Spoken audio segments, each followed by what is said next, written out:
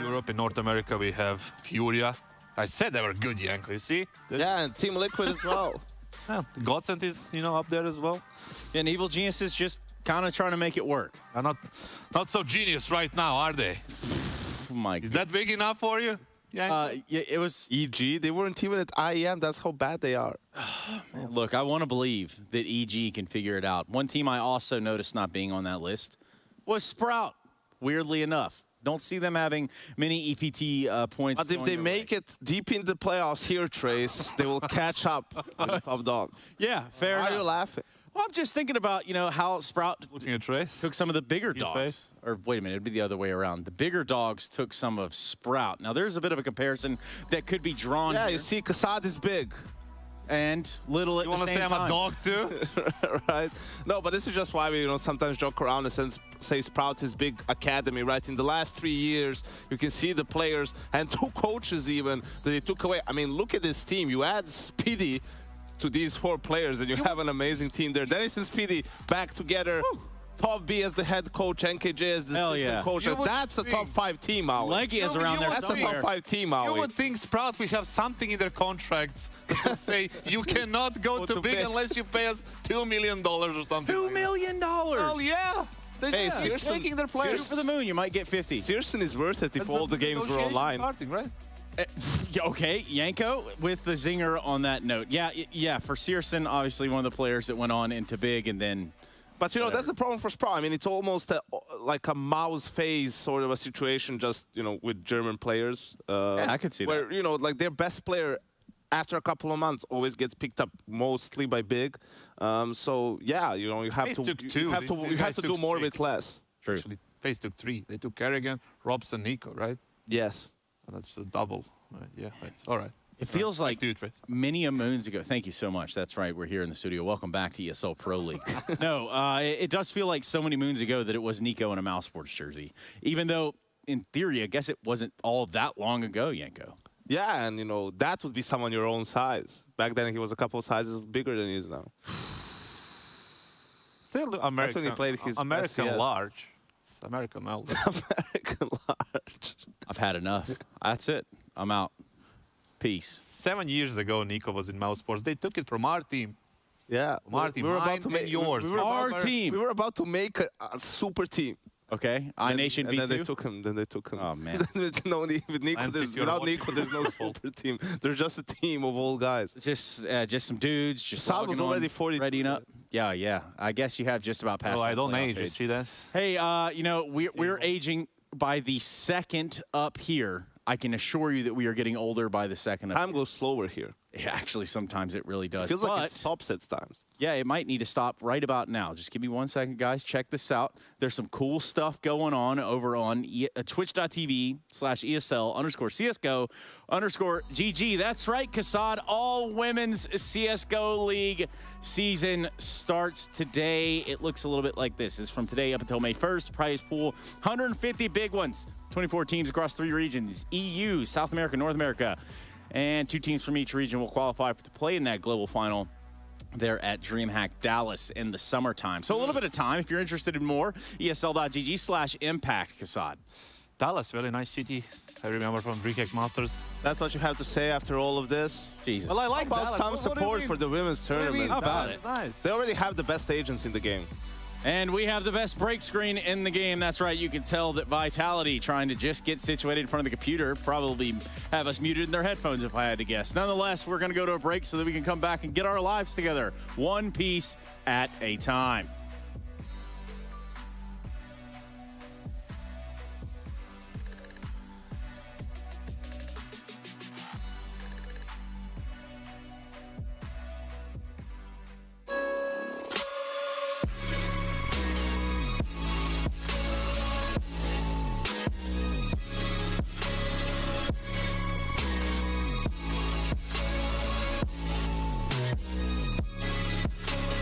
You love it, you wear it. What's your style? Get your merch at shop.eslgaming.com.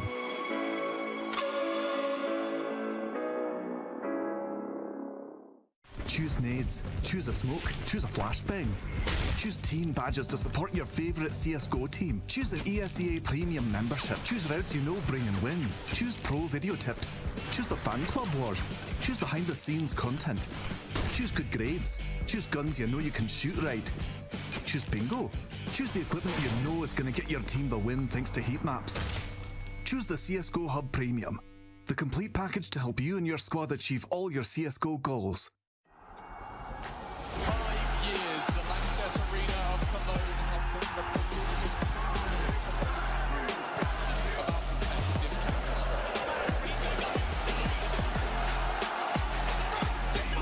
favourites coming into the tournament have just unlocked the internal of the air, and now they're pushing on.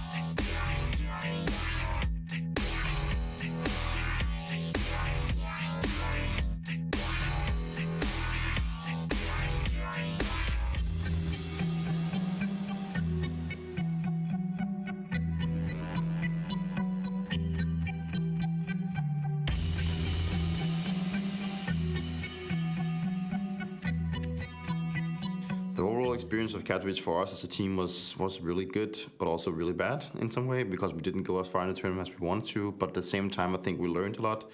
We learned a lot about the map pool. We learned about each other as persons, as players, and everything. We also had a good balance of how we wanted to prepare for the games, but not focus too much on it. So I think we had a really good balance, but things just didn't work out too well. I think we lost against two of the best teams at the tournament, even though they didn't win it. Heroic and Gambit are two teams that has been really hard to deal with the last couple of years, and they're also kind of unpredictable in so many ways, and they played some really good group stage. So I'm kind of surprised they didn't make it further, but I guess that the arena and everything and just didn't pair up to them as well as they wanted to themselves. But I think we lost to probably two of the best playing teams in the playoffs, so or in the group stage. Sorry. So yeah, I guess we did some good things, but also some bad things.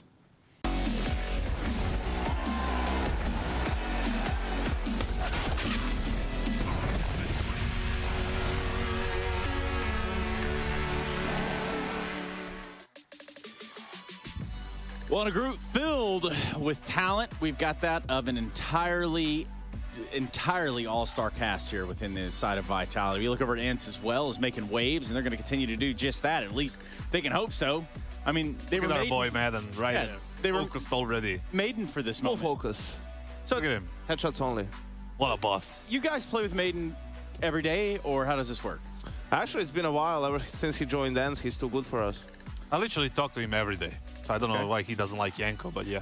Okay, well, what does he tell you every day? Well, he tells me almost every day that he thinks that they're playing really good Counter-Strike on practice right now, and then, you know, that they're... That's how the conversation goes. Hey, Kasad, what's up? Not much. I mean, in my hotel room, bro, we're playing such good CS. Well, I asked him before that, it's like, hey, how is it going? I wouldn't believe Hey, it. my So friend, how is it sick. going in your So new good. team? You know what Friends does, right? Friends. You know? Yes. No? Okay. Yeah, they talk about scrims. Yeah, We they just talk talk about about, how hey, it's going in your how is- CS life. Yeah, and he says, yeah, we're playing really good on practice. We're going to do well on Pro League. And guess what?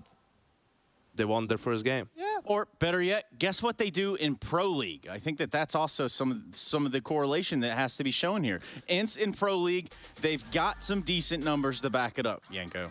Yeah, and here you can see, right, like, that's where they had their good runs. They had tough groups. I mean, look at, like, you know, games against Heroic, Vitality, Astralis in Season 14, Season 13, NIP was there, G2, Faze, Vitality, Mouse. Like, that was the toughest group, and, you know, Ents making it out of it was a surprise in itself. And in that Season 13, you see round of 12, that's where they should have won their playoff game as well against Kinder's team, right? But they gave up a historic comeback back then. So, yeah, and in Season 14, they lost to Navi, who won the whole thing and sealed the Intel Grand Slam with that tournament. So, you know, Ants in Pro League has been doing much better than in other tournaments. Let's not forget in Katowice, they did lose to Navi as well in that close game. Third map, overpass, up 10-2. They managed to lose 16-14. And they lost another close game to Astralis on the very same Yeah, event. but Astralis. Yeah, that's kind of balancing That's- things out, but, you know. Yeah, I think Ants is maybe better than their results show at the moment, or the ranking shows. Seems like they can find that And tenacity. also, even last year, in the games they lost, like you could tell they have like a clear game plan. Their preparation is good. Like every start of a half, even if they lose the piston, they're down 0-3. Like they're almost never down 0-5, 0-6, right? Like they have a plan for if you win the piston round or if you lose it, and they've just been executing really well. For me, Trace, are you there? Yeah, I was just trying to get away from you a little bit. Hey, so we do have the opportunity to hear from Ints, so why don't we do that now?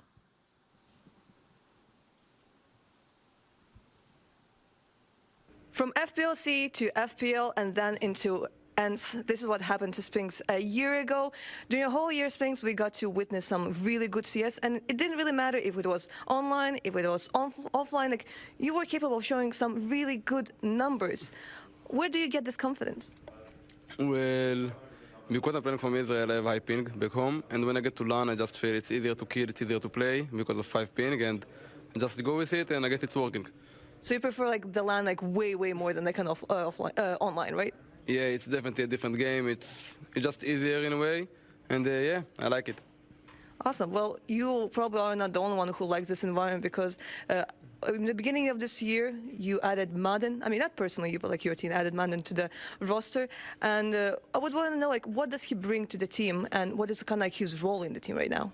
Well, right now, Madden is an anti-fragger, and it brings to the team a lot. He have good vibes, good communication, good skill player, just amazing guy. Exactly what you needed, right? Yeah. Yeah. Well, when it comes to season 14, you guys managed to reach the quarterfinals. You lost to Navi, but they end up winning the whole thing, so maybe like you didn't feel that bad.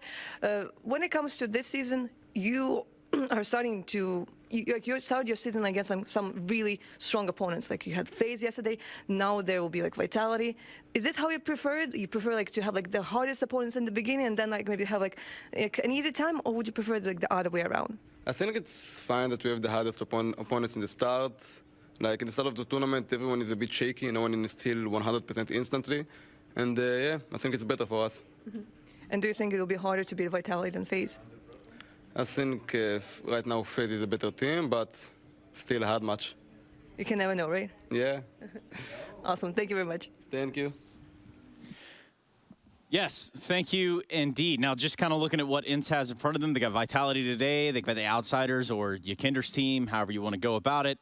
Then they're looking at Furia and Sprout. So does it hold some weight to saying, hey, the games get easier for them? Yeah, I think that's fair to say, and also how incredible their position would look like if they managed to beat Vitality today. I mean, oh, yeah. to go up, beating FaZe and Vitality, probably, you know, looking at the history of how Pro League goes, just one more win would be enough for them to seal a playoff spot. It feels for me that their like motivation gets a little well, that's kind of natural. Gets a little higher when they're playing, you know, a favorite team like Faze or Vitality. I'm just afraid for them being a little bit too careless when it comes to a game against Sprout, because that can be the win that can propel them up to the playoffs. So speaking of games against Sprout, we had Vitality with that yesterday. It also delivered us a nice little overtime on Inferno. Vitality did pick up the series, but over on Inferno, got a little back and forth, a little topsy-turvy. Both teams matching in the first kills department. But ultimately, it was Stayer that was kind of leading the way over here for Sprout.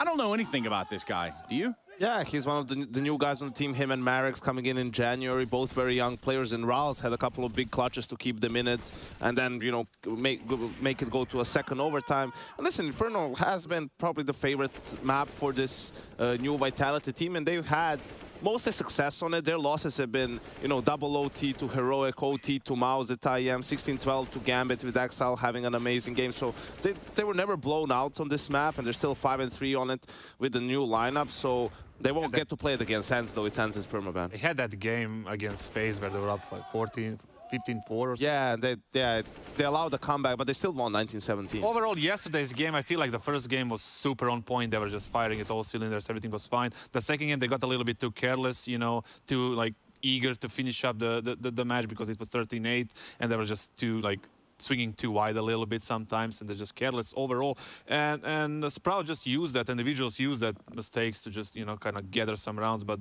experience, I think, prevailed overall at the end. It shined there at the end of the day. Of course, with Vitality picking up an OT, that's kind of what you expect when teams get the chance to recollect themselves.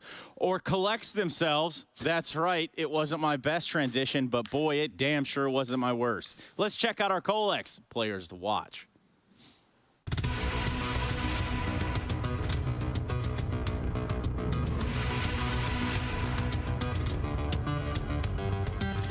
Without Hades' lightning-fast fingers on his op, Ants wouldn't be the dark horse many are anticipating.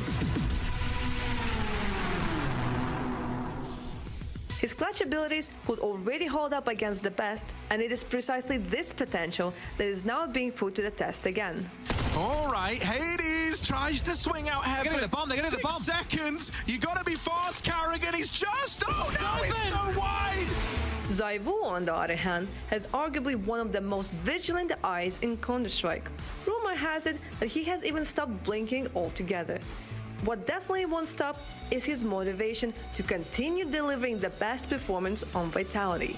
It's 2 kills and he's got a 3rd! Okay, Zaiwu! Let's see if Hades will live up to his namesake and send the French superstar to his underworld.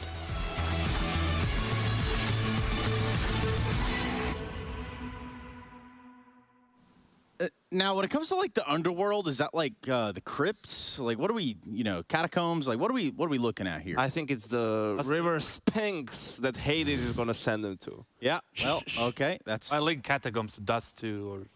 Yeah. Okay. How about the first map, Kassad? Go ahead and run us through the entire veto yourself. Dust 2. I mean, Mirage picked by Ants. That's a kind of a, you know, punish pick, I would say, and half a comfort pick for them because they played yesterday really well, and we know Vitality is not very good on Mirage these days. Vertigo would be a good pick for Vitality, but I don't know how confident I have to. Yeah, I thought about this and okay, never mind. What else did you think about? Well, not you, that's for sure. Oh, that's unfortunate. Hey, Vertigo's out of the pool as well. With Overpass should be the 3rd map. I don't think. Well, never mind. Vitality is going to remove it, and Nuke is the 3rd one. I'm surprised that Vitality left Nuke as a decider because we know that Ants' Nuke is quite good these days. They beat Navi that 16-4 game. I think both teams chickened out a little bit in the veto. I think it would have been better for Ants to pick Overpass, for Vitality to pick Vertigo, but they're going with more like safe picks, right? Like Mirage is more standard, Dust 2 is more standard, so they're just going for that. And also, Nuke is an interesting one. Ants picks it a lot against teams, but you know, Vitality, that tells you a lot about their Overpass at the moment. They're you know, willing to let them have a Nuke over that. So, I feel it's just a punish pick that when it comes to Mirage. I believe that they are 0-3, but it's also Mirage. Like, how much can you really punish someone on Mirage? I mean, if you queue matchmaking, you can get punished on Mirage. Daily, nightly, anytime you want it, you can get it. But that's matchmaking, not the ESL Pro League, Yanko. Of course not. Thank you, Kassad, as well. We're going to jump into this best of 3. And boy, it's not FPL. It's Pro League. Yeah. It's not a major or FPL. In fact, it's regular season Pro League, and it's Vitality versus Ents on Mirage. The bloody hell is going on over there? Oh, we're going to have the full sandwich today, Alex. We're going to have the lettuce, the mustard, get a bit of cheese Pickles. in there. And all of that red onion. It does look like we're going to be seeing a standard T-pistol, one Diha, to arrive late as the mid-window is smoked. And they can maneuver through underpass or all the way committing to B. 1x bet odds are on the screen.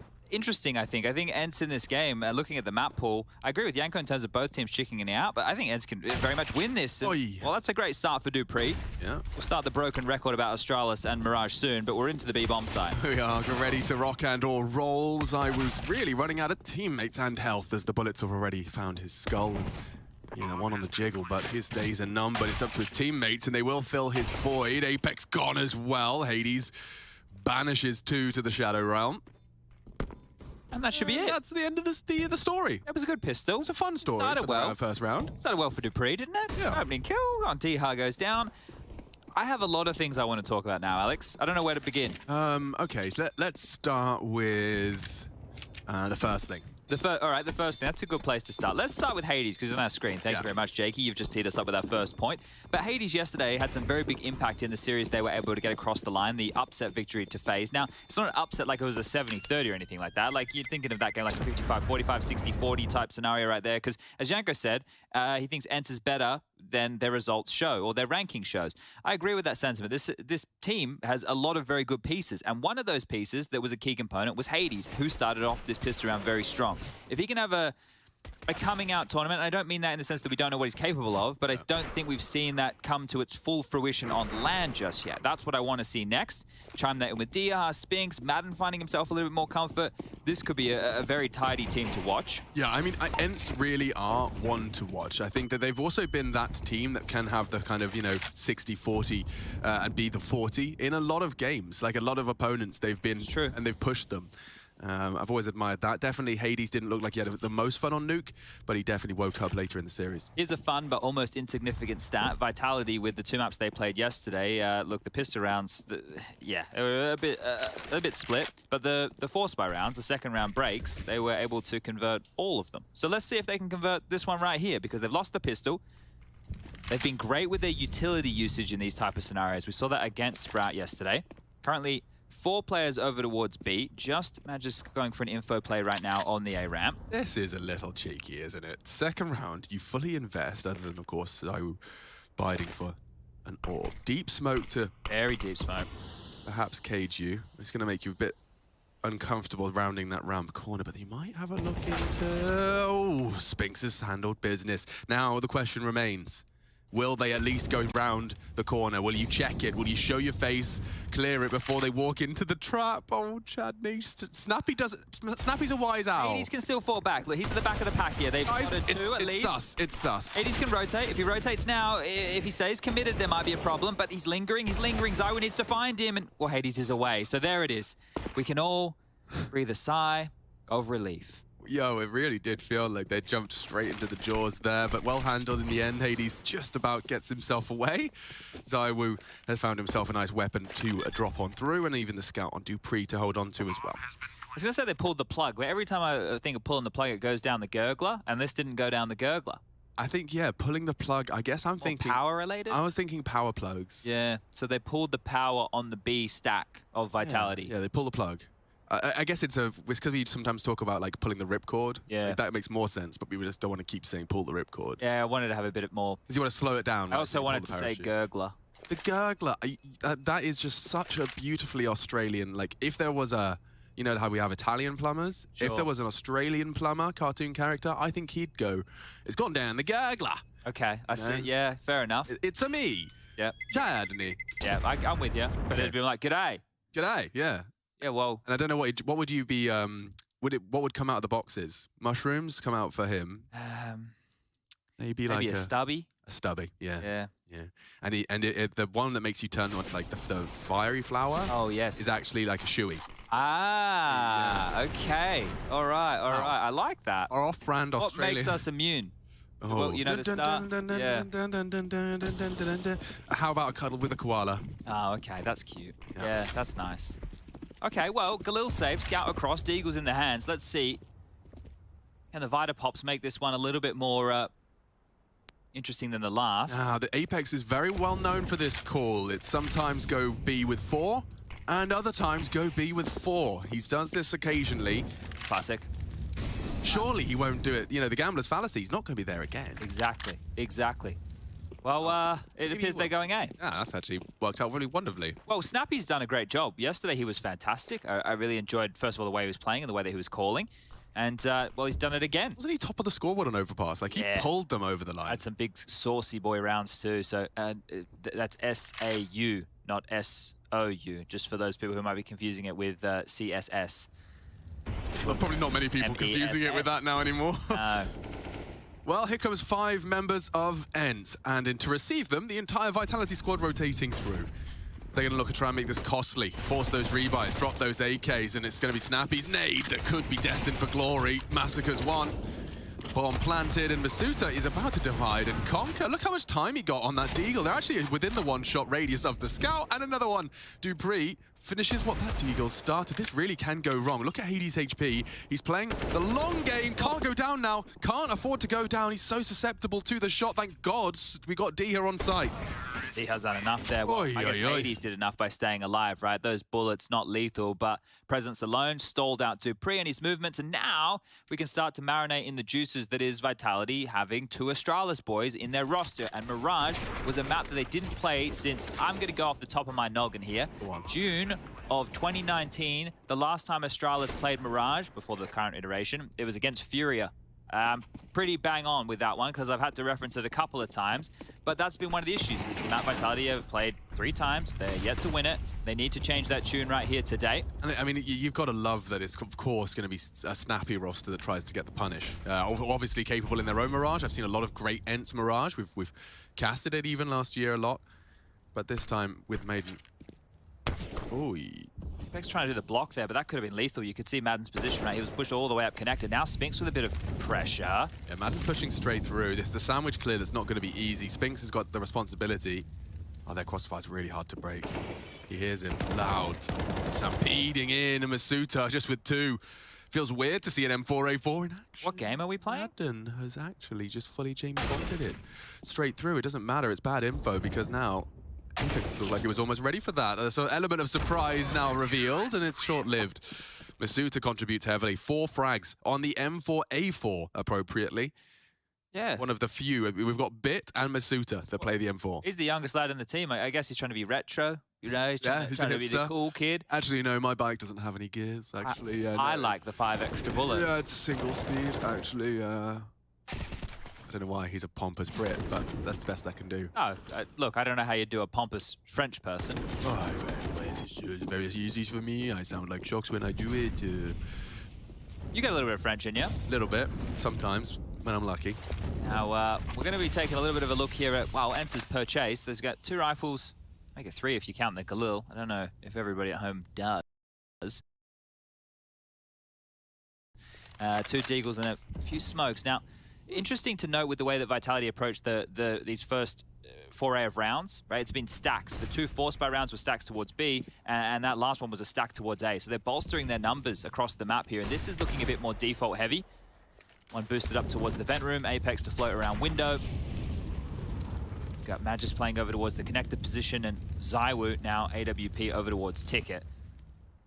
Okay, so we've had a CT boost window. And this is the T response. Now, if there's enough pressure for Apex to take a wider look, he's very well trained as Apex. Got to be careful of all these little maneuvers and boosts and weaslings on timings here, so not to overpeak, not to give away that number advantage early. Magisk, oh, walking through on the fade. And okay, could be a double on Dupree. Gets away with it, the wide peak. Madden at least hits the Deagle headshot, but still, they are low, susceptible to a push, and here comes that push. Hades gets the info on Dupree. 32 HP. That Deagle could and is enough. Bomb to be planted.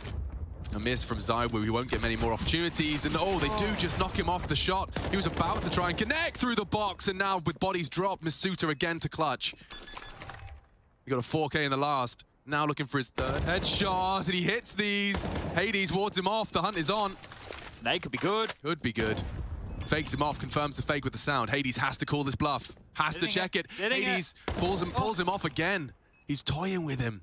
Toying with his prey, and he finishes it with style as well. Beautiful stuff from Hades, right? Absolutely awesome stuff, and it backs up what we were talking about earlier, right, in terms of his impact. We felt it yesterday. We're feeling it right here, right now, because that was a bit of a hodgepodge buy, right? There's a couple of deagles, 3 rifles, and they're able to get it across the line. I like the proactive play that we saw from Vitality towards middle there. They tried to clamp down as a unit. The flash from Magic coming through connector, Dupree swinging out window, but it wasn't enough. And you're right about the ZywOo situation. That was pivotal. That was probably the most key moment of all of that, is because the fact that ZywOo, if he swings out, he could have denied the bomb. We could see, even with X-ray on, that you could still see the leg poking out the side of the box, but a very early timeout called here.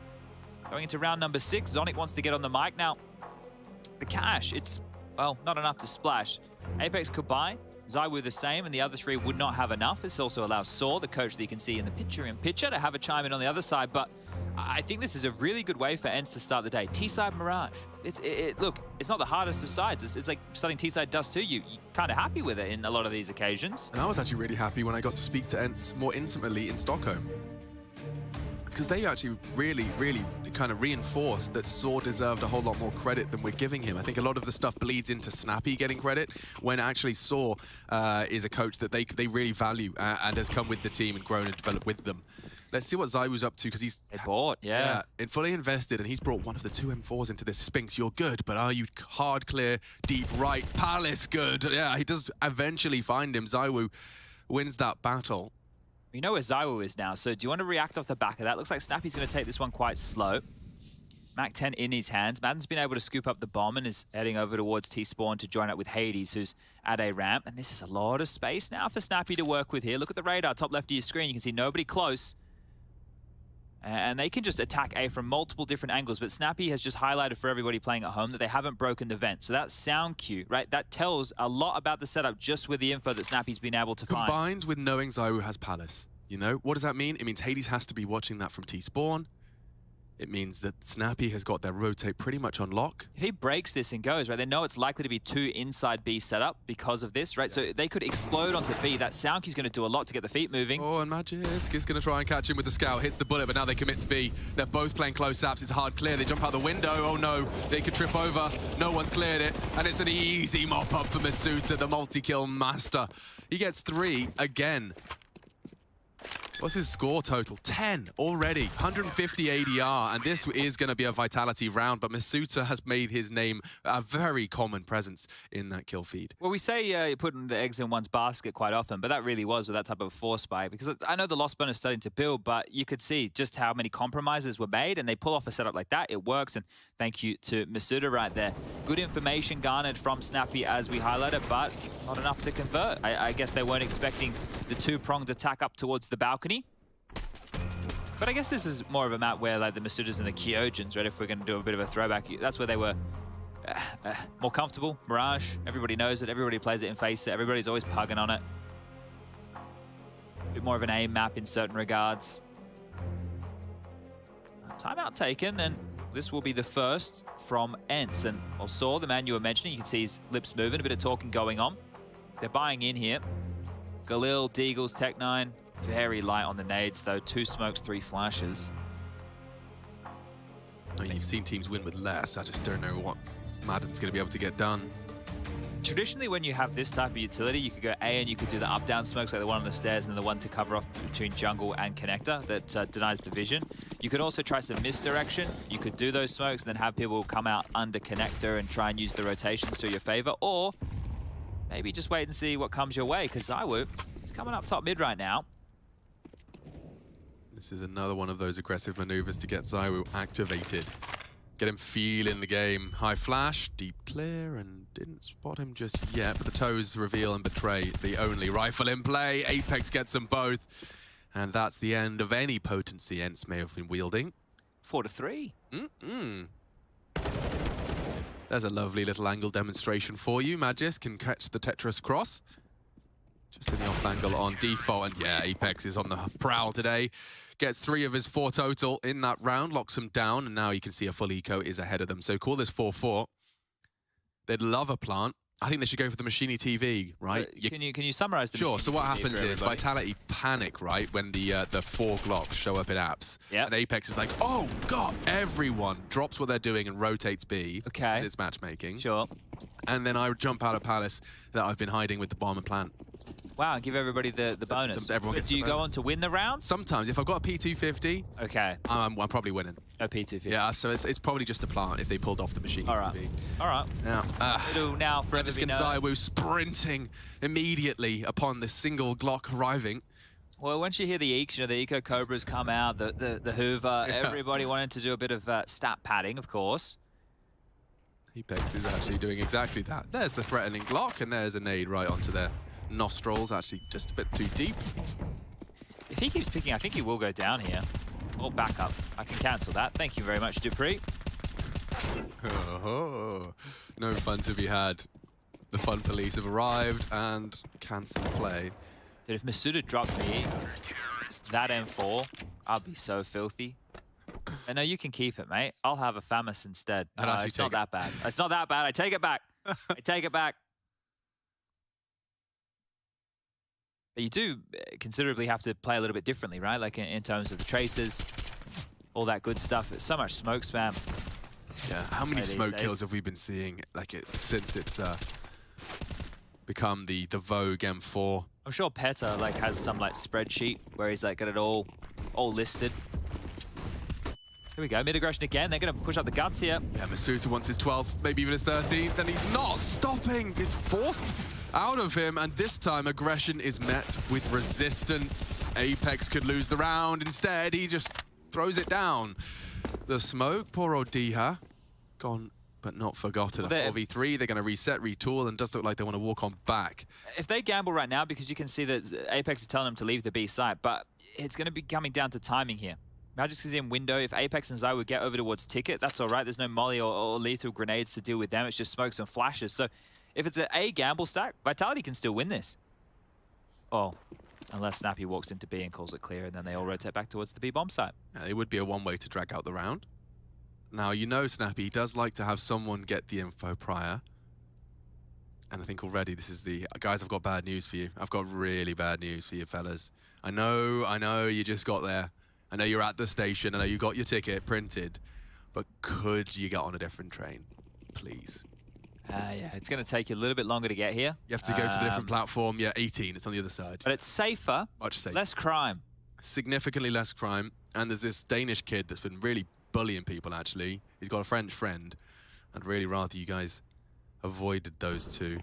Oh, Snappy. Gets one of the two. And now the site's safe, and it is significantly safe. A safe passage secured to a 5th round. Apex running around with 6 HP, and it's unlikely that they find him, but Ents have found themselves into the win. You just scooped up a kit.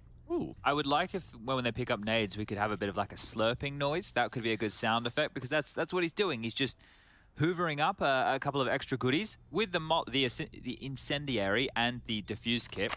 That's $1,000 he does right there, guys. He just saved himself $1,000. There might even be a HE in apps that gets blown towards him. He's got a full kit, a full set. Oh, he was spotted there. What's his intention here? Okay, well, that was a fun incendiary. Gets to try and cage one, and it loses Spinks. All the same. Down goes Apex. the M4. Well, that's miserable for Apex. He's not going to be happy with that. Well, you know, I think he'll get over it. I think he's already got a plan for how they're going to answer to Ents' 5 rounds. And that is... Now, I've been practicing this one. You've been teaching me. Yep. Dorps. Dorps, yep. Friends with the Tropes, but more common. We've definitely seen a couple of Tropes, but the Dorp certainly more prominent. Dupree going to do a little bit of that. So we'll see how he wields the big green. Zywoo on the primary. Zywoo is going to be tasked with holding A. They've put Dupree over towards the catwalk position here. This seems to be one of their go-to little holds right here. Apex has to deal with the window float. Now just scooping up some info here over towards the stairs, and well, Zywoo to defend it all. Through the underpass, pressure on A. Zywoo's dead already. Hey, yeah, he just walked out, took the fight. Hades onto Zywoo successfully, but Magiska's at least clawed it back to an advantage.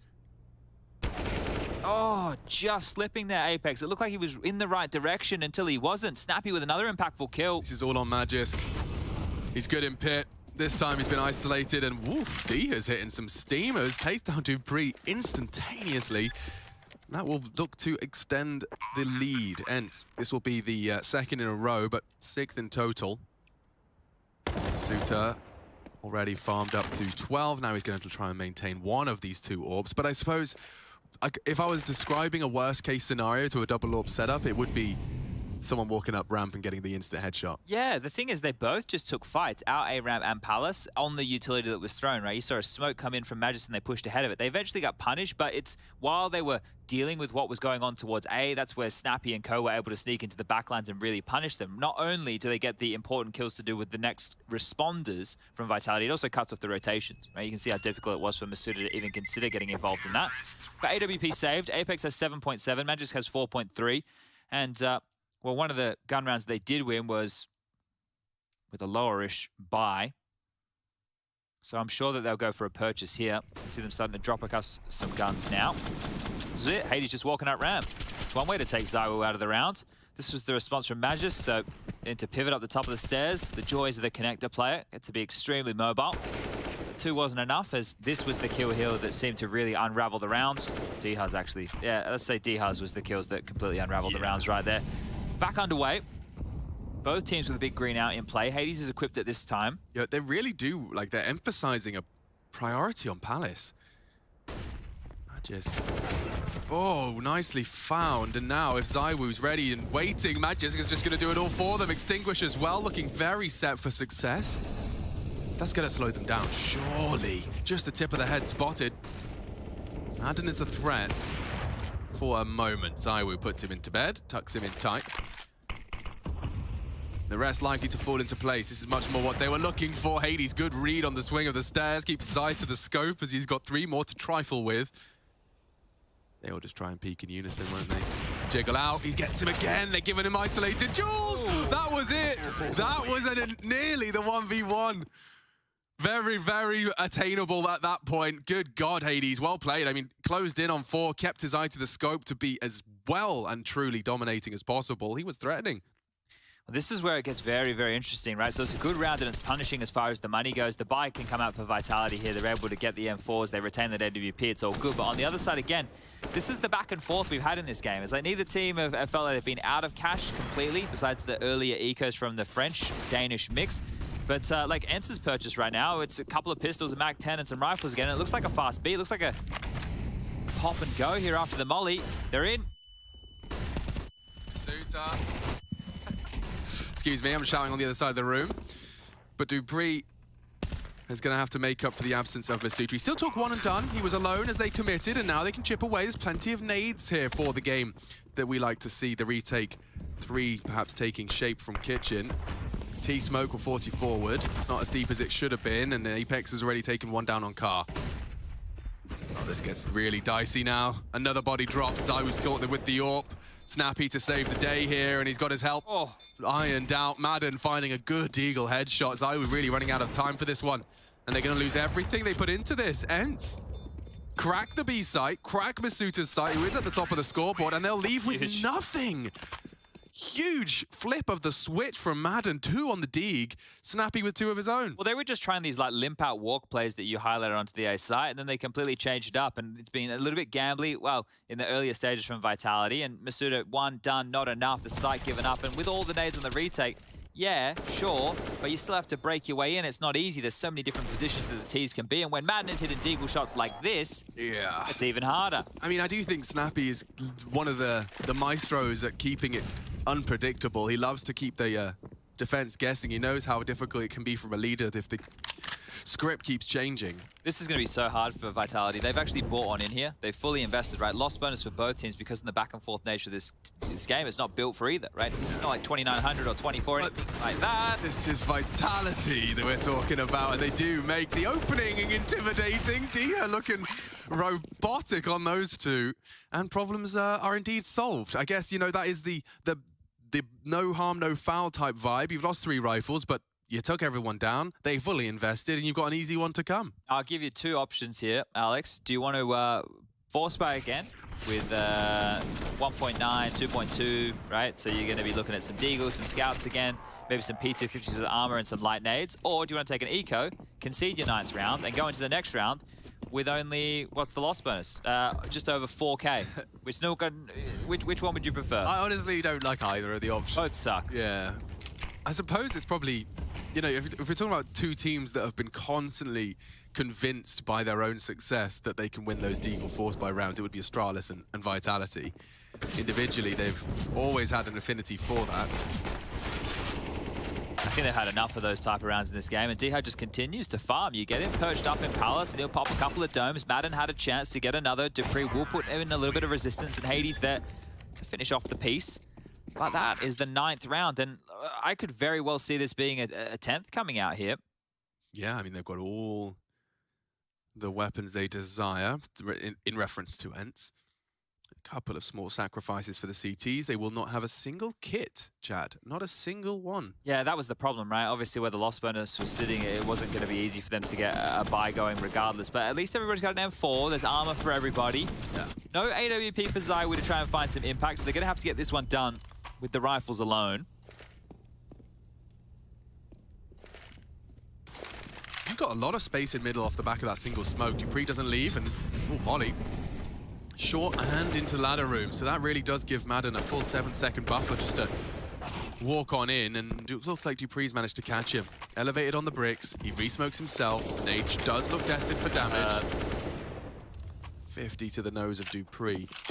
Well, they've gone for a close-up A stance here, so they're foregoing a lot of mid-control again. Swatting Madden away is good. They've bought themselves a bit of a buffer, but Magic's up close A ramp, ZywOo to try and help him out, and then on B, Masuda and Apex tucked in tight. Looks like, yeah, Snappy thinks he can slip short, and it would have been the right call if they didn't call for the flash. Dupree gets set up for success. Now they will commit. Hard clears coming into bench. A CT divider, smoke, and a well-managed spray. Diho is a threat today. Hades misses his chance, and it looks like Vitality, despite the absence of some of the equipment, have handled business and will leave with the 6th. Vitality 6, Ents 9. Swapping sides, it's time to see what the French-Danish mix can do on the attack as we continue to see Ents map pick play out here at ESL Pro League.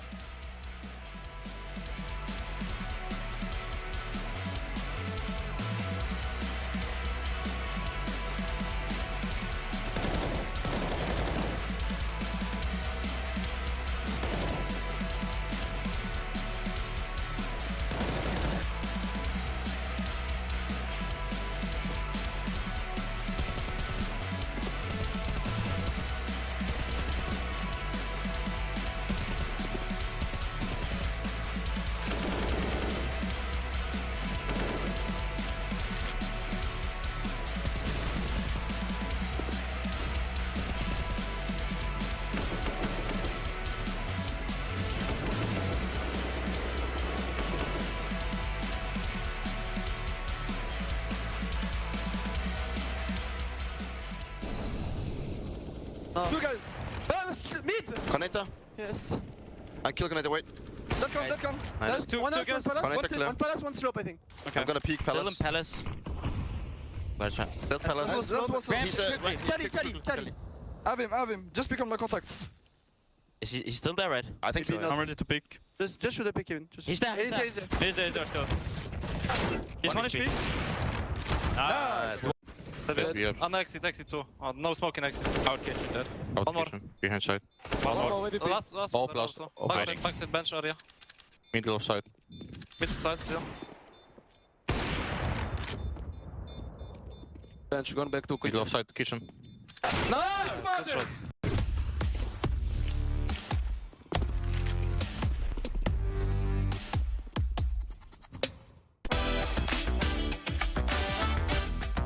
Hey Future Pros, you know the map, it's Mirage, and we're back with another smoke. This smoke, if thrown correctly, will land in the window on B side. To do this smoke, line up with this curb on the ground. Position your crosshair up where these two planks intersect, then jump throw the smoke. Now window will be perfectly smoked off. It's one less angle for your teammates to worry about, and I'm sure they'll be happy about that.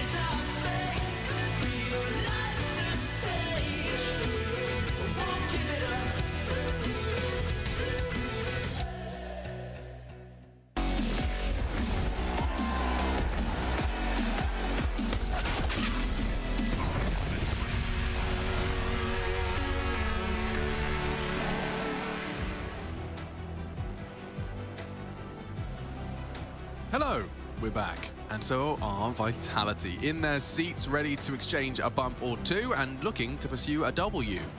Cute small poem by Alex Richardson, age 28. Ents on the other side of things, big smiles for them because, I mean, I'll let Chad explain it.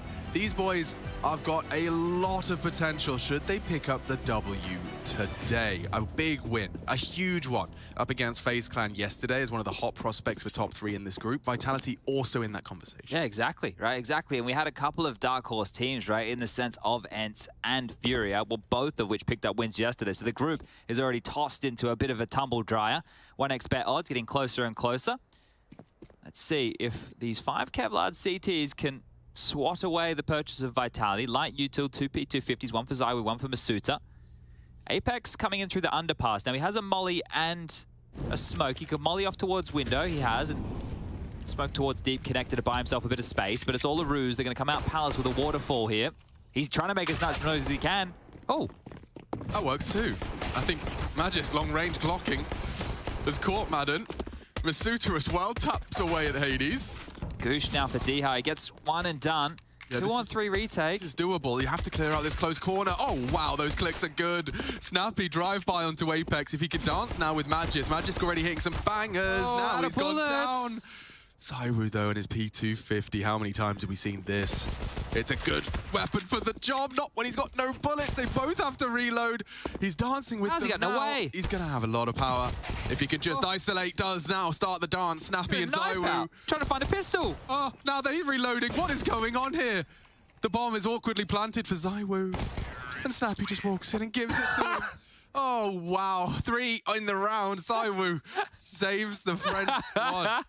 Big smile on his face as always right there for Zywoo, but even nicer when he gets the clutch. And that was so awkward. Felt like everybody was running out of ammo. I think Snappy was trying to pick up a pistol off the ground. 3, 4. I think at least 4 or 5 reloads during that 2v3. Normally it's like super crispy, but you can see here the bullets just going and getting siphoned out of the gun for Snappy. Down at this point, you can exactly that. 6 bullets after that kill. So then when he gets into this fight, when he gets into this duel, he doesn't have a lot of ammo, so he's looking for another pistol. That's why it got so awkward for both of them. Yeah, well, and Zywoo getting away probably by virtue of that.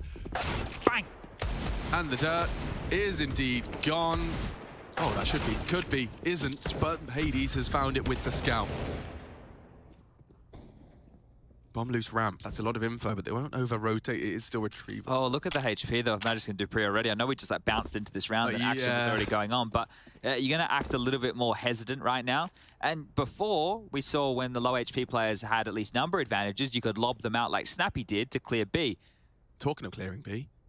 Oh, the timing on this. Oh, dear. He's going to check. Surely he's going to check. He's going to check. There you go. There was a small universe where Dupree rounds the corner just before the suitor now. The only healthy member of Vitality. He's got Magisk in tow. There's another smoke on the floor, so Magisk will pick that up. He can drop that as well. Might want to smoke the site to try and plant here. I know that constricts jungle. Oh, okay, connector as well. That's even better than smoking the site. Oh, and catches the toes of Snappy, but he's just hitting them. 3 clicks. Back to back, Hades finishes what D has started, and Ents will convert the second round force. That puts Vitality back on their bottom. Now, look, this is going to seem like for a lot of you at home coming out of left field, but I wouldn't mind just bringing it up and maybe having the conversation because the desk is up next, and I would love to hear from Yanko and Kassad, 2 former coaches of good Counter-Strike teams, right? This is why I do this. If they think that this team of Vitality should try and, if they continue, how many losses do they need to have on Mirage before you consider bringing Ancient into the map pool? Because Ancient is still kind of new for everybody, right? I know it's not as new as it once was, but the map you're banning is Ancient, right? And look, why are you being stubborn about Mirage? Is there a reason for it? Does Apex like calling on it? Do you have good prac results? These things we don't know, obviously, but is there a certain point where you go, oh, maybe we can try a different map? Maybe Badges likes it. I would be very interested to hear the answer. You know, or maybe this is, you know, if the command or the chain of command looks anything like Astralis, perhaps Sonic is the final say. Yeah, that's going to be a curious one, isn't it? But this is still all right for Vitality here on the Force.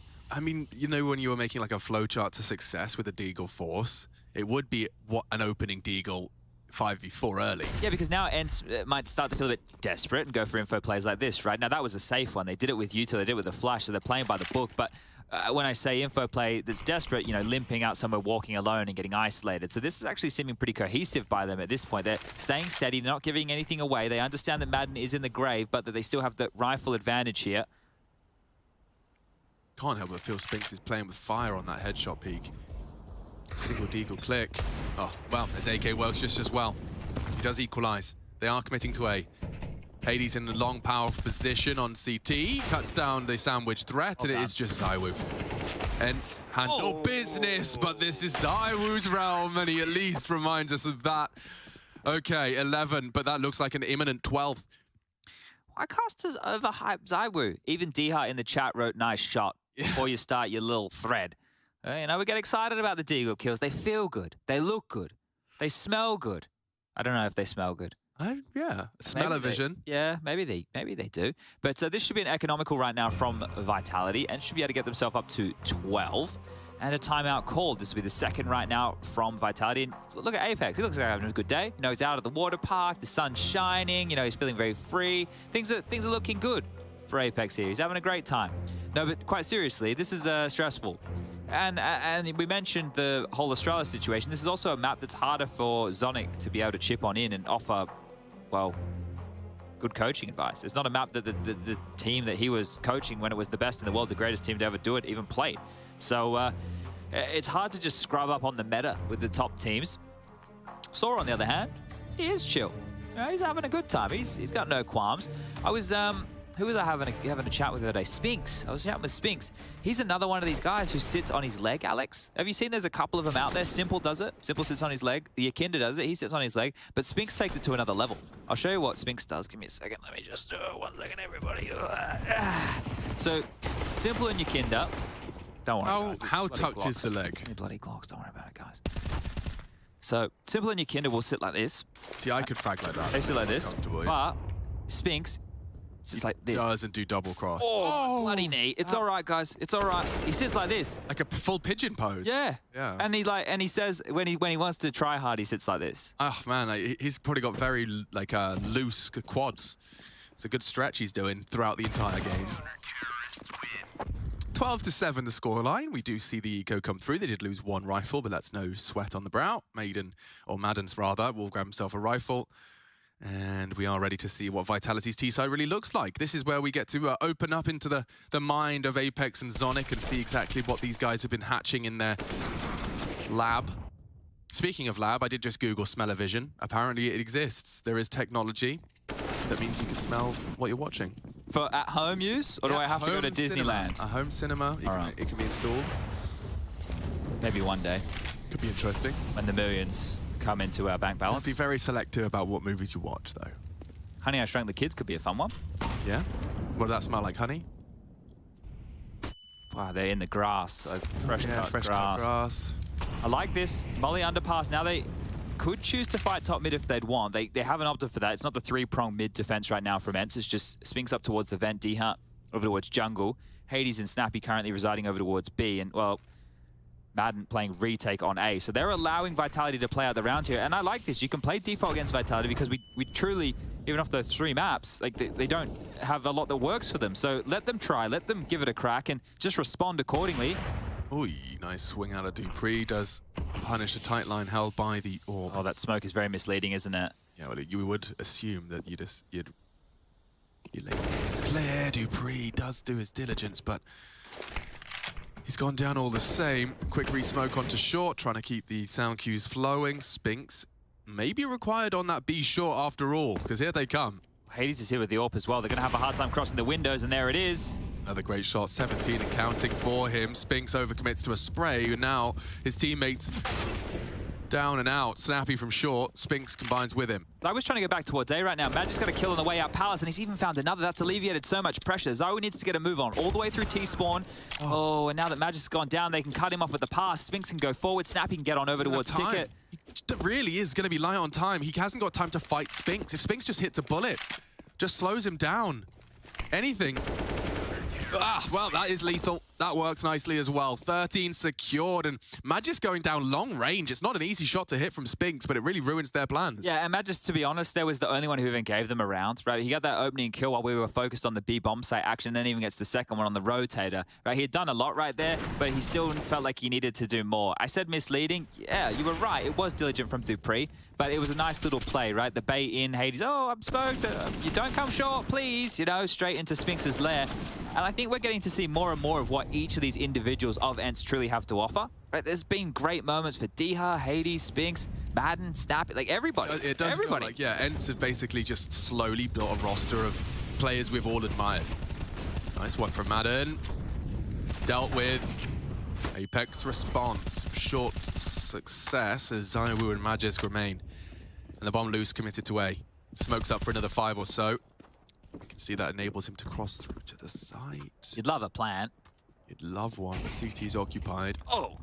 Hades has got a wall bang, so there you go. Another spotless one, essentially. 14 now to 7. And Vitality, you know what, Chad, if this does end as the trend is set at 16 to 7, this might be the nail in the coffin of the Mirage and the Ancient conversation. Maybe we do have them having a serious team talk over in the Düsseldorf Stadium. This is the thing, right? So for them to bring Ancient in, it's not going to happen overnight. For, I would say, the next 6 to 7 weeks, because they'd have to play the RMR, right?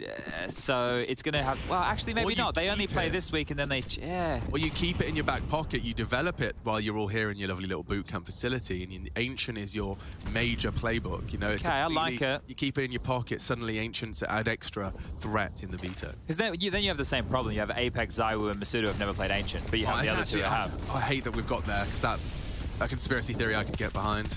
They don't want to show anything special on Ancient until 3v3 quickly becomes a 2-on-2. Look how many frags as two teams collide on this A site. Zo's been a rascal. They won't expect this. They will adjust, though. They will adjust, and Hades catches them. It's falling apart, and Vitality yet to find a round outside of the pistol. Yet to find a plant in the last 6 rounds of play. So that also is very telling, right? Because everybody knows, if you've been paying any attention to the loss bonus scenario, 3,400 with a plant will get you a buy. Like that, it doesn't make logical sense, especially knowing the players, you know, Dupree, Zonic, Magisk. It doesn't make sense that they'd have Ancient available to them and not like have their brain constantly flowing with, oh, we could do this, and that's possible. With how sweaty you can be on that map. How nerdy they can be on that map. That would be right up their street. Look, it's an interesting conversation, but now Vitality are 1 round away from being 0-4 on this map. 0-4. Is that all of the officials they've managed to clock? Yeah. And they look, I was going through the stats with you just a little bit earlier. Inferno is their like go-to. Out of the 17 maps they played Inferno 8 times. And in this series, they don't get Inferno. Snappy says, we don't play that map. So this is where you got to see what their next map would be. And this is why Yanko was talking about maybe they chickened out in the veto a bit. Because Vertigo, you think that could probably be a pretty good Vitality map. There we go. There's 2. Stereo kills across the map. Magisk and Dupree, the Danes. And they're in. For how long? Madden peering on down and almost one and done. Yeah, he had that sweet spot of timing where neither of the players were looking at him.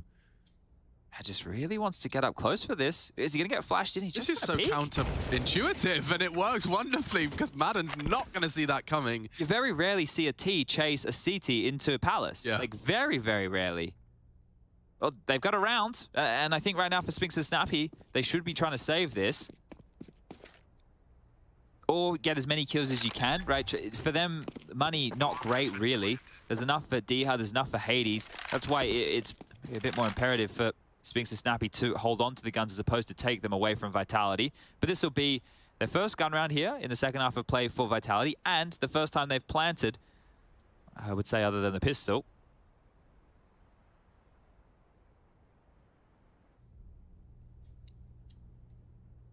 Jakey, can you go to a player that's able to find ambient noise on Mirage?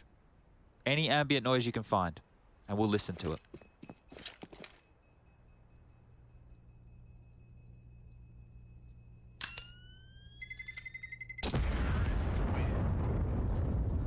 What a beautiful sounding game. Just listen to it. Yeah, that explosion in the distance didn't sound too bad. Just keep it in your ears. You know Counter-Strike. You love it. You wake up every day. You watch it. You play it. You think about it. Have a good time. So comeback? No. 100%? I would never go full Jason Moses O'Toole. But you're feeling like 95? It would be very, very difficult to see Vitality win this map considering the circumstances. Ents haven't even really had to do anything yet. You know what I mean? And you're saying that not hyperbole, that is exclusively... Been very standard. Yeah, it has, you're right. They just have won by virtue of existing and going through the motions.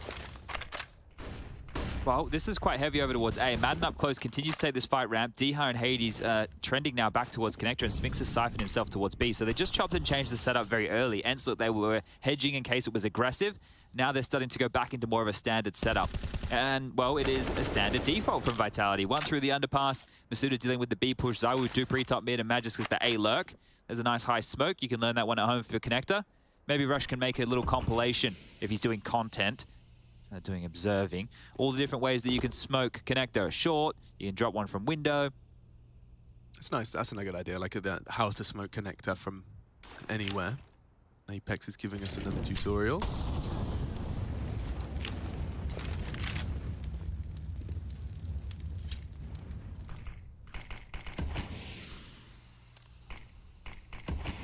Very quiet here. 37 seconds, peering into a B split now, and look how far back Snappy and Spinks are on the site. Hades is even starting to cheat over as well. Yeah. Spinks only has the flashbang, so it will be bullets. A tight line for short. This is a good angle if Snappy doesn't go down early, and he hasn't. He takes down Masuta. The AWP patrolling. Oh, back to A. This is the last round. Another shutdown. You don't have the time for this. 18 seconds, they're still in no man's land. Dupree has to take some initiative. It's set up for Hades to hold, and this is ugly. Heinous call just around the corner. I don't know if he's got time, doesn't matter. Diha will shut him down, and yeah, that is abysmal. Ents take it convincingly. It's their pick. They show us why, and they're halfway there to taking another big scalp. Faze was first, this Vitality next.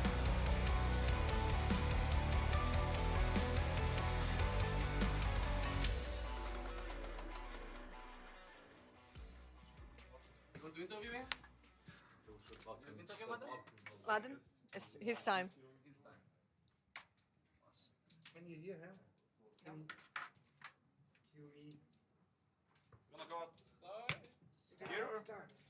Okay, Madden, I already got to talk to Spinks about you, and he said that you are pretty vocal. Where do you get this confidence? Is it like through watching demos, or is there like a different way how you found this voice? Well, I wasn't like this before FPX, but mostly I learned from Devilwalk and also my IGLs, Crystal back then and Demi.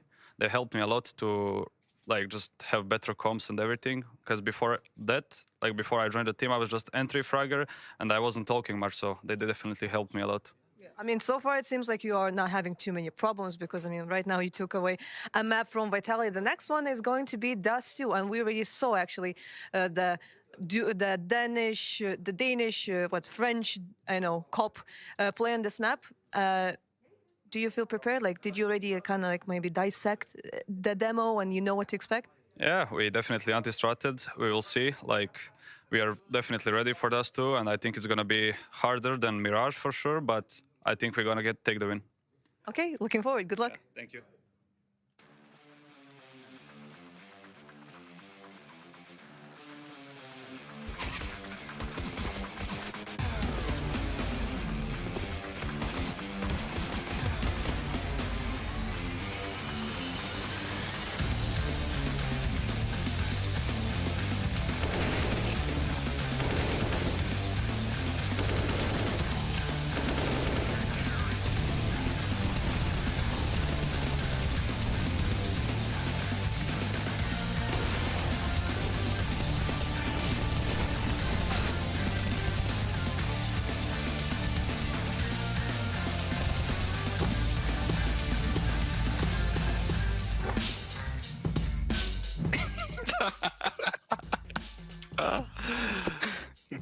I don't remember what was on the map.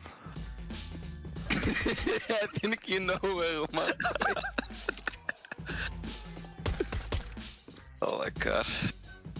How can I buy ammo? Oh, I need to buy the gun. Oh, buy a new gun. What the... Okay. Okay.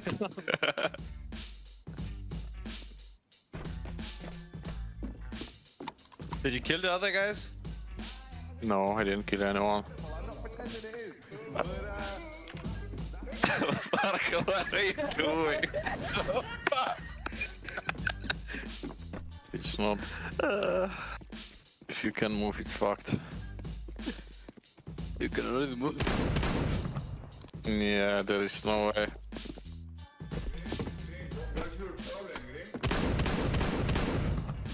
Oh my god.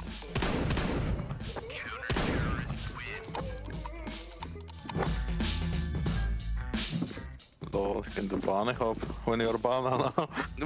Banana hop. Banana hop.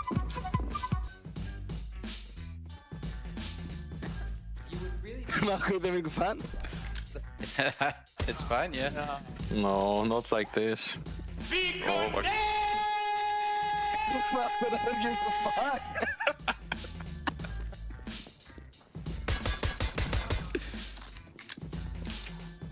I know where you are.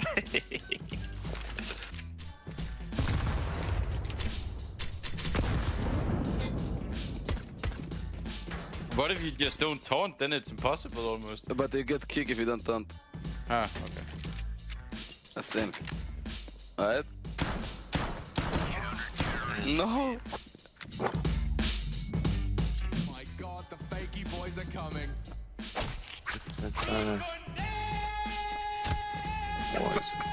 So loud. That's how you know, man.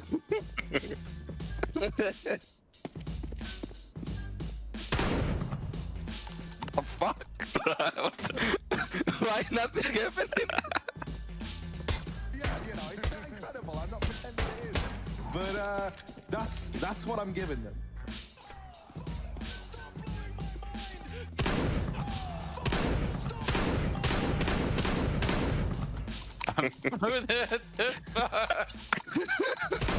No!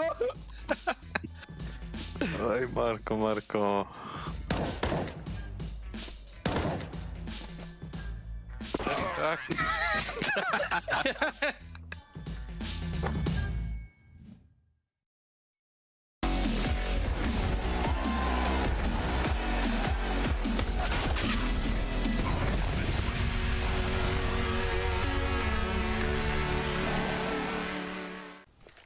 Okay. Pushing above. 2 seconds. Firebox. Sandwich. Your channel. Nice! Good game, boys. Hide and seek might not be the strong point here for Vitality, but they could certainly seek themselves out a few more T rounds. In a game that gave us 16-8 at the very, very end of Mirage, this one goes the way of Ints firmly. Welcome back to ESL's 15th season of Pro League. I'm here with Yanko and Kassad to examine what it was. I mean, this was a matchup that was completely in the hands of Ints. Yeah, it was a good T side to begin with, right? Like winning the pistol, converting, getting an early reset, and then in the second half, winning the second round after losing pistol. Like it was very difficult for Vitality to gain any momentum. Another good plan coming in from Mance, good execution, and yeah, pretty clean win. What impressed me the most about that T side is basically aggressive default all over the place. Now, when you play a map like Mirage, what we used to do a lot in Renegades 100 Thieves, when the Mirage was a good map for us, we sent 2 players to A and 3 to middle, and we call it 2-3 default, whatever, right? And then when we know the connector player is aggressive and the short player tends to be aggressive, we just send 3 people on middle, force the rotations toward connector and short, and tell those guys to take 1v1 battles. It seems like a little bit, you know, puggy style, but it works a lot of times when you have the connector guy not really paying attention to A, and you see the op is like very mobile, and he doesn't spend much time on A. You send like 2-3 kind of default. If you want to switch it to B, you send 1 guy on A, 2 guys in middle, and then 2 guys to search on B as soon as they hear something going on. On short in connector, the smoke is getting dropped. You're starting to run out and search for the kills. Usually there is an even trade, and then you get like into the side. Basically, it's a puggy default. It's something that Ensa did right now. Super aggressive default. And also, you guys are put Asa in the window pretty much every time, no matter what. Yeah. Okay, so yeah, there was that fallback. The Hunter boost done by Azure. Ah, yes, of course. For us to look at this as a whole, there were some shining lights right in the beginning of the game. Yanko, start to kind of build up what got this out of control for the Vitality side. Yeah, I think, you know, what Kassad said is with what Ents was doing, and we have a good example of that to kind of explain it, go a little bit deeper into that. So this is basically the 2-3 default that Kassad was talking about. You see 3 players on mid, 2 players towards A, right? And what they're going to do, Hades and Spinks, they're going to go for a fight on A. And it does seem puggy, right? Like Kassad said, it seems a little bit weird. But what's the thought process behind it? Diha and Snappy, they're going to go under window, and they're going to boost. So the philosophy is you want to have these guys focus mostly like on A in this situation, so he can go up the window and then flank. If someone is watching that, then usually, you know, Magus has to watch connector, that player has to watch connector. That gives the A guys a 2v1 fight in the side, so you get the side, you get the trade always, and even trade is always favorable for the T's. Diha, once he boosts, he goes into connector. So you basically have like 4v3 there in a way, and it just matters what the CTs are playing for. Like, they can't play for everything unless they're 4A, which would be unfortunate. Then you're kind of wrecked in this sort of an X3. But you can see, right, it looks just like Hades and Spinks, they're just like going out apps and slow. Why are they doing this? But there is a thought process behind it. You can see the guys boosting up window, right? So there is going to be a gap somewhere. And this round got, you know, still a little bit close. Magus got 2 good kills, but then, you know, Diha getting the trade from connector as that 4th guy in, and a nice shot onto Cat really sealed the deal for Ents. And that's a round that's over pretty fast as well. No, the thing is, like, people at home, people that are watching, they need to know this type of defaults are very dangerous to run, right? Yeah. And they're like, you know, working like this, it's fine. When your players are getting shut down, you need to have a plan B all the time. And you need to have good aimers. Like, we stole this. And aggressive people. We stole this from you guys, like, added it to our default because, you know, you have guys like Nico, Rain on your team. You want to give them, like, those fights as much as you can,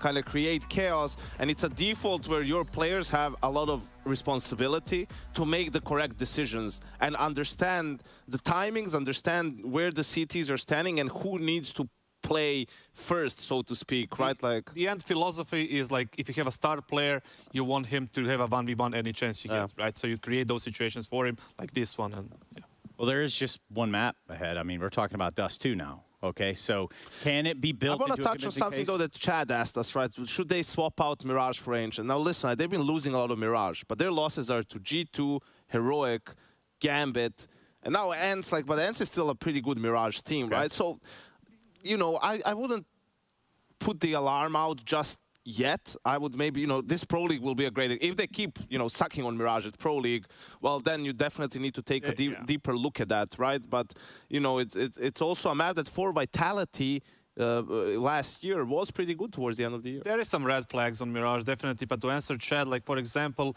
when Vertigo came out, you know, Chad, that we are not, you know, playing Overpass. We never did, and then we tried to do it. But then Vertigo came along with, like, yeah, maybe we should try the new map that nobody played, rather than trying to, you know, learn about the old map that everybody already knows everything, and we need to start from the beginning. So we kind of opted out for that one. Yeah, and as you can tell, that music means it's time to go ahead and go to a break so they can come back for Dust 2. Vitality on the ropes here in this series. Ents with one leg up. Can they put a better T-side performance on for Vitality? Well, shit, we're going to find out in due time.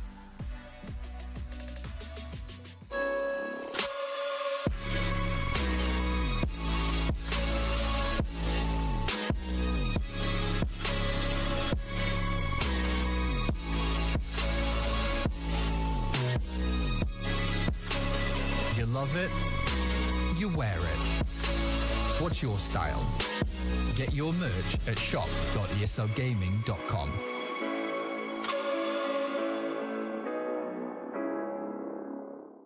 Choose nades, choose a smoke, choose a flashbang. Choose team badges to support your favourite CSGO team. Choose an ESEA Premium membership. Choose routes you know bring in wins. Choose pro video tips. Choose the fan club wars. Choose behind the scenes content. Choose good grades. Choose guns you know you can shoot right. Choose bingo. Choose the equipment you know is going to get your team the win thanks to heat maps. Choose the CSGO Hub Premium, the complete package to help you and your squad achieve all your CSGO goals.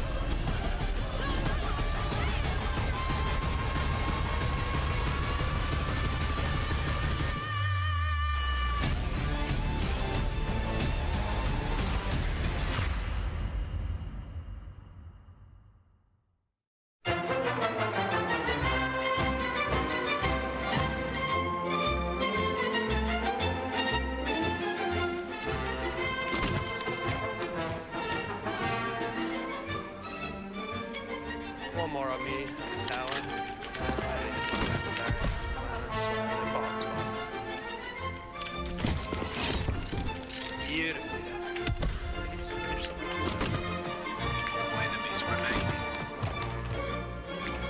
One, two, guys.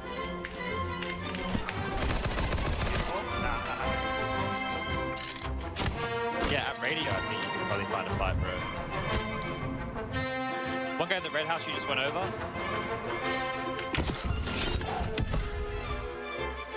Yeah, up at motel. Yeah, I'm gonna try this. I don't think Anywhere exactly, like in the ground? It was towards the back of motel. What about him?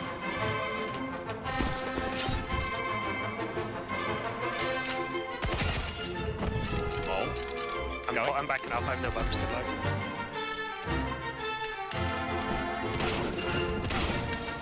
That was sick.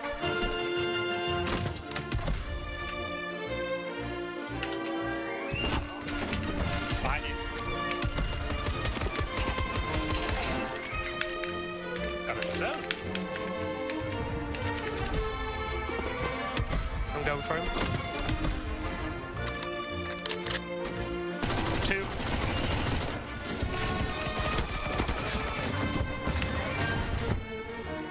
Enemy remaining. Bump that. Oh, the ammunition. He didn't know there's nothing left from The one bullet in the UMP.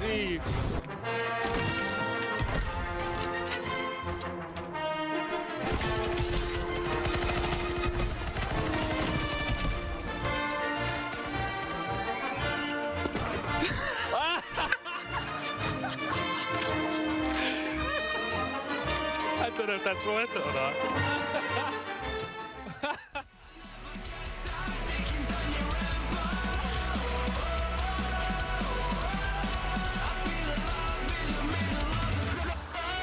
I hear your steps and every move you make. I'm always one step ahead.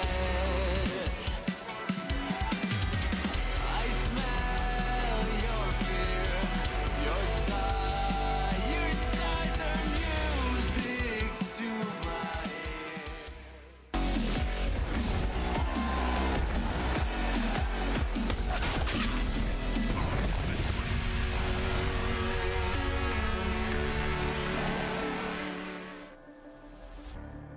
We're back from the advertisement break. Your ads are done. The match begins. We're ready for our second map. Mirage concluding with 16-8 scoreline. A meager 2 rounds posted by Vitality on their T side. The desk breaks it down. Loved the breakdown, by the way. Kassad and Yanko giving us a whole lot of extra insight into exactly what ENCE were doing right and what Vitality perhaps were doing wrong. A bit of a gap in the map pool. Punished. ENCE 1-0 up. Let's see if this success for ENCE can continue here on Dust 2. Yesterday, they looked pretty tidy on it. Today, they will be kicking off on the CT side. Take a little bit of a look as it's P250s again here for Vitality, 2 of which Masuda and Zaiwu one more time. That's exactly the same as what we saw in... Oh, Sphinx has actually gone for a very interesting maneuver. He should be dead, and he will. 1xbet odds are now favoring ENCE, the international squad. I know that they're both technically... international squads. Yeah, but one I have a certain rule set for. In Vitality, you don't fit the bill. 4 on 5 very early here. This is a round that is likely to be Vitality's conversion. Oh, Apex is in a necessary position. And they're just going to let Zaiwu go for fights on his own. Yeah, 4 on 4 now. Trade. Madden's gotten away with that. Yeah, this is okay. This is not how this was meant to go. They were meant to find a free kill in middle, right? Because you have the number advantage, you regroup, you execute together into a site. You have enough utility on Apex here. At least the P250's been scooped on up, and he's still got his util. 2 smokes. They can go either way with this. Madden's just completely timed them, though. No one's holding the flank. Vitality looking discombobulated, lost. Unfocused. Madden sticking around will go down. This is a very weird pistol. Very weird. It can go any way. Hades takes a fight. Hades hits 2. Just Dupree now, and they're all there. He can click every head if he wants to. If he's allowed to. Takes the fight, is isolated, and ENCE will recover from an early 4v5 disadvantage. Yeah, I can't believe Hades gets 4 kills and all of that right there, but it's just a shooting gallery in middle. Interesting pistol round. And if we actually look at Overpass yesterday, Alex, you know one of the common themes is why they got across line at Faze was these pushes. Remember they were pushing A and they were pushing B like religiously. Yeah. Like, it was just like, yeah, we don't fall back, we only go forward. Kind of feels like a snappy mantra, actually. Yeah, for sure. But they did it so much on the CT side on overpass, it punished FaZe a lot. I'm curious to see if they try and do that on Dust 2. It's not as easy on Dust 2 to do that. New Dust 2, in air quotes, new Dust 2, does mean there is more aggressive options available to you. And here comes Madden with some farming frags. Does he get 2? He does. A third would have been lovely, but no bullets to allow it. An empty MP9 now picked up and reloaded. Masuta equipped with that.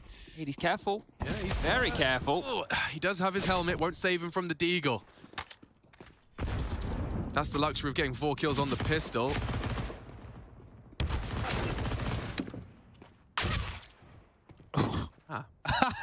You try and chase Snappy. Diha says no.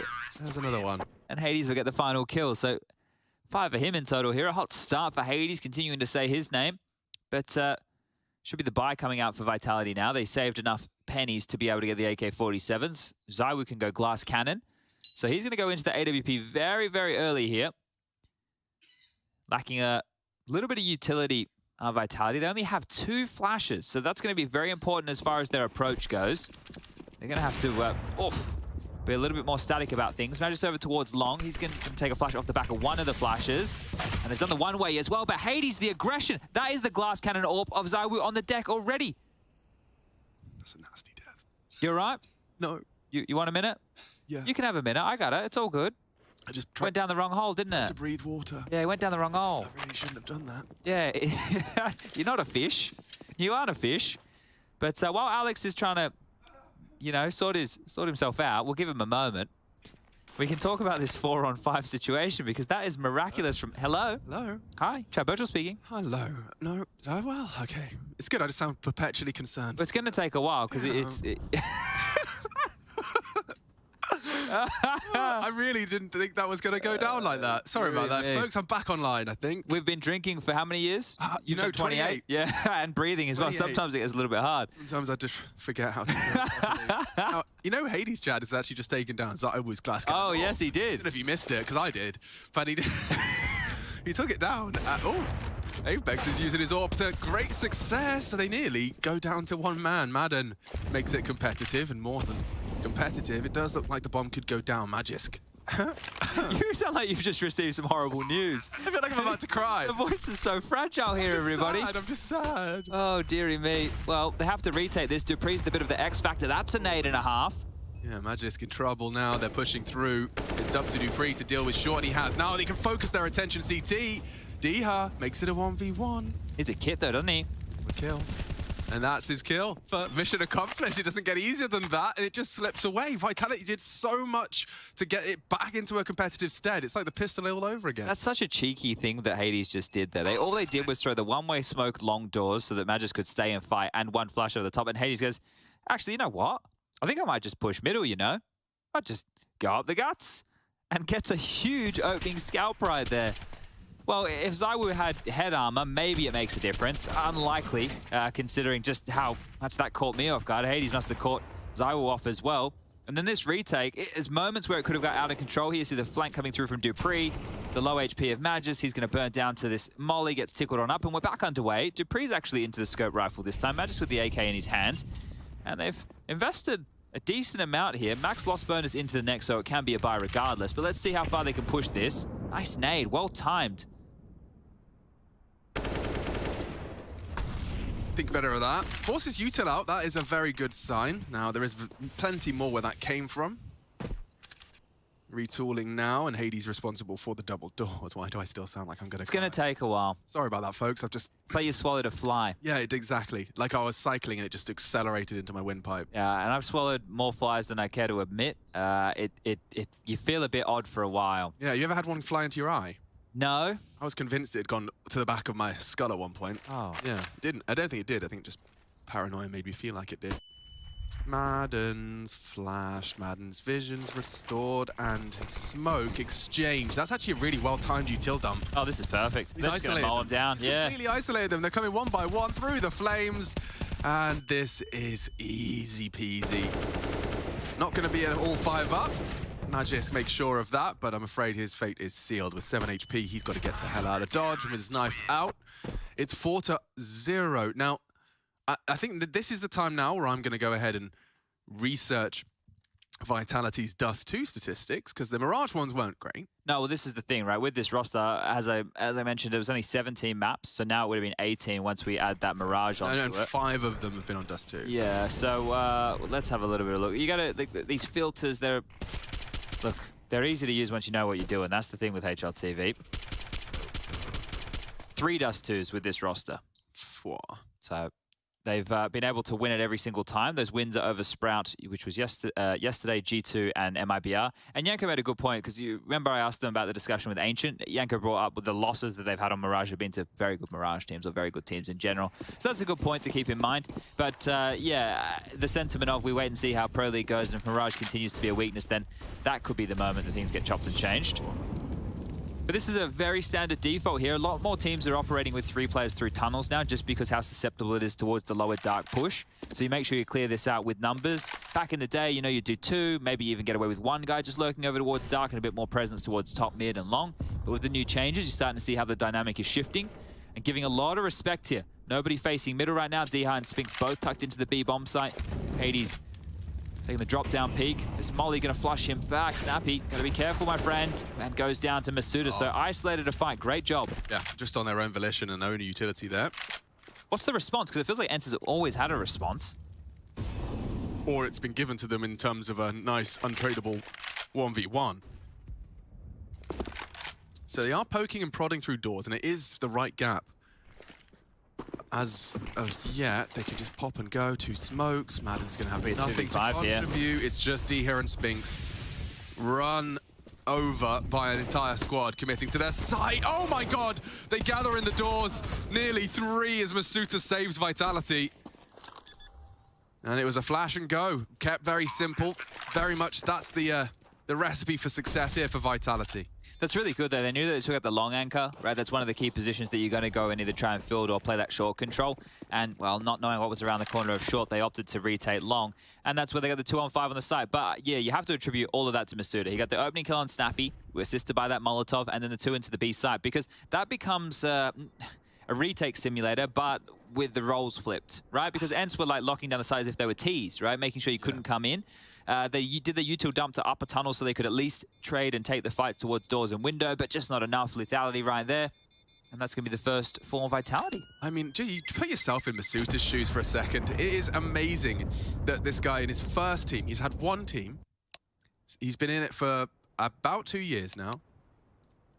And he's gone from being the rookie, learning the ropes, being taught by the very best, to being not only in the same team with someone who's equally as talented, if not more so, in ZywOo, getting to kind of watch and learn under him and have him as a teammate. But now you've got Astralis players joining your ranks, and you get to learn from them firsthand as well. Imagine if, with all of that experience, in 2 years he becomes the best player on that team. That's ridiculous. ZywOo would have something to say about it, that's for sure. 2 rounds in a row, Snappy's been the opening death here.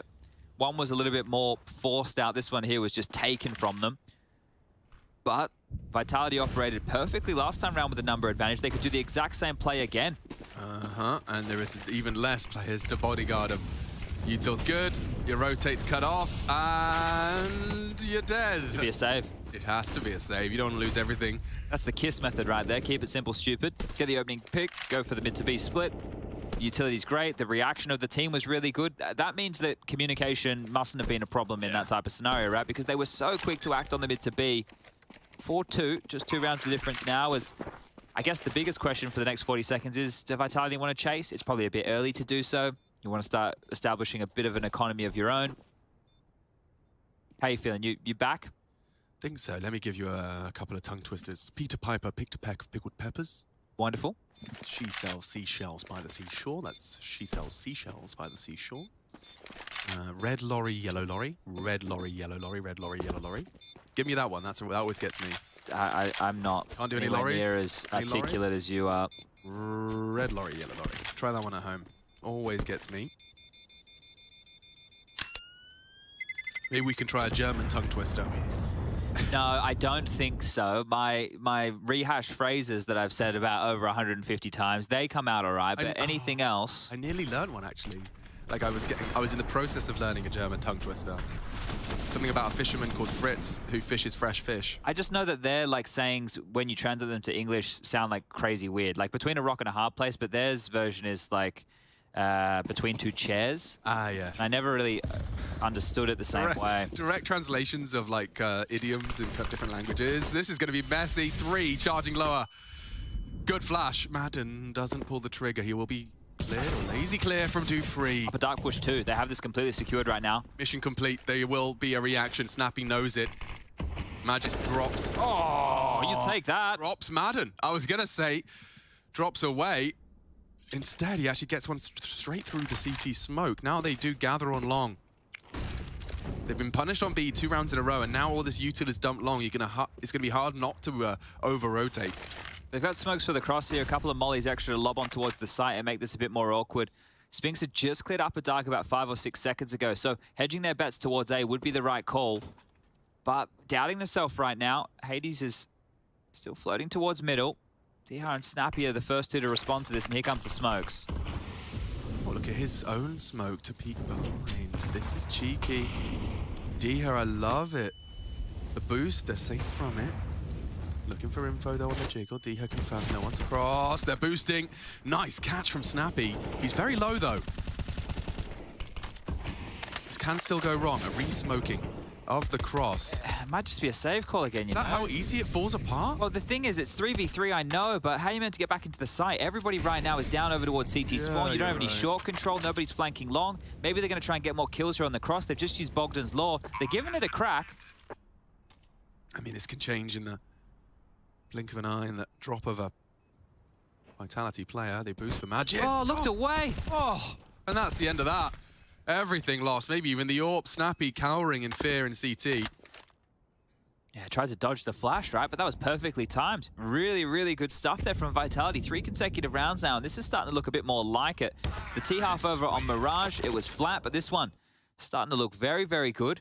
And the final kill will come on through. No AWP retained, and, well, Ence's bye into the next round. Round number 8 is going to be, well, low.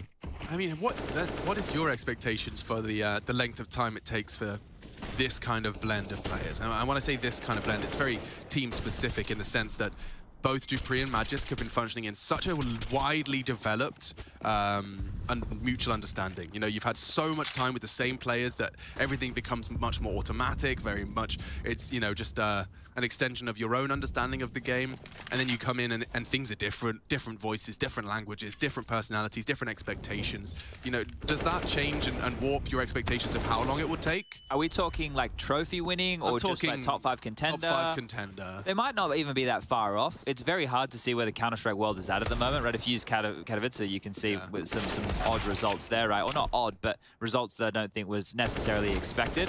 But I think the thing is, there's a couple of barriers that are difficult to get by. And one of which, for me, and I wanted answered, was in this event, was how ZywOo was going to function. Because he had an off-tournament at IM Katowice, and I thought maybe that could be attributed to the language, right? When things get a bit more stressy, a bit more of a cutthroat environment, that's where the input lag for ZywOo could then be affecting his in-game ability. And if that was going to be a long-term problem, then that would be a very difficult issue.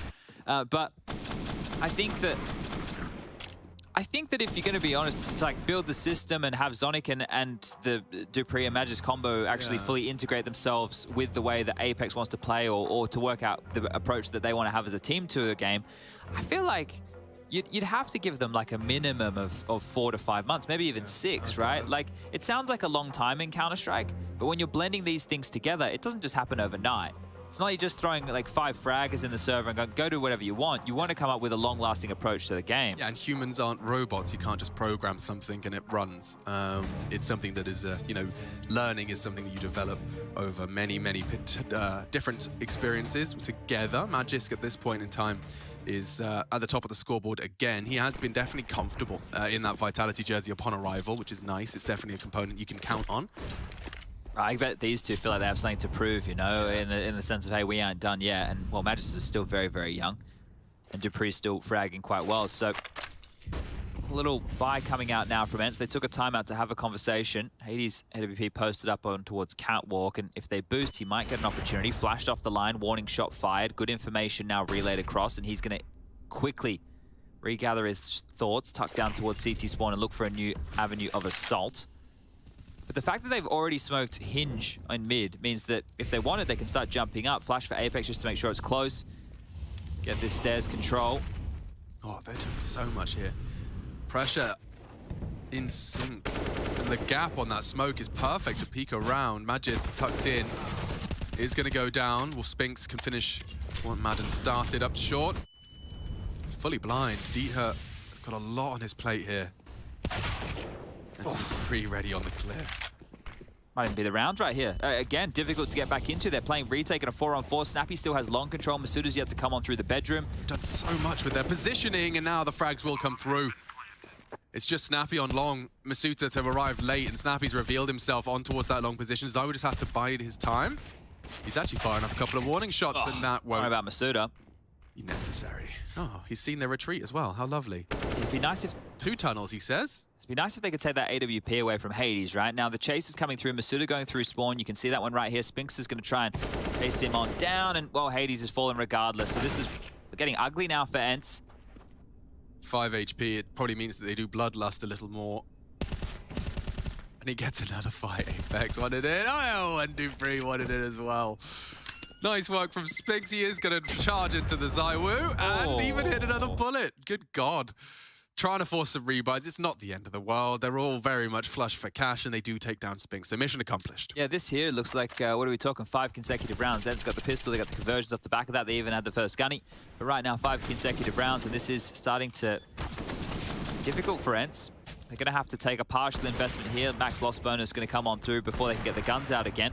But one of the key things there as well is that you had Magisk go over towards B taking a fight. That's going to leave a little bit of hesitancy for Hades, right? You want your AWPer, when it's an A hit, to be mid-long, to be at car. You don't want him to be stuck in CT spawn. So, wrong place, wrong time. All good in the hood for Vitality as the in-game leaders and scouts continues to be a bit of a theme. Carrigan yesterday was banging off heads. Happy was going a little bit... too overzealous there. Lost his, yeah. Well, you don't get far with Deagles and Kevlar unless you make some early impact, and that's impact from Magisk. He does catch one on the doors, there's another there, and one by one, the Lemmings throw themselves off the cliff. This time Hades drags a Dane with him. And he's grabbed himself an AK-47, so he's probably going to be cowering and admiring the hunt, seeing if anyone really wants to try and take it away. Safely maneuvers all the way to the other side of the map. Yeah, and Zai was given the AWP over towards Dupree. So you know Dupree's not going to move from pit. You don't have any qualms in terms of losing that. It frees up Zai to have a little bit of a look if he wants to try and find this kill. But we can see that Hades is now miles away. So call this 6 now. And continuing that consecutive fashion, things are going great for Vitality now. This is a big difference towards their T side of Mirage. They look a lot more comfortable. Their reactions are very quick. This is what I kind of was expecting on the first map. Yeah, the Mirage one is going to be an anomaly for a while, I think. Just, that's the only bit that doesn't seem to fit, right? When you're putting the two together, it's the only bit that doesn't seem to fit with these players and where they've come from. But with hard work and determination, you too can achieve your dreams. Absolument. En français. Okay, well, a second timeout called here early from Saw, and understandably so, because this half is starting to get away from them now. You need to get a gun round on the board. The first gun round came with Hades being cheeky and pushing up mid and getting a glass cannon headshot, well, yeah, onto Zywoo. Worth mentioning that it is actually a fully used tactical timeout by Saw. He has not stopped talking until his 30 seconds concluded. That was not a dialogue, that was a speech. And we'll see how far that gets them. They are 6 rounds dry, are our defenders, and that is embodied by not only the amount of cash they've got, but we have seen an answer from Ents. They spent all their pennies to whip out the double orb. Let's see what grade they're going to get given from Vitality here, because sometimes the answer is not the right one. Over towards long, Flash is going to be out of the hands of Hades, and Zywoo, he's going to line up the geeky hidden smoke. Okay, here you go, everybody. Here's the tutorial. Pixels. Perfect. And he got it.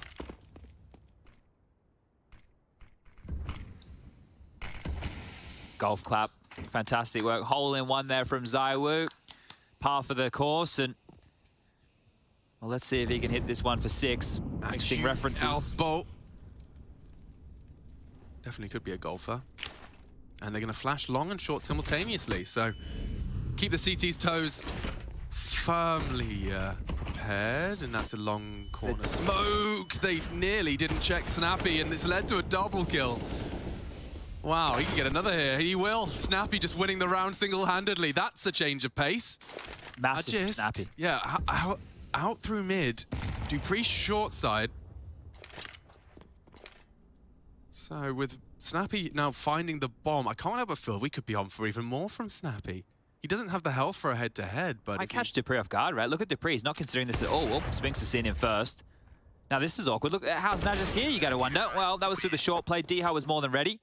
And he'll grab that one. So a response. Now, the thing is, it doesn't feel like they're trying to isolate Snappy. There was 2 rounds, obviously, the Molotov one where Musuta, mind you, was able to get the opening kill, and then they had one where they picked him with the AWP. This is kind of Snappy going, yeah, all right, come at me again. Let's see what you really got. Yesterday, he looked great individually. Today, this was a very big play here. Oh, and it was just the gap. The gap between those 2 flashes, I believe one of them was provided by Diha. You can see his name in the assists, but enough just to get his crosshair on the right place.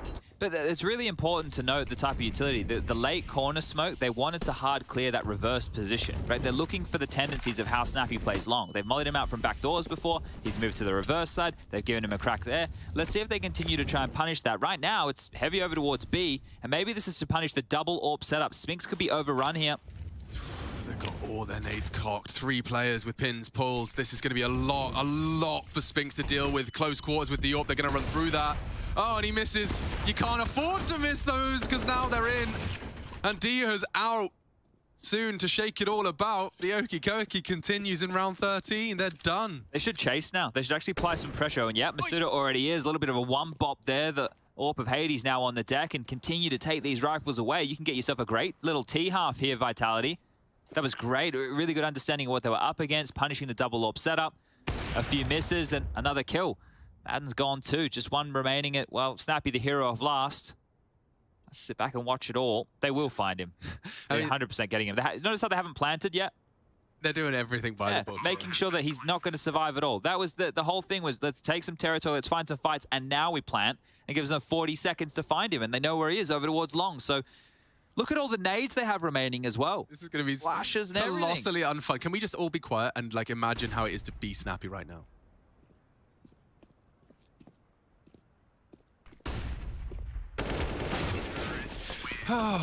You just sit there in silence, and suddenly there's those distant footsteps get not so distant anymore, and there's flashbangs, and there's bullets, and there's a very dead Snappy. We make it 7 though. Vitality. I'm very convinced by this team that showed up on map 2. I don't know who showed up to map 1, but this team are looking like the Vitality we grew to expect victories out of these boys, especially now with the 2 big fraggers in Dupree and Magis. The fight for firepower certainly won out here. Aggressive from Diha. He's going to get his little head spotted. No, Zywis just moves off the line. Out long as well. It's a potential gap here. Diha could punish, and Madden's already done it. Diha gets the double. Madden through long. And they connect a small gap. Completely punished. Just uprooting the attack before it even gets going. You spotted it, Chad. The pursuit for that information obscured by the new Dust 2 changes. He's already up. And Zywoo just looking the wrong way. That's the thing, and we've had this discussion before, is to do with the change. If you want to go fast long, right, normally you're going to send 2 players out, there'll be an extinguish, and there'll be players waterfalling flashes. But you can't have an AWP just cover mid doors like he used to. He can't see enough. You'd have to dedicate to a boost if you want that to happen, right? And if you dedicate a boost, then you have less utility for long. So you're kind of having to hedge between the 2 of them, and it came back to punish. Apex, this is highly aggressive. Already found himself in pit. And the round's just started, so... I mean, that's huge, no? That is massive. It's going to have to be of an info play, and they're pushing up a dark in response to this. Yeah, but the Masuta and Magis duo are ready to receive them. Will they anticipate? Oh, the timing. Oh, Hades is not going to be happy with that one. Gets away, but like the Hydra, there's another head. Magis still in tons. Zywoo's up top mid. And Apex has made that long lurk somehow pay off. He just walks on up, deals with Diha Gandalf, and he's on a site, Chad. He's on a site alone. Bomb long now. Snappy might hear Zywoo before he hears Apex. If Apex is too glued on short, he won't consider this. That's a dink, but Snappy knows that Zywoo's crossed as well. Snappy's managed his angle so well, and this could kill Apex. Oh, 2 HP. OP. And Magic is flanking B. This round is all over the shop. It is. It really is. But it can go wrong so quickly, especially now the bomb carrier's dead. ZywOo gone. Apex with 2 HP. They've really screwed the pooch on this one. He's in the smoke. They know he's here. He got the kill. They know he has to be here somewhere. You can see Stab. Oh, where the hell is he? Well, there he is. Back turned, body down, and just Magis, who was like, guys, the B1 site was clear. Oh, it's a real Orky Momo for the boys. And they double peek you to finish. Okay, well, that's... I feel bad for Jakey there. Like the Madden flank as well. It was like there was flanks on flanks. There was a lot going on there, a lot to unpack. But what was looking pretty dismal for a while, the scoreline's 7-7. Ents could still walk away with the half win. That was one of the fruitiest rounds I think we've had all day. Really weird, really weird. I think it was probably oh, that's the sharp. A product of Apex walking up and getting so much space on long. I think he kind of got tempted in and started having the call to bring the bomb as well. ZywOo doing his best to provide that, but it did lead to their demise. Just closed in on, I think, Snappy as well for getting that info safely. It was felt like a lot of 1v1 fights for a lot of that, right? But there was still information, obviously still some team play and understanding of where your pieces were at. But here we go, final round, round 15. Both teams have a bye. Double AWPs again. This time it's Snappy and Hades who have both AWPs. Hades makes sense. Snappy's the one that comes with a bit of a quizzical tone as full util, plenty of HEs, flashes, all that good stuff. And on the other side, it's going to be Masuda relegated down towards the Tech 9. I think that's the seniority of the team here. The young lad. Oh no, he has an AK. Never mind. What are you doing, mate? He's feeling himself up long now. Madden and Diha to be tested. They catch a lot of flack. Diha makes it even trades. He's going to fight his way out of here. He's got a potential to just throw a smoke, stop the Snappy can flash for him in a sec. If he just waits, this flash can come. Oh, he really wants to go up, but that's what ZywOo was waiting for. Diha's better. Right eye advantage and can disappear now. Damage done, 3 on 3. Apex cuts his finger and acquires himself a bomb. Biggest issue right now is Magis over towards short. His lurks have been good with the space, but what can he get done? He has a good idea how susceptible he is. He's on his own, Alex. Yeah, Diha's good though. He's already got 2. This would actually be a full ace if they all run into his crosshair. Diha, nice shot. Does not get a second chance. Snappy spotted.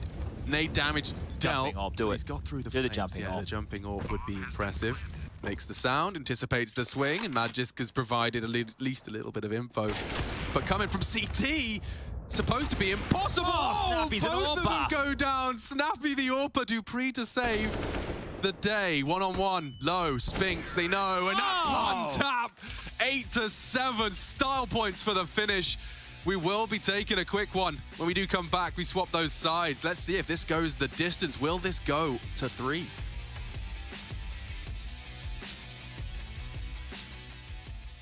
Window. Flashing high. One side. Jump it towards elbow. Coming closer around. We can boost the... I'm only side. Boost the One side. Behind short. Side.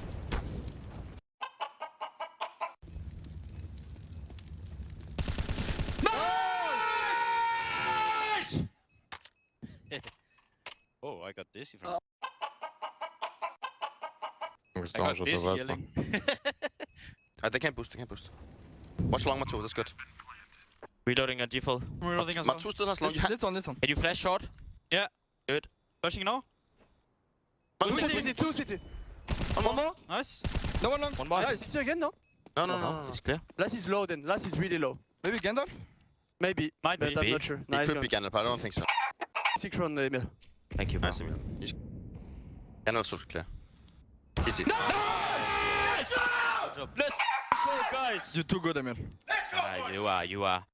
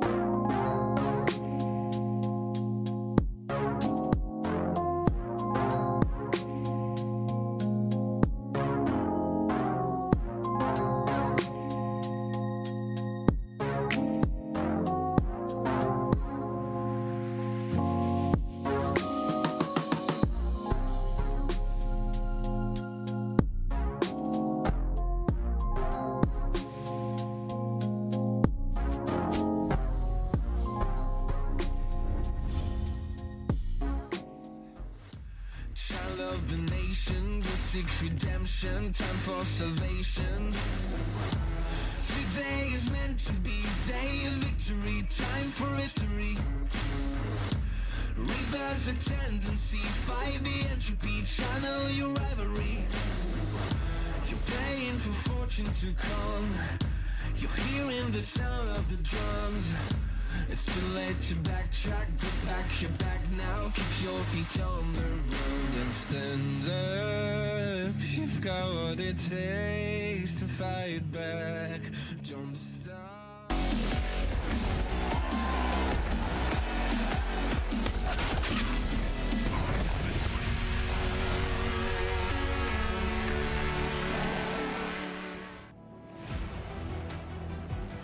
Last time I checked, 8 is greater than 7, but not by much, and that is what the second half is here to separate. We have got ENCE in hot pursuit of a 2-0 conversion, and let's not forget that Faze has already fallen to them in a 4-3 map affair. Spectacular individuals on ENCE have come in full form and with something to prove, and something to prove is certainly attributed to Vitality as well. Let's see if they can take us to the full 3. Magisk up mid, he's been great. Loved hearing those team comms. He's gonna get overrun if he sticks around, and just on the precipice of too much. That's a banger. He gives us just the right amount. Damn, Magisk has cut 2 down to size. The 1xbet odds dead even, and so is this pistol. 3 versus 3. ZywOo changes that. Bomb now loose, and they will have to scrap for it. He's fallen off for the reload. Spinks to at least retrieve the explosives, and knock the head off of Apex. Costs him his life. It's only Hades now on that bomb retrieval, and only Hades for ENCE to win this pistol. All right, well, at least he's gotten the bomb back. Had to burn the smoke to do so. Still has a flash on his side. No Kevlar where the other two have it. So as far as being equipped, you would favor Vitality right here, right now. Yeah, they don't know. That smoke implied that he could be walking sight, and they don't have the information immediately, which could lead Hades to that dream scenario of a pivot B, but he's opted to return and gets the fight. So dupreeh, great hit from him. It was ZywOo, though, with 2 nice ones from short. Those little headshot angles as you drop off is definitely his wheelhouse. Yeah, good stuff. Well handled right there. I think Magisk doubled to kick things off, though. It took a lot of wind out of the sails before he can even get underway, because you could see ENCE had something quite intricate in mind, right? There was a player over towards Suicide. There was one to assist. They were making sure they were getting the Xbox smoke down and just completely thrown out the window.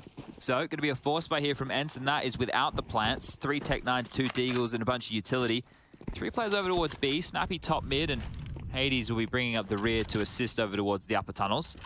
Magisk, well, he's got himself an M4. It might be the perfect weapon for the job. And, well, the 2B defenders, both with M4s. This is going to be difficult now to break. What's Hades going to throw in with this one? Lines it up. dupreeh none the wiser right now. The 2 M4s are on the right side, though, Chad, as you've highlighted. Like, a single smoke from Magisk would be well timed. Uh-oh, wait, no time for that. Yeah, they're in. They're in. The flashes are good, too. Oh, overrun. This is so oppressive. Only 1. As Magisk goes down, dupreeh makes the right call to fall out of the sight, but this retake's just not favorable. And they've got the M4 now. It's in the hands of Snappy currently. He's going to perch himself towards back of plat. It'll be a good weapon to fight because 3 players are coming through tunnels. ZywOo with the util from outside doors. Drops the smoke, lurking out of the doors. Molly for the back plat. Oh, it's perfect. Brilliant. Snappy has to move. Sitting in the open. Burnt down to 50. The smoke is still up. Late out of the tunnels. It doesn't look like they're going for it. Wow, ENCE. That's phenomenal. They've pulled it off. Yeah, crazy work right here. Just about seeing how much more they can get. They're pushing out. They found dupreeh. He can't find a kill. 3 play, sub 50 HP. And that'll be it. Another body down. Masuda's gone. It's just Apex to hold on to 1 M4, and that's it. That's all they have. 9-8. The score reads. ENCE bounce back, and now they can even tie things up. That's a massive round. I thought that the 2 rivals would have handled that. Yeah, I mean, but you got to see it, even with X-Ray on, how quickly it caught them off guard. He was going to smoke tons until he realized it was way too late. Like, they went from 0 to 100 just like that, pedal to the metal, and catching the 2 best buys in the server off guard. I missed it, but whoever had the late smoke there for upper tunnels secured the round. That smoke right there, they took everything away from them. Info, saw it. They're charging long. And recovered. Shooter has actually pulled the rabbit from the hat. Get the rifle up, wouldn't you? No, they'll be happy with the Deagles. 2 up, and Apex even providing a little extra util for Zywu. Yeah, if they continue long, Zywu can drop this smoke. It becomes very jarring right now. This is not easy for Ents. They're committing. Good chip damage. Oh, it looks like we could see Vitality with a rebuttal here. Apex has a flash. The framework is there. They can win this. A boost is great. Over the smokes. Planting's going to be difficult. They opt to dismount. And it loses its potency if the bomb goes down. There's 3 on that ramp. They don't have nades.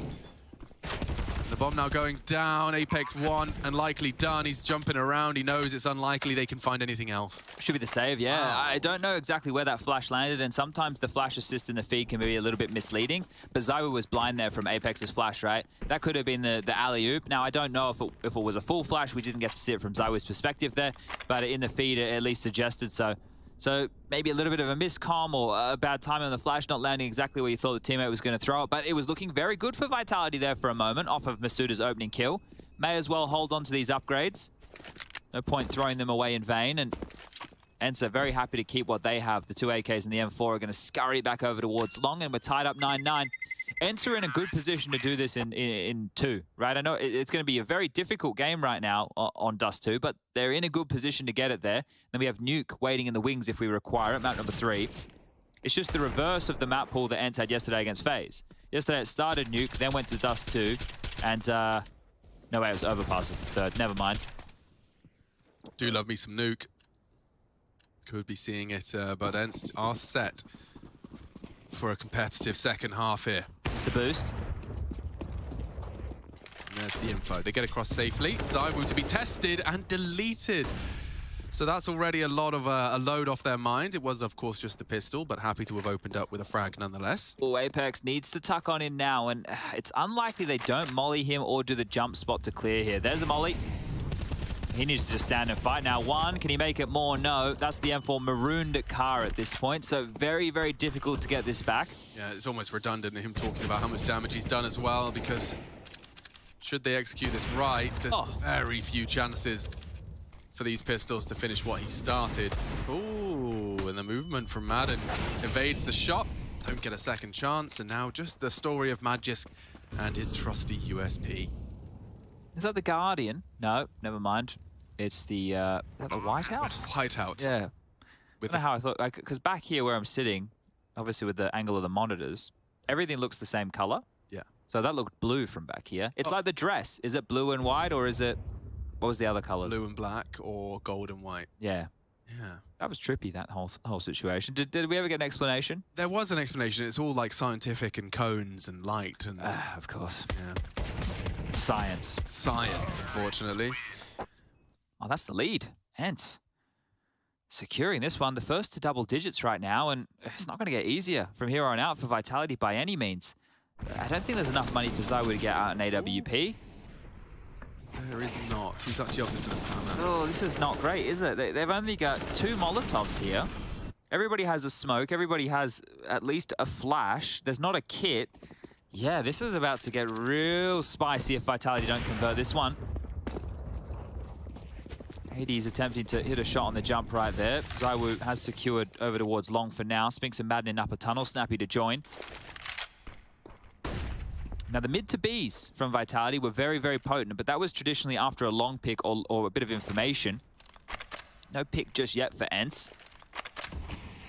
Apex is in floater, and the biggest issue is if Ents are just able to do a default and get short control, doing an A execute when there's no AWP in play, it's quite simple, right? You're not worried about the extra flashes that you have to rally and volley across to make sure that you avoid the car in the mid-long position.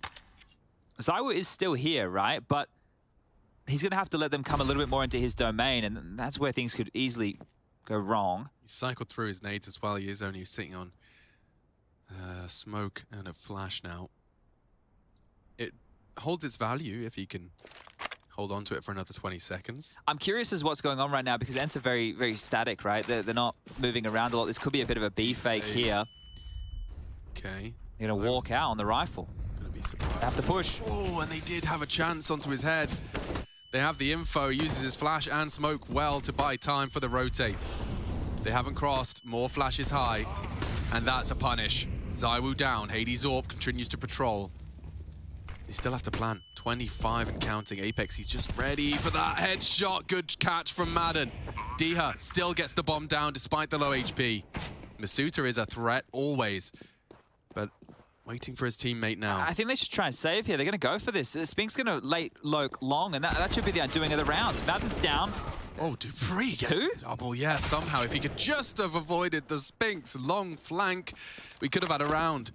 But yeah, Chad, as you highlighted, that they had 3 rifles up, they had the choice, they opted to go, and now they'll be left with a single M4. And this nightmare that you've been painting regarding not getting everything you desire, the lack of incendiaries, the lack of a Zywoo warp, it's just going to compound. Yeah, and then this is the thing, they won the pistol. This isn't the first time this series that they've won the pistol then haven't been able to convert the next, and it puts you in a bigger hole. It puts you in such a large hole, because if you don't know, you win the pistol, right? You obviously get the win bonus coming on through, but then you lose the following, you get 1,400. Whereas if you are the ones who lose the pistol, you get 2. Yeah, right? So second stage. Exactly. So this here is the hole that Vitality have to claw themselves out of, and they don't have enough to buy here. So ENCE are in a really great position to get themselves 12 easily, right? Like, I say easily, it's still difficult. It's still going to be hard, but you're not going up against full guns. You're not going up against an AWP. That won't be out until the next round of play, where the max loss bonus of 3,400 comes into the bank balance.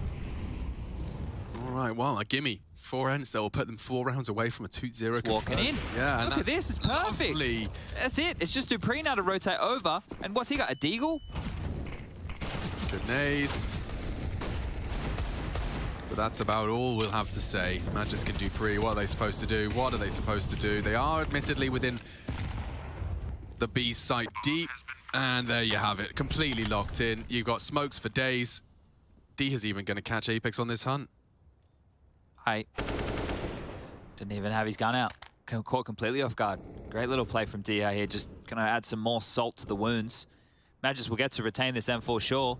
When they were in B like that, and you mentioned the smokes, like, it's so easy. You just keep door smoke consistently. That's going to limit you to 2 avenues, the tiny hole of window or upper tunnels. And they still had DH in mid, so it wasn't happening any day of the week. dupreeh wants to hold on to this Kevlar. You can understand why. Masuta, it doesn't really matter for him if he has the deagle or not. It's not the end of the world, or, well, the cherry on top. Bomb goes off. 12 now secured, and this is really good. Look at all the residual cash left over. Hades has 10k, 9.5 for Spinks. Madden had about 8 or 9. It was pretty close to either of those two. You can really tell that Snappy's got a firm grasp of Vitality's like economics. This call at this round couldn't have been better. There's not going to be a reactionary incendiary. There's not going to be a smoke that you have to wait out. You get Hades posted up, kills one, and it's not like there's going to be a whole team on B. Just very much in tune with what his opponent's best bet is. It's looking good so far. You can find an appropriate riposte. And for now, as he's aware and in tune, we know this is the full buy. The thing is now, a mid to B would be perfect here. They've done an Xbox smoke early. That's going to help them so they don't have to worry about any short peaks. And as Madden gets closer towards mid doors, it's going to be very telling of what type of a play they're going to look for here. Do they just want to default spread and actually see what's on the other side, or is Snappy made a bit more from spawn call? Because if they just go straight out mid doors, it's a bit more from spawn. If they go for the hinge smoke, well, it's a bit more of a default. Only towards short. Making this look like a very standard round here, ENCE.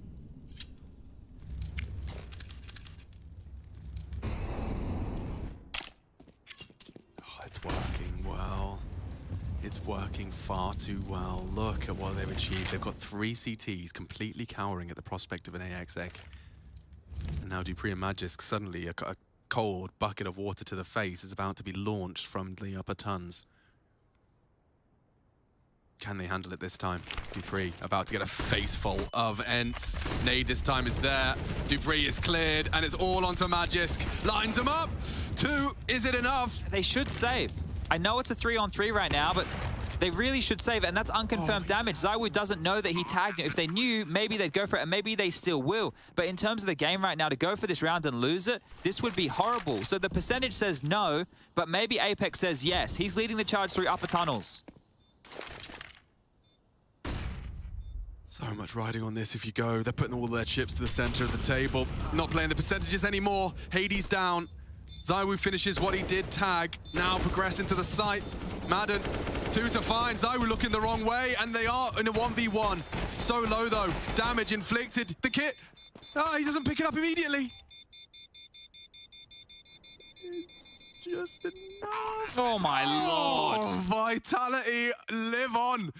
A slight blip on that heart rate monitor. Woo-wee. Jeez, that is so ridiculously close, isn't it? Chad. It doesn't get closer. Magis gets 2. ZywOo bangs Hades on the cross, then finishes it with the incendiary. It comes down to a 1v1. But look how awkward this is here. Like, imagine if he was just went, you know, crouched and looked at the ground. If he just crouched and looked at the ground, Madden would have bought enough time. It could have been enough time. That is so fortunate they get that done. They get the AWP, sure. They get the buy back in. There was plenty of cash for ENCE to splash. But, geez, that can't be the way you're getting it across the line, can it? Oh. That's a Vitality timeout called here. This is the second one so far. They have to win 2 more, so this one and the next, consecutive gun rounds, and at that point, we can start questioning where ENCE's economy will truly be at. So it starts now, this Vitality comeback into the game. Sure, only 2 rounds the difference, but it does feel like ENCE are in the driver's seat. Hades taking a pick towards long. Yeah, just you got to hope that doesn't get under their skin. I'm sure Madden's having a lot of the thoughts that you just had, and it is Madden. Definitely not going to be too remiss. He's already opened up and taken down Masuta into the next round. Okay, well, this one-way smoke, you can see how powerful it is, right? The door molly that most teams on the CT side would go for, it can be removed from play, and then it comes down to the 50-50 of the flash. Does it get them or doesn't it? And in that case, not to be. Madden made it there at the perfect timing to punish Masuta. And they can just work on one of these standard long plays. Snappy over towards upper tunnels. You can see Spinks just, he's a bit prickly on the back there. Has an idea that there could have been a mid-push coming on through. Spinks has to stay alive, and the same for Hades, because those two have the most important utility right now, the smokes, right? The smoke's going to be invaluable here to getting across long. Snappy's lurk, clearing out lower, making sure nobody's home, more good information. He can park the bus, right? Because that means they haven't pushed upper tunnels. They don't know exactly if it's going to be A just yet. These smokes are very telling now, however. Did they miss the cross smokes, or did... Oh, maybe just a little bit late. It's all good. It's all good. They're through. ZywOo, though, he's dropped that device smoke, or simple smoke. We've seen them both throw it. Over the car, he's susceptible, and that's the frag he was waiting for. He's actually missed his shot. Tries to peek on the alternative side as it fades. The right call. D had to put his head in the vice. Spinks elsewhere. Onto Apex, and ENCE have the site now. Magisk, dupreeh, the B defenders. Can they really turn a 2v4? Looking likely. Looking possible, certainly. Spinks has gone down on car. And oh, and Hades is dead too. It's up to Madden. Looking for some redemption. The first is found on the AWP, expecting a close swing. He's ready. It's dupreeh waiting. A flash is good. Base the shot. Oh, and dupreeh closes. Magisk and dupreeh save Vitality in back-to-back rounds. Jeez, that's 2 retakes. And 2 rounds in a row where just one player survives here. By skin of their teeth, Vitality are getting it done. I thought that was really good from ENCE. They didn't panic. They had site control. They get across. They understand that the problems around those lurky smokes. Oh, that's going to break them. Morale at an all-time low. You get the opener as well. It's 2 rounds they know that they likely should have won, right? 2 rounds that they know that it should have been theirs. Look how this was. A 2v4, bomb down, and you know they're both short. It's not like they're firing off the bullets. Yeah, too many overpeaks, right? Oh. Just too many right there. You can't be giving up that many rounds, and that is going to be the 3rd timeout called for ENCE right now. And maybe it's for Sword to just say, look, boys, things are going well. You're hitting your shots. You're looking good. But let's just tighten it up. We haven't won yet. And now, just 1 round the difference. I mentioned the economy situation for ENCE. Well, this will be the 3rd consecutive gun round here. Vitality need to get across the line. Remember, both of these rounds with diffusers, both of these rounds with only 1 player staying alive. If ENCE keep getting into the site, getting the bomb down, Lost Burner starting to build for them now. They can stay threatening towards the tail end of the game, but at some point the tune will have to change in terms of rounds. Lower dark, nobody home, can well and truly see that with the boost. Oh, this is going to be a real change of pace. ZywOo's actually gone down. You can see where he just went for a late clear of mid, and Hades still holding. Okay, well, this is a massive leg up with ZywOo out. I know that he hasn't necessarily been the hero in the last couple of rounds, but it's a big name to be on the floor, and mainly because now you can operate knowing that the AWP is not in play. Like, look at the way they just crossed double doors. It's walking. less fear. Very calm, very not using nades, no not doing anything. Smoke, no pressure, no flashes. But if you know that ZywOo is dead with the AWP, an A execute sounds good, but a response from Vitality is even better. dupreeh and Apex here. They're just creeping the contact. Yeah, and now already the jig is up. Apex, double molly onto him. The extinguishers. Oh, 3 of them into the extinguish. That's very efficient. They're lining up. Yeah, they're so low. Apex, admittedly, so is he, but Dupree is there. Spinks helps them out. Long is going to be able to catch him. Can't be another clutch, surely, Magis. This is where it ends. This has to be where it ends. Ents have managed to weather the storm. And Magisk is receding back into the other side of the map. Okay, a breath for Ents after some intense back and forths, letting 2 rounds go down to a 1v1 lost clutch, but a 2v4 in the previous, and still Ents do manage to keep their head above water. This would have been a very sour note to concede a third. I like the calling from Snappy, right? It's using every piece of information available to make a good call. The contact, that caught me off guard there. The rifles were playing so passive, it was a great move. The only, I would say, misplay in the situation was the 3 mollies that they all dumped onto Apex position right there. But otherwise, the round converted. 2,400 loss bonus for Vitality now. But remember, 1 player surviving in 2 consecutive will make it 3 consecutive rounds. It means nobody has been able to build a bank. Look at where their money is at. This is miserable for Vitality. It has to be just a save again. It's not the cliff that used to be the old economy system, right? But you're still seeing it get punished. You're still seeing it get punished. And really good stuff here. I mean, look how getting someone to Gandalf immediately changes the dynamic, and never mind having someone late long. But that really did make the site feel very, very small for Vitality. Glimmer of hope for Ents now, as they've got 14 on a silver plate. And oh, Magisk has got early info at the very least. Yeah, look, it's good. It is good. But the problem is, this is the key. The timing of Magisk getting back towards A and flashing for his little buzzards of pistol players to find impact, that is the best thing that could happen here, because I don't see another way that Ents hand this over. Not with all this util, not with long control, not with time on their side. It comes down to this flash. He's dropped it for Apex. He'll get into position to peek off of it. He has to essentially kill 3 off this flashbang alone. And he's not in a position to do so. Yeah. I still would like it if CSGO could please, they were watching yesterday, I don't know if they're watching today, if they could please fix the bug that happens with the dropped weapon. Rushley and I made a video of it and we emailed it to them. So hopefully they can find a way to fix it. I'm sure they would have fixed it if there was an easy solution. But that seems to still be a little bit of a problem, right? With the detonated weapon. Yeah. And they've added a feature to the game, which is really cool. The crosshair feature, right? But you can see with the drop gun, it's still causing some issues. 14-11, heating up now and fast down mid. Oh. Another change up. They can punish Apex on the rotation. He's going to be very late to this. He's not going to be ready for this. Made out! It's perfect! Absolute house that! And there's another for Dupree walking tons. Vitality starting to sound the red alert. It is dangerous territory now. Magisk has to be a hero, and Spinks beheads him in the public square. Save. Okay. Yeah. This is a phenomenal game that Snappy is calling. A phenomenal game. So Vitality beating Sprout, as we know. It was a good game, that one on Inferno. That was a nice, overtime affair. Double OT, wasn't it? But this one, it's going to put Ents above and ahead in a large margin. I mean, they would be coming into the groups day 3 with 2-0 against Faze Vitality. Imagine if Furia wins later today too. Yeah. That means that, you know, the names that we thought would be getting through the group, a couple of them are going to be missing like out. This. It's always like this in Pro League. You know, we talk about the unpredictability of best of ones. Well, how's the unpredictability of best of 3s throughout? Yeah. Oh, this really hurts for Vitality. Oh dear. Okay, well, they can drop 2 rifles across. Somebody out of Magisk, Apex, and Dupree might be missing here. I'm not quite sure which one. Oh no, Masuda has just enough. So they can get M4s for everybody. And a timeout called. The third for Vitality. There will only be 1 remaining as part of this comeback. They need 4 consecutive rounds to take us to MR3 overtime.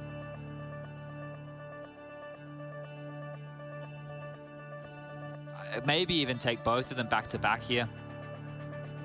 Because at the moment, Ents are playing them like a fiddle. So much money for Ents to finish out this game, to close this down in 2 maps. Just clean. I mean, the open and shut case. This is supposed to be where we got to see Vitality operating at full capacity, and I think yeah, credit to the calling of Snappy. This T side, it looks as dominating as it does because of not only individuals like Madden going for pushes like that, but he's had his finger on the pulse this entire time. How do you keep ZywOo to 11 kills on a map like Dust 2 as a primary AWPer as well? That's it. That's a good summary. That's the power of that smoke. You can see what it's done. Enable you to continue to hold and flash it. Going, Magisk! Oh no! Between the wickets. Completely. There was 3 of them in front of him. He leaves with nothing. Masuta, surely a dead man, swinging wide to try and take one with him, but kicking and screaming, he achieves nothing. 3 versus 4 now. And no rush. Absolutely no rush necessary for ENCE. Just consolidate long. Make sure it's yours. Get in the pit. Draw back the troops. You've still got 2 smokes left over. Diha and Spinks have retained 2 $300 pieces of absolute gold as far as the long execute goes. Flashes, mollies, everything they need. Just take their time, call this out. Even more diligent, going to make sure that they molly off towards the car position. You can see Diha lining that up. Released. And nobody home. The penny has to drop eventually for Vitality. They don't want to get over-rotated, right? They don't want to gamble Dupree towards A. But here it comes. This is going to be rough. This is going to be bleak. Apex walks in. ZywOo to flash him. On the second, perhaps. He's held onto it for now. They are on the way across. And good connections. Greater connection from ZywOo. Somehow pops Spinks. They've won a couple retakes. Oh, that's a great molly. Perfect, but I think he gets the bomb down anyway. Snappy now hit by the spread, will force wide. Oh! Apex doesn't finish what the Flames start. Very difficult retake. ENCE prime position to go 2-0. Snappy pulling him across the line. Another great headshot. Only Dupree. And an Orb missing his shot. He'll swing in for the first. A hard tap required of him, and Hades concludes. ENCE 2-0 in the Group B, and they're at the tippy top. Faze, no match. Vitality, no match either. Snappy calls a good game, saw the coach involved throughout. It's got to be a good feeling. ENCE have proven a lot over the last 2 games, and there's more to come. Vitality is back to the drawing board.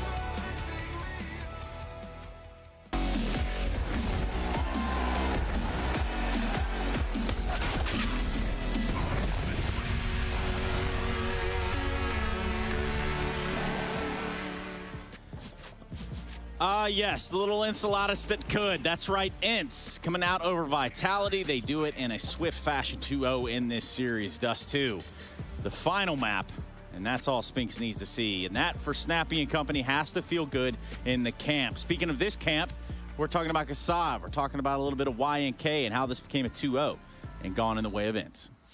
Enchilada? Is that the best you can Enchiladas? Did I get the best you can do? It is an enchiladas, right? Don't make me Google this right now. All right. Well, I mean, Enchiladas? Enchiladas. There we go. Okay, yeah. Why don't you guys just say? Yeah, I'm in mood for some Mexican. Yes, indeed. Enchiladas, the second nearest of the major regular moons. Okay, so that is definitely different. Kasad, look at me right in my eyes, and don't smile like that when you do it. I can't do it, man. But tell me about how Maiden and company came through looking squeaky First clean. of all, we have to say, like, this was a very high-quality Counter-Strike game of us too. A lot of it. You know, a lot of good reactions, a lot of good basics. You know, for example, like Vitality spotting that Ents has 2 ops immediately going to the set B execute they have probably for that special occasion. You know, that when 2 ops are playing on CT side, they're spotting op on middle, they immediately run out cat. On the other side, we have Ents doing the similar things. So all these good reactions when they lost long, they pushed B, like all these basic reactions and really good Counter-Strike. When you master those, your team goes to a very next level, and then you can expect some good results. And that's what they did. Ents is here to stay, I guess.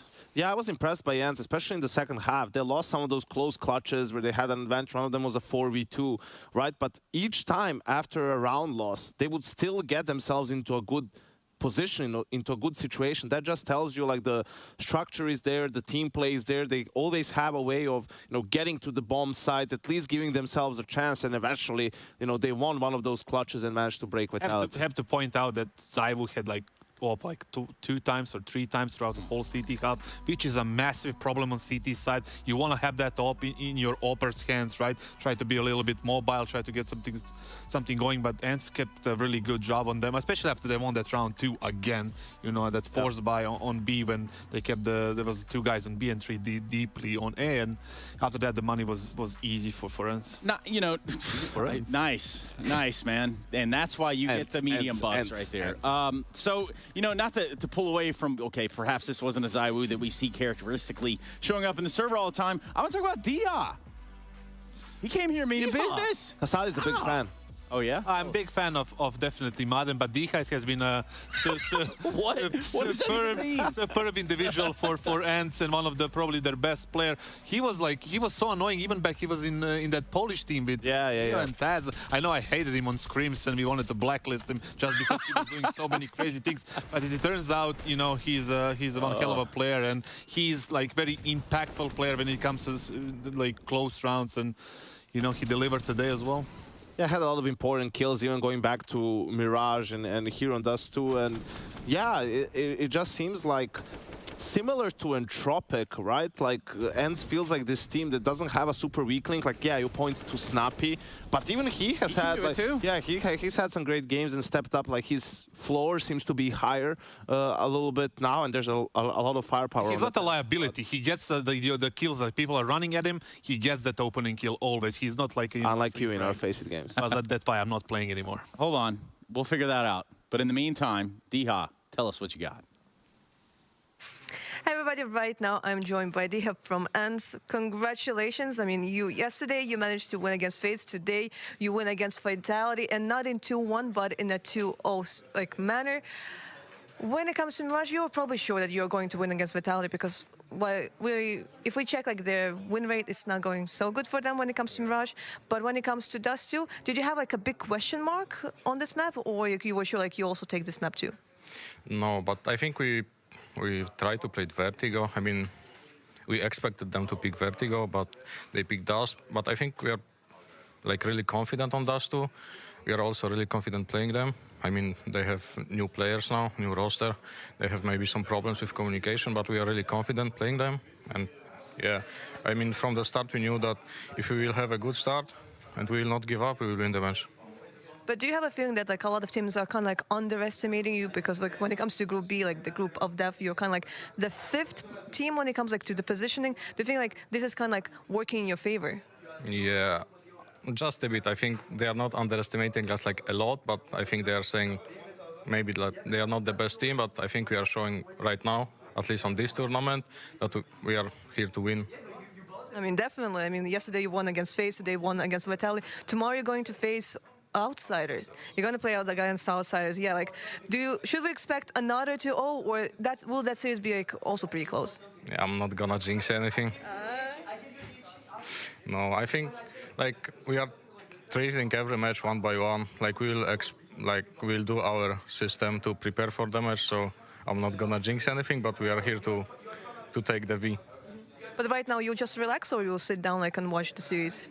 I mean, first of all, we will relax, then we will watch the match, and then we will prepare for the next match. Okay, then looking forward to see you tomorrow. Thank you. Yeah, that's Diha. What's up? I think what he said about preparation is also really important in a sense. You prepare for every opponent the same. Like if you play, MVP Phoenix, you prepare the same way when you play Navi.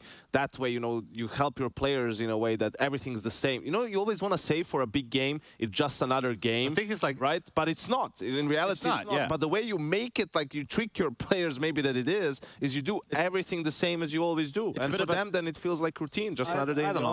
I feel like against the weaker opponents, some teams should like prepare less in terms of anti-stratting, and all these things, because it can get too much. You really want. Yeah, but the schedule is the same, right? Like you still have your meeting, you still go over that things. part I do agree. You do maybe a bit.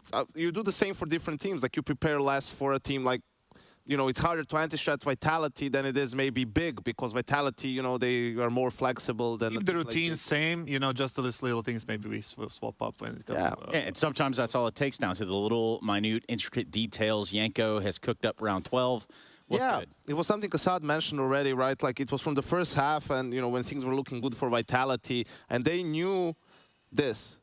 They knew that there's a double op setup on the CT side. Usually that means, right, one op is going to be mid to B, one is going to be towards A. And here's the setup, 4 players towards B, getting ready to go out tunnels. And Misuta on the lurk, he's going to throw a cool smoke that bounces and smokes off door. And from his position, he can lurk cat, he can go out mid, he can even go all the way back to B if he wants to, right? Like he has a lot of options there. So this is just to show you what the thought process is. It's a standard 3-2 defense from Ants as he sets up for the smoke. It's going to come out, and now you're going to see the utility being thrown, right? This is also a bit, I don't know what happened here to Dika. If he didn't hear the sound cue of the smoke, like you probably don't want to get cut off by that smoke. You want to react to it, and you can see how here Spinks is just holding the corner toward the angle towards tunnels, and he just gets flashed off. You can see the amount of utility. Entry smoke to deny vision. Flash is going towards the fence. You can see also the flight path going towards the right, so they could pinch the players in the side. It's just a really, really good execute from Vitality, and kind of an easy round win for them in a really important round, right? You can see Zylo was only on a Mac 10, and they managed to get it done. So things were looking good for them in the first half. The preparation was there, just that they couldn't really hold on the CT side. Especially when you go to splitting pistols, this was a game you guys had both just said that was, very much down to a mechanical level. Pretty impressive from both sides. And I have to say, even if we go further into it, Kassad, do you agree? Yeah, definitely. I mean, they did split the pistol, but the problem for Vitality was the fact that they lost the second round again on the second half, which kind of provided a lot more money for Ants early half, and just denied the op in the very beginning of the half. Just look at the first half as well. I mean, they're down 4-0, then they win 3 gun rounds in a row. Like, imagine if they, win the pistol or something. That's like an 8-1, 7-1 start for Vitality. So these rounds really do shift a lot. They do. And also, with that shift, we start to see some of this stuff coming out of the Ants camp that we like to see. Round 19, for example, or excuse me, round 20, for example. This was, it had the makings of a B hit written all over it from Ants. This was something where, they had conditioned him, they made him stick around, they even made him pull the presence out of middle. But lo and behold, on catwalk, they just stood fast, waited a little bit. Yeah, smoke blooms, but hey, they're already ahead of it. So at that point, when Hades gets the kill, it's kind of like, all right, now where do we go from here? How do we capitalize on that, Kassad? The thing is, like, with this round specifically, I would like to know from Snappier, I'm probably going to ask Madden later on, like, did they call this? This is a super good strat if there is no CT op, right? If you keep walking out of cat, the op is just going to get 2 at least, probably even 3. Like, did they know at the beginning of the round that the CTs, they don't have an op? Did they, figure I think that they out could have guessed money-wise. because of the money, right? Yeah, Like, and they then won this the is a second, perfect second call. 4.5 buy. Yeah, this is something that you can call from spawn and says like, listen, guys, remember that round that, you know, they don't have an op, let's call it like this, let's run it right now. And it was executed perfectly, like you said, in the green room, the flashes, the nades, everything was like on point. The spacing, patting when they were coming into the site was on point. Obviously, the trade came in a little bit later than it should, but it got them the site and it got them the round in the end. And, you know, just getting ahead of that smoke probably even gave them the foot in the door right away, right out of the Perfect beginning. call. If they knew there wasn't an op, definitely perfect call. If. It was Now, an educated guess, I feel like. Yeah. a guesstimation, they call those. Now, there's no guesstimation to be had about how the groups are currently forming up because with Ent now finding a second one, they are running the group here. Sprout with an 0-1 down there at the bottom, and they're going to get their opportunity to play against Furia here very shortly. But overall, guys, thoughts, questions, comments? I mean, impressive start for Ants. The two teams that they beat, the CS that they have displayed so far, but it doesn't get much easier from here, you know, right? Like Yakindar, Jame, and the boys are still a dangerous squad. You have Furia, they're always unpredictable. They're playing the next game, so they could be in a 2-0 situation as well. And then that matchup, you know, might be for the number one spot. I believe if they take care of the business against Proud, they should be in a prime spot to get one of those 3 spots that gets you. That seems fair, yeah. I mean, it should be right there. But yeah, like you said, if Furia wins the next one against Proud, the both teams are going to have 2-0 after 2 days, something that we didn't expect. Well, like, listen, man, going a bit to the other groups, if somehow Ants is number 1 in this group or Furia, and then you have NIP number 1 in Group A, like you want to get that first spot in the last 2 groups, right? Like otherwise, it's going to be a bloodbath in that round of 12. That Liquid? Well, it's funny you say that because I think we have a couple extra minutes here. So just looking at Group C, we got players, okay, Liquid, Godsent, Big, Movie Star Riders, and Party Astronauts. That's exactly. Party Astronauts, Movie Star Riders, Godsent with a stand-in. Like Phelps is not playing, they have Henny playing there as well, right? Like, I mean, it's also you see these groups when they're made, like the seeding, like the rankings when the groups are drawn compared to when they actually have to play. Sometimes it's like gets a little bit interesting. Yeah, sometimes you get Group D where it's Na'Vi, Heroic, Astralis, Complexity, and Evil Geniuses. That's my favorite group of all. Is it though? Is it? I mean, we're memeing on EG a little bit. I'm not memeing on EG. I hope the best for them. They have to make the playoffs here. They have to do something right? here. Like they weren't at IEM, so they've just been having time to practice for more than a month, right? Sure, the group is difficult, right? They basically have to beat Astralis for a playoff spot. And I feel like after 2 months of practice with the new roster, you have to be able to do that. Before Blast, people have been telling me that EG was really good on practice. Automatic was really good, apparently. As well. I'd say EG. and they did well there. You know, specifically what I heard. Now, like Yanko said, they had way too much time to get things going, and they should be at least be a potential contender. Their coaching staff has like 7 people on it, so. EG? Yeah. I don't even know. Have a coach, assistant coach, analyst, another analyst. Assistant analyst. A chef, a fitness instructor, janitor, a nutritionist, a window cleaner, a guy to carry your gear, a guy to plug it in. What is it, the assistant? Guy to work on crosshair placement, a guy to work on movement, a guy to work on utility use. So basically the assistant all those things. To the regional manager. The assistant to the assistant of the regional manager. Assistant regional manager. We're going to go to a break. It's going to be just a little bit longer than usual, but have no fear because when we come back, it's Furia, the Sprout for ESL's 15th season of Pro League. And it's right here. Just keep your eyes on the timer. We'll be back.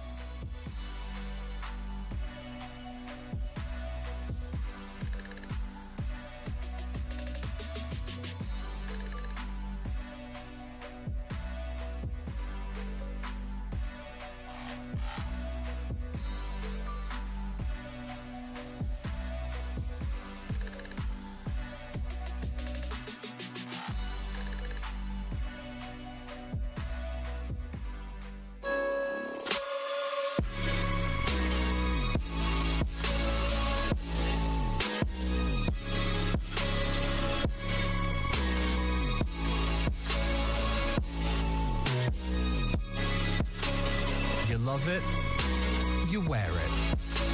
What's your style? Get your merch at shop.eslgaming.com.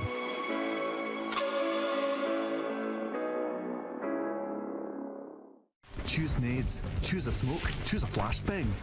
Choose team badges to support your favourite CSGO team. Choose an ESEA Premium membership. Choose routes you know bring in wins. Choose pro video tips. Choose the fan club wars. Choose behind the scenes content. Choose good grades. Choose guns you know you can shoot right. Choose bingo. Choose the equipment you know is going to get your team the win thanks to heat maps. Choose the CSGO Hub Premium, the complete package to help you and your squad achieve all your CSGO goals.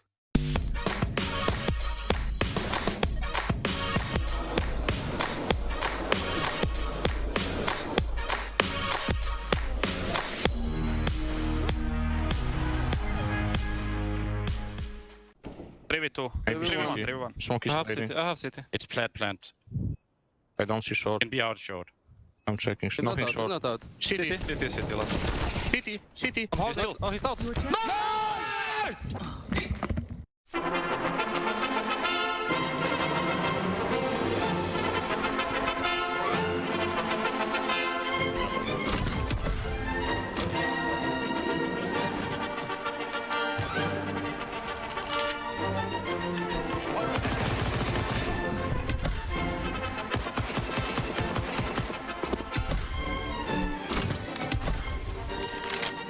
Got him? Nah, he's gone inside. Good.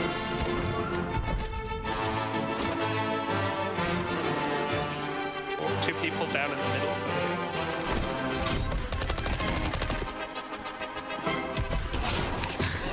He wasn't moving. He had no idea what was happening. I'm fishing and going. There's 2. There's one on the island and one on the island boy. At the ruins here? Oh yeah, that's good. I'm on the... I'm going bottom, I'm going bottom. Cool. Ooh, someone bumping. Yeah, he's bumping onto one of the houses. Parachute on a house.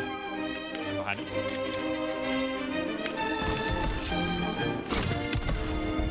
This is one. He's climbing the ladder here. Beautiful.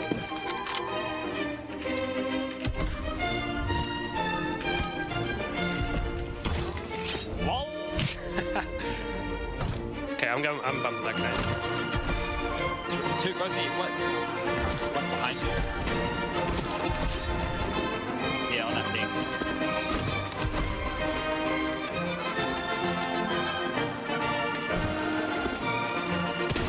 Oh, okay. What a funny game that was.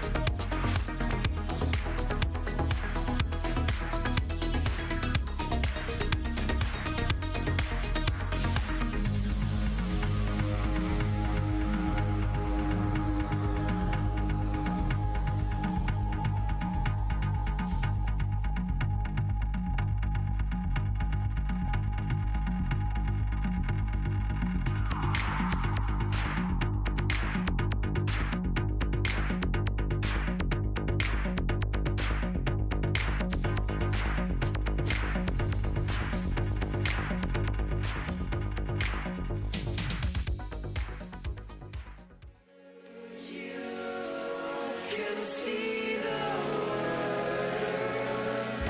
Aren't we all insistent to be small?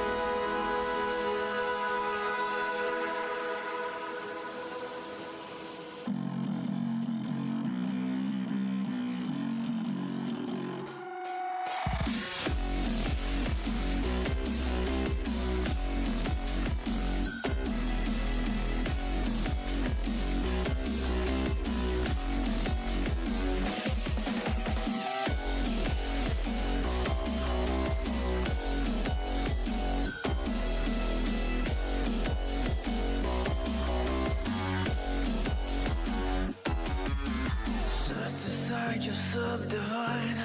I'll show you how it's done. There's no sight we go inside. The man is the one. You build your own faith in God. They never come around. Then wonder why we all defy the burden to be born. We're coming home with a mission to bring an end to a terrible land. We are here to your mission. We are many of one. We're coming home with a mission to tear you down from your lizard room. We can take your conviction. We are many of one. You may call it a virus, but we call it the antidote. It's an answer to silence. The future is here to revolt. Yeah.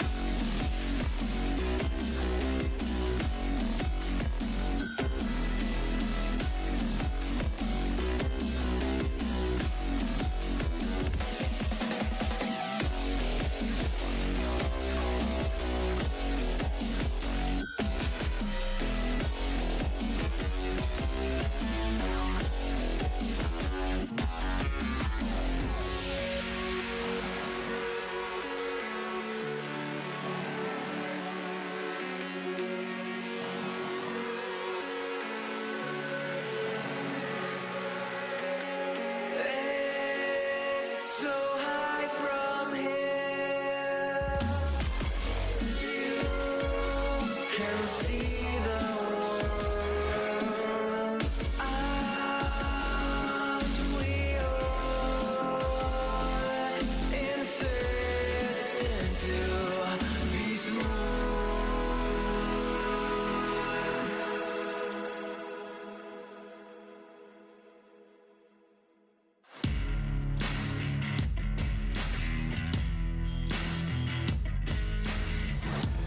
Erase your destiny, slay your enemy, raise a legacy. No more apologies, trust your abilities, gather the energies. Pull yourself back together and staying off track forever. Child of the nation, go seek redemption, time for salvation. Today is meant to be a day of victory, time for history. Rebel's a tendency, fight the entropy, channel your rivalry. You're praying for fortune to come. You're hearing the sound of the drums. It's too late to backtrack, get back your back now. Keep your feet on the ground and stand up. You've got what it takes to fight back. Don't stop until you black out, out, out, out. Stand up, up, you've got what it takes to fight back, back. Don't stop until you black out, out. Give all you got, show them how to make a miracle. Stand up, up, you've got what it takes to fight back, back. Don't stop until you black out, out. Give all you got, show them how to make a miracle. Go save your team, be a hero. Take home the cup, be a star. They waiting for you, take aim, shoot your arrow. It's your time to shine, show them who you are. Stronger, gotta go faster, gotta get better, gotta work harder. It's for better fight now, get up now. Go with the move, go for the goal, lead up the stadium, you know it's on. Stand up, go what it takes to fight back, don't stop until you back out. Give all you got, show them how to make a miracle. Stand up, go what it takes to fight back, don't stop until you back out. Give all you got, show them how to make a miracle.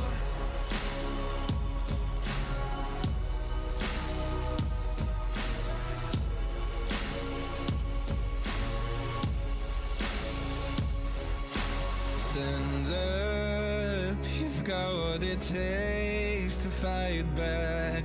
Don't stop until you black out. Stand up, got what it takes to fight back. Don't stop until you back out. Give all you got, show them how to make a miracle. Stand up, got what it takes to fight back. Don't stop until you back out. Give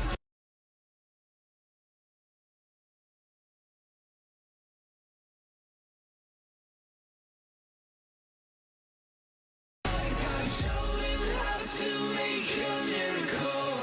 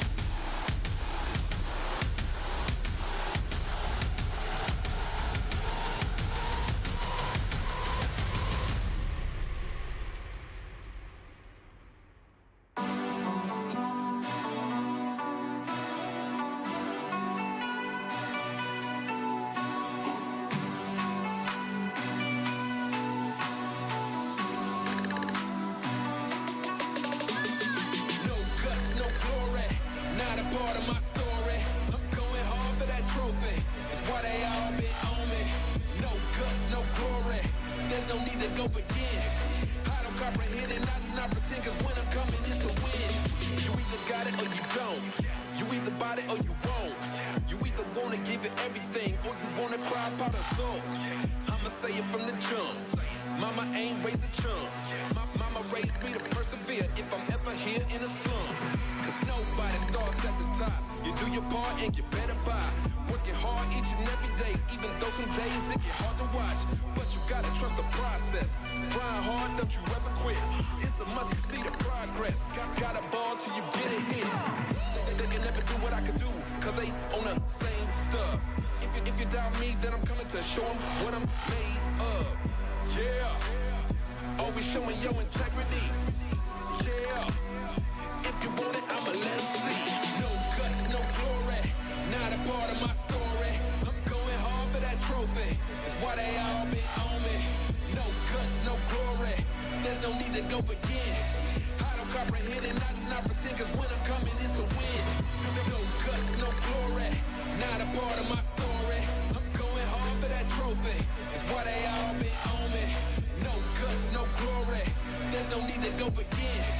I don't comprehend and I do not pretend, cause when I'm coming is to win. Wake up, put the work in, that's the only way it's gonna work out. Hard work and dedication, no time for procrastination. Takes a lot of time, a lot of patience, a lot of heart mixed with motivation. On the days that you feeling down, look in the mirror for your inspiration. Like, woo, just notice, never stop, never quit. People wanna see you doing good, but never better than them. Gotta push yourself to the limits. You cannot lose if you are not in it. You gotta lose, sometimes it's to win it. Don't get discouraged, it's just the beginning. Yeah, turn up. Don't end up a Timmy Turner. Don't get caught up in the streets. Don't get caught up with a burner, don't be a slow learner.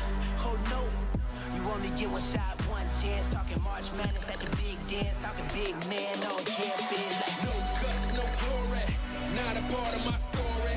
I'm going hard for that trophy, it's why they all been on me. No guts, no glory, there's no need to go begin. I don't comprehend and I do not pretend, cause when I'm coming is to win. No guts, no glory, not a part of my story. I'm going hard for that trophy, it's why they all been on me. No guts, no glory, there's no need to go begin. I don't comprehend and I do not pretend, cause when I'm coming is to win.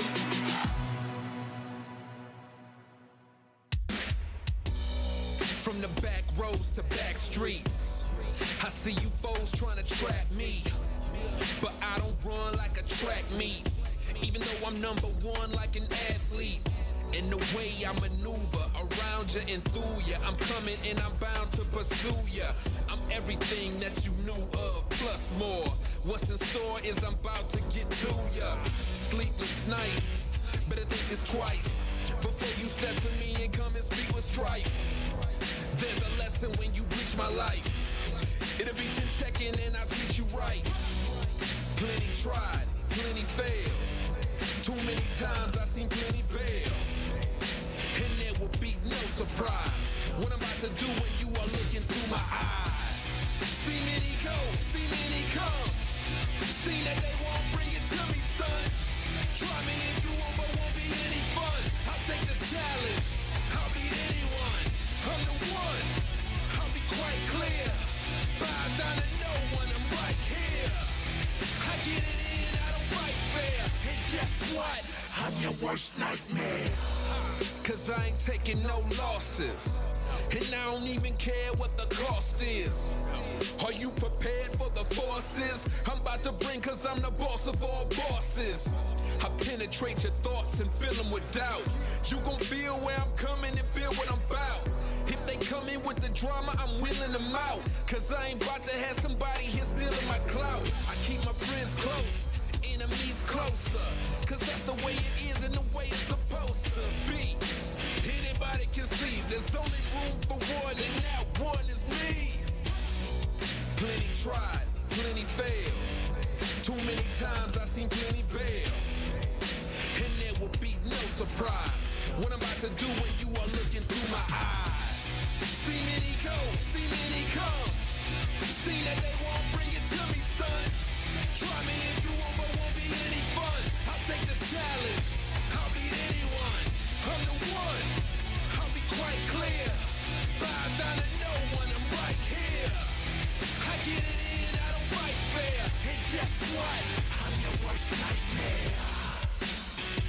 worst nightmare. Are you prepared? I'm your worst nightmare. I know you scared. I'm your worst nightmare. Are you prepared? I'm your worst nightmare. I know you're scared.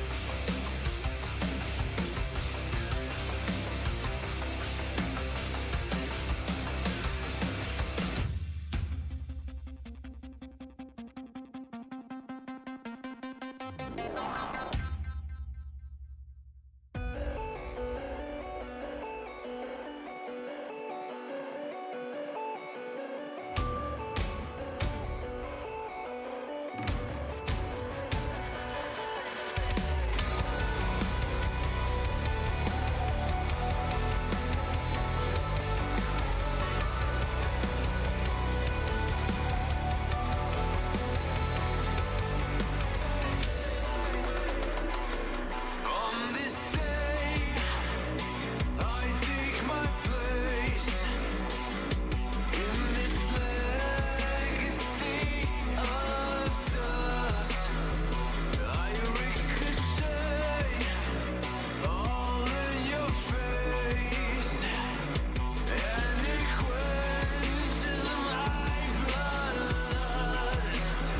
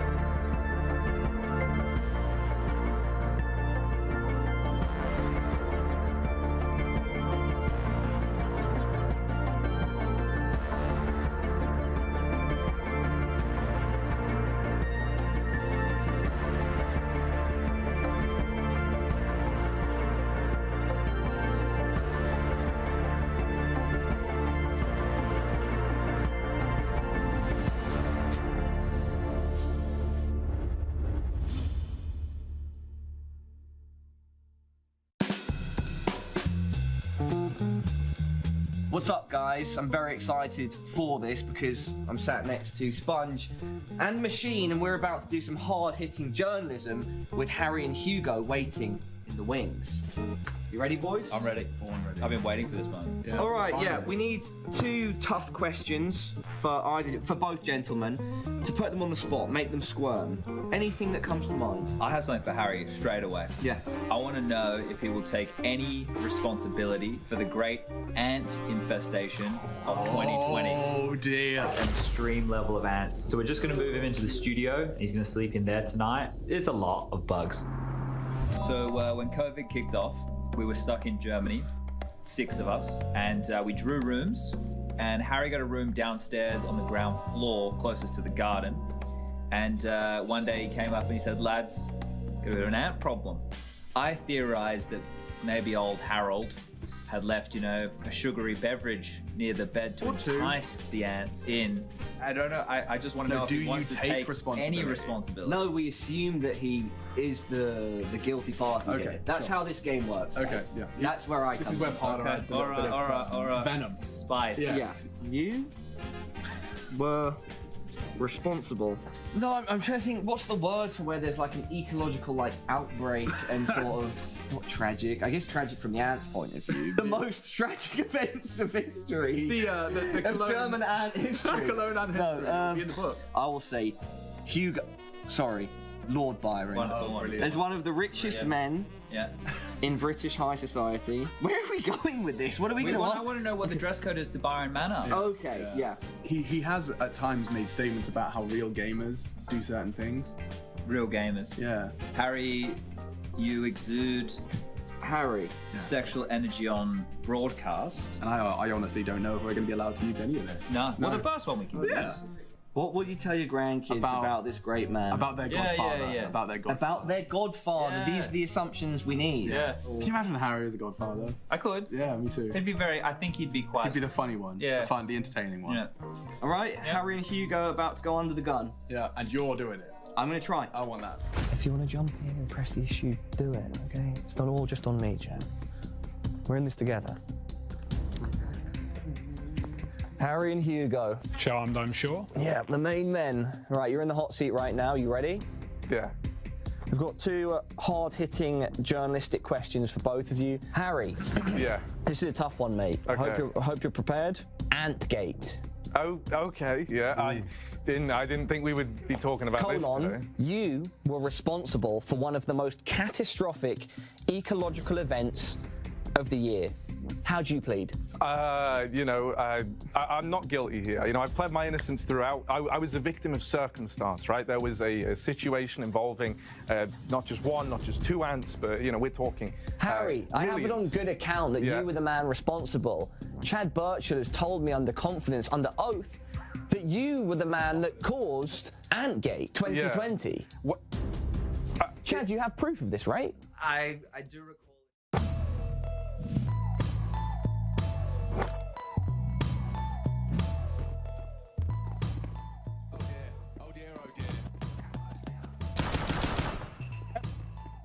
Marco, instantly, when you can't move your shit in this. My god. It's gonna be hard, you noobs. Well, one of them is gonna be pretty easy when you see him. Just say that. One of them is fucking stupid, man. He's not even trying.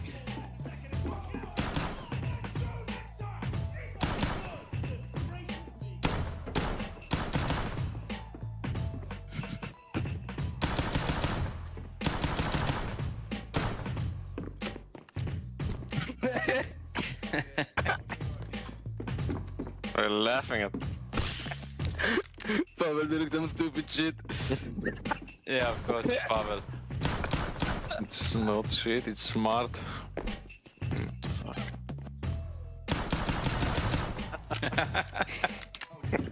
No, there is no way I can try. What he started being was absolutely stupid. It's fucking stupid if I do it.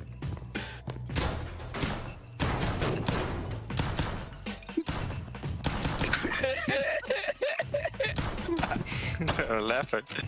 This is so It's stupid. close, man.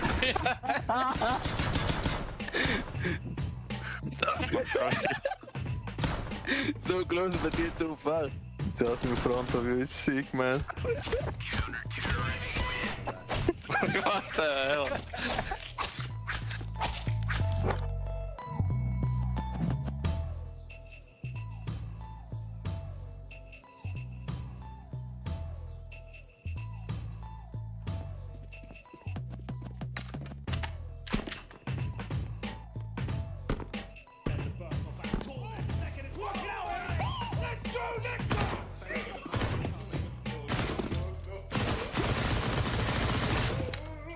What's going on here?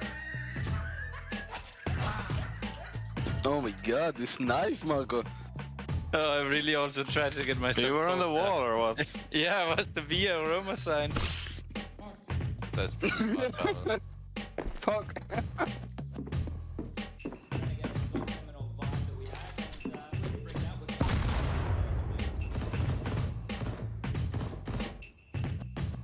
Pavel is next level, I swear. I'm quiet because this is boring. Hello, how are you? I am under the water. Yeah. I just got stuck to you, I couldn't see you. Oi, it's my tactic. Get stuck on everything.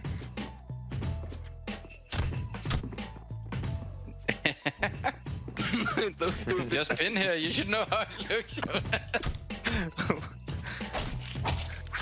I don't understand, like, I can't see anything here. You killed all three without seeing us, what? Yeah.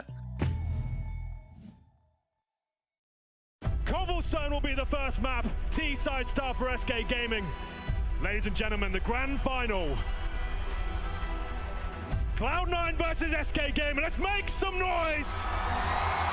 CZ, armor, smokes, and they're so deadly with this weaponry.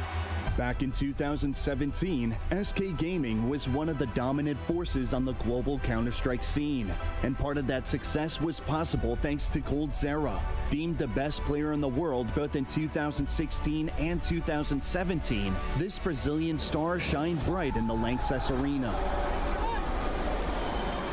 His team made it all the way to the Cologne Grand Final, where they had to face their North American rivals, Cloud9. Everyone knew just how high the stakes truly were. However, SK asserted their dominance almost immediately, and it was the legend himself who led the charge, which soon paved the way to a decisive victory. Skadoodle has to go close range here with his MP7. Okay, Fallen somehow takes him down. I thought that was a guaranteed frag. And Shroud gets the two that want to split through connector, covering off drop. It's a good hold. This coldzera is the only one to get a kill back. It's on Stewie. Cold's just fighting at this point to try and salvage the round. There's no way Plant is in mind. It's all about kills. It's a 1 versus 2. Doesn't really have the range on the CZ. Has the accuracy. Oh, it gets off with coldzera. What a way to start off.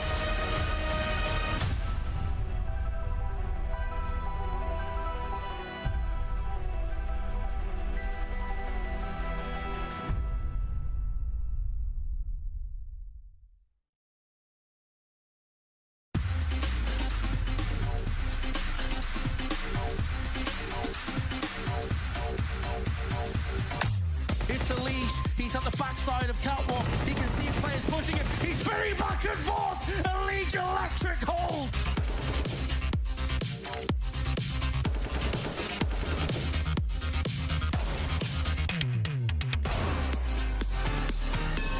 Looking to complete the sweep. Team Liquid have looked excellent here on Overpass. And the lead, oh my god, he just executes them.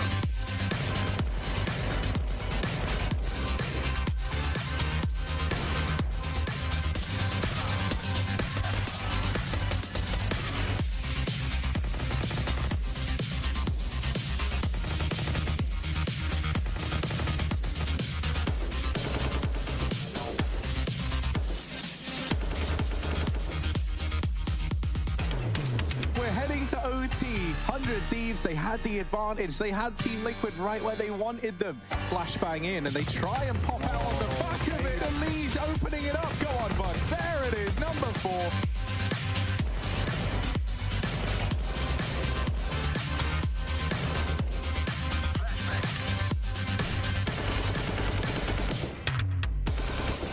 It's about to get real cool angle over here towards their ramp. Doesn't work out, but there's Elige. You said you wanted to see him. T3000 on the map. We've seen a lot of him. That's stunning from Elige. That's the big dog you want.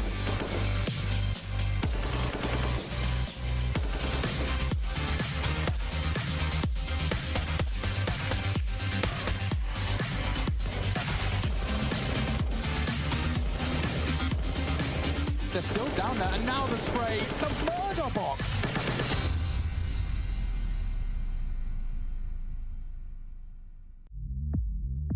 These are some of the best Counter-Strike minds and players currently out there, understanding protocol utility, the flashes, the smokes. Now they're doing it in a freer environment, right?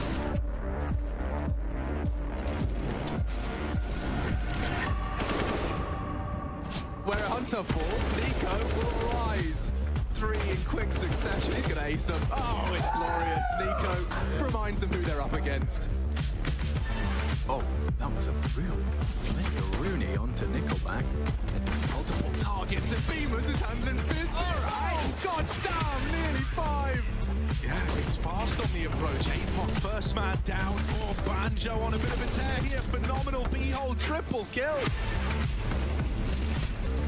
Remember Rez? Remember how we spoke about him like 30 seconds ago? Here he is, and he's going to win the whole down round. He's delaying it as long as he can. Deals with the first man, makes it a double. Rez on a tear, 1 HP for Alex and Rez. This is the flank of a lifetime. He's locked him out of the round. In the smoke. Oh, he could get both. He could get both. Locking him. Surely Dexter looks at his minimap. He sees his dots not moving. He's hit something. Whoa! Oh, a quick one. Amanek. Oh, what? Amanek! Amanek! Giving us a show! No way!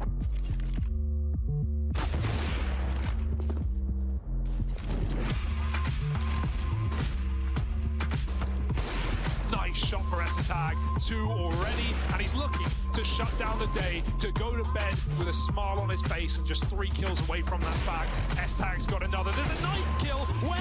How? Esatag's killing everyone. Unless he can sell this, that will do. 3!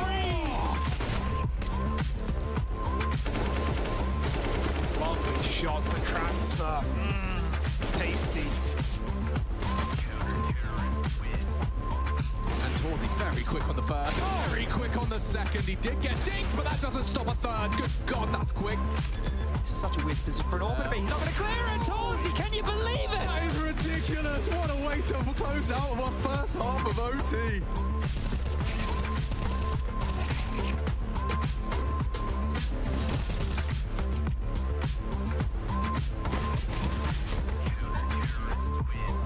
Here comes contact, Rez opts for a passive line. Down goes Frozen, yeah. Quick react, 2 of the hardest hitters, Rez! Oh! Immediate destruction, Mao's gone. Doing a double swing peek, and turns the flash. He's done a lot with this. Alex is hitting everything! Could be anywhere, Crowd's imagination. He could go over the top. Oh my God! Beast!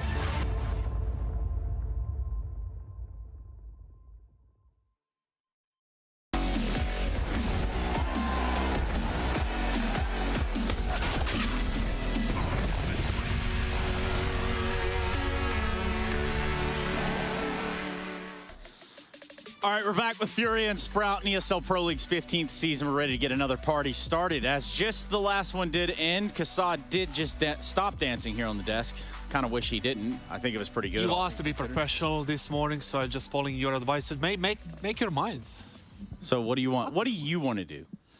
I want to dance. See? Okay. That's not bad. All right. Now, anyway, Counter-Strike, which is what we came here to do, because this isn't, what is it, Next Top Talent, one of those dance shows. Really and truly, I'm thinking about a Furia over here who beat the Outsiders yesterday, which for Furia seems like an accomplishment over the course of the past year. Yeah, it's a big accomplishment, really, to kick things off on the right foot, and also it was 2-1. They lost their own map pick, 16-14, I believe the score was, but then the last 2 maps were a pretty comfortable win for Furia. Yeah, overpass Vertigo, I believe it was, and it was like super easy. Keiserato again. I mean, you mentioned it. He's been playing insanely well. He's been playing insanely. He delivered again. He seems like, I watched the game a little bit, as much as I could, and he seems so calm in everything he does, right? Like, you don't see him panicking in any situation. He has the answer. For me, right now, he might as well be the best Brazilian player at the moment. I have to remember who all the players are. But yeah, I think that's a fair assessment. Like, they're the best Brazilian team out there. He's the best player on that team. Case closed. Case closed. I think it's him and FNX. They're right there. He's coming back. No FNX, no major, bro. Somewhere, yeah. Let's go. You're right. For Sprout, though, they had Vitality. That ended 2-0. There was an overtime on Inferno. But first, before we go any further, let's collect our thoughts on some collects players to watch.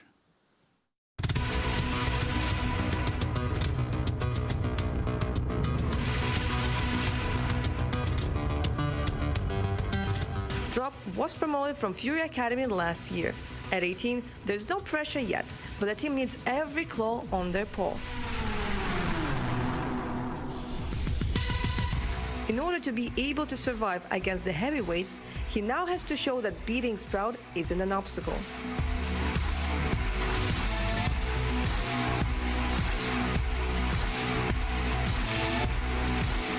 Stare. With his style of play and strong mind, you wouldn't think he's only 17 years old. Sprout and their IGL routes appreciate his smart calls, and his performance gives an idea of the potential that he could unfold in the future.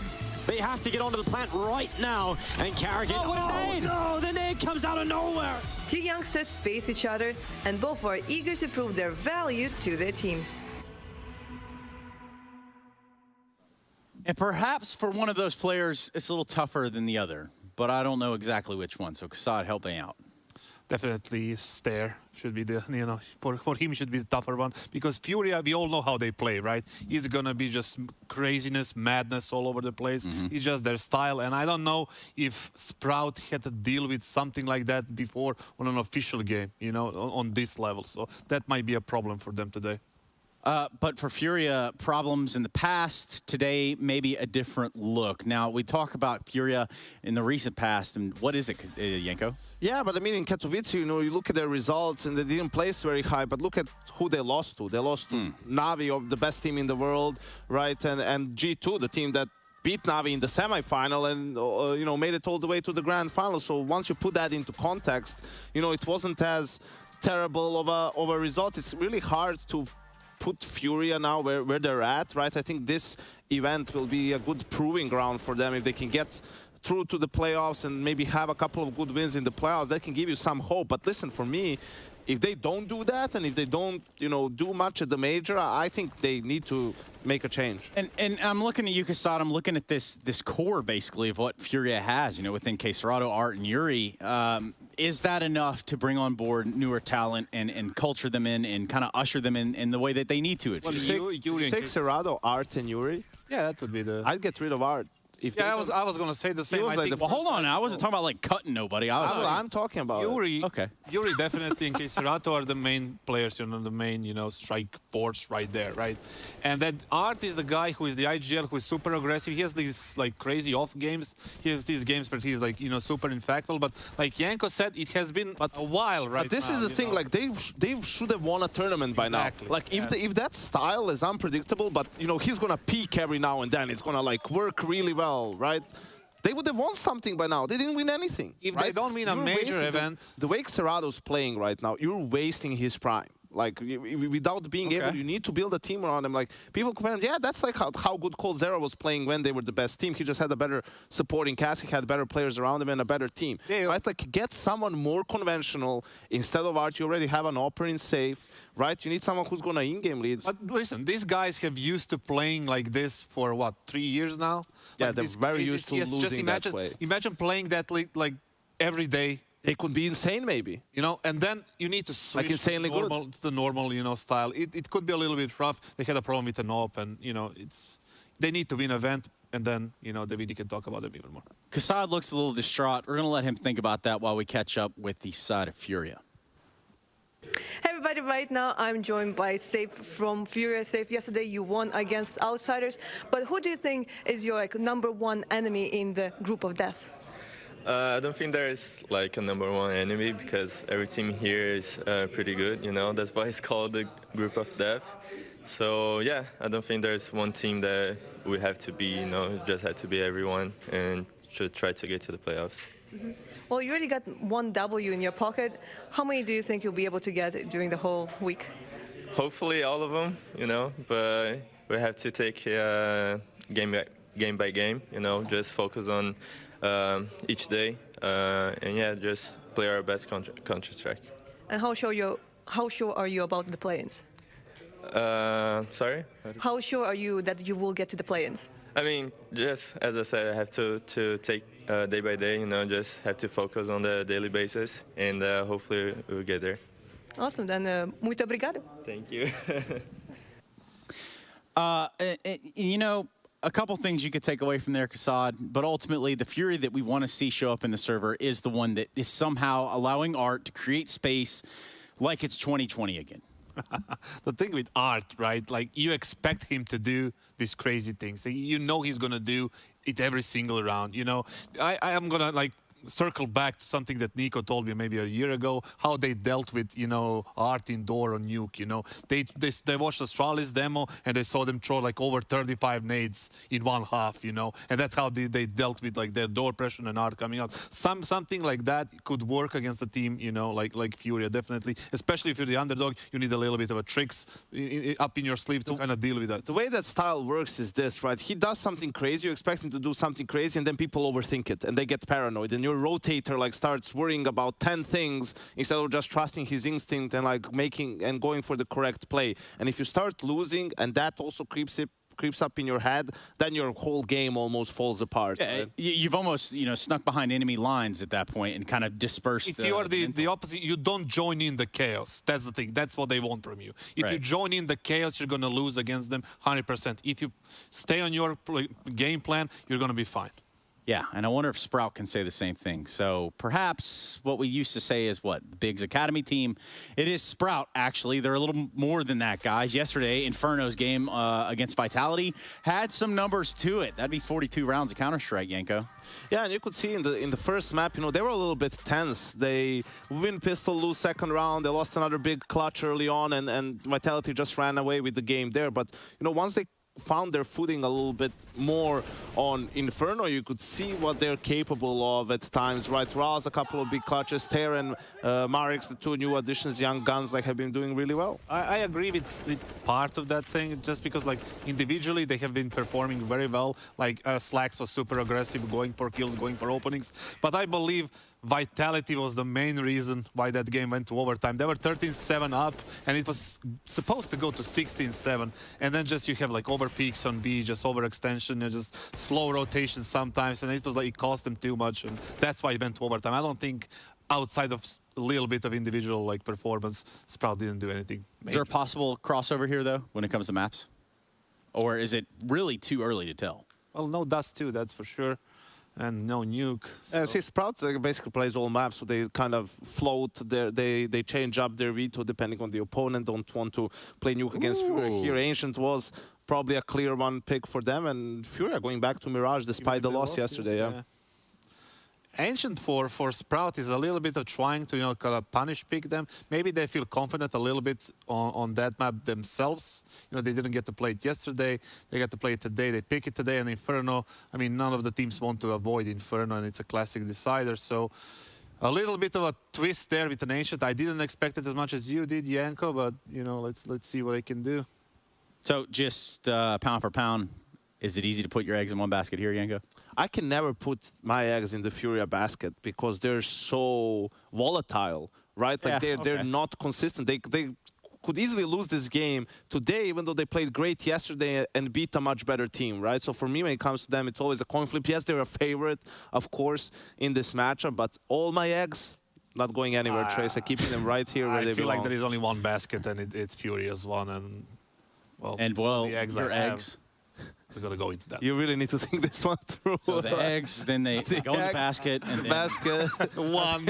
Are they my eggs or Yanko's eggs? Or somebody's eggs. All the eggs are crossed together. The basket. Easter, that's a couple months away. My goodness. Nonetheless, playing? Like, what's this game? Who knows where we're going from here? I can tell you exactly that. That sound means just one thing, that the surprises, that the twists and turns don't just stop with Furia v Sprout. In fact, I'm told it's Machine and Hugo bringing the commentary for this one. And yeah, hit that one more time. Caralho. Please, let's go. Let's go. Yep, finally we got rid of them. That ragtag squad breaking it down for us, and I'm machine joined by huge Byron for the very first time. Dude, we have lived in the same buildings and worked on the same product for so many years, and this is our debut. Yeah, we're going to get right into it. Furious Sprout. Why not? Why not? An Ancient as well. Love me some Ancient. Gets the Furia on it, and the desk have highlighted this is a bit of an attempt to catch Furia on an underdeveloped map. Stare puts his name in the feed right out of the gate, and could drop the bomb if Marix does go down. He's punching in the numbers, but not to be. It's the wallbang from Cave. Instead, the knife's out. This is getting wild. Meeting Furia on their own turf. Stare gets a double, and now room freed up to plant. Can Safe triple even. He's got 3 kills, Stare. He's already showing us what he's made of. Safe, however, pops the head of Rouse in a 2v2, and they can play the bomb here. Safe to bodyguard appropriately to the name, and maybe even Hunt. He has the kit. A little bit of chip damage onto Serato, but they are wrapping. Oh, and that's the cleanup. God damn, Safe with the ace in the pistol. He said, we'll see how it goes. Well, it goes swimmingly. 5 on the USP. He is a beautiful addition of firepower to this team, isn't he, right? Like, I think there are a lot of questions on Drop. He's still unproven. He's one of the Academy League bring-ups, but Safe, we've been waiting for this guy to join Furia for a while now from Pain. Ever since they lost Henny, this team looked like a shell of their former self. Safe, he had an incredible game yesterday, and there's no better way to start it than an ace, especially when your teammates are getting knifed. Didn't he have his, career highlights so far on this map on that A box as well? Like, he's already popping off. Of course, yeah, the knife, the AWP headshot into the knife. And appropriately, he's already whipped it out round 2. Why wouldn't you? I mean, I guess with 5 kills, you've already got the cash to splash. He's got everything. Look at that. All the nades, the kit, AWP, Kev. He is a VIP, and we must protect him. And the helmet, the lack of, doesn't even matter.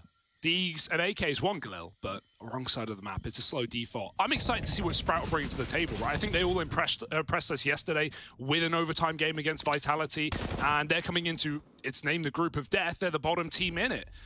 Kind of a cool setup as well. They boost him on big box. It's a very standard clear, so an off angle for the AWP and a boost on Serato if they were to commit, but it doesn't seem the case. Sprout crawl through mid off the red smoke. No one holding Donut.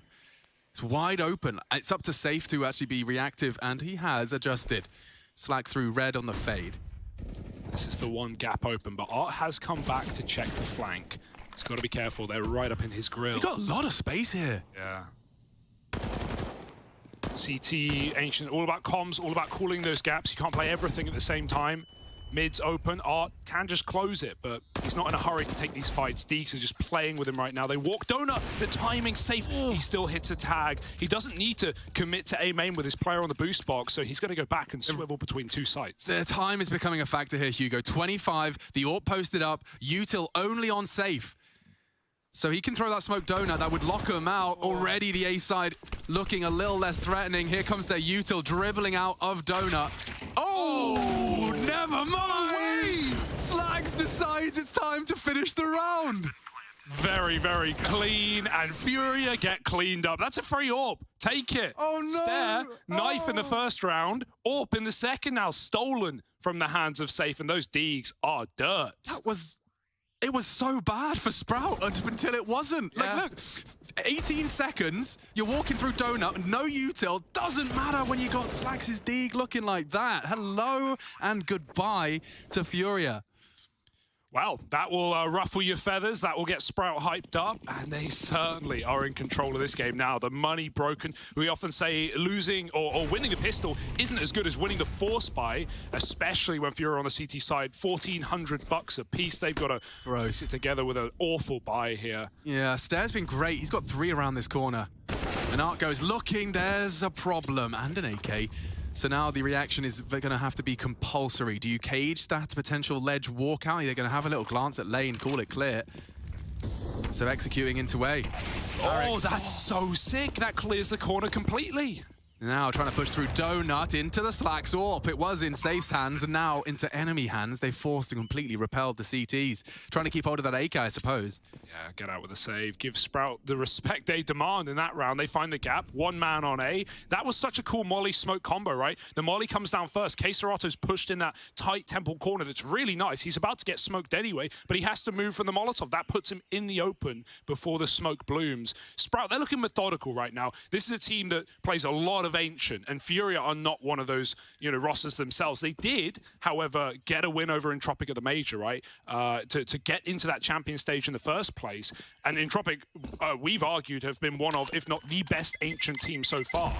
Yeah, that's hard to argue with, but when you take a look at the teams they've played, they have played an awful lot, and in their region, and sorry, not in their region, but in their tier 2, those games and all those invitationals, they've had close affairs and close losses to teams such as AGF and Dignitas.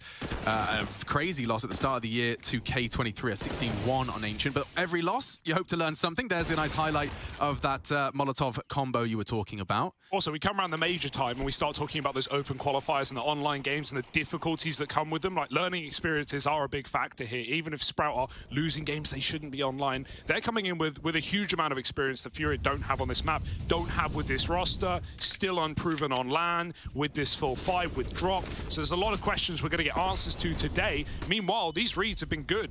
They found another empty site. It's just a cave player in Yuri with that forced up FAMAS. He does get a kill. Drop, not been smoked, and for good reason. Shot in the head instead. They keep taking long for this post plant, completely locking Furia out of the round. Huge. That deep CT smoke, I mean, if you could, you'd want that over the short one every single time. Molotov in the flash. He doesn't even know. His teammates let him know. Gets away, but again, it's that horrible scenario where you just can't afford to go for it. You didn't have the best of buys. And they will be allowed to at least retreat. This is what we said when Sprout win that second round. Right? This is the position Fury are put in. They're constantly buying. They're constantly trying to save very little. You're probably not going to win a round with this. K-Serato and Yuri on FAMAS is not pretty guns to have so early. And Sprout are laughing that they've still got this AWP that Safe bought after winning the pistol. Yeah, that's a yikes. For as long as he gets to keep hold of that, he's going to build up quite the bank. In fact, 2 of them do breach 10K already. Ouchie. Third stage loss bonus now for Furia as 3 together strung by Sprout, this mix. Good to see Raul's delivering. He had a great clutch yesterday. 1v4, I believe, and he's calling the shots here. He speaks very highly of the new additions to Sprout, and they do feel like they've found some potential. A lot of great content out there. Caught a little bit of an interview from Scrivcast. He did one with Berry. He's worth checking out if you want to hear about these new Sprout roster changes and the intention behind them. Berry, that's a name, man. He's been around the block. He has been around the block, and it's cool that he gets to kind of pass it on to a new generation of very talented individuals. I'm liking what I've seen from... not today. But quick trade. Marix, the other name at the tip of the tongue. This time, kicks down the door. K-Serato ready for this. Raul's not ready. And okay, we do still see a 3v3 established. It's up to Safe again, and their deep smoke will contain him. Like, trading is really, really nice as well. They're not leaving too much space between players on entries, and Spitty finds a kill through the edge of the smoke drop. Going to get flash, dodges it. He's got a kit. That might be temptation enough, but he needs an immediate kill, and Marix has not moved off of the site just yet. These timings, and Drop does catch one. A kill into a 2-on-2, waiting for the big flank. He's read his own, and Spitty walks right in. It's just Slacks. Here's that AWP. Here's that second round AWP that is coming back to bite Furia. Will it, though? Smoking kit available. Drop needs to put it down on the bomb right now. It's missed. It's bounced back. He's going to try and stick it. The flash, Slacks gets hit by it, and impact, and that's a round. Nothing he can do. Very close, but nice try. That's an AWP back in the hands of Furia as they regain control. Got a little worried that it would be that very same AWP continuing to deny and haunt them, but phew, sigh of relief. Furia do post and their first round since the pistol, and it is by virtue of that defuse. You can see how this one shaped on up. Again, though, you can see that this is clear that Sprout feel confident taking A through Donut. Not many teams are going for a main body of assault through Donut without that mid-red CT control. But it works for them. We saw the power of that Molotov. We see the power of K-Serato. He's immediately won out on the Spitty greed. He charges straight into mid and into the crosshair. Oh, dear. These wallbangs. Okay. Very oppressive. And this only really now hinges on Raul's. They're going for a reclear as a pair. And that's nice. K-Serato far too aware to let any funny business occur. Slacks and Marix, I mean, it's a 2v5 that's still got some legs to it. They're small, like kind of little corky legs, but they exist. leave the bomb and just see if Furia fancy tripping over their own shoelaces a little bit. Outsiders would have saved before that A main player walked anyway, so this is a pretty busted round for Sprout. Not getting lane early and getting locked out of middle, that's a difficulty, and it's only going to get harder as Furia aggresses, slacks trades. Still, he's looking to save the AWP. You can see Furia already running the gauntlet. Knife out. They want it back. Ready for that. Oh, just a little shy. Double AWP CT Ancient? I don't think so, though. Not for them. They'll happily stick with the 2 AKs already they hoovered up. Safe still got his AWP, and plenty of money to be juggled around to get Sprout fully equipped. Here's a conversation for Furia, though, because yesterday we actually saw, despite Safe being a really prominent AWPer, we actually saw Art doing a lot of AWPing over him in Vertigo. Safe never took it. Even in certain points of overpass on that CT side, Art was primary AWPing. So I'm still wondering where this AWP is going to lie on the team. Obviously, Safe is the primary. Art has never proven to be a problem with it either way on those CT sides. No, but he definitely has made it abundantly clear that he prefers it to be when we get succinctly summarized, when he wants to, not if he wants to. Essentially, he can just choose, and it loses its potency if Art's the deady AWPer, because Art's flamboyancy goes out the window. You have to be devised. You have to play those roles. Sit at spawn, hold the cross, be an AWPer. And that's not what Art wants to do. Gary's even talked about it as well, right? He says he prefers Art rifling because he gets to lead how he wants. He gets to play those faster T-spawn rounds, and we saw a lot of that on Overpass again. Art just manhandling 5-on-4s and going cold and going quiet. So that's more for the T side. Right now, Safe is just solo AWPing, and Furia continue to take space. Try that once, Yuri. Don't you dare try it again. You can see that they are a little more caged this time on lane, with cursory glances up towards that fading smoke. Yuri, you are a pesky boy. I can see that he's familiar with this area and looking to maintain control as best he can. Just posturing at this point. Drop and Safe on the little reaggress here. This is a lovely tight line, and Marix deals with both of them. Surely you go off that, but no. Rals keeps a leash on these troops. You don't want to overcommit. Double advantage found, double opening found. Now they can just walk through the map and poke and prod until they find the gap. Yeah, lucky that Sprout made that call to not recommit. There's still 2 players on B for Furia. It's time to get weird with it. With so much map control, with mid getting conceded by Furia the whole damn round, with Spitty up in A main, the options are open for Sprout. They're going to waltz their way to Donut. You said it yourself. This has been their point of contention. All T side. Art's here to stop it. But this smoke is a timer, and he needs to pick a better spot. He can get split by Spitty, and so Art will decide to go for A main instead. It's the better of 2 options. If he wins his fight, he has some control on A. He can try and delay this plant. With 20 seconds, things can still get weird. If he kills Spitty, he's got the perfect position to do it. Bomb's going down, but Art lost his duel. Perfect. Spitty activates for a round winner. Finish what was started by Marix. And now Yuri's just off to save what little he can. Okay, we've got a game here. Definitely going to be seeing Sprout. I mean, do you think this is the group of death, was the question you posed to me just before the desk wrapped on up. And I think the answer was yes. Yeah.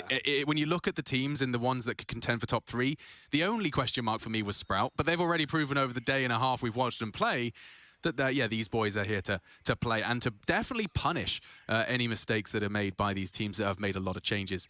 Talking of changes, I wanted to bring up and come back to the Safe AWP presence. You know, ever since Henny's departure, Furia were always missing that, missing that ingredient. And it's definitely been, I would say, a very kind of trialing time for them. You know, you're throwing in Honda, then drop, and you're just trying. Junior. God, I forgot. Changing your damn language. Yeah, like they really were desperately trying to find a Henny. And, you know, all it took was a Safe. I think that's definitely going to be inciting a lot of confidence, because you can't really dismiss Furia's achievements and failings now. They've got the full roster, like Keserato, bangs, Yuri, consistent, Art, flamboyant. You've got Drop, who is going to have to do some convincing, but that's just because he's a newer name. We don't know as much and haven't seen as much from him. Yeah. But other than that, you know, like this feels like a roster that I would have vying to be the best from their region. Oh, without a doubt. I think actually Drop in this team is awesome, even though he is relatively unproven. I think the most important part is you have so much talent, so much experience on this roster, right? You have these older players of Art and Keserato and Yuri who've been around the block and played on these top tier stages. So I think being able to mold a young, aggressive player like Drop could be super cool. And on those T sides, they give him a lot of room. He's left to lurk sometimes. He's left to do his mid defaults on his own. We talked about Orpso, Alex, and now double out. Art shines off, and that molly is not good. He's tucked in the corner. He's fine. He doesn't need to re-peek. They don't know he's still there. Stare trying to take back Cave, and he's got a player cornered, but these 50-50 angles, man. Look how paranoid he is for a second. I don't like it. Yuri crosses back. Stare equally as hesitant.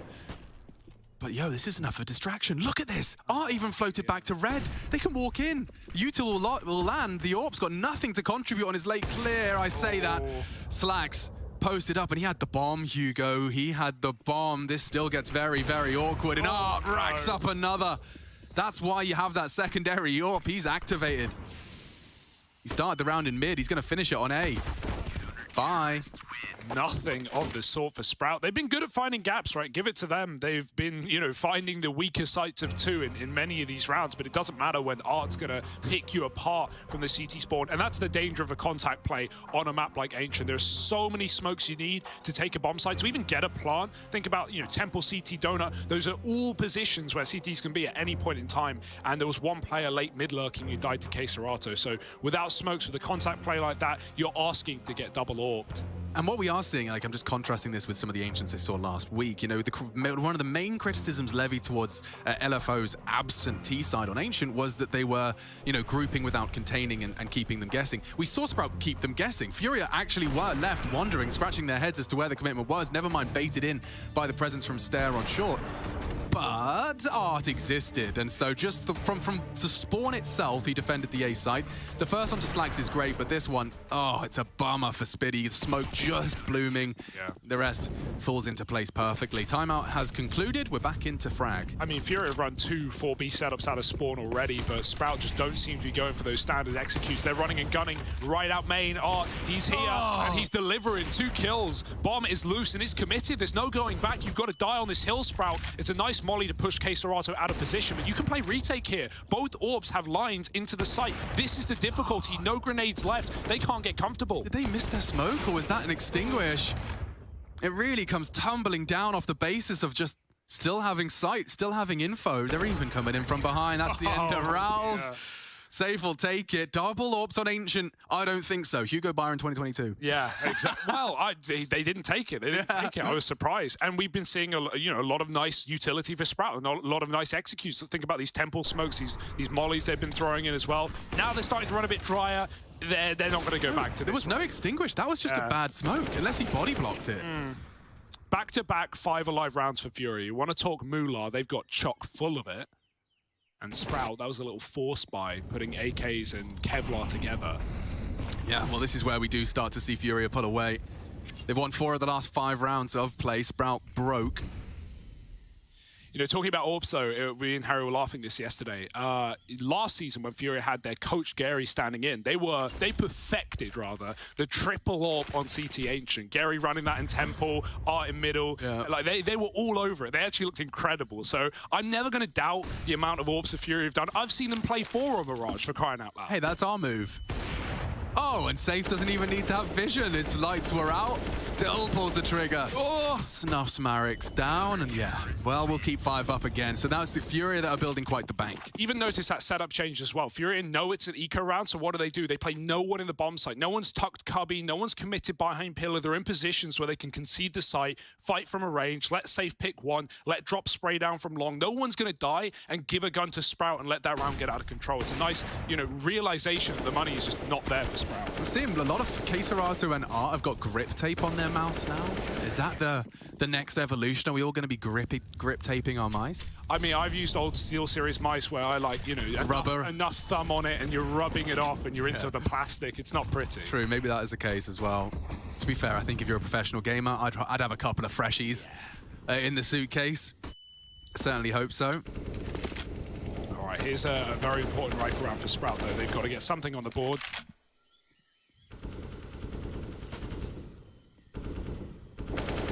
Four rifles, a couple of smokes, and out middle late for Sprout. They won't take those spawns, and when they have, often they've been met with a couple of Furia players. This time it is for free.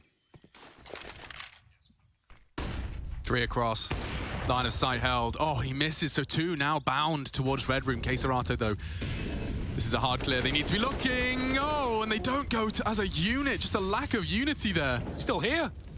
Rouse betrays. Nice trade. Drop trades. Only 3 of them now. What are you supposed to do with this? You're in no man's land in mid. Stair is up ramp, past the post-up point, but not past that smoke, so his presence is nullified for another 15. Spiddy's going to have cave by the end of the smoke fade, but this is still definitely lining up for a Furia close. Oh, they're getting back in. Sprout haven't seen anyone in this bomb site, and they will now. Surprise, surprise, on the fade. Drop's going to get the equalizer, and Safe stops them from getting out cave as well. Furia, I mean, they made that read before Sprout even made the call. They were triple B right after the mid fights, and they knew Sprout's only option was to just walk up cave and try and split together. No util, no chance. 7-4. When these orbs are given open season, they keep poaching Sprout. Very nice rounds out of Furia on the CT side. And again, impressive considering the lack of play we've seen on Ancient and the fact that this is not only Sprout's pick, but one that they've proven to make a mainstay of their roster. They do need to prove that they can keep winning rounds on the T side. Look how much damage, destruction. Serato. Another ace for Furia. Yeah, give it to him. Oh, denied by Spiddy. That was all he cared about at that point. But I mean, they had Tech9s and a little bit of Summit, so does fall completely flat as a pancake. We do see a couple of players, 3 to be specific, heading towards max money if they don't go down next round. Yeah, this is CT's bias. I mean, Furia with 8, they've won the half now on CT. It's a question of damage control, and Sprout giving themselves something to launch themselves into a competitive defense themselves. 4's not bad, 6 would be great, 7 optimal. Yeah, this is the one thing that pros have been complaining about with Ancient, right? Like, or one of the many things. Even Savage was talking about it when we had him on the cast the other day. The difficulty of getting out mid on T rounds and the fact that CTs can just win it with util. If you put even one player, but often 2, you just win mid, and there's almost nothing Ts can do. It leaves them to late lurk. At the start of this map, we were seeing a lot of mid rush attempts. Then when the lineups came down, when the util was perfected by CTs, we have to see late mid lurks or late mid takes, and that's all Sprout have been able to get away with. When they rush mid, they die, and there's no other way around it. I'm noting a distinct absence of like a spawn donut smoke. They haven't seen him throw it once, and that would deny a lot of the info that they're getting from that presence. At this point in time, though, boosting over the smoke and containing the cave orb. Safe is going looking. I suspect he'll be posting up on that if he can. This is a nice bait as well. With Yuri spamming, Sprout are going to think, all right, he's been getting away with this. Let's push him on a reload. And if they do, there's an orb right by his side. The first double deep cave setup Furia have run yet.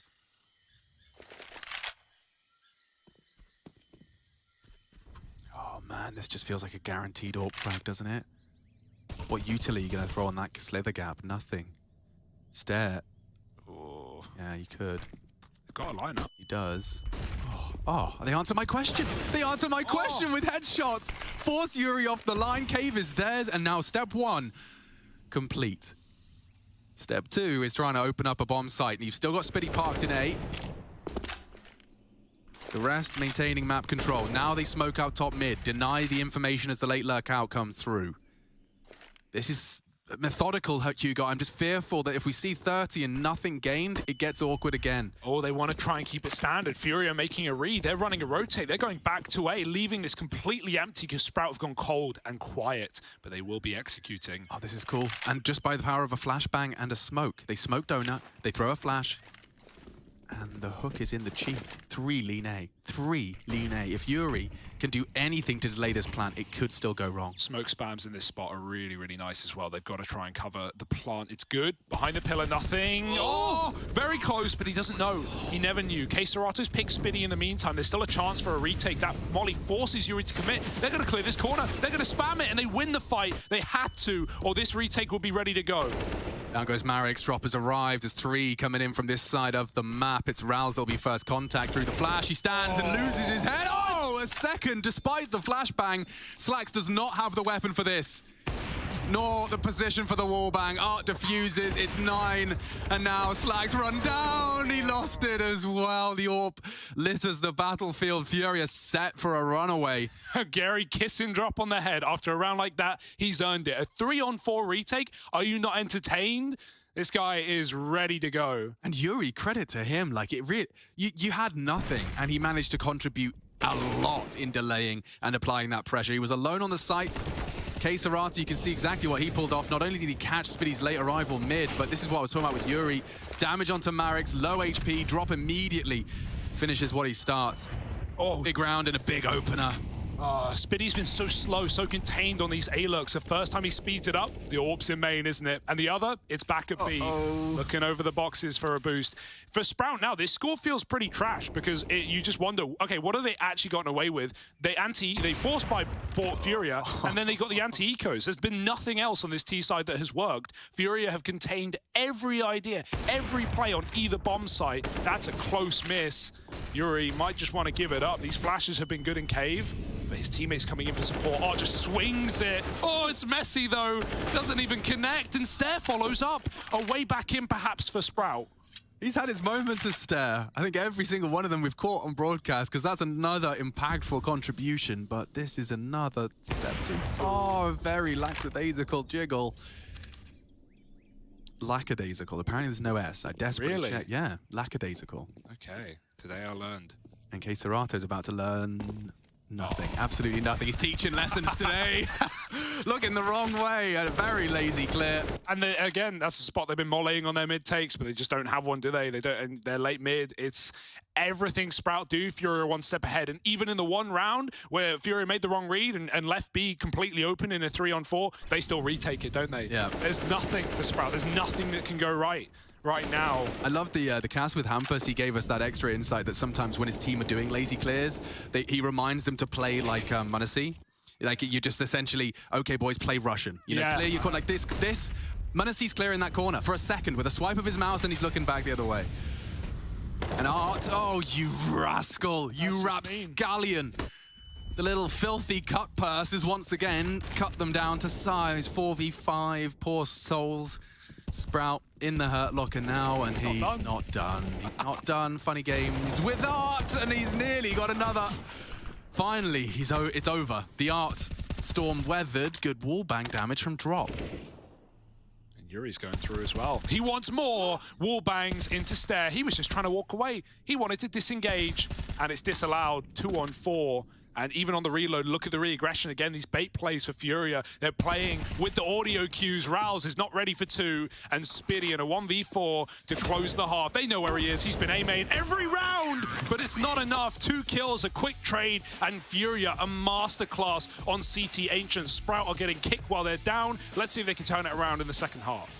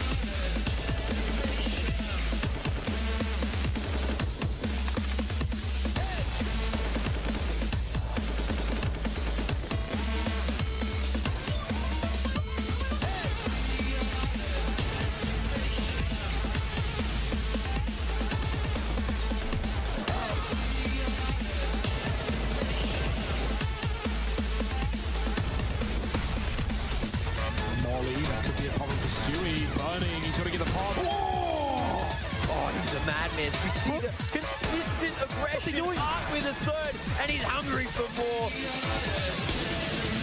Hey, oh, it's a collateral Zephyr and Leaf taking in one shot. Art is nuts.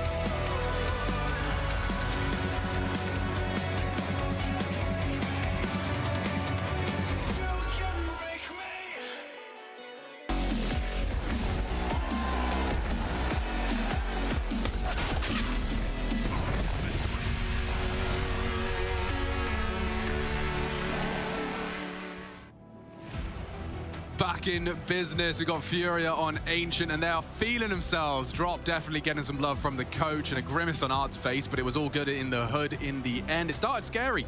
We did see the scoreline at one point read 4-3.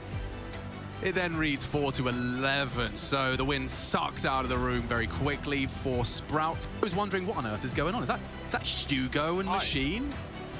Well, to explain, we are just having some fun. Yeah, we all get along, we all play video games, and we may as well, when you've got 5 weeks of Counter-Strike action, keep it interesting. We are, of course, we don't hate our partners, we love and cherish them, just keeping it interesting. Yuri's flashed, and Stare, again, puts his name in the feed to open up proceedings. 1x bet leans Furia's way, but it looks like Sprout want to extend play. Oh, Yuri's hunting the back. Do they realize off the kill feed, Stare's still here? They've got to clear him, they can't plant with a cave player as well who needs to go through and help. He will. Spitty runs a smoke, and they are actually shut down a round. Going into this half, here's a fun stat. Furia on 2 players, K-Serato and Art, were 10-0 in opening duels combined. 6 for Art, 4 for K-Serato.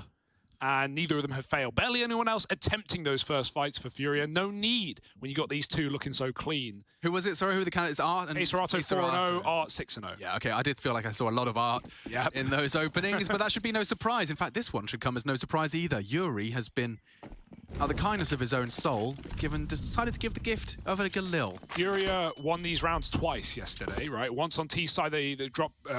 Someone gave K-Serato an AK in round 2. He wins it with like 3 kills, entering out ramp on Mirage, and then Drop on deep in the game on a full eco buys an A1S for Art, and he gets 2. He gives the gun to Yuri, who also gets 2. I mean, lots of teams must have given a lot of thought into the very best reaction.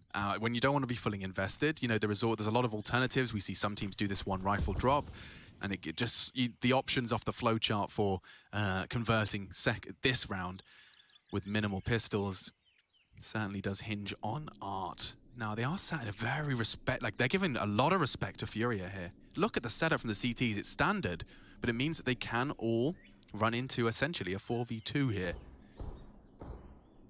Plant would be a delight for Furia. Yeah, but what does Art want to do with this? If he just walks out cave, he is going to meet Spitty's crosshair. Send the pistol first, jump a corner.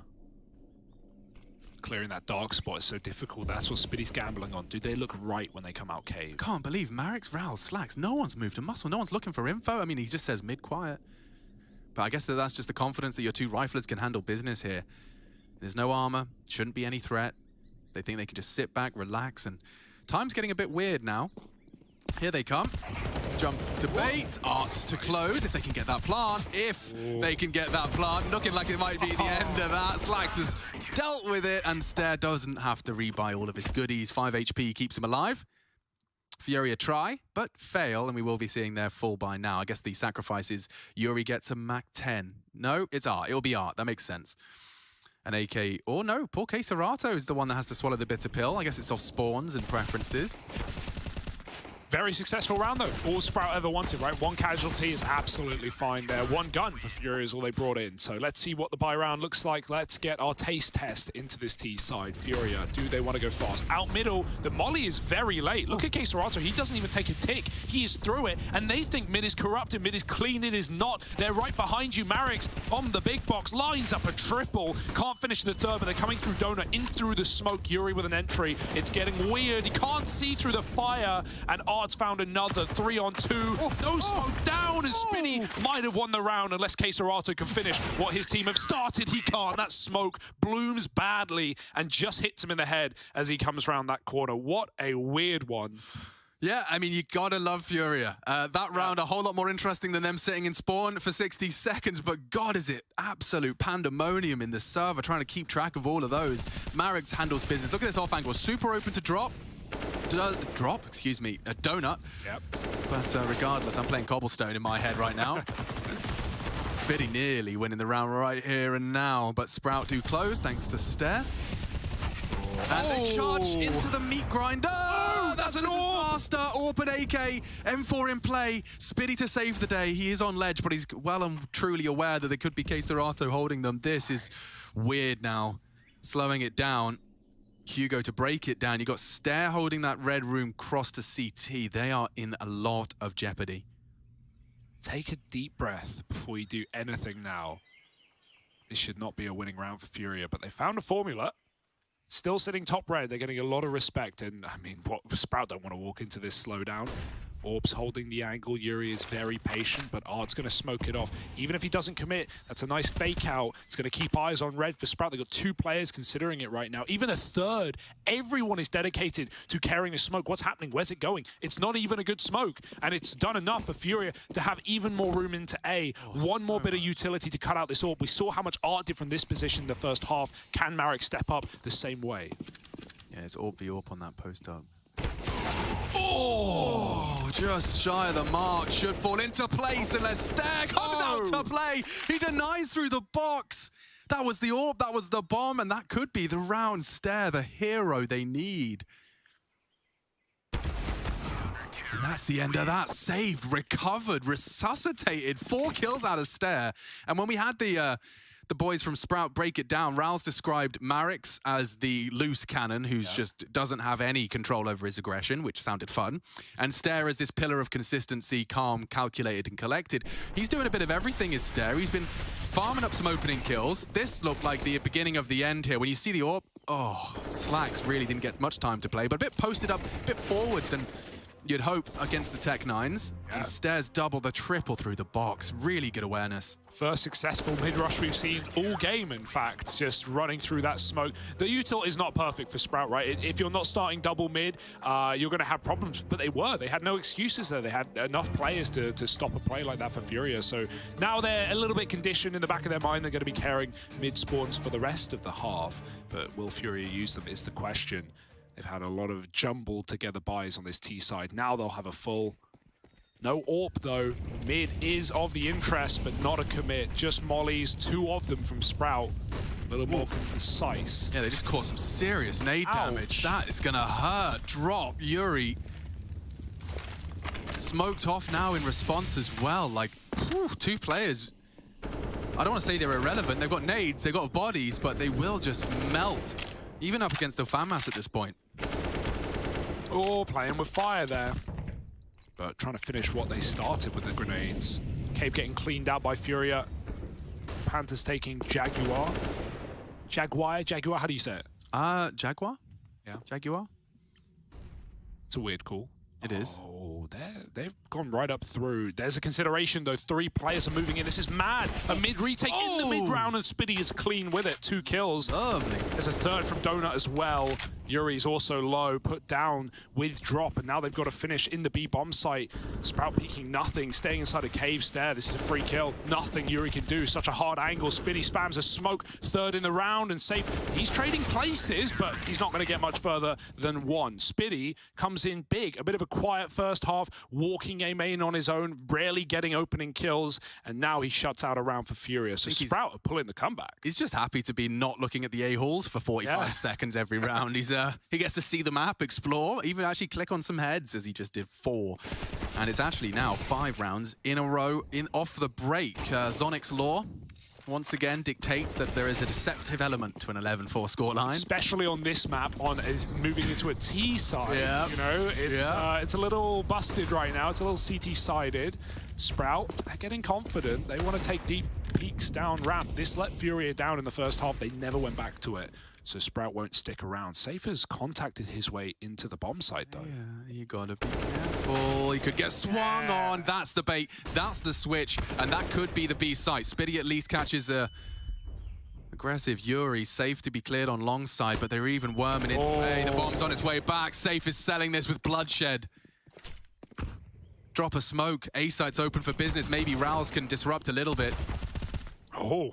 That's huge. Now he knows, but he's up to 4. He can't fight anymore. He's got to wait for those rotates to come in, and the whole time Furia is scared. They found a smoke. That will open up the plant, but Drop is walking. He has to run. That's now info. Rouse knows both of these players' positions. The unscope is badly timed, but it's fine. That molly has bought more on the clock for Sprout. Furia, this smoke's going to fade before they can even stick the bomb. They are in a very uncomfortable position. Yeah, they need frag. You can see Drop's position, or decision, indicates as such. His crosshairs in the perfect place. Rouse is well trained. He doesn't give it away.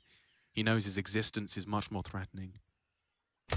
But he goes down. That's enough to plant, surely. Donut threat eliminated.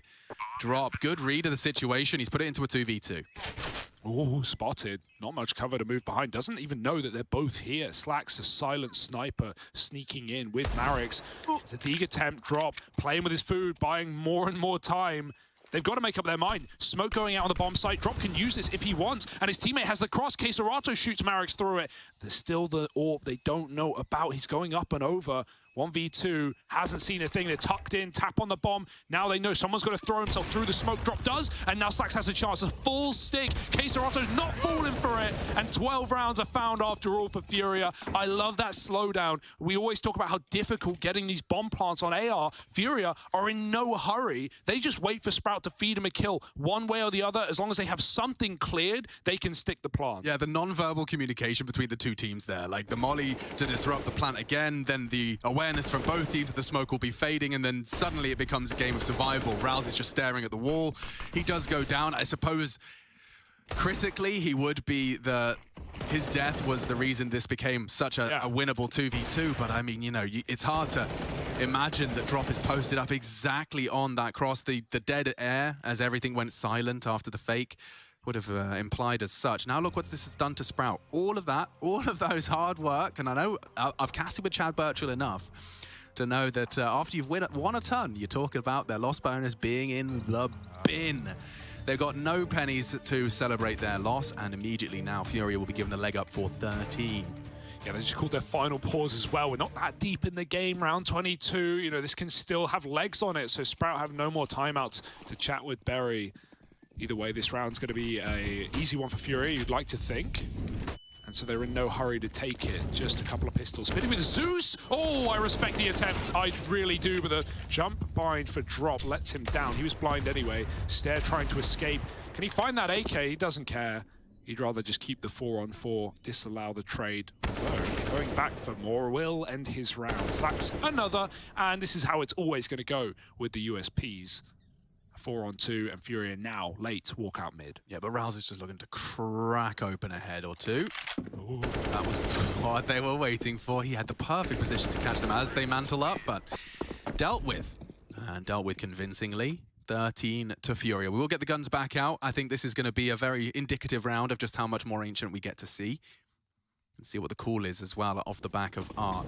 Yeah, and because, you know, it happened to you know, Sprout rather in the first half where they, you know, picked up that, or Fury picked up that force and wrecked the money early. Like, we've not had CT Orbs for Sprout really doing much despite having the money. Now they've got one out. It needs to perform. Like, Safe and Art were terrifying on that first half, going for all sorts of picks, playing lane, fighting ramp, taking middle, donut. Art even went for an A main pick. Slacks needs to show up here in a big way. Spitty's been flashed in. No one's blind. It did not do a thing. And Fury given a 5-on-4. That is a dream scenario. Yeah, and you know what that's done? That's forced Slacks out of middle into a more defensive line so he can support B.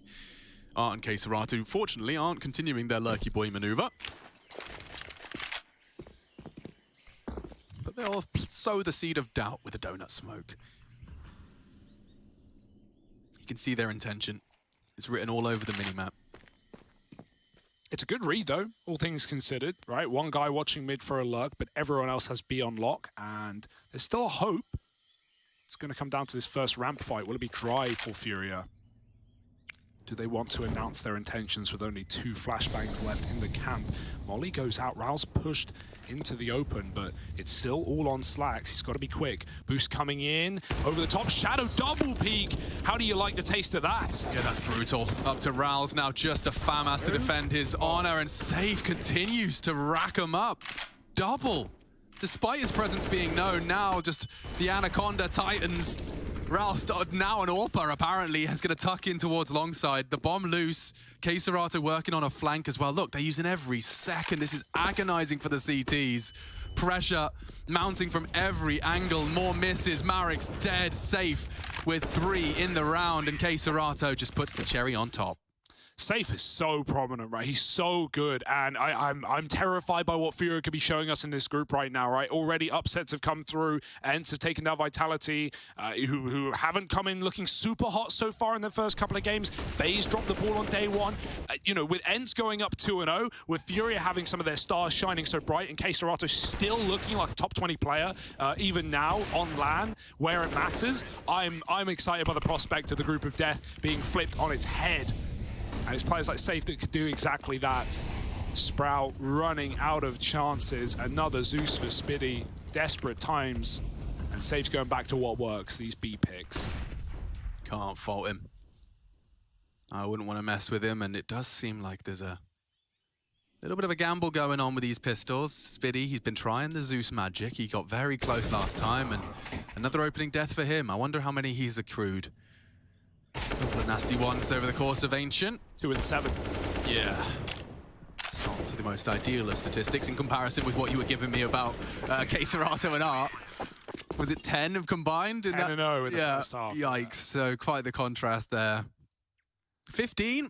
I know what number comes next. Did you used to get your GCSE in maths? Oh, I did. Just about, yeah. Pulled it across the line? Of course. Respect, respect. Do you remember going in for your results? I remember that was like a kind of a weird social dynamic where everyone was like off and then they're in school and you felt like it was all over. Yeah, I did pretty okay. I scraped by, we'll say. Okay. Like, GCSEs were good. A-levels is when I really stopped trying and played way too much CS. Yeah. But, C's and B's, happy with that. Can't complain. Can't complain. That's what that was my goal as well. The only goal I really had was to beat my mother's result in maths. She got a C. If I got a B, I got 100 Great British pounds. Ooh. 100. Got a B? I got a B. There we go. The only exam I studied Did you pay for. up? She did. 100 pounds. It was a huge win back then. Parents love motivating their kids with that, don't they? Yeah. The sterling in my pocket. I don't even know what I spent it on. I know I spent the money I got for my driving lessons on going to LAN and never bothered getting lessons afterwards. So. A wise investment. Yeah, I just went to LAN instead. Right, this is it. This is all Sprout have been waiting for to close the map. Fury need one more round. 6 opportunities to do it. That nade's nice. Thank goodness they smoked it or Yuri would have perished in the Molotov. This now in the wallbang corner. No comfort in B at no point. This is quite a naughty pairing on their T sides, and on both sides of the map, Drop as well as threatening. Stare has to go back, and Art and Queserato poke and prod. You can see the orb now on notice. Slacks has to get out of there. Oh, no. They really want to fight this. Oh. This time, Yuri comes through gray screen.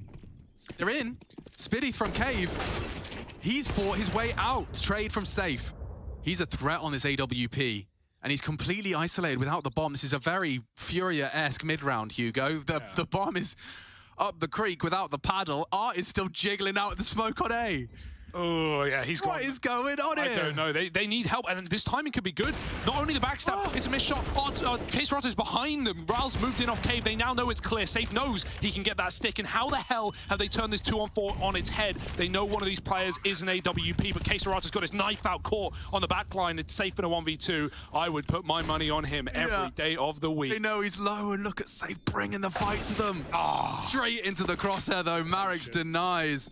But come on, Fury. I guess the strategy is, if we don't know what we're doing, neither will they.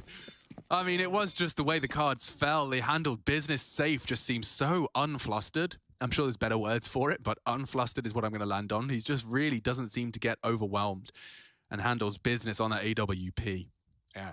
Cheeks not going red in that round. Somehow he keeps pulling out multi-kills. We saw this bait and switch attempt right from Fury in the first half. Sprouting him a bit here. Fury will. Yuri runs through off Spiddy's reload and good cover by Rouse to stop it.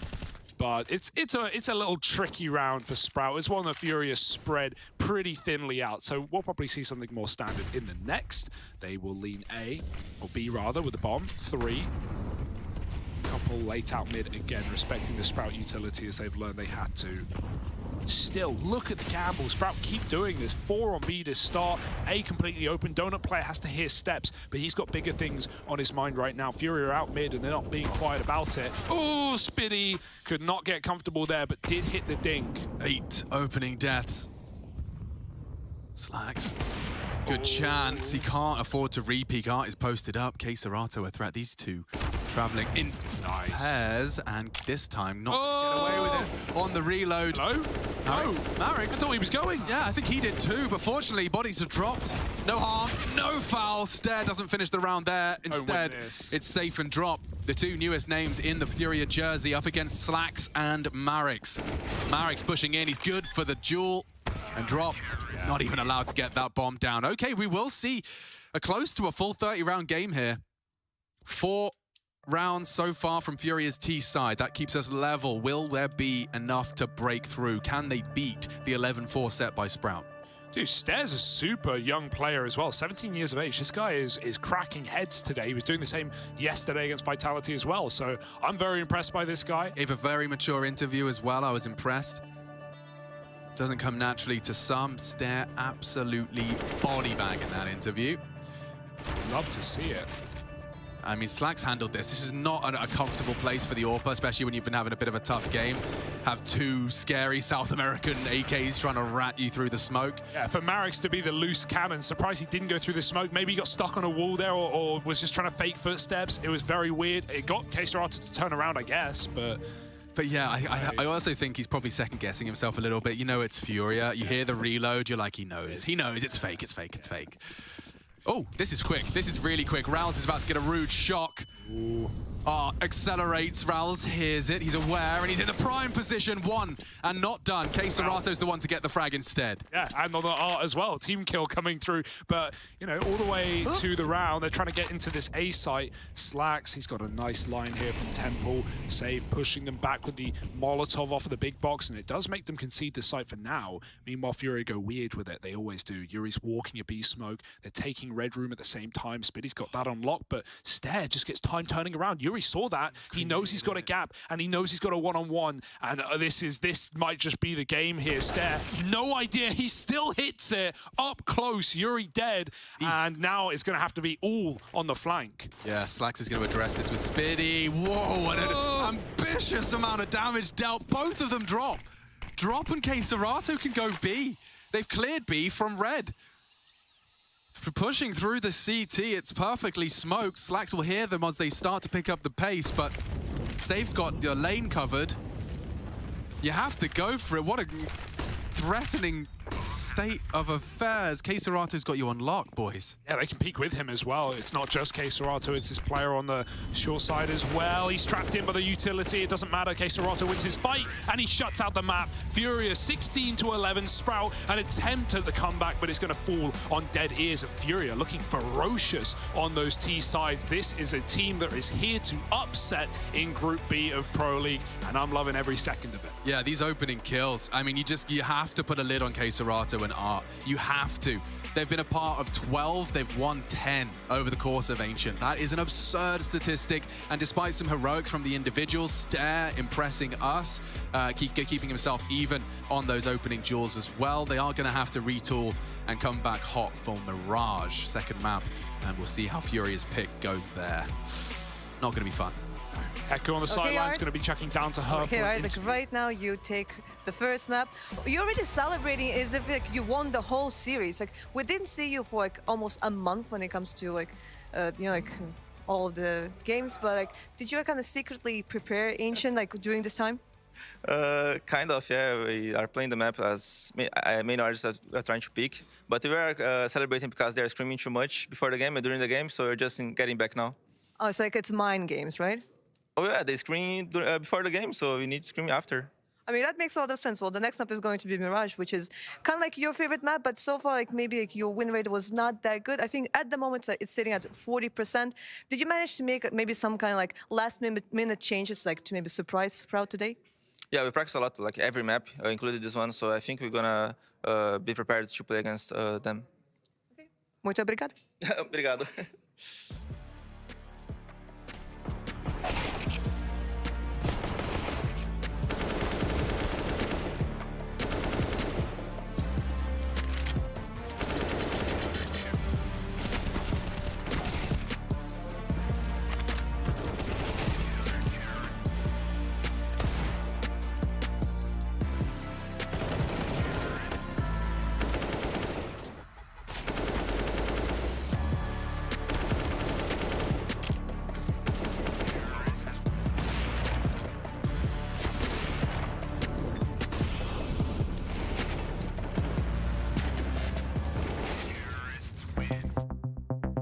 Thinking, moving, touching, and well, all of the other things, all of the other pieces that you need to compete in Counter-Strike Global Offensive. Welcome back to CS Psychology 101.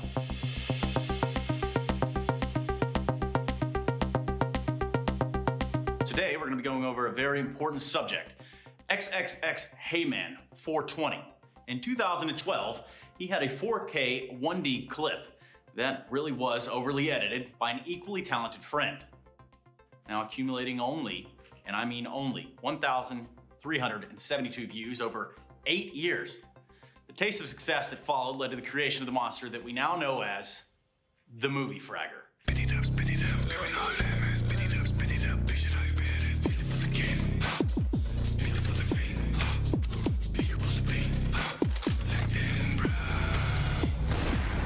Clip it, baby. This one's going viral. Top 3 Reddit easy. Zai Wu, Zai Whom, or like it. Check out this shit. Oh, don't you worry, Movie Fragger. We are definitely watching. In fact, we'll just start on the appearance. We'll note that the cap is backwards, albeit he doesn't have a headset on, but don't let that sway you from the idea that this guy means business. But is it serious business? Yeah, we can edit that out. It's all right. Some general traits about the gameplay can be observed, such as the famous buy an op and then use the deagle. Take this example. Where an ordinary player may see this round win as a certainty, the Movie Fragger sees it as opportunity.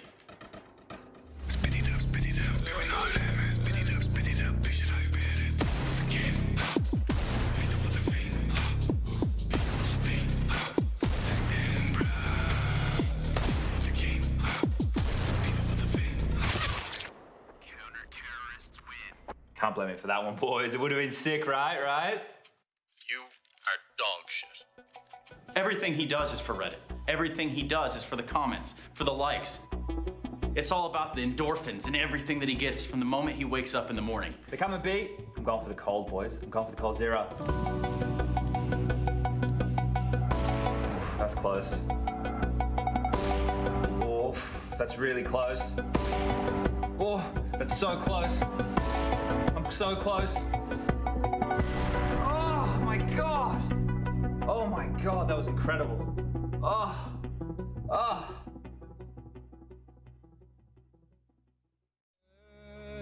You've got what it takes to fight back.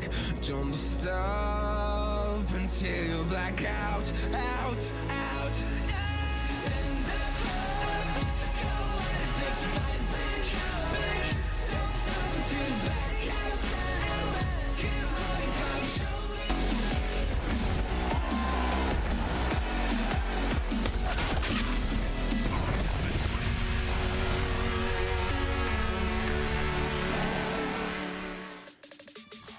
Well, if you want to look at the harsh realities of this, it is this apparent. We're talking about first kill 17-9 in the way of Furia, who did run all over Ancient as if they ran the place, close to back-to-back aces, if I'm not wrong. Either way, close to 2 nonetheless.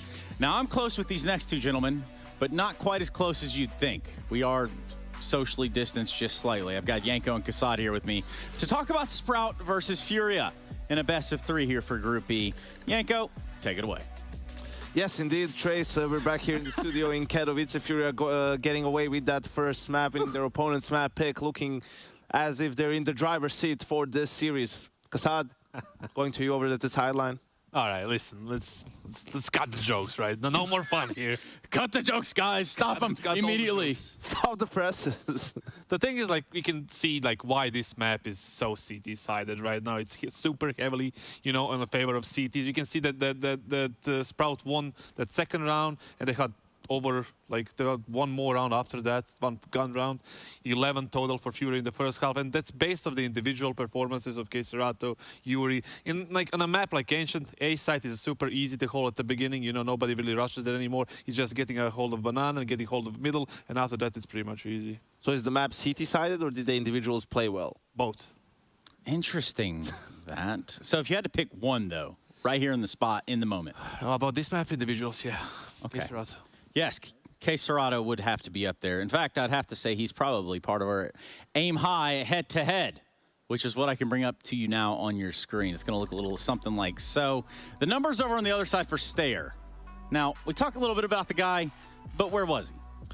Yeah, him and Marix, again, playing well in this map as well. Keiserato leading the way, as you can see, for Fury. I think it was, you know, Slacks was a bit of a letdown as the primary opper for Sprout, right?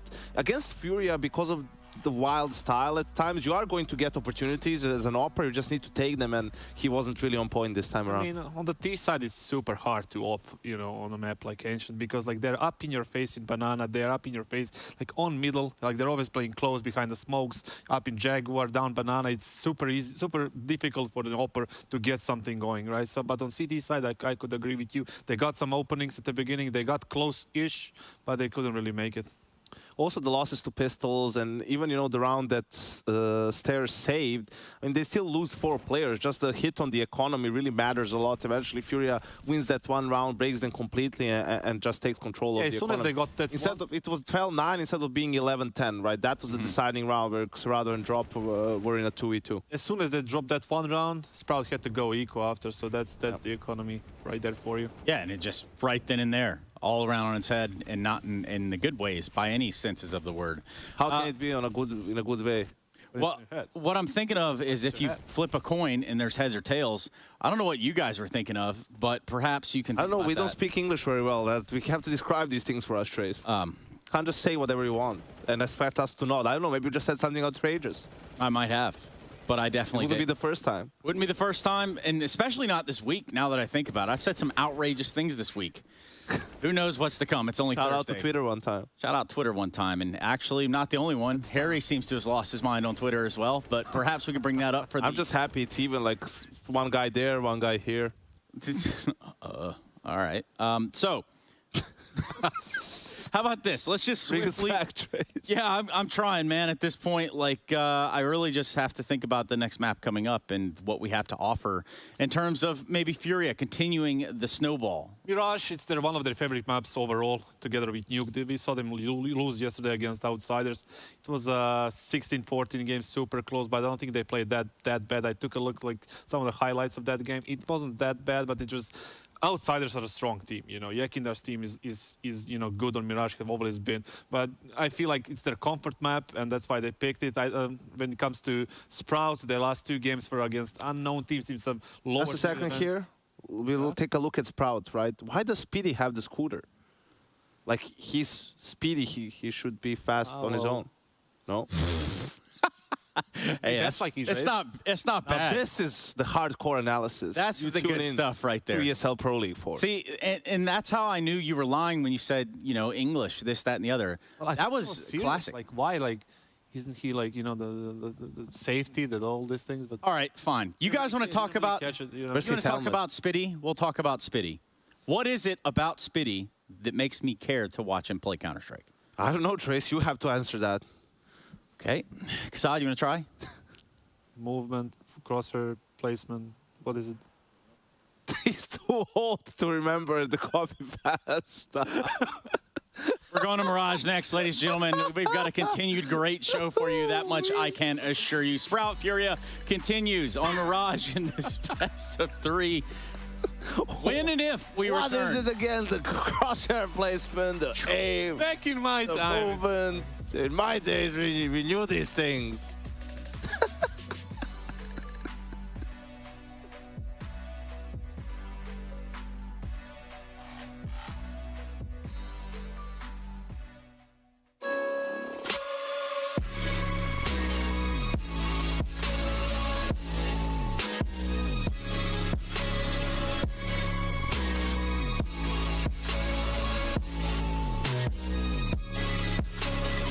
Love it, you wear it. What's your style? Get your merch at shop.eslgaming.com.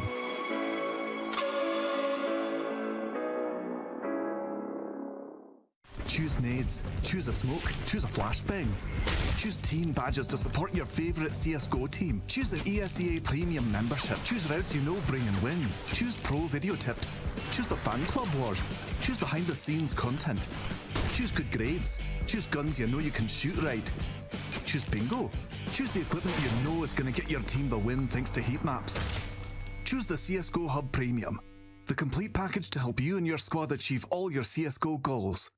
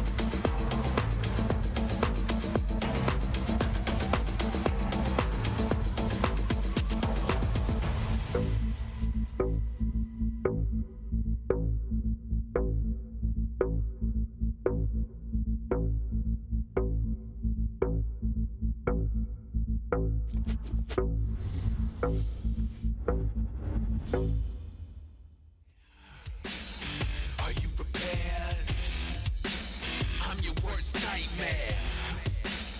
I know you scared. I'm your worst nightmare. Are you prepared? I'm your worst nightmare. I know you're scared.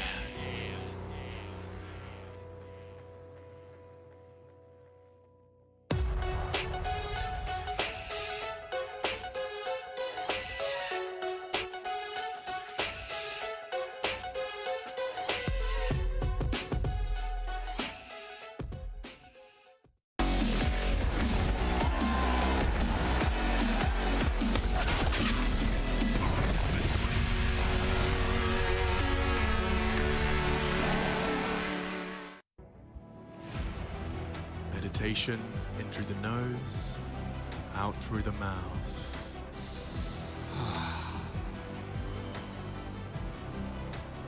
Composing themselves, somewhat of a ritual. Everyone's got their own. I saw Hugo Byron turn around 3 times, tap his chair with his knuckles, and one I won't explain. Yeah, I threw salt over my shoulder. Oh, you did? Well, you know, so everyone's got their rituals before the game. Fury are known to contemplate and have a moment of mindfulness before they get in, and that's exactly what that sound means. We're loading in Mirage, a map both teams are deadly familiar with it. Sprout, the underdogs. Furia coming in to close here in that 2-0. It should be juicy. The individuals are awake.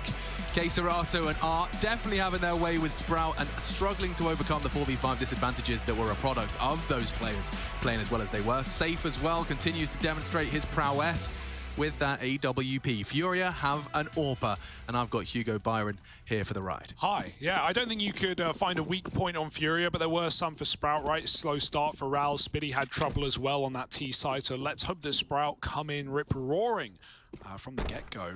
Going to do that boost up on B, get Spitty involved, and he spots a lower player immediately. Those 1x bet odds do not look pretty for Sprout, but let's see if they can prove the numbers wrong. Furia is setting up A smokes and running in off ramp. There's going to be an underplay from 2, and out they pop. This ain't going to be fun. Not at all. It's going to have to be a retake setup. Slacks has got the cross held, 2 from CT. Art has got that on lock as well. It's going to be all on Slacks. Oh! Clean. Very clean. Gets more competitive now if Stair continues where he's been going. Struggling. Slacks to post a second. Drop can't source it. Spitty isolated now. An awkward death for Spitty to concede. Thankfully, Marix is here. The Luxembourgian, right? Yeah. Luxembourgian? Luxembourg. I don't know how you pluralize it, but yeah, that sounds about right.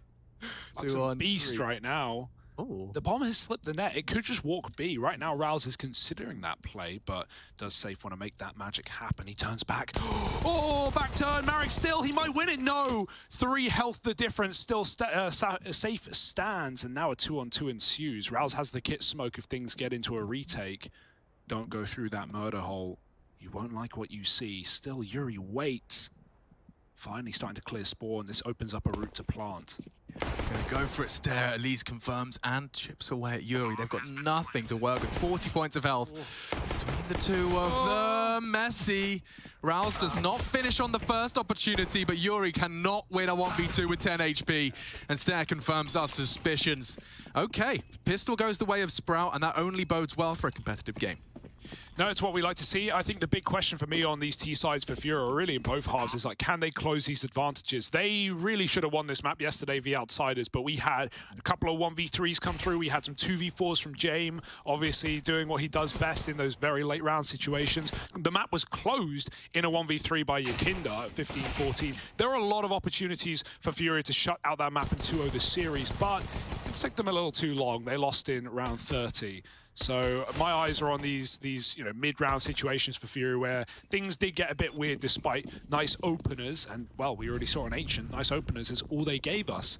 I love the force though. Krieg out, and Safe still taps Slack, so I don't know just how many rifles are on the other side. This buy is brutalized by Stair, who swings through that Molotov. And now a 3-on-3 where Fury try, a 4-on-4 where Fury take late mid. What? You Spicy, man. A Krieg. It's been a long time since I heard a Krieg rattle off down Mirage.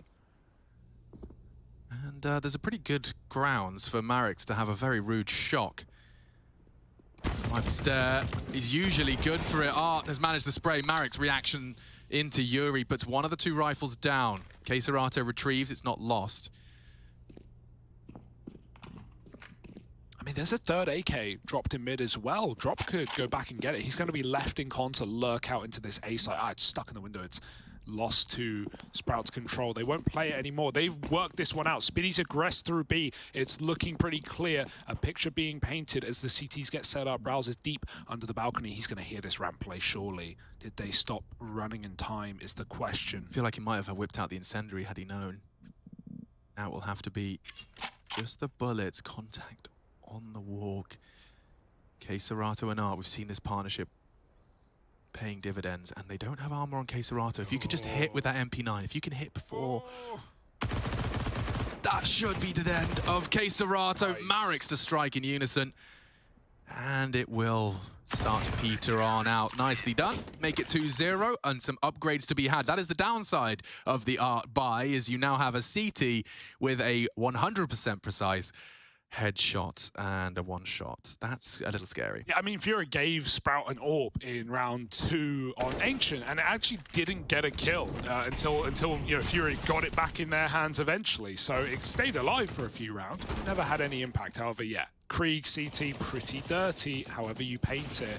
And Fury, they seemed like they were going to check under back. They seemed pretty confident in that clear, but we're also scared of window. Speed. Fast up, Cat. It's an Art classic. These are the 5-on-4s that he often delivers us. Slack's dead in mid. Oh. There's that first man down, and what will Furia do with it? Because they don't have a lot. Yeah, well, neither did Furia. I mean, sorry, yeah, Furia certainly have nothing but that AK. I can't believe he's managed to pull that one out of the hat so quickly. Slack's gone. Feels the wrath of Furia. They really don't give him any gimmies. They will make it hurt. Art owes Safe an AWP in the first buy round because Safe has spent every penny to give his in-game leader a gun. Of course, gone to good use, but this is what Fury were doing in that game yesterday against Outsiders, constantly going for, you know, broke buys to set up a rifler, either Art or Queserato, usually the guy that we look to. And right now, break the meta. Yeah, it's coming out. They just left B. It's only Spiddy here anchoring alone as Fury gets set up in apps. And Yuri fires off a shot to confirm their suspicions, albeit misplaced. So this 3-man setup on A, if Queserato could even kill one prior to the commitment B, that will sell them. Maybe Spiddy gets caught. It will be the A players to activate first. Noise made yet, but that will be the death of Queserato. And Yuri now just wants to turn into a late lurk. He wants to kill rotations instead as his team dive out B. They won't clear. Spiddy, nice spray, and he gets a third as well. That's the round done and dusted with no kills on the B entry. They are ready for Yuri on ramp. That Deagle was heard earlier. So Sprout go 3-0 up, and things look good to start. There he gives a well-deserved fist bump and requests a timeout off the back of that. You can see that it was just a question of Spiddy holding his nerve and holding his spray, gets all 3, and immediately the problem is solved. Going to be very happy with that one. Proud of his boys. They gambled incorrectly, but still hold off against what was just a hero AK buy. And yeah, at least Safe gets an AK this time. Art is happy to come in. Like, you can see they've done their calculations. They crunched their numbers. They'll just have Art on a bouncy MAC-10 to open up proceedings here. I say bouncy, you see many teams. I think Heroic are one of the ones. I've seen Amanek in the team in G2 when he was in the starting roster. You can use a MAC-10 in a multitude of different ways just to actually, you know, it's not a disadvantage when it's applied in the right way.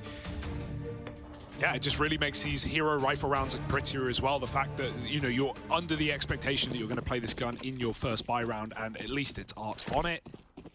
And hey, Fury. That's all his util. Everyone's winning. Let's see how this ends up.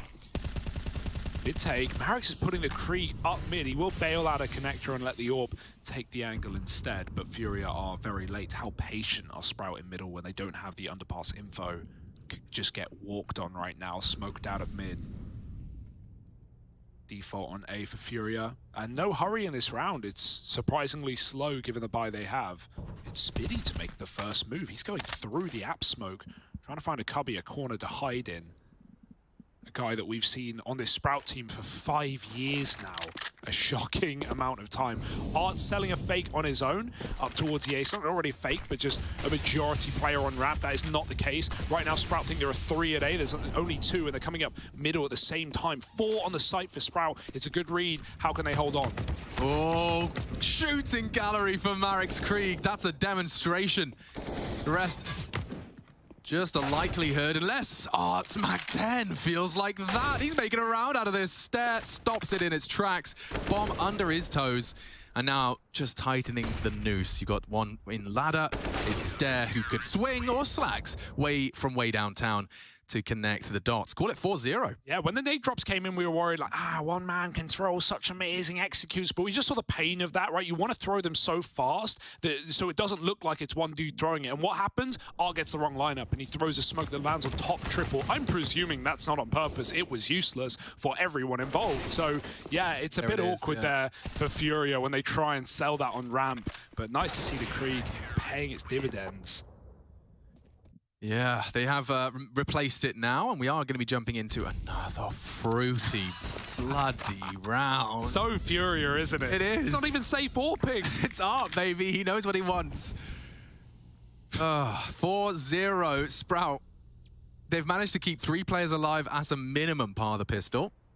Or bar the pistol, not a P, but a B.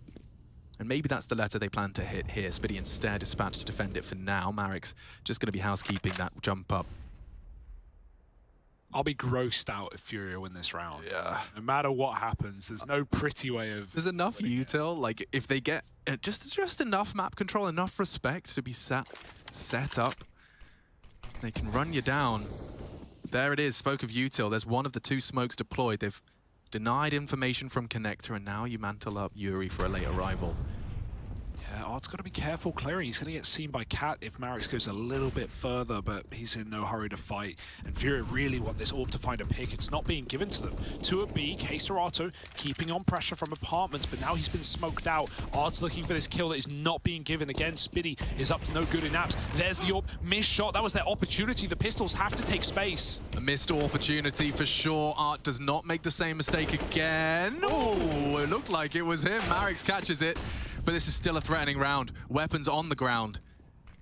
Soon, perhaps the bomb as well. 20 seconds and counting. Marek stands his ground. Art knocks it off. What a shot to get a site open for a plant. They have to cross in. Yuri's been rumbled. Slacks aggressing for the denial. And on top of his head. K-Serato mantles his teammate, makes it a 1v1. Art wanted the orb, and he justifies it. Furia win off the back of the AWP. Oh, it gets so scary there. The slowdown, they knew about the window boost as well. Yuri's late lurk isn't even needed, and Art finds 3 kills in the midst of the madness. I love that K-Serato goes up and over. It's the only way to guarantee you're on the right angle to get that kill. Any wider, and the orb can isolate default and drop Art, then the round is done. Doesn't matter if K-Serato trades. He had to stand on his in-game leader's head. Look at that. And look at how it works. It's beautiful. 15 seconds and Art is still trepidatiously walking into the bomb site to plant. Look at this. It's so good. It's so Furia. It makes so much sense, unfortunately. Or fortunately, depending on your framing. Poor Sprout have to swallow that bitter pill.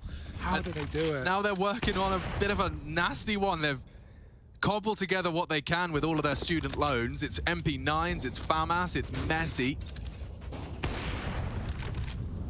Safe now allowed to AWP, but I guess, you know, we've just felt the wrath of Arts. Safe will be a very different flavor. Yeah, it's nice to see him at least giving it back after Art comes in with a big 3K round, but he respects his main AWPer. Going back to a couple of ace smokes for K-Serato. Does he have some drop to, again, run this fake out on his own? We'll have to see. Again, the window boost. It's a consistency of this T-side for Furia. Orb set up.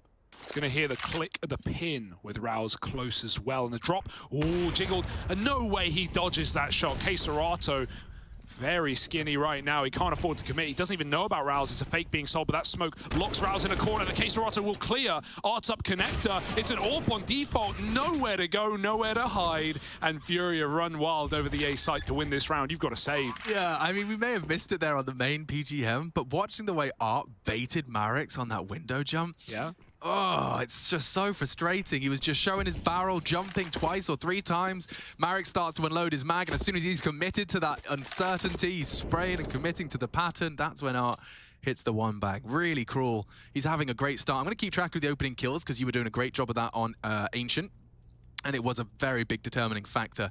So let's listen in and check in on that as well. So he has just found himself his second successful opening duel, and that puts him at 2-1. So not a bad haul considering we're only, what is it, 6 rounds in, and he's participated in 50% of those rounds in an attempt. Let's see if he can kind of continue that trend. No fun for Sprout. Put yourself in their shoes. They've had to deal with the Hero Warp win. That's right, a Hero Warp win, which has completely just swung the pendulum. This is what I was talking about. You can see Marek's just getting toyed with and then eliminated. Brutality. You throw the flash, you show a bit of arm, and that means that player stays looking at the flash, thinking you're going to peek with it. You know, it's the gamble of do they peek before or after the flash? This boost works 90% of the time. Who would clear this, especially considering Yuri's out top mid? Safe wood, maybe? Let's find out. Does he continue, and will they hold their nerve? Looks like they are going to dismount. Oh no. And now on the way back, imagine. Ooh. See ya. Getting out of dodge. Okay. I mean, to win one back would be incredibly hard for... They've got 2 weapons to do it, and that's it. That is it. A little bit of a 5-7 thrown in for good measure. Serato is just hunting for anyone that wants info ramp. He will take that shot. But he knows, he saw him. He just couldn't get the guaranteed kill. And that's a nice way to do it over the top of triple. Serato never saw his opponent until it was too late. Tracing is safe as he comes out ramp. Ready for a close player. They wanted to go get that gun, increase their armory. Instead, they have to back up. Double USPs under a Molotov would ruin this round, ruin the A setup for Sprout. Smoke coming in, and yeah, you know they want to clear this under position. That's the intention. Bit of cover. Art, he's going through the smoke. What a cheeky bugger. It's such a maneuver. He's having fun. And so are we, getting to watch this unfold live. Art has taken 2 down on the A site, and the rest should and could fall into place in the next 10 seconds. TikTok. No one to contest. Bomb is down. Great utility. What little they had remaining has enabled a safe plant, quite literally. Nice Molotov to force them forward, and a hit shot on that AWP. They will swing on him. Doesn't fall for any shoulder funny business, and now, yeah, step. No hope for a defuse. Oh, well, if the AWP wasn't going to do it, the nade certainly would have finished that round. Furia, they are just so entertaining to watch. There's no team quite like them. It didn't feel the same, you know, when you start putting them up against Tier 1 and they were in this like transition period, and Junior wasn't really, you know, fitting into this team well. Obviously, we always use that language barrier excuse, but now that that's not a caveat for Furia, they have just been so exciting. Art has been up to his usual tricks. You've got a prominent AWP. You still have Art primary AWPing some of these rounds and pulling in his spice, as he's already shown us. There is no reason not to love this team. A double negative, perhaps, but there's no negative there for Marek's apart from the Molotov after that kill. Is it worth it? We'll have to wait and see. Furia are going to bite down on the opportunity given. Yeah, it will at least allow the MAC-10 not to feature in the complexion of the remaining 4. CTs drop out of smoke, and that is the... that was one of their 3. 2 remaining now. Art walks out. Just walks out, just as Stair looks away. Rouse, however, has been jumped and catches both of them. Element of surprise gone. Serato will defend his teammates' honor. Needs to leave. Yeah. Can't wait for Drop to come in on the bomb, surely. Spitty versus Drop, a battle of patience and wits. And Drop's got the drop on him, pardon the pun. Slacks to try and close at 1v2. Now, the bomb, it's likely to finish A. Serato and Drop have got the control and the information they need, and it looks like Slacks is going to drop the smoke to try and fake them out. This is a really tough one to pull off. He's hoping by dropping that smoke, he catches Drop here. one step ahead. Won't fall for it. Yeah, could be triple, could be in the sight, right? With not only K-Serato leaving, that window opens where a player can reaggress, but also, like you said, the smoke to fake it out, and Drop reads it like a book. It's a nice call out of Furia, and they find a fourth. Considering that was a double kill down on ramp from that A1S, like they didn't even know where to look after Rouse got this kill. Look at the second player, no consideration. That silencer pays off, but it's still a trade in K-Serato. When he's up, you can't count him out. 4-4, Furia build into this T-half after all, and Sprout back to the drawing board. Pistols in this one. Okay, so you can see the intention. Molotov buys an extra couple of seconds before they throw it into action.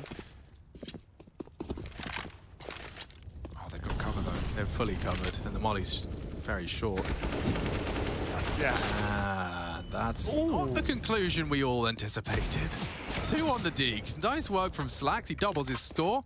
Contributes nothing in the grand scheme, but Stare, maybe he can knock another on their ass. It's a heroic attempt, just the very tip of the head, and he will continue to walk to his impending doom. 5-4. Mate, if the molly lands top boxes there, that's a recipe for a round. I don't know what happened. Did they get peeked perhaps while throwing it and just had to lob it ASAP? Whatever went wrong there for Sprout, it could have gone very, very right. A nice eco idea, a nice attempt, as Furia have been very slow in the mid in most of these rounds, with the exception of Art charging short. And if you're going to use a tactical timeout, take a breather here going into a full buy. You know, it's times like these where Furia, they call the timeout, you think they're cooking up something excellent, and then they just charge you B. But we'll have to see what Gary wants the boys to do. Are you hydrated, Byron? I am. I'm a regular water drinker. Yeah, that's true. You always have a water bottle on you. I do. Ready for any opportunity. I'm always really impressed. Like, Hugo has this kind of knack for having a water bottle when everyone is thirsty. Like, no one else has come prepared. You're always prepared. It's just something, if I was describing you in one word, it would be prepared, I think. Thank you. Yeah, it's the best I can come up with. It's broadcast safe. Everyone's welcome to drink from the fountain of youth. Yeah, I don't know what your secret is, but it's only going to steer you well for the next 40 years of your life. Yeah, I'm actually 45. Yeah, it's amazing. And, you know, you keep your vampire feeds really well hidden.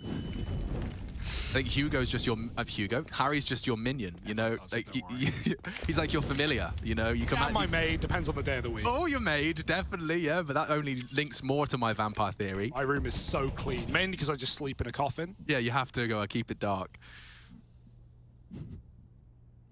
K-Serato has been dispatched to the Palace position. Now, ideally, he's not dead until contact is found.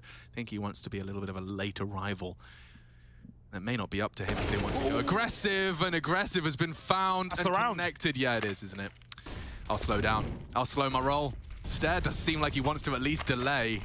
He's given it a good gut, but no one's moving. What is this just a question of Stare? Can you just die? Now it's the round. You?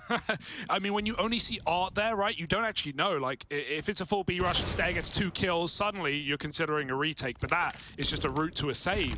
And yeah, that's the artifact right there. He's in your head. Was it just one man? Because Spitty had that deep B angle before the smoke. You know, as the smoke fades, he sees no one in underpass, no one in apps. He just sees the in-game leader. But the whole entourage was right behind Art. And that's crazy to see, considering Spitty, we know, has been doing that all game, but Furia have no idea. Yeah. Yeah, I mean, and also, I guess when Art is half the time on the other side of the map from his team and half the time leading the pack with it, you know, you have the happy effect where you end up second-guessing it. If only, that we need to explain the happy effect, if only he had mixed it up occasionally, you know, that's true. You really could have got under their skin. Art shows up in apps, 3 people keep their feet planted, and poor old Stare is left going 1v4. Make it 6 for Furia. That's a good T-haul. 1-0 up in the series as well. So Sprout, they've had competitive maps. I think they're obviously the closest of which being a double overtime affair in their opener. But that hurts if they're always going to be the bridesmaid, not the bride, right? Always coming close, but not winning series. However, I think it also gives props to the group we're in. I think it would mean the other teams are underperforming if they're letting an underdog like Sprout come in and take upsets. Obviously, we don't really know the form of everyone yet, but right now it's proving to be as threatening as expected, maybe even more so with Ents roaring. Yeah, good movement from Slacks, gets himself up and over. We've got safe. very close on his shot. Knocks the fingertips off of Raul's and involuntary nail clipping. That's nasty. Now what? Very slow defaulting for Fury. I kind of respect it. Not the most common T sides in these last couple of rounds, but they've been allowing Sprout to, you know, give them the pick, turn from the flash with his double T AWP. Art wants to flex as well. They're wondering, wow, that's a fast rotate, but no, it's another man, and he's looking to get in the B site. Walking through the window, Spitty can't find the angle yet. Flashes to keep him occupied. But now you're screaming, double AWP T side, boys. Just don't peek. Don't peek. Oh! Ah! Run! Slacks. Who does this? How is Art alive? He's still hanging out, and he might pay it off. Stair goes down. Yeah. Finally, he's punished. But goddamn, now you know that the mid side is wide open. Absolutely barren. And Yuri's right to be pre-aiming that. There is one hiding behind the default box. Oy, oy, oy, this gets bad to worse now, unless Rouse can activate with very low HP. He needs clean headshots. Oh, that'll do. It's not clean, but it will be a kill, and he's baiting for his teammate at the back of the site. The molly will do nothing, but the plant can be denied with 12 seconds. That's surely the round. Surely.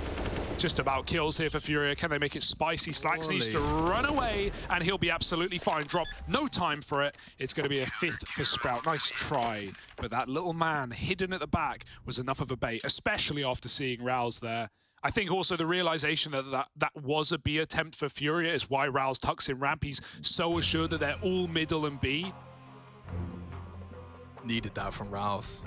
It was such a compulsory frag, and by doing so, it draws attention away from that denial of the plant. 12 seconds is not enough. I mean, this is what happens when you play Furia's game. Sometimes, you know, you win by the craziest of margins, and sometimes you lose by those small margins you work by and die by. God, I love how Art is crouch walking through windows with an AWP into a triple B stack and still finding picks. Like those, you're so open the whole time. He's back up against the wall. He's turned into a tiny little turtle, and he's still getting 5-on-4s for Furia. Furia are a caster's dream, and I'm sure a viewer's dream as well, just because there is absolutely no doubt you will be entertained. It was hilarious because Harry brought up a really good comparison yesterday between Furia and Outsiders, like the polar opposite of not just game styles, but in-game leader styles between Art and James. You've got the most aggressive, abrasive in-game leader in Counter-Strike, and then you've got the accountant of James, the guy who will always be living, always be last in, and the T-side pacing was hilariously opposite in every map of that series. Actually a really good game, even if Outsiders underperformed. Wallbangs thrown through by Art. He's trying to show that AWP presence. The double AWP T-side. Now, it didn't pay off once. Does it pay off again? This is another mix-up for Sprout to try and deal with.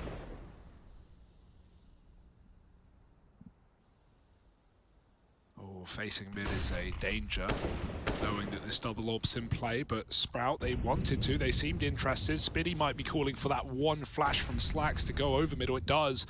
And they're going to be fighting on the smoke phase. Spitty, oh, it's a transfer. He gets one. He's still locked in with no util to get him out. That molly could be a problem. Spitty survives with a double and gets out into CT. It's a perfect start of a round for Sprout in this 5-on-3. The only way this goes worse or bad is if Art can actually open up the B site here on Spitty. Surely not. Oh, he's ratted the fade. I actually don't think they know. Drop is killing everyone in the meantime, so Spitty's hard work has been nullified, and they might even have the site. I don't know if Spitty knows. I don't know if Spitty knows, unless Art has been scoping. Surely he dropped. Surely he made some noise. The AWP tag and finishing job by the AWP. Art clears the corner. He's seen Spitty there before. 2-on-2 now. 18 seconds. They're going to have to get into this B site quick. A default plant will be allowed, and Sprout have now got to be on the retake with no util. All right, not fun for this retake. Art posted up. Baited. Oh, lovely. The elevated leg. Baits the AWP shot.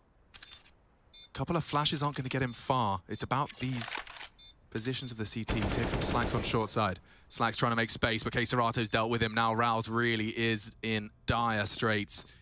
No time for this. Yeah. And will have to back away and accept his fate. 16-9. I will reiterate, I will repeat. 16 frags for Art so far. He is having a flying game. What about the openers, Alex? Yeah, Those 5 on 4s? we're on the same page. I was just about to see where that leaves him. He has now taken part in 5 opening duels and won 4 of them, 4 multi-kill rounds. And he's participated in kills, assists, or a trade at 92%. 92, that's a very... Anything in the 90s is incredibly high in terms of contributions. All while calling really nice mid-rounds for Furia, right? Like, obviously, that one's a bit of a giveaway for Sprout. Spiddy gets a...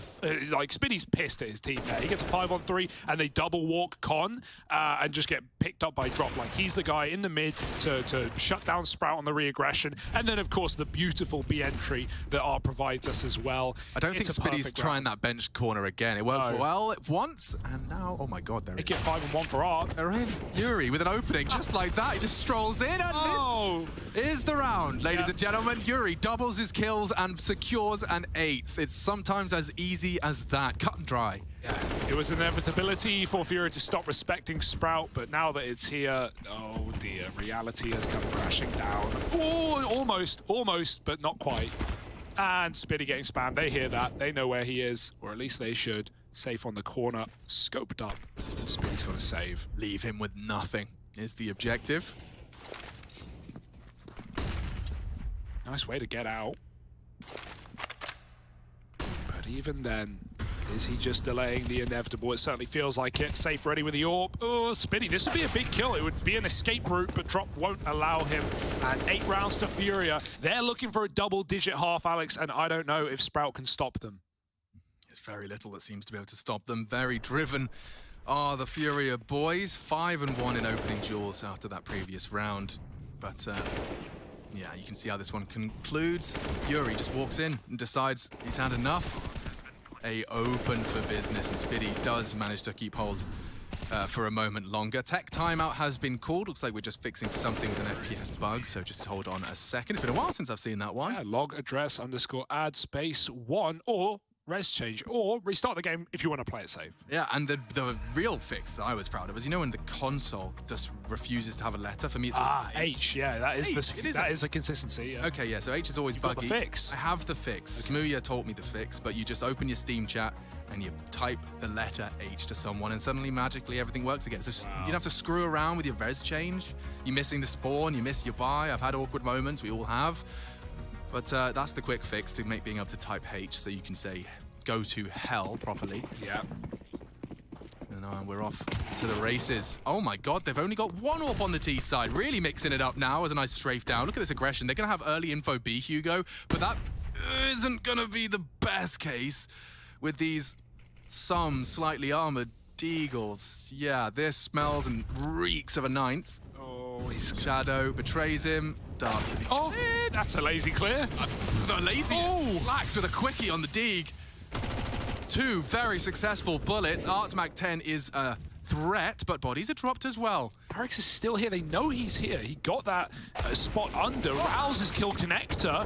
Drops come in from the Palace to at least trade things out, and now it's all down to Art waiting this smoke. But if he waits any longer, he's a dead man. No, he's not, because he just turns around like a Beyblade, spins this round on its head, and finds 9 for Furia. Don't get me wrong, always was supposed to win that round, but ample opportunity for Sprout, and you can't even insult them. You can't even say Sprout did anything wrong in that position. Furia, they've just got a 6th sense. Marix lived for so long, and then by the time that their hunt was activated, Art just has a premonition. Like, they should be focused on the fading smoke and the Marix peak, but yeah, you bang on, you can't fault Sprout. Art just turns his hat backwards and says, let it rip. Voldemort, mate. Eyes in the back of his skull. He's playing chess right now, and Sprout, they are not on the board. 5 rounds on this CT half.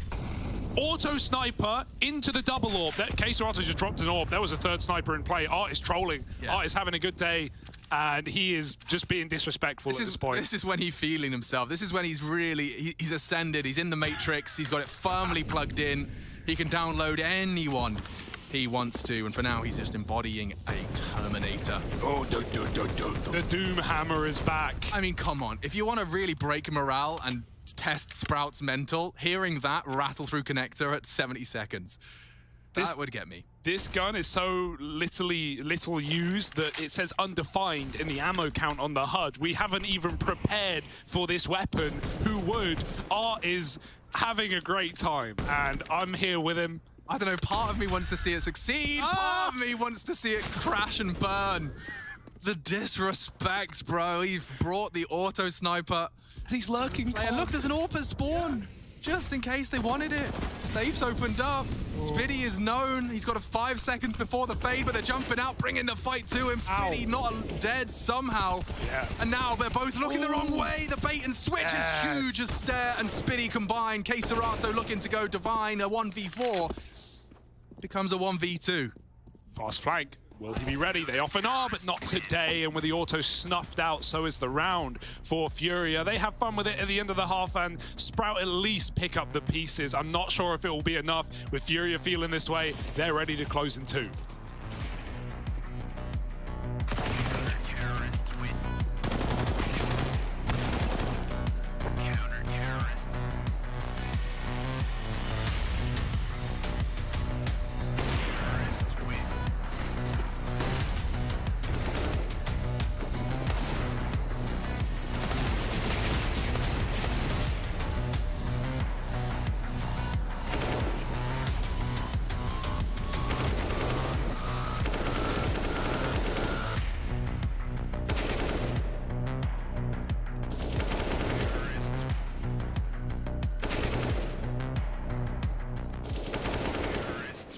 Kinda, it was a straight swap, but compared to Faven and Kai, we had 2 really aggressive guys, and now we have a bit more passive style, I would say, but still with some aggressiveness. But because we have Stare, he's not as aggressive as Faven and Kai, so that's why we had to change a bit up, and I think it's good for me as well as a in-game leader that we take it a bit more slow now, and I can really also put my influence into the game now with these 2 new guys, for sure.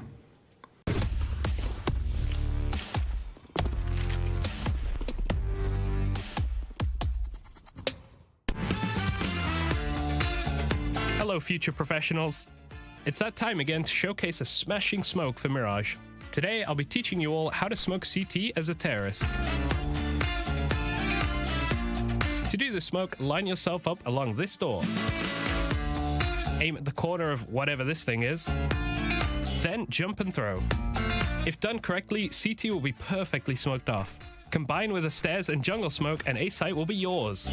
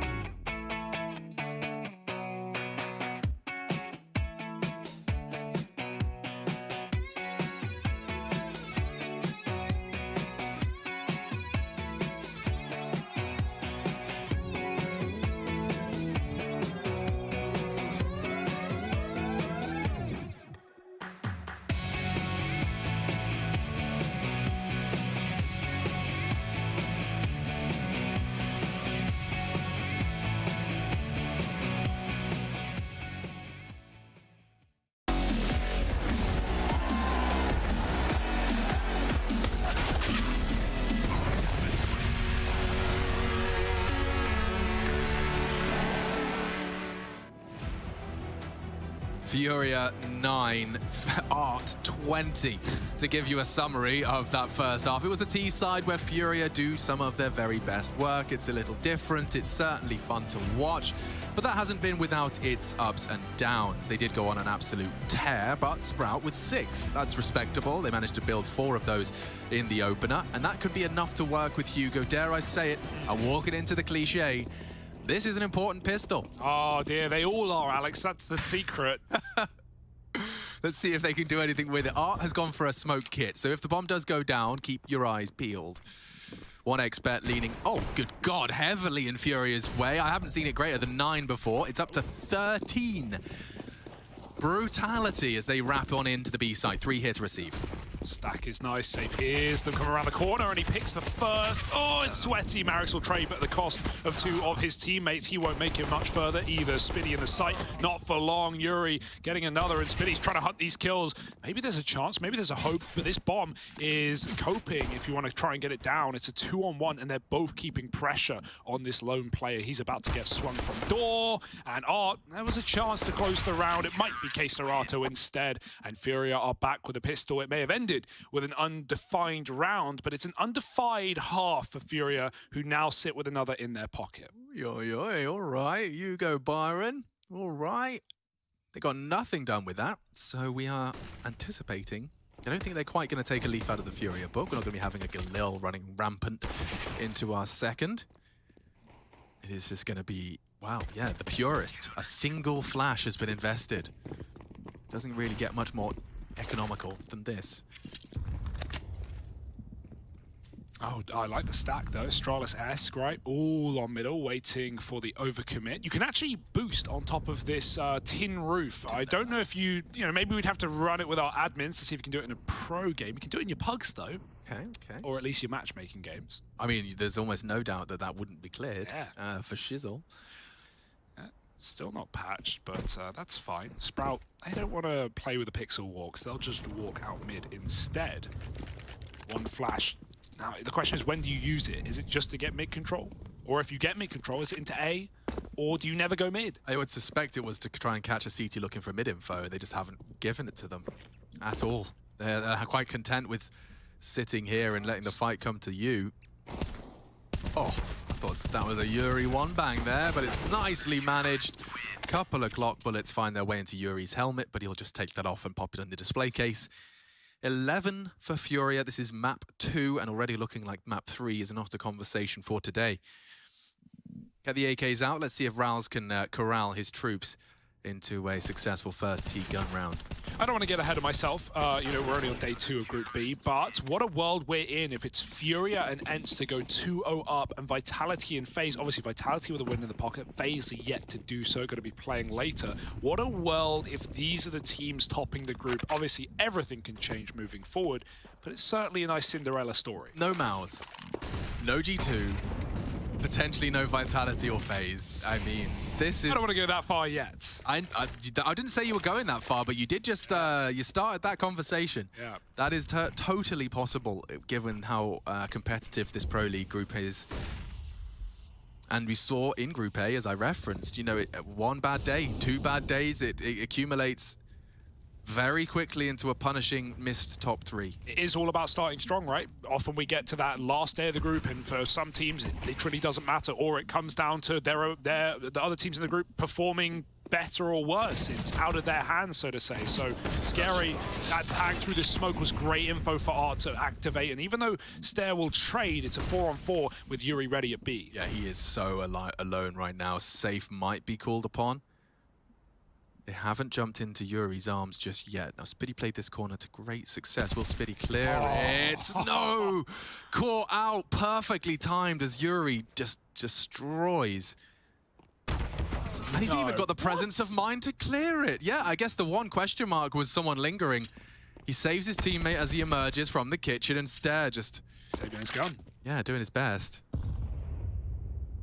Staring at his monitor in disbelief. That's the end of that.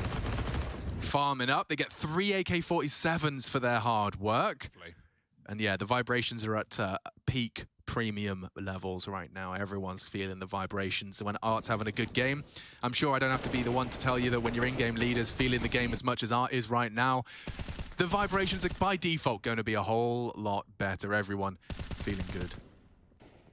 That was the greatest of plays. Yeah, what a check. It's just not even an angle, really, but it's enough for Yuri.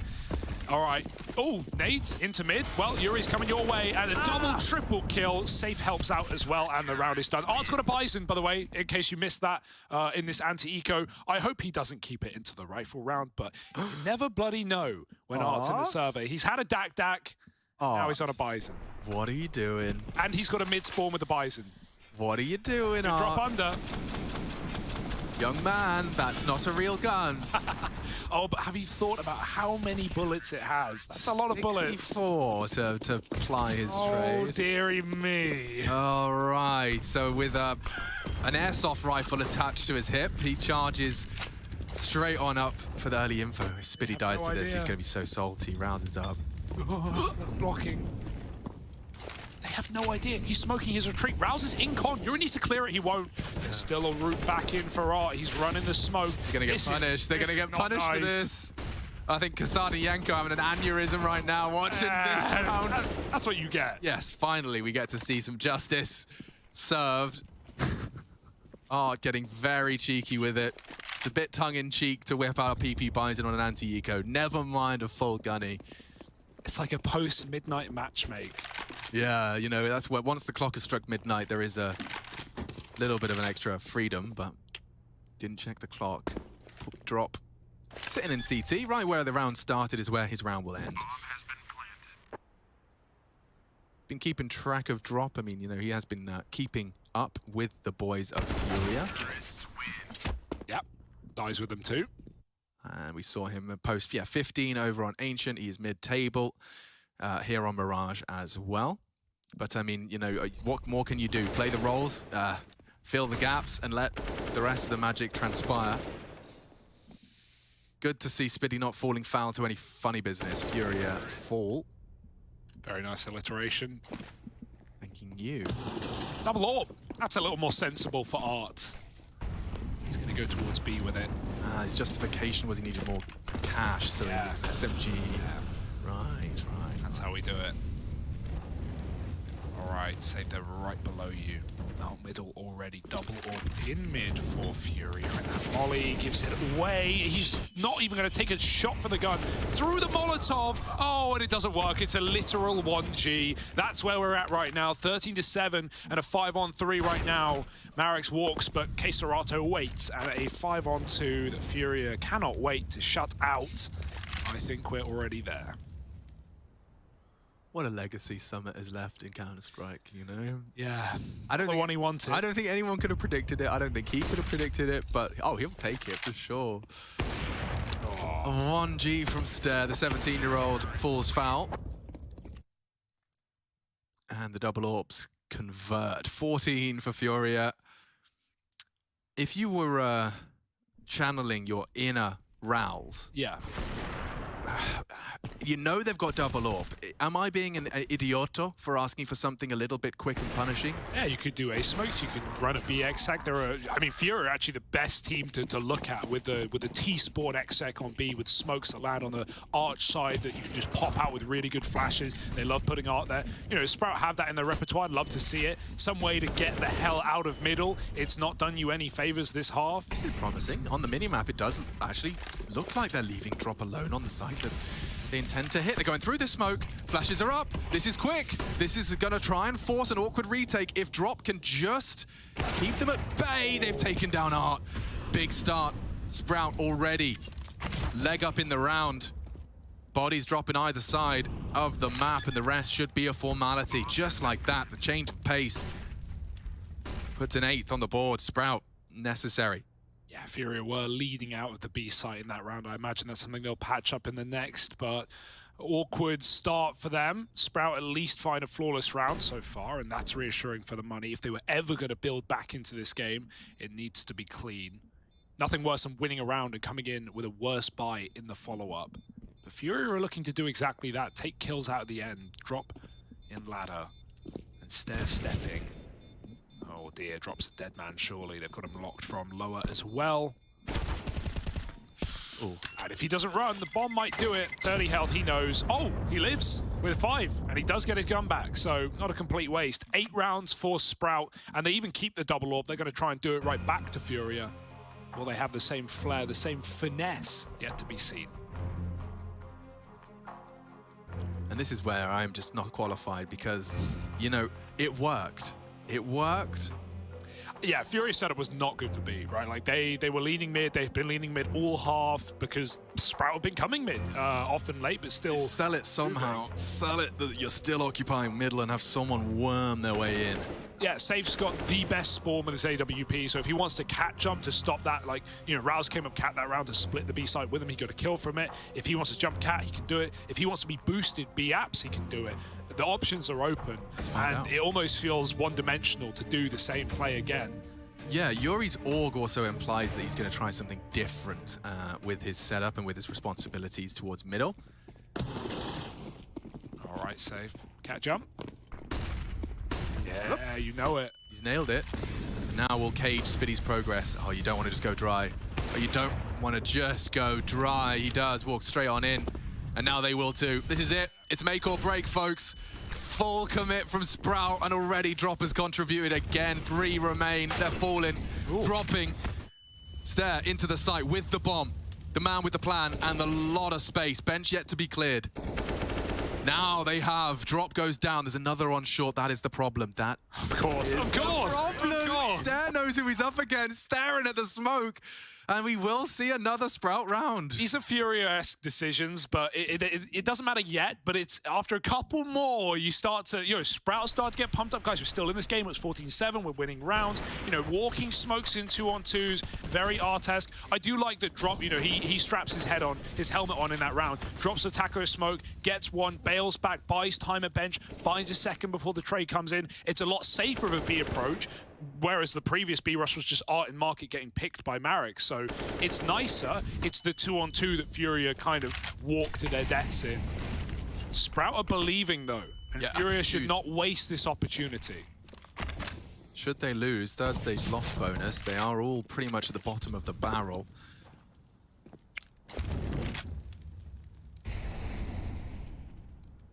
Second stage, bad counting. They did lose just 2 rounds, so 2,400 will not be enough. Grouped up on A. I don't know whether this is the full commit, but it certainly looks like it, right? You've got the util to imply it. Palace isn't acknowledged and occupied. Art will embody a similar sentiment as he rotates through jungle. And that's a perfectly timed swing. Oh, and Slacks catches Safe as well. Straight through. I mean, you don't get peeked on that first flash. Balls on K-Strata to hold the shot, but it only makes you discount Palace even more. 3-on-5, and Yuri's so committed he can't even escape yet. It's a top mid lurker, trying to stop, rotates out. Beautiful kill from Rouse. They lose everything. Key. Yeah, watch out though. Next round, right, they're going to be broke, yes, but Art does have enough money to do what he does best and bring in a solo gun into the follow-up. And I have again seen Furia win those rounds so many times. But this is it, right? Like, this is now a proper game for Sprout to try and take a head or two. Yuri will get away with his rifle. I wonder if Drop is going to have his plans foiled here. How much further does he want to walk this? Big upgrade. 1 bullet. Yeah, it would be. Nice. Rouse gets it. Rouse goes down. It's fine, but an AK-47 not to be retrieved. We will take a look at the funds, though, and it is an odd complexion. Yuri saves a rifle, has enough to drop another. Yeah, 3 M4s. It's 3 M4s and Eagles, is it? Or well, let's find out. I'll be impressed if they don't. The only reason they wouldn't here is because they're going, all right, guys, let's not lose this game now. Yeah. Let's not, you know, this was done. That's like a negative seed of doubt. Yeah, of course. So Yuri basically just gets himself a couple of extra nades by virtue of Art and a second rifle. Let's go. Okay. Yeah, I like this. It's a compromise. It's a threatening compromise. Yeah. Ooh, out mid. The boost is in the right place, and it's got a freebie. Rouse now knows, but can he stop it with a double swing? Yuri takes 2, and these are the rounds that Furia live and die for. They dream about. Let's just stop going middle. If I'm Sprout, let's just leave it. Slacks perhaps can stick around, but the Rifler's just not having fun there. There's Spitty late on the underpass to make it a competitive game. That AUG is the perfect weapon for the job on that duel. And now, just 2 remain, Slacks and Spitty, to try and solve this mystery. They can't lose to 2 rifles and empty USPs. Oh, but they can. Oh, but they can and they will, Hugo. They can and they will. They certainly might. K-Serrato deep clears Palace, returning to defend A from Palace, which is the last thing you're going to be clearing. They acknowledge it's a possibility. Ooh, kill here. Maybe. Brilliant. Okay, safe's gone. Now, Art was seen CT. K-Serrato. Unknown entity. Does he really want to peek? Yeah, I was going to say, you give him the info, that loses its potency. Oh, executed from bigger for Spitty, and that's 15. They do it with 2 rifles, folks. Furia constantly just laughing in the face of adversity. I feel like they're just better when they have less because they come in with such a game plan every time. Like, these rounds have been super default on CT side. They've not really done anything special other than be double AWPing middle and you know, giving up B a lot, leaning heavy A. And right there, boom, you have 2 guns. You need to put them in good positions and you need to have pistols set them up. So Furia come in with more of an idea of what to do, and boom, you immediately have a 5-on-3 and you just close the round from that point. So yeah, it's perfection, it's Furia, and it's to be expected. But what does Sprout want to do to stop it? Still a winnable game in overtime. 5 in a row is required. Drop has deep nades. He's trying to take apps back.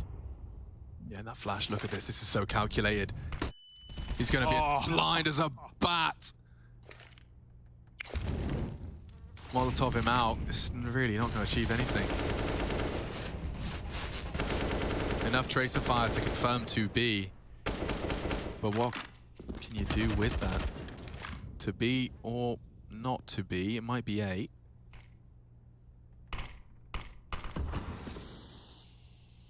Oh, the boost is perfect. They're holding it right now, but Stead's got nades out. Yuri spots the orb going through. Stair can see an angle that Art can't. Slacks with a missed shot. They're coming in quick. Rouse does get the entry, and Safe Scope will be heard up close. They know he's here. They're going to smoke him off. Blind shot will not connect, and Keserato burns out that man in middle. 3-on-4. Furia set up for a CT retake. It's looking perfect. This is for all the marbles, and Rouse is really delaying that plant. Blimey. Unlikely, but gets it down completely in the open. And now the bodyguard activates. Oh, Marek's one, Stair another.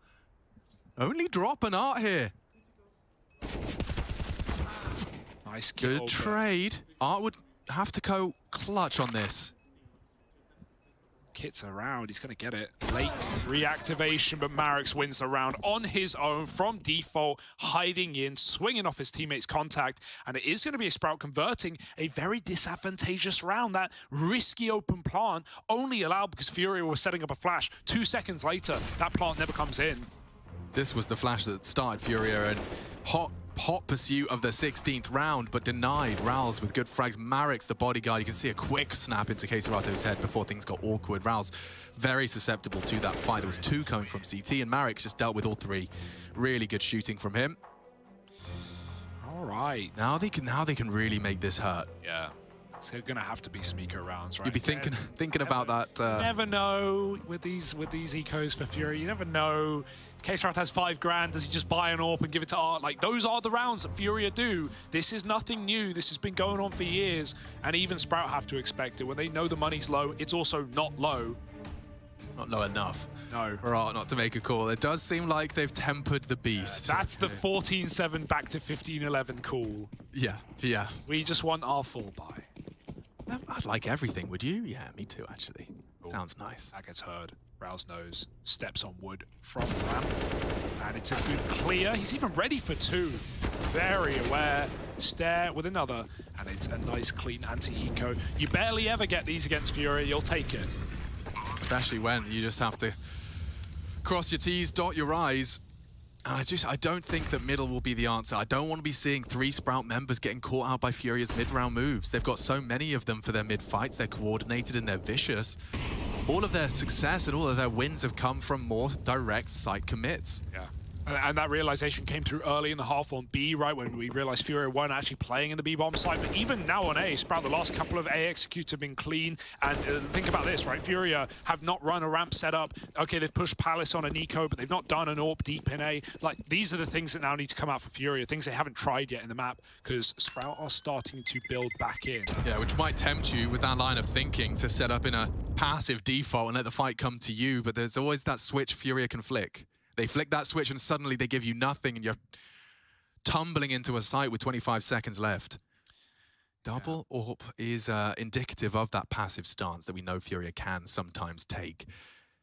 Sometimes being the operative word. 3 is the marker set. Sprout to try and go into overtime. This would be their 2nd overtime. They've managed to force 1 already.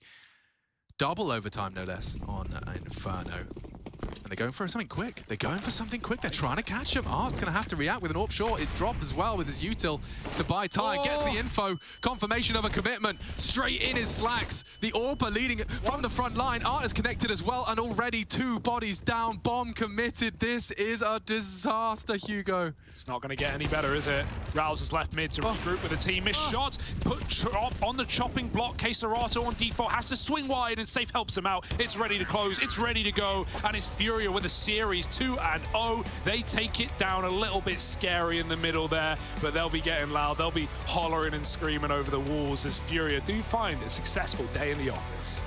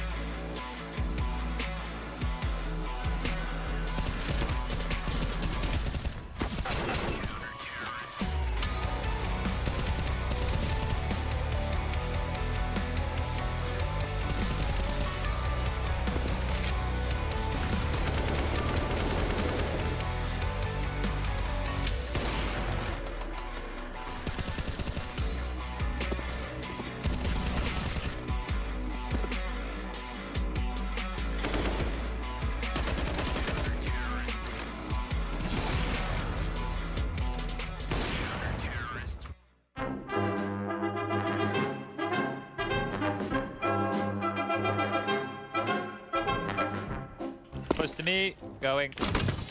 Good luck, man. I'm completely segregated. Kablamo! Ho, look at the breach! Holy moly! Hey guys, how to breach. Today we're gonna show you some... Never mind. Another?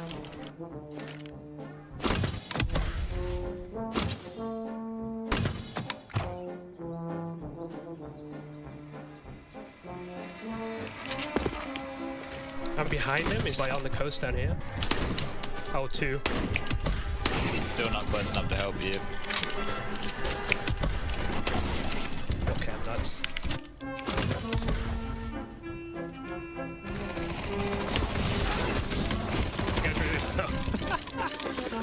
You going for? There's deep people and close. I'll go for the deep people then. Okay, I'll go for the close.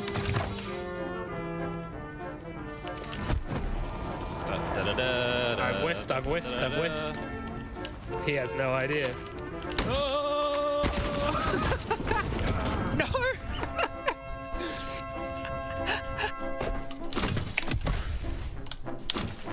Just spiral back around. Oh, I see 2. Nice. Did you get the gun or not? Yeah, I got one. I just see that one this guy.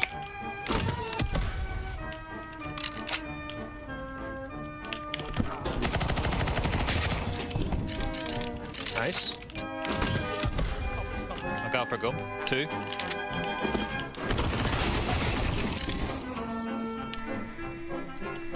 Okay, 2 spotted. They're both like there on that ping.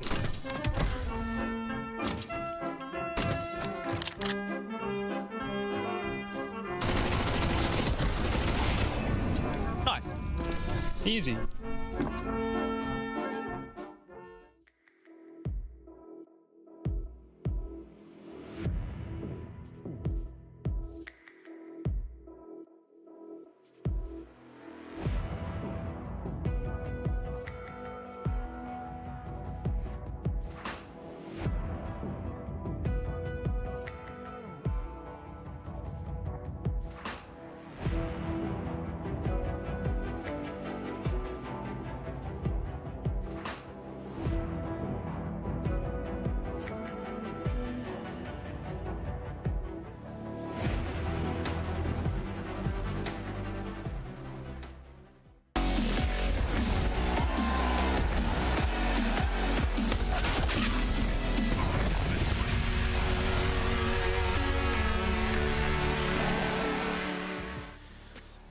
A matchup that ended sped fast, at least here. It looked like it from the Furious side. Many moments of control displayed, and of course 16 being the final score they needed to achieve a victory, not only in the map of Mirage, but in the series as a whole. Welcome back to ESL Pro League's 15th frickin' season, y'all.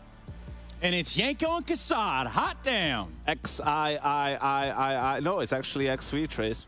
Yeah, because this would be like X-I-I-I. Caramba, Kassad. I barely know Roman numbers. Just kidding. I know them all. Okay, so start now. So let's go. Let's go right now. Where do we go? Just start count to 15. I guess you can call this map a work of art. Okay, now, okay. Do I have it right? Decent. Work of art? It was a work of art. Now, we did say a lot of things about art coming into this game.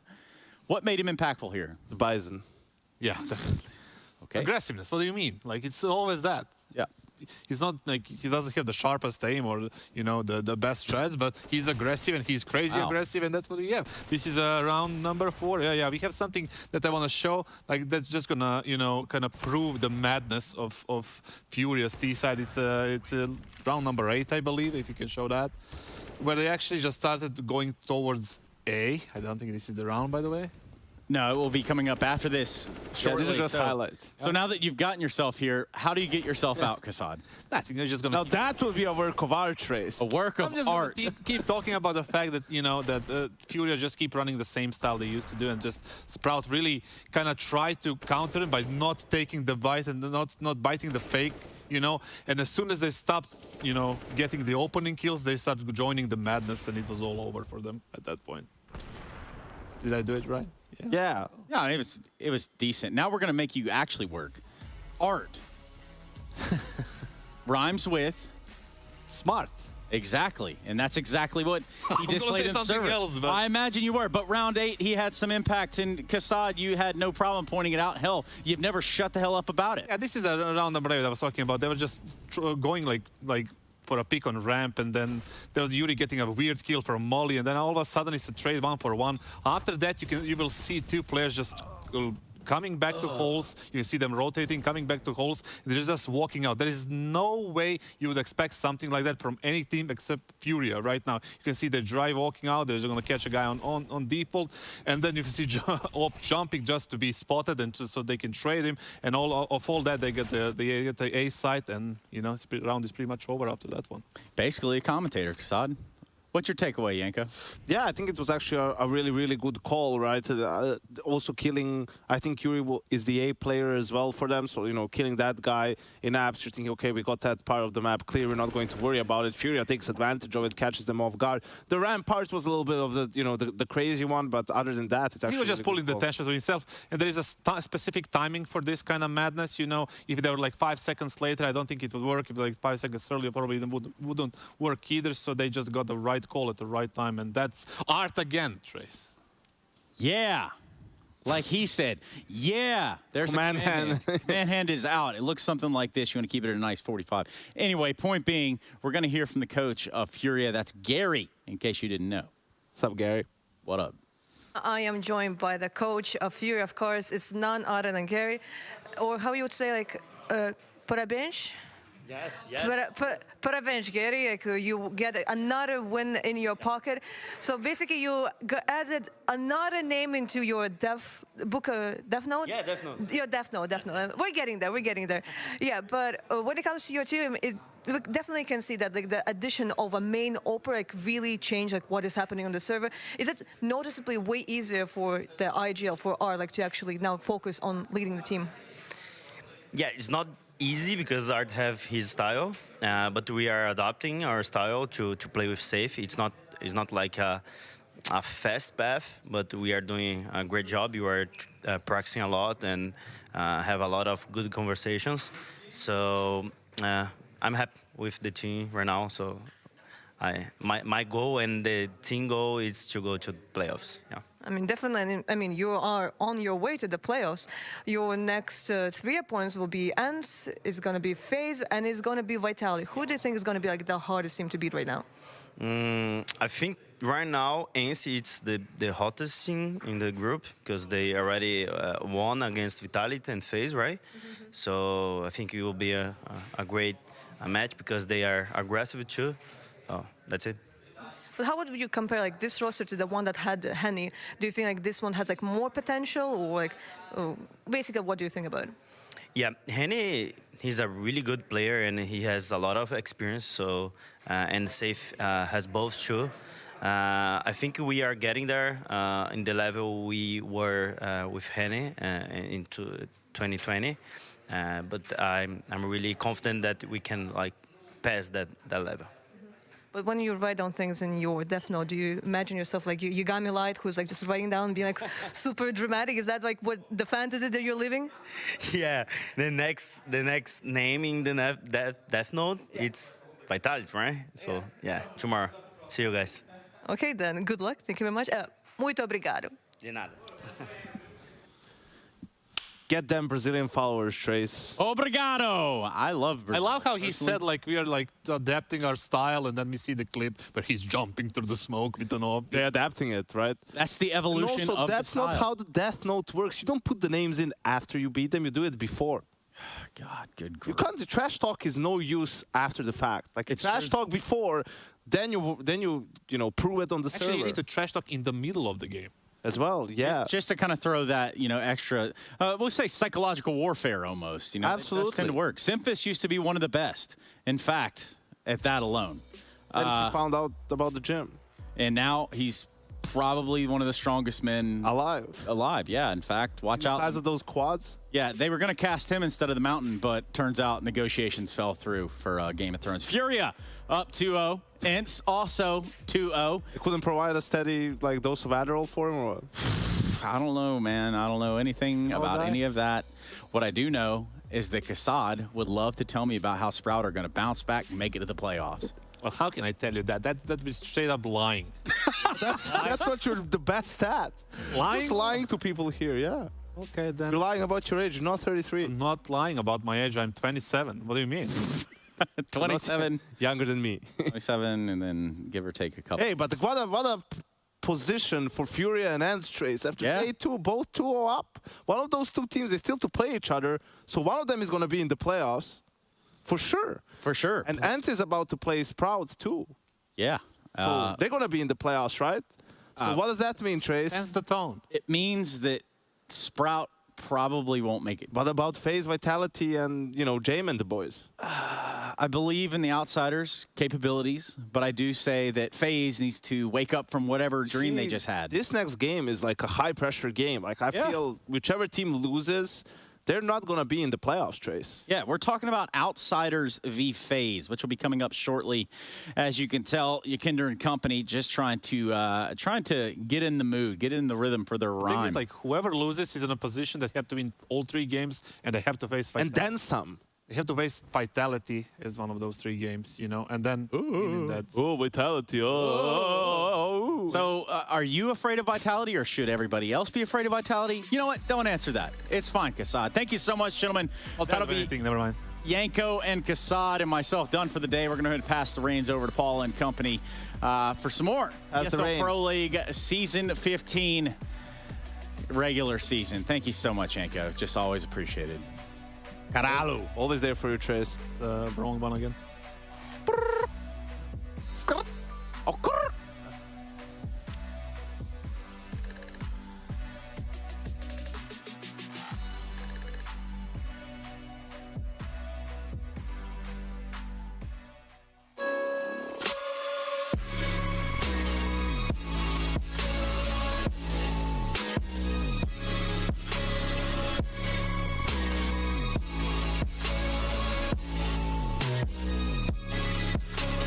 You love it, you wear it.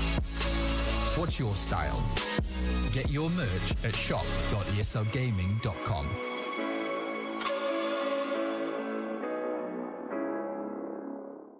Choose nades, choose a smoke, choose a flashbang. Choose team badges to support your favourite CSGO team. Choose an ESEA Premium membership. Choose routes you know bring in wins. Choose pro video tips. Choose the fan club wars. Choose behind the scenes content. Choose good grades. Choose guns you know you can shoot right. Choose bingo. Choose the equipment you know is going to get your team the win thanks to heat maps. Choose the CSGO Hub Premium, the complete package to help you and your squad achieve all your CSGO goals.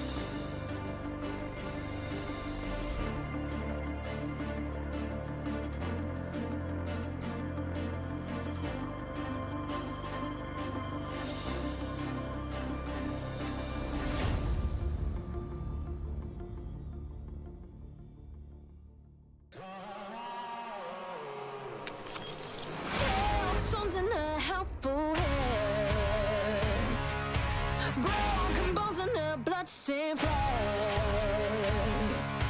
Up and wrote a nomadic plans.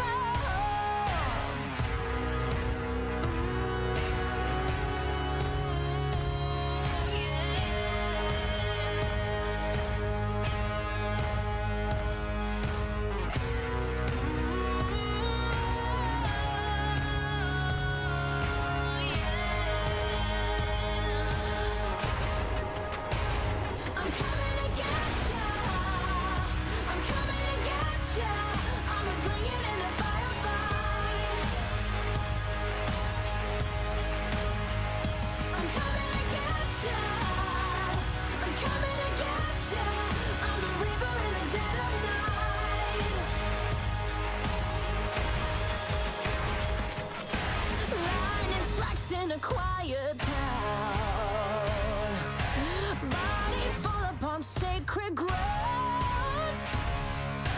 Burn a flag and a king is crowned.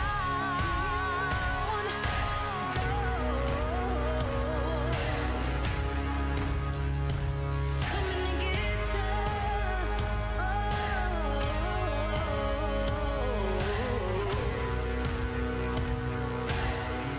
I'm coming. I'm coming.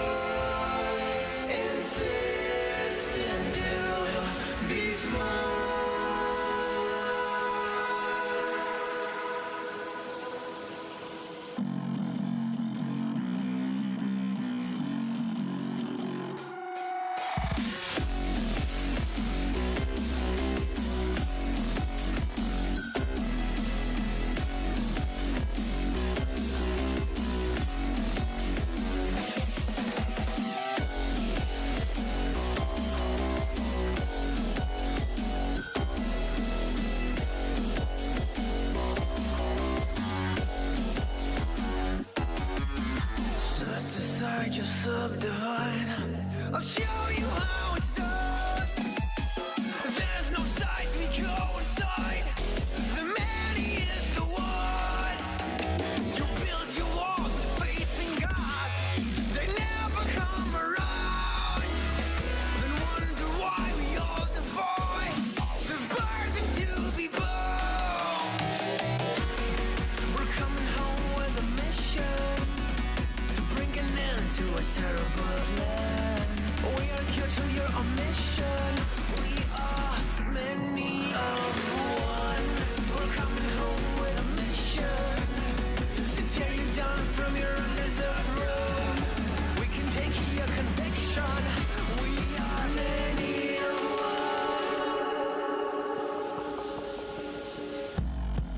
one. You may call it a virus, but we call it the antidote. It's an answer to silence. The future is here to revolt. Go!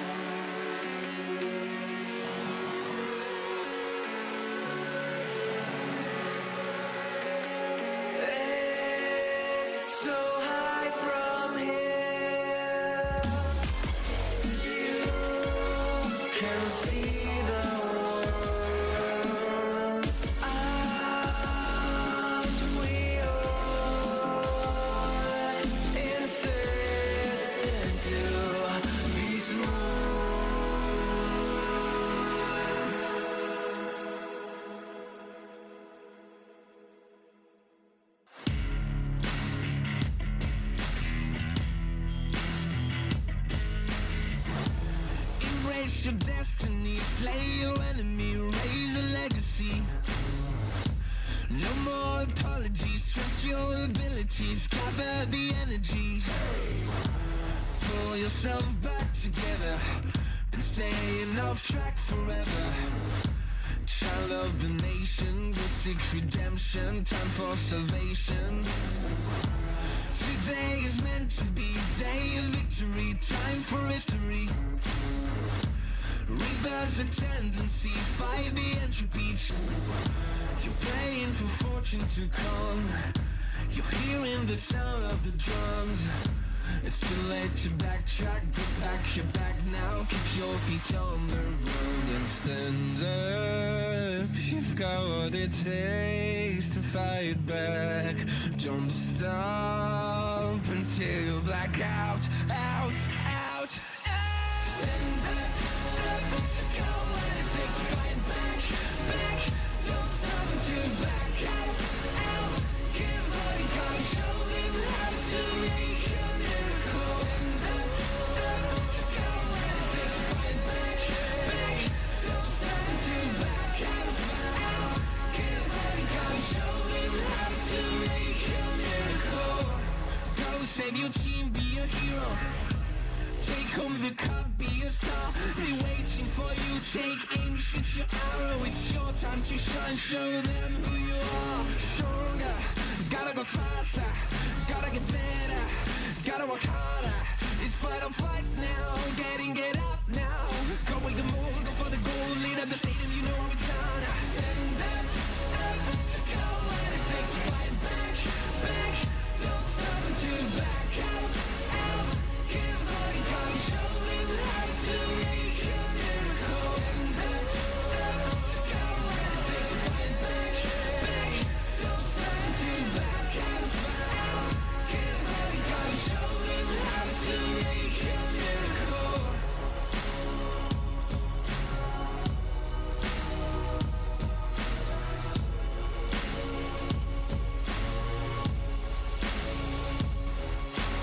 Stand up, you've got what it takes to fight back.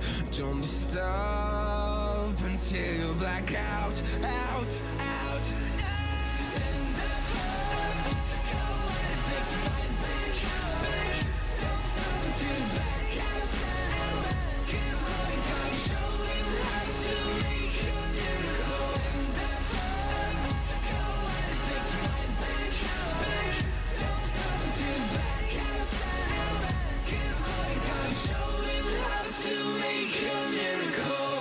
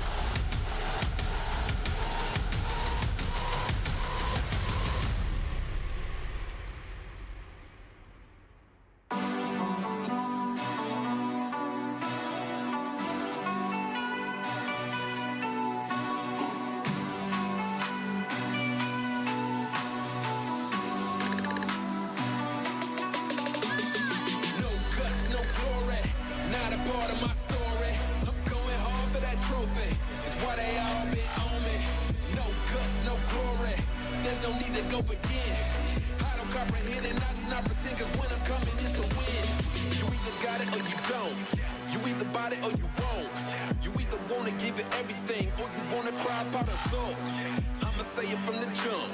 Mama ain't raised a chump. here in the slum.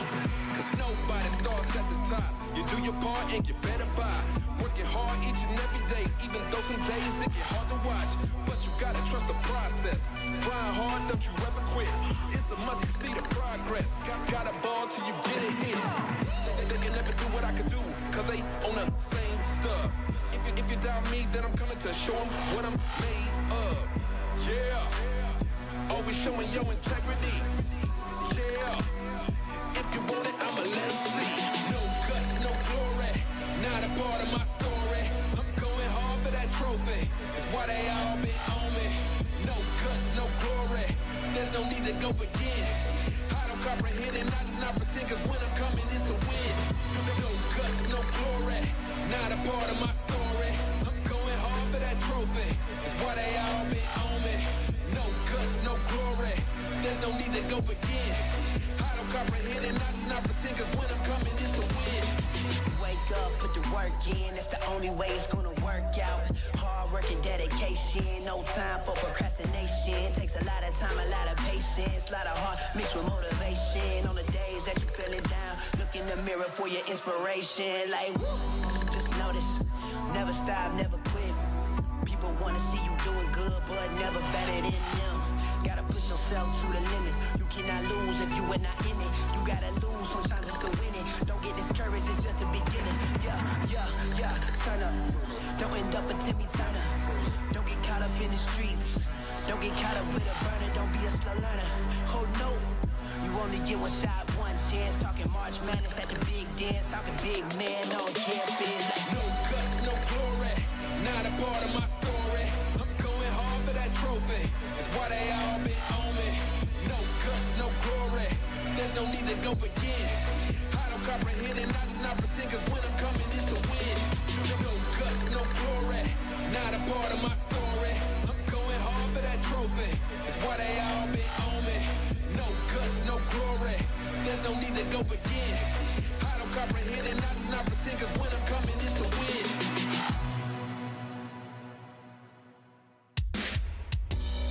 From the back roads to back streets, I see you foes trying to trap me, but I don't run like a track meet, even though I'm number one like an athlete. In the way I maneuver around you and through you, I'm coming and I'm bound to pursue you. I'm everything that you knew of, plus more. What's in store is I'm about to get to you. Sleepless nights, better think this twice before you step to me and come and speak with strife. There's a lesson when you reach my life. It'll be chin-checking and I'll teach you right. Plenty tried, plenty failed. Too many times I've seen plenty bail. And there will be no surprise what I'm about to do when you are looking through my eyes. See many go, see many come. See that they won't bring it to me, son. Try me if you want, but won't be any fun. I'll take the challenge, I'll beat anyone. I'm the one, I'll be quite clear. Bow down to no one, I'm right here. I get it in, I don't fight fair. And guess what? I'm your worst nightmare. Cause I ain't taking no losses, and I don't even care what the cost is. Are you prepared for the forces I'm about to bring, cause I'm the boss of all bosses. I penetrate your thoughts and fill them with doubt. You gon' feel where I'm coming and feel what I'm about. If they come in with the drama, I'm wheeling them out. Cause I ain't about to have somebody here stealing my clout. I keep my friends close, enemies closer, cause that's the way it is and the way it's supposed to be. Anybody can see there's only room for one, and that one is me. Plenty tried, plenty failed. Too many times I've seen plenty bail. And there will be no surprise what I'm about to do when you are looking through my eyes. See many go, see many come. See that they won't bring it to me, son. Try me if you want, but won't be any fun. I'll take the challenge, I'll beat anyone. I'm the one, I'll be quite clear. Bow down to no one, I'm right here. I get it in, I don't fight fair. And guess what? I'm your worst nightmare. I'm your worst nightmare. Are you prepared? I'm your worst nightmare. I know you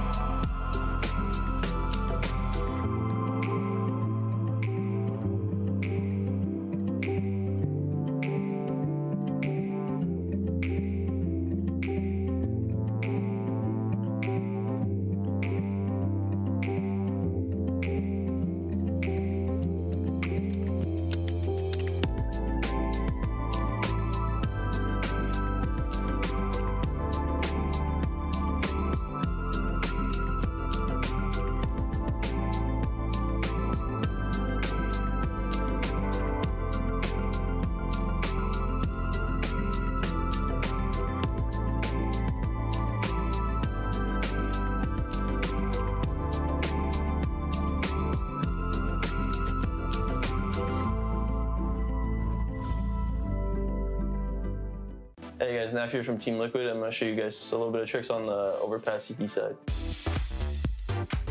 So I guess kind of just like at the start when you're coming in, you kind of just want to molly off short, and that's just like the basic like every other like usual team does. So I do that, and then I'll just be here. I'll just wait to see if they extinguish the molly because the T's usually they're doing fast short control. They're gonna smoke the molly, and then you can just nade in the smoke and just like really nade damage onto them. But if nothing really happens, you can just instead of nading the molly, and you know nothing's gonna happen, you just nade open the door, which is already naded open, and then that just strikes kind of fear into the T's. So your A teammates don't have to worry about blue pretty much. Twist would kind of play like the monster area. So he'd be more of the short player. I'm kind of just more of like a support and like make sure if they're rushing out, I have flashes ready for them or a smoke. If I still have my smoke, I just smoke off short for them. Laying down smoke. And then if my teammates need help at A, like, you know, I'd come up to A, get another smoke you can throw for your teammate. If your teammates are still pushed up in the bathrooms, you just tell your team, like, hey, I need divider smoke. Just come up in between those two and then just left of the sun. Smoke.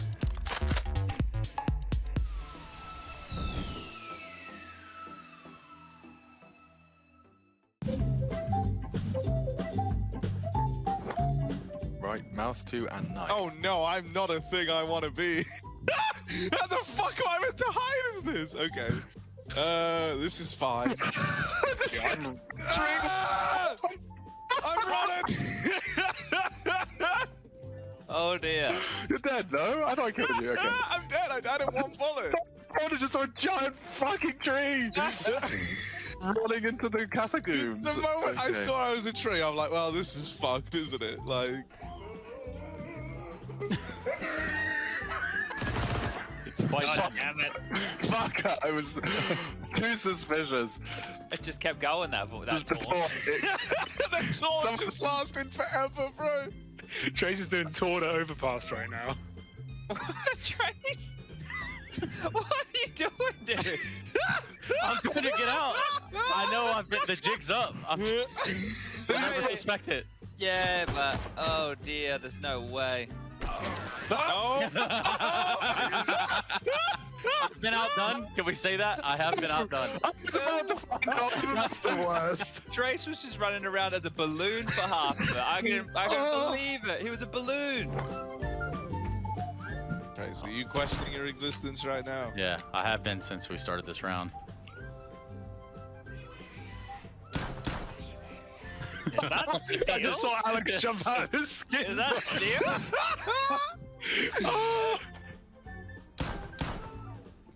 Imagine if none of us go down here. Dude, this is ridiculous. No one? Having trouble. Walk away. Honestly, I think Stunner is his own worst enemy. I don't even think I'm concerned. Second. Trace, you've played Overpass before, right? Shut the hell up. Like...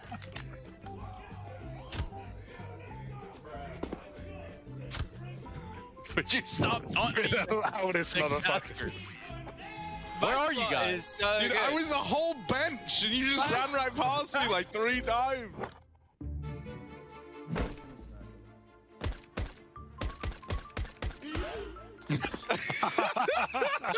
Pardon me. One down. Yeet!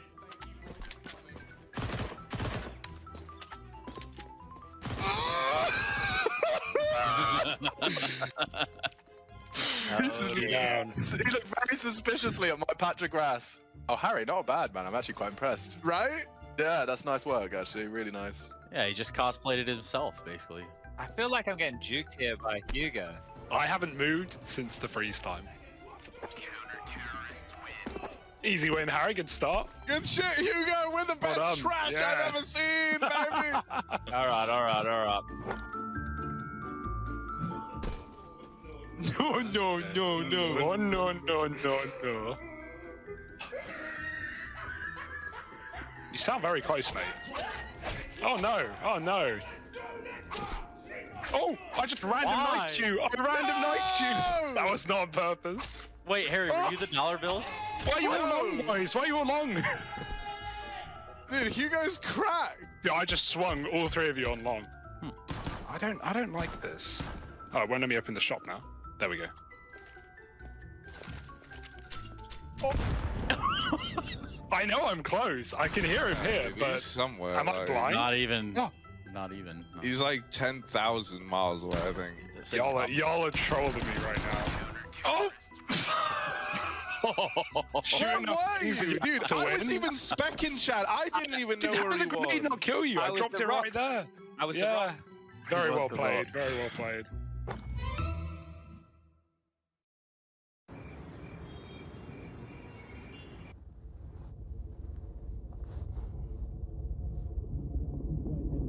Early and Olaf at the ready. He's known for his movement, the old man. We'll see how he gets this one done. But mind forward. Here he is, launching himself into the site. One for Olaf and two down.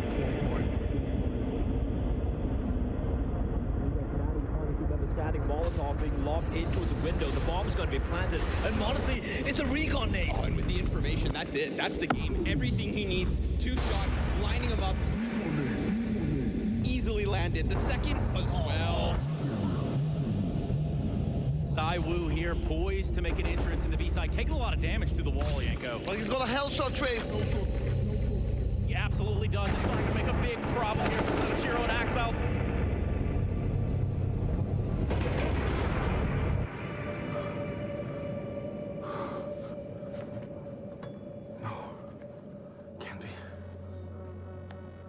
What have they done? It's my game. There's no way. No way. No, what did they do?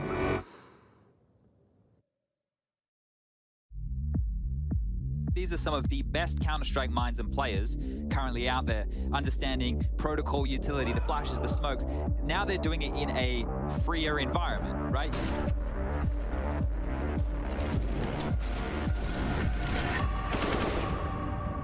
Where Hunter falls, Nico will rise.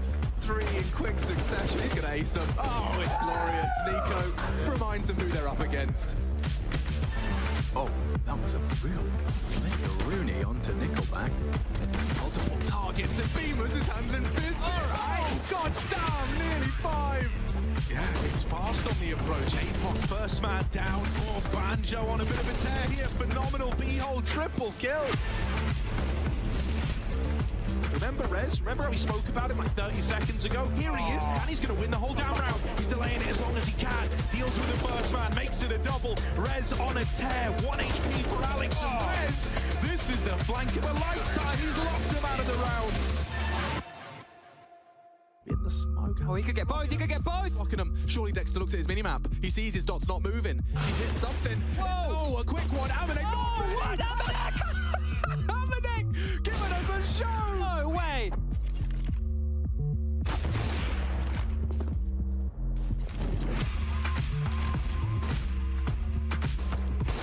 Nice shot for S-Tag, 2 already, and he's looking to shut down the day, to go to bed with a smile on his face and just 3 kills away from that fact. S-Tag's got another. There's a knife kill. Where? How? S-Tag's killing everyone. And let's sell this. That will do. 3. Lovely shot. The transfer. Tasty. Torsey very quick on the first, very quick on the second. He did get dinged, but that doesn't stop a third. Good God, that's quick. This is such a weird position for an orbiter, but he's not going to clear it. Torsey, can you believe it? That is ridiculous. What a way to close out of our first half of OT.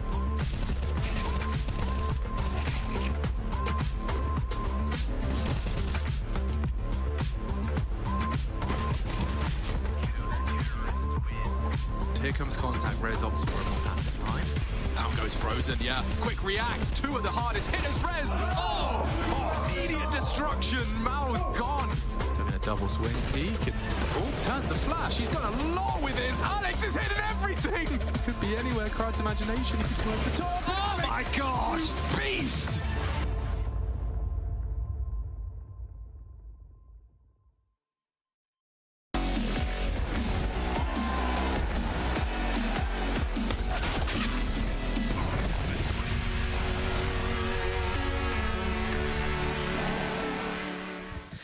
What is going on, everybody, and welcome back to ESL Pro League Season 15. We are on to our final best of 3 of the day, and it's Outsiders versus Faze. 2 teams that were perhaps touted as favourites for Group B, but now are coming off losses from yesterday. Welcome to the night shift, by the way. My name is Paul. I'm taking over from the wonderfully talented Trace. And then I have Blair and Maui taking over from YNK and Cassard. Guys, really interesting best of 3 today. Absolutely. And looking at the results, right, you have ENCE and Furia, 2 teams you would have thought, yeah, they're kind of struggling a little bit here in this group, maybe not making it out of the, out of the groups, making it to the playoffs. They're 2-0. Yes. And none of the 3 big dogs have won a single match yet. But at least it's guaranteed right now that either FaZe or Outsiders will finally have a W.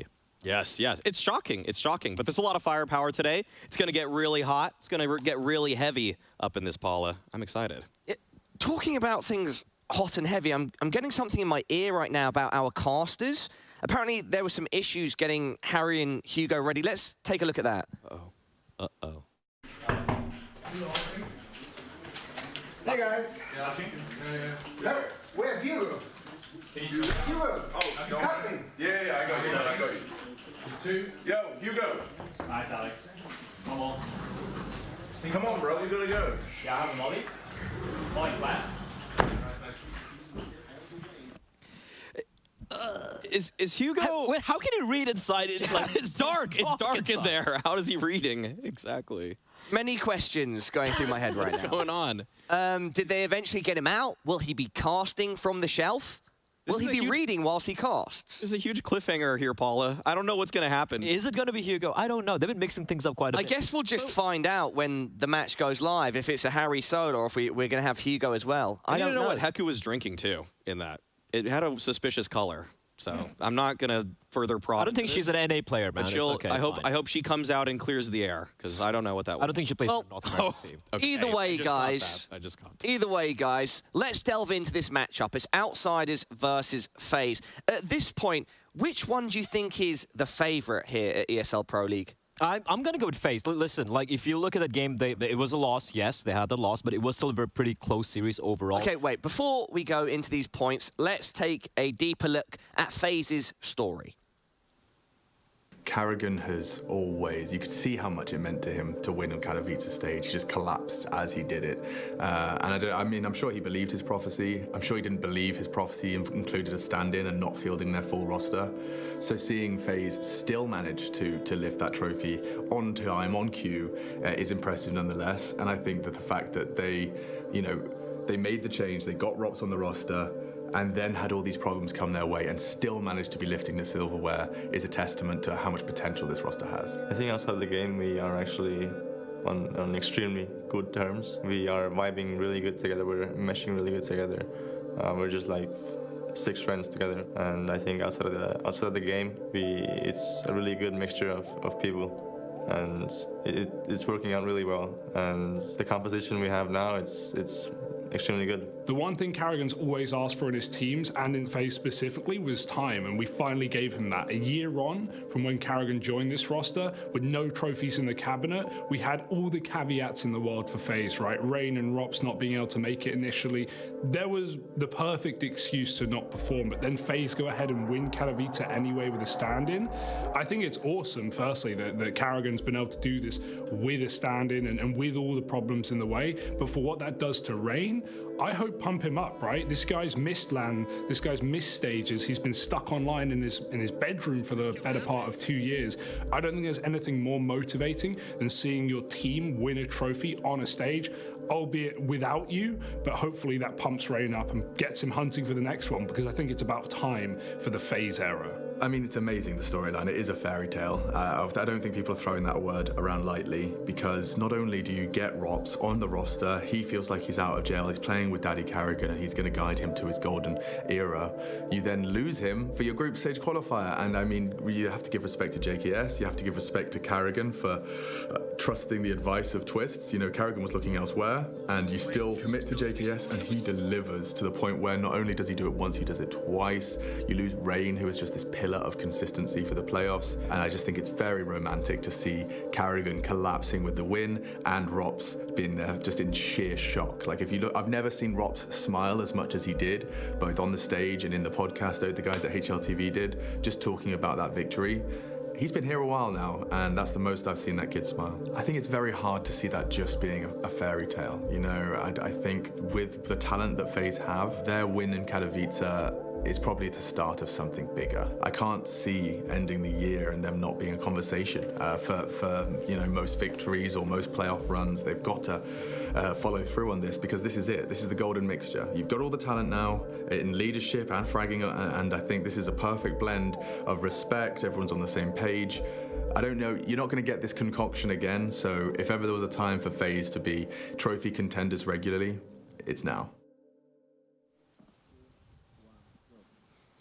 Very interesting takes from Alex and Hugo there, who are both speaking so much positivity about FaZe. And it's such a small sample size here at Pro League Season 15. But so far, both getting off to a bad start.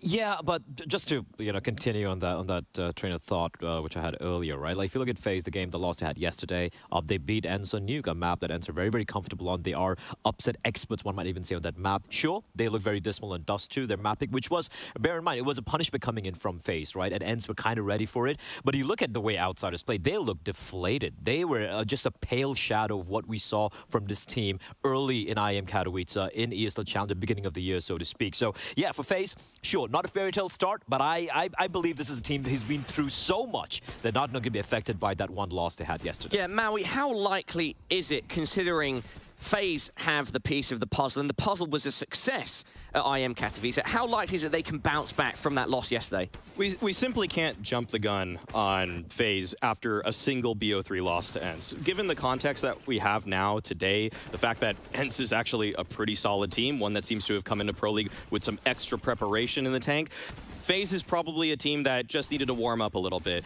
After you win a championship, it's very typical. It's very common for a team. Na'Vi was so famous for doing this, where you would win a tournament and then just kind of cruise for a couple of months. And I think that FaZe has a lot more to prove still. Rain is a guy that has a lot more to prove still. He's a pillar of consistency, as Machine stated, but that consistency kind of hasn't necessarily been star performances. I'll say that. He's been a guy that in the last 3 years, 2011, 2021, 2021, 2020, and 2019, he had a sub 1.0 KD every single year. So consistency for Rain doesn't mean he has to pop out off the page, but he needs to deliver. He needs to do a little better, because yesterday versus ENCE, his performance was a little bit lacking. On the flip side, though, I got to say, everyone else is stepping up, right? Brokey, he just seems to continue to deliver every single time. I'm like, okay, at one point he's got to fall off a little bit, right? Based on his early performances, like the previous year, for example. But he has been delivering fantastically. Twist looked good as well yesterday. A couple of rounds have gone their way, a couple of clutches being won, for example. This could have been FaZe going 1-0 up in this group.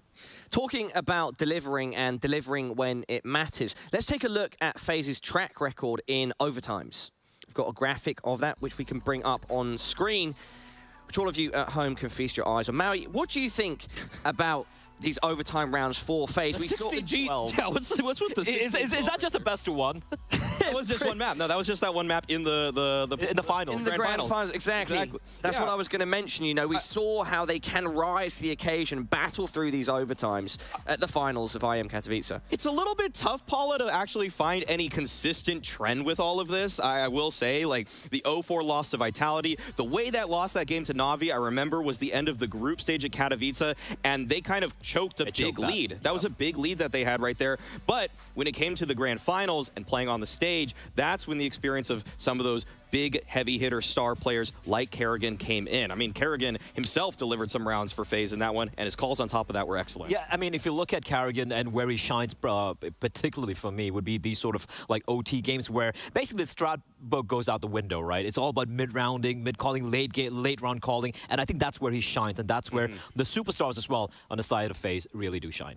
Yeah, guys, let's turn our attention slightly to the AWPers on either side here.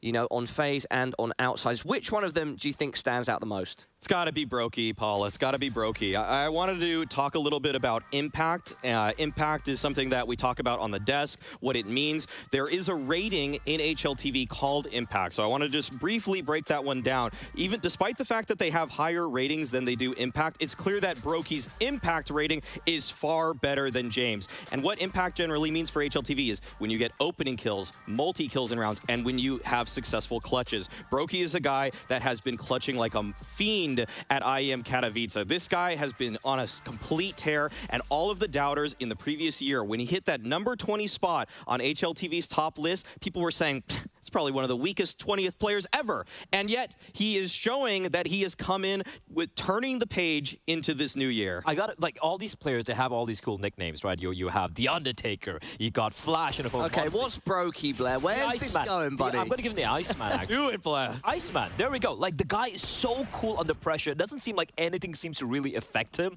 And like Maui just alluded to right now, his clutching ability, primarily with the AWP, is just fantastic. I like it, man. He's the Iceman. Brokey the Iceman. Let's get it trending in the chat. Hashtag Iceman. The Iceman. All right, so just to reiterate at this point of our discussion as we head into the vetoes, you guys do think in this matchup that FaZe are slightly ahead, that they're the favorites? FaZe are the favorites, and this is a revenge matchup. If I'm not mistaken, these two teams, the last time they played was outsiders knocking out FaZe from in the group stage of the PGL Major. So now it's going to be a revenge matchup. Vertigo and you going to be banned out early on, expected. Inferno to pick from FaZe, no surprises there. It's been their perma pick every single time it's been allowed. Outsiders going with Dust 2. They're trying to punish them. They're trying to punish FaZe. Their CD side yesterday was completely lackluster, and they're going to try and abuse that fact. Yeah, I actually love when teams pick a map that maybe isn't in their wheelhouse necessarily, but kind of has been, there's been a blueprint that has been shown to work, so hopefully Outsiders has that in the bag, but we'll see. I'm still going with FaZe, though. Same here. All right, thank you so much, Blair and Maui, for that breakdown of this matchup. It's Outsiders versus FaZe, and it looks like it's ready to go. Oh, yes, it's ready, all right. A little bit of FaZe taking on the Outsiders. And, ooh, lordy, I can't wait to get this one going with me. Fresh out the closet, I've got you. Well, yeah, that was... I can't, like, cupboard, I guess, cupboard, being a better word for it. Probably, well... I have Hugo. Hi. You can't unsay it, Harry. It's here now, but either way, yeah, nice little intro. We found a couple of those earlier, so I'm sure... I hate that things have two meanings sometimes. More in store, yeah, I'm sure that was by accident. Completely Outsiders, FaZe Clan, and Inferno to start this series, Harry. Welcome back to the mic, by the way. I did replace you with a similar sounding gentleman. What was it like, Hugo? How did you find it? It was really good fun. But, you know, I missed you, Harry, as I'm sure you missed me. I missed you, man. It's cute. Dress looks good today. Thank you, thank you. It's very comfortable. So here we are, a little bit of Inferno to open this one up. It's a FaZe Clan map pick. That means they're going to be over on the T side to begin. Jane, taking a peek down alt mid. Not the start you want. They've already lost your Kindar over towards B. And right now, there is a gaping hole over towards that B bomb site. Just going to let that one sit there for a moment. FaZe don't know, though. They'll wait. They'll hang out in a 5-on-4. This is a classic Outsiders gamble, and I love that they're still believing in it. 4 not shuffling yet. FaZe throw over the smokes. They're going to walk right into this. Good Molotov combo with a flash. It pushes them back into the bomb site, but that's exactly what Outsiders want. The re-aggression is not, however, Jame dying early, a rare case. And now FaZe look to commit. Twist is not going to be given a kill back down B, so they'll never know about what they're walking into until it's too late. Flit in the corner, cleared after 1, and Reigns forgot his gun. Yeah, he's gone back for it. It's all well and good. Now wrapping in through the spawn. Buster. Whoa. Ah. Sometimes if you build into a moment like that with a oh, that's when something good happens. But and if it doesn't, what do you do then? That's where you drop the like it's inflating to deflating. Yeah, try not to give away all the trade secrets, Harry. Next thing you know, people will be stealing our job. Here's another one. Okay. That is a good noise, yeah. No, it's not. It's not just noises here, right? We also know what's going to happen 6 rounds ahead of time, give or take. How? Because we get given the little bit of paper that says. Oh, the script. Yeah. I mean, we've done our research. We read before we came into this game. Obviously, how else would we know? Oh. Nice round out of Rops, and it's shut down by Rain, who we welcome back into the server here. It's nice to have him here at Pro League. Not the stage we would have wanted him on, but still, the first stage for Faze in Pro League is getting out of the group. And this, I mean, it is the group of death. We called it the group of death, and that's because it's the group of death. But we still hope the Faze come through with playoffs right here. That being said, it's terrifying considering not just them and Vitality starting slow, at least Vitality have a win, but ENCE and Fury are both 2-0, and not just like fluky 2-0s, looking really, really good. It's a little worrying. It means maybe there's only one spot left. Who's it gonna be? Vitality, Faze? Ooh, we'll have to wait and see. Yeah, kind of wild scenes, really, to open up this group. Opening up this round, though, going to be the force fight for the outsiders. Oh, hang on a moment. Little jiggle from CT, but not dealt with. There is still Buster waiting at Coffins. And this isn't even a B play. You know, all of this is just taking the map control. The bomb is still all the way back towards the T stairs. Carrigan juggles it forward, but right now, you know, you're leaving your options open. You're not really decided either which way. Outsiders taking a bit of a gamble. Rotate everybody over towards this A bomb site, and wouldn't you know it, it would be great if the bomb was going A, the bomb's going B. Yeah, we're going to see a lot of these stacks for Outsiders for doing it all day yesterday against Fury. And actually, we gave a lot of credit to Art in the in-game leading. He read them like a book, man. He completely outread Outsiders and rarely walked into stacks. You know, today, Faze, they know they're up against the same thing. And so it's good to see them already making good work of it. They walked into it in pistol, but it wasn't a problem with their utility looking so sharp. But this is the map for stacks, the map for gambles, and the map for saves. So if anything, it does play into Outsiders' style. But you got to have good gambles, Harry. You got to be on the right site. And in this round, that is not the case. Faze go 2-0 up. And one more eco. As this one just kind of draws itself to a natural conclusion, can we talk Furia for a moment? Is that allowed? Isn't it cool to see them looking good again? Yeah. Oh man, it has made me very, very happy because, dude, I was worried I was gonna be like I'm trying to think, I don't know, like someone who's just very knowledgeable in such a niche topic. Like we spent all of 2020 watching Furia just dominate NA. Sure. And then Hetty left and then the team just kind of dropped off of a cliff. And so I was worried I was just going to be this guy that's like always sat there going, oh, well, this Furia team, they used to be so good. Like I could name so much stuff that they were able to make work throughout that 2020 time period. And then they just fell off into obscurity the moment they came over to Europe without Henny. So coming back. Nice to see them rebuilding with Safe and Drop in this squad. The results kind of speak for themselves over there.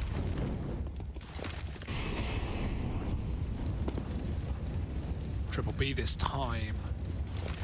And they're not going to move, they're not going to budge, but Faze will run right in, or at least Carrigan tries to. That smoke is a disaster from Buster.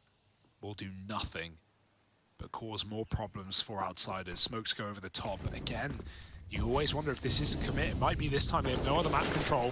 James making a rotate. This is a perfect round to stack up. You've got nothing to lose and a buy in the next. Buster flashing high. Flit is blind and Brokey's going over the top of Orange. They haven't cleared the boost and he hasn't shot a single bullet, so they have no idea. Does Twist go back for the late check? It's Brokey to pick it up instead. Good tuck position from Buster. Cleared after one. And Yakinda also here with a rifle. He can do massive damage. There's a kill. Got to back out for the reload though. Reigns picked James out of spawn in the meantime, and they're even hunting this frag.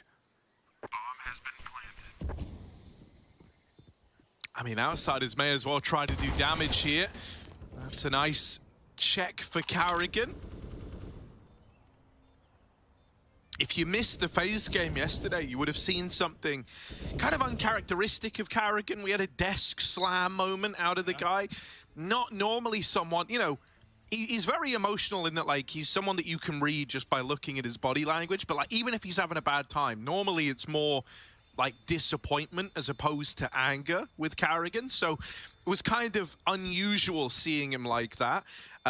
Hopefully, bit of a better outing today, right? You sometimes get those kind of day one struggles, especially when you come off the back of a win at Katowice. Maybe you're kind of, you know, chilling out a little, thinking you can just ride the momentum of that.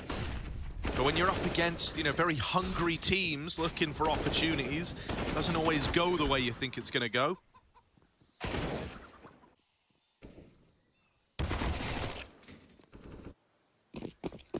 Yeah, the stage environment is very different to the studio environment. No question about it. No crowd on your side and getting in your opponent's head either. That was certainly a factor for the quarter and the semi-run for FaZe. Not as much as the finals, but... Oh, good grenade. Kinder does throw one right back, though. Twist has been really good at Banana for FaZe when we have seen him be this guy finding the opening kills. Double mollies go in, clearing everything out. It's a complete barbecue at Banana. Twist is even going to smoke that top position because outsiders lob their own utility to lock FaZe out of B. He says, no, you can't have it either. If I can't have it, no one can. And so late FaZe will recommit back into B with 3. Outsiders making the same read. James Orb. No better time to start than the first gun round, and Yakinda's going back. Ready on James' contact to attack. Oh, there's the flash. Playing anti was Twists. Carrigan's going to have to swing out and trade that. James still here waiting. They don't know. Well, now they know. Yeah. There's a little hint for you, a little breadcrumb trail. They now know 2's A. There's no question about it. That's the reason for the rotate here for FaZe. This double pit setup, though, is really nice. And Kicker has so many grenades at 30 seconds. Yeah, Kicker can slow this down so much. Little one-way smoke lobbed in. Playing around it now with the molly on short to really make this a slow affair for FaZe. They've grinded to a bit of a halt, and now Flip pouncing from down in the pit. They're only just realizing how stacked this A bomb site still is. They get both the kills, but the bomb fell into mini pit. Oh, there's no time for the Brokester. Might he have had it default? He was crossing with 4 seconds. Probably not. I'm guessing that's why he went for the move, but damn, that was close. The bomb drop is such a massive kill, though, throwing the entire round into disarray. And FaZe, they waited so long for Carrigan to come in on that long wrap. It was a nice read, a nice call to know that long was open when they saw that AWP on B. And they took it, but he comes through Moto. He dies immediately here, and there weren't players close enough to trade. They weren't further than Cart, so Flit's able to double up. You see that bomb go tumbling off of Rain's body, and at that point, FaZe, there's almost nothing they can do to win the round. No kills were given. Nice try, but Outsiders on the board early in this CT side. And they keep the AWP as well, which is a nice feeling, a very hefty investment. You don't want to be dropping early.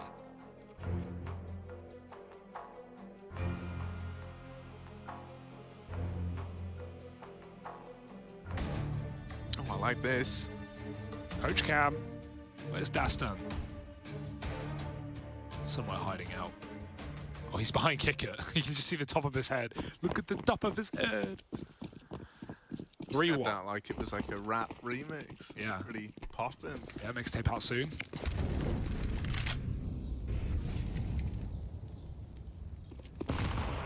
Oh. Slow to start this one, right? FaZe pretty measured once again. Just kind of playing, you know, standard, like looking to take your default early. Try to take top mid, try to hold on to Banana and take away that top Banana control. This round, though, they've actually lent away from the Beanon and instead have their attention fixated on the top of mid. This probably is just the A follow-through with no map control held anywhere else. You could see it coming. That was teed up on a silver platter for James. Collateral delivered to his door. He didn't even have to work for it. And the bomb is now going all the way back down middle. Broky's kind of freaked out by what's just happened. It's a tag for James, but not the killing blow. Flit now alone in the site. But FaZe, they grind to a bit of a halt. Are they just going to recommit? Right, with the positioning they've got, I'm assuming that's what's going to happen. They don't really know what's happening at Banana. For all they know, someone could be pushed down towards logs, could be playing this forward position. That's why they're all looking at it very anxiously. And so this going quiet is just to cut off the flow of information to outsiders, right? Nullify. Wow. What? That's a double up for Yakinda. And the bomb now cut loose. Outsiders know what's happening here. Twist has got to deliver. He wrecked the pit guy once before, but now he's got to do it again. Yeah, there's just no time for this. Flick doesn't care. He's going to swing. He's going to end the round and try and grab that orb. No time for that, though. It's a lovely one by Yakinda. That was a phase round through and through, right? The collat was nice from Jame, but a 3-on-3, a slowdown, chance to re-aggress. Yakinda just double dinks that first dude round longside. And Faze, that's a real shame to see the round fall in such a way. It would have just been free if they walked up short together there, not to know. Twist didn't even see kick it in the pit. He just tapped a smoke. Knows his angles, does Twist. Beautiful shots from Yakinda. And that's the guy they're scared of pushing down B, right? Yakinda is the dude who's going to be making this flank happen in gun rounds. And so Faze, they tried to get ahead of it, but instead they're left behind. Full pistols. No Kevlar, no nades. It's a Jame hunting ground right now. But Faze have slipped the net somehow. Oh, what? Oh my god. They're out long. They can go CT. They can have A. Oh, that's the bomb loose, though. Flick gets the info. They've already made it, and that is such important info for outsiders, just knowing that FaZe have that CT control if they want it. Bomb is retrieved. Look at, round is unsalvageable. Look at the areas held on the minimap. This is so peculiar. They're crunching the bomb. Yakinda just shot his teammate. They're so freaked out. They're trying to deal with alt mid, and that's a really nice response, right? You kind of acknowledge the weirdness of the situation, and you just collapse to get control of alt mid, have a little safe area. Oh, Carrigan, sorry, bud. He was even ready for it. Gets the dink off, but that's the end of it. Rain hits these. Does he now? Yes, he do. Rain.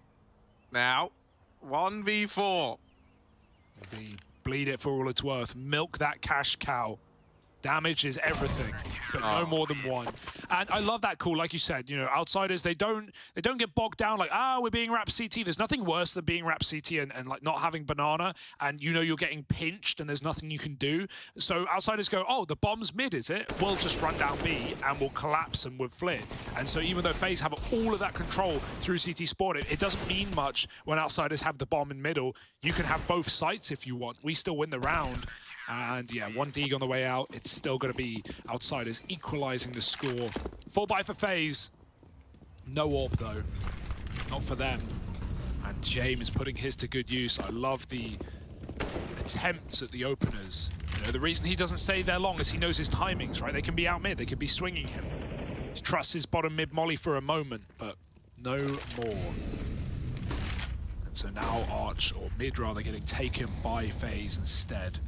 The re-aggression of the orb is on short side with 4 here on A. The flash was good, but Rain is better. Flick with a miss spray. It's up to Jame. Yeah, not giving a re-peek right away. Oh, he's going to bring it to them. Oh, that flash, brutal. He's wrecked by it. And there's Rops and Brokey. Okay. Asserting dominance over this A-bomb site. Yakinda's trying to get out of there, trying to elude capture by these FaZe players, and he should be good to get away. They're not looking to pressure him too heavily. I mean, at this point in the game, right, it's still early days. FaZe want to build up their own money. So, you know, I wouldn't be against them just playing this one very, very safe and not even leaving the A-bomb site. 5 live is a very good result, right? That's why Rops is literally in T-spawn. So, yeah, make sure you get everything going into the next. And you can't just get reset by one singular round from outsiders. But certainly they're fine for now as well. Thanks to the save on both sides. A mutual understanding of money here.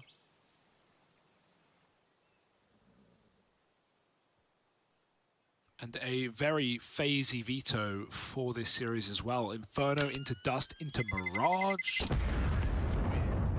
Puggers unite.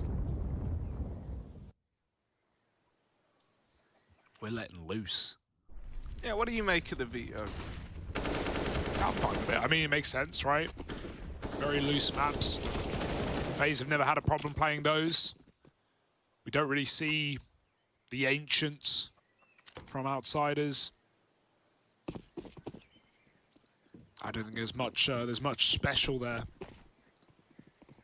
I think Dust 2 as a second has potential to get kind of weird. Yeah, for FaZe. Yeah, I mean, you know, FaZe have shown that they don't mind playing it. I know their results yesterday were pretty garb by their standards, but it is a map that's very much in their wheelhouse, and I don't think you're going to get them as sleepy as they were on day one. Here's a setup in the apartments. Kicker. Nice. Can't quite make it a double, so the trade is in. There it is. Bloody hell, the ball's on this guy. We've been waiting for that, right? Faze have as well. That's why they've been slowing down in these mid-rounds. They want that kill, and it's come to them at an awful time. And I love Outsiders just evaporate. They go back to that A site. In fact, 4A. Again, these gambles are insanity, but they're also perfection. They're also an art form, because why would FaZe go back into the unknown with so much of the map to clear at B? Instead, walk into A. There's only 2 there, right? Right? Oh, hang on a moment. Yeah, you only hold it for so long. Okay, they're going to send you Kindar back, but still, 3-on-3 inside of the A site. This is good for Outsiders. Drops Molly in the pit, Flit re-aggroing over on the short side. Brokey is scoped up, and he don't often miss these, does the Brokester. Ooh, but he will miss these. Oh, he dead. No. It's just to survive somehow. Made of... Oh, the nade just missed. Yeah, that's why. But that's fine. 2-on-4, not really much go in the way of FaZe in this round. Rops and Brokey might be better off saving. Gonna get a lot of that in this map. Get ready for it. But yeah, it's the right call in this position for FaZe. I love watching Flip play this game. He is so sharp, and he's always pulling in aggression at the right time on those CT sides. Just a nice off angle, goes wide on twists on short. Catches FaZe off and just gets the kill on the 4-on-3 to win the round. It forces FaZe's hand to go. And even though Flip wanted a little bit more, he'll take the 1 and none.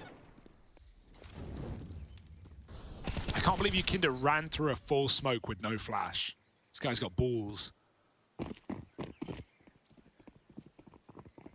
That's what you're going to need if you want to take down the FaZe clan. Hot off the presses. Forgetting yesterday, still a very scary team. Back up Banana, Carrigan, quite a pacey start. Yukinda's here. They're not even considering it. They're not even checking it. It's too little and it's too late. Yukinda waits for a flashbang and they go back around the corner.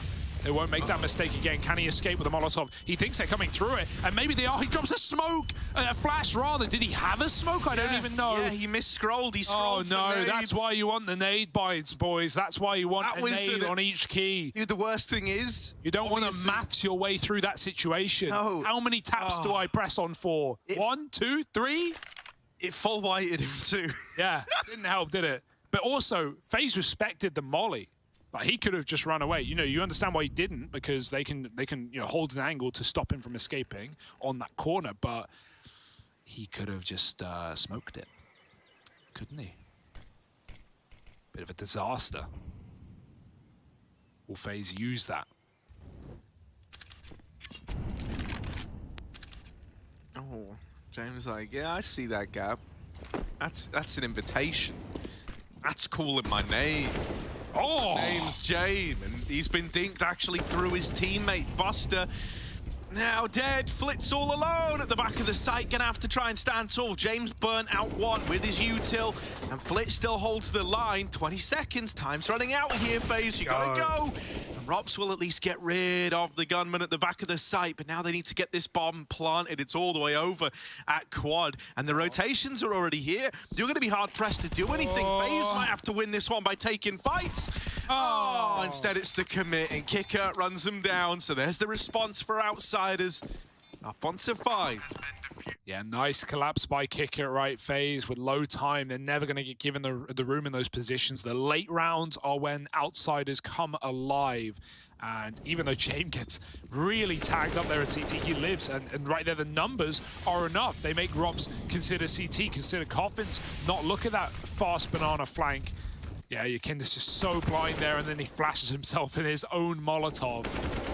So while you're at it, while you've seen that round, get into your auto-exec, get into your config, and set a different bind for each nade, right? Give me some examples. You want my binds? Yes. Again, you know, your mileage may vary. You want your own one. Yeah. Mouse 4 on my thumb is smoke. Alt on my left thumb is flash. Okay. 4, the number 4 is my HE, and then my middle mouse click is my Molotov. I don't like that. I don't care what you like, because they're my binds. I know, yeah, but I don't know, man. Set your own binds. Yeah, that's a good idea. Here we go, out in the mid. Out they come, running, gunning, and Yukinda's flanking Banana. Ooh, oh, hang on a moment, slipping the net. is Carrigan, and he's the kind of guy, when he hits a timer like this, he's going to try and get as much value out of it as he can. Buster removed, Twist has teched Jame, Kicker does have support from Flit down in the pit. And right now, Yakindar's at the B site alone. He's about to get pressured, MP9 in his hands. Carrigan runs in first, this is where the trade needs to happen, and Brokey will manage it. It should be a save for Kicker. Maybe a kill here onto Rops could entice him to give this round a go, but he's just so far removed, and that's his biggest problem.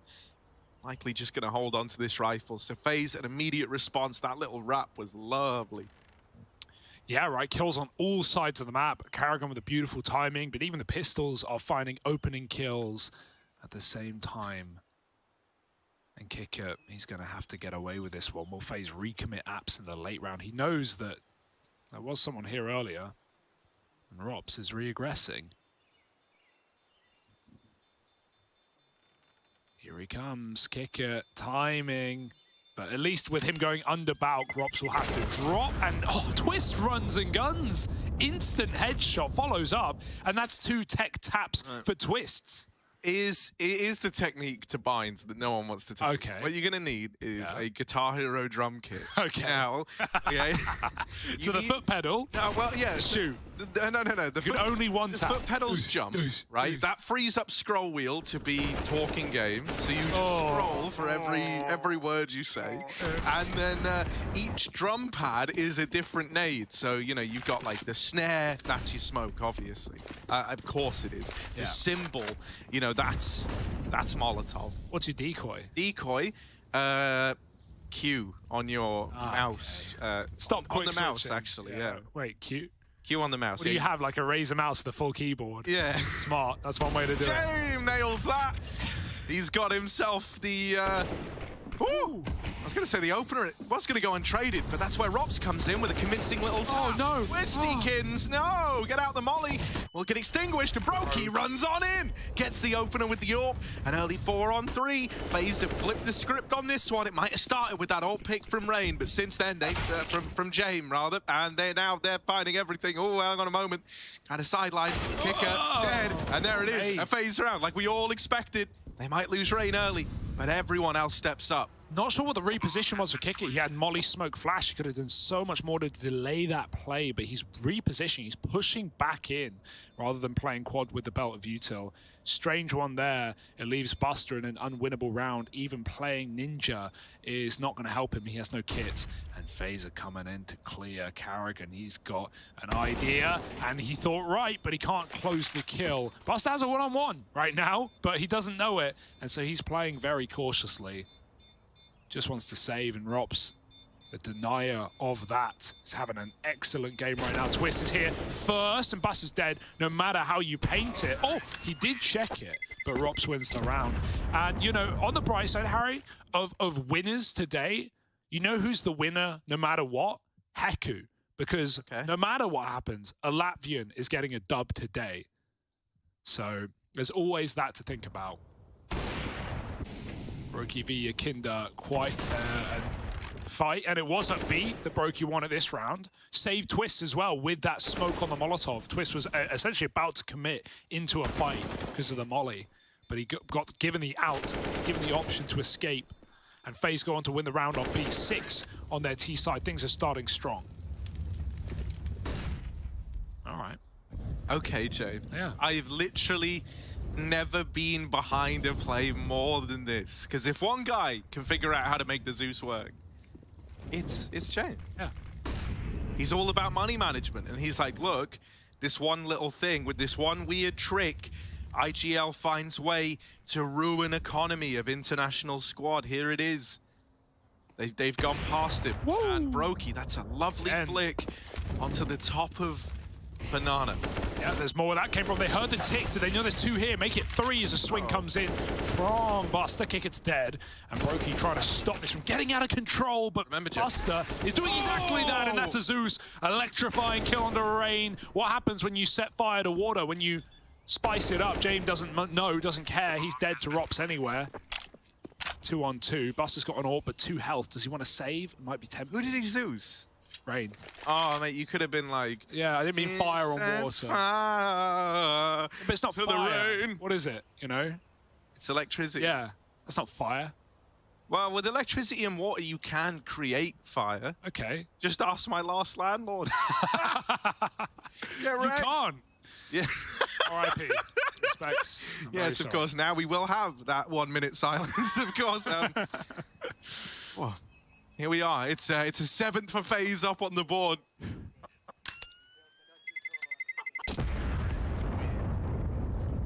Ah, yes. Well, we like the Zeus kill. Even if they remove the money bonus for it. That's a reminder to Nico. I don't think he knew that. Really? Yeah, there was a content piece where he didn't realize. That's because Nico doesn't use a Zeus because he's just better. Yeah. He need to. I mean, you know, the Zeus is basically an AWP, isn't it? Yeah, the Zeus has actually been nerfed a lot, right, over the years. It's been nerfed in 2 key ways. One, I mean, it's been buffed. I think it used to be 300? Now it's 200. Maybe I'm wrong there. What it did get nerfed in movement speed, it's slower than a knife. It used to be as fast, which is a shame. Means you got yeet as easily. But also, they removed the kill bonus. However, that doesn't matter if you're someone like Jame, and what you're looking for is a gun. What you're looking for is an AWP, a way to win the round, a save. So, low investment, high yield. Those are the stocks that Jame puts all his money into. Oh, hang on a moment. Look at this. Out through the apartment's kicker. Oh, he's not in a forgiving mood today. And that is a mow down. Well, it was meant to be an A play. Although looks can be deceiving, it's kind of been melted, turned into a little puddle. There's one for Twists. Trying to get some leeway into the site, some levity here. Down in the pit is still kicker, right, floating around.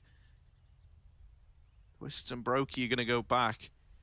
But once again, you know what's been happening over the wards B? We've seen your Kindle with these pushes down Banana. And it's in moments like this, when you're in like the 2-on-4s, that kind of conditioning starts to float back up to the surface. And you're now going, okay, maybe they're behind us, maybe they're in alt mid.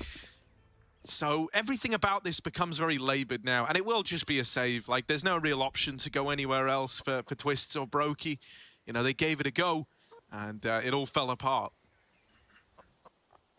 Yeah, T-side saves used to be really rare, right? Like back in the day, obviously, we're definitely in the save meta. It wasn't always the case, but I think Outsiders were one of the teams that first started popularizing the T-side save because they would play these very slow default rounds. They'd use a minute and they'd get a little bit of map, and then they would lose 2.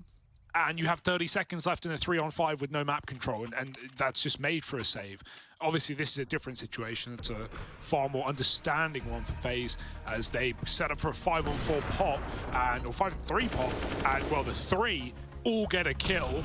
And at this point, you know, FaZe just give it up. They want nothing to do with it. So, oh, well, not the end of the world. The T-side is still really good right now for FaZe. 7 rounds, something to sit back on and relax. Oh, look at them all having a little coffee. In sync. There is chemistry. There's genuinely no better feeling for a gamer than the 8 p.m. coffee. Oh, yeah. Gotta do it. You gotta be caffeinated, but then you get 2-0 and you go, why have I done this? High energy. Can't go to bed. Yeah, but on the upside, it is a really energetic VOD review, isn't it? Yeah, true.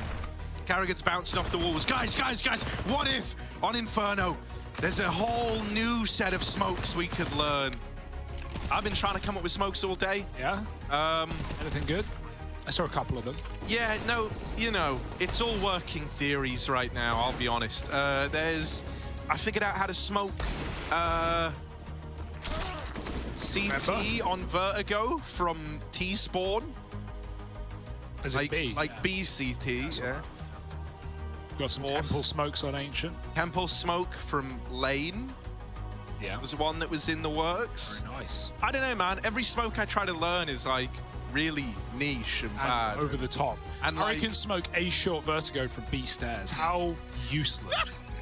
But also really cool. Yeah, I don't know, mate. Like in my mind, a smoke has to bounce at least 11 times in the throw. Yeah, it doesn't leave a lot of room for error, unfortunately. No, you better get it right, you know? Pixel lineups only. You know, I spent all these time doing that, and then I never never have bought a smoke in a game in my life. I've started getting into the way of just asking you for your utility. I throw 2 belts around. It's really nice. Harry, smokes, let's go. And I just throw it over. Right, so we're right back in, little PC crash, all brushed aside now.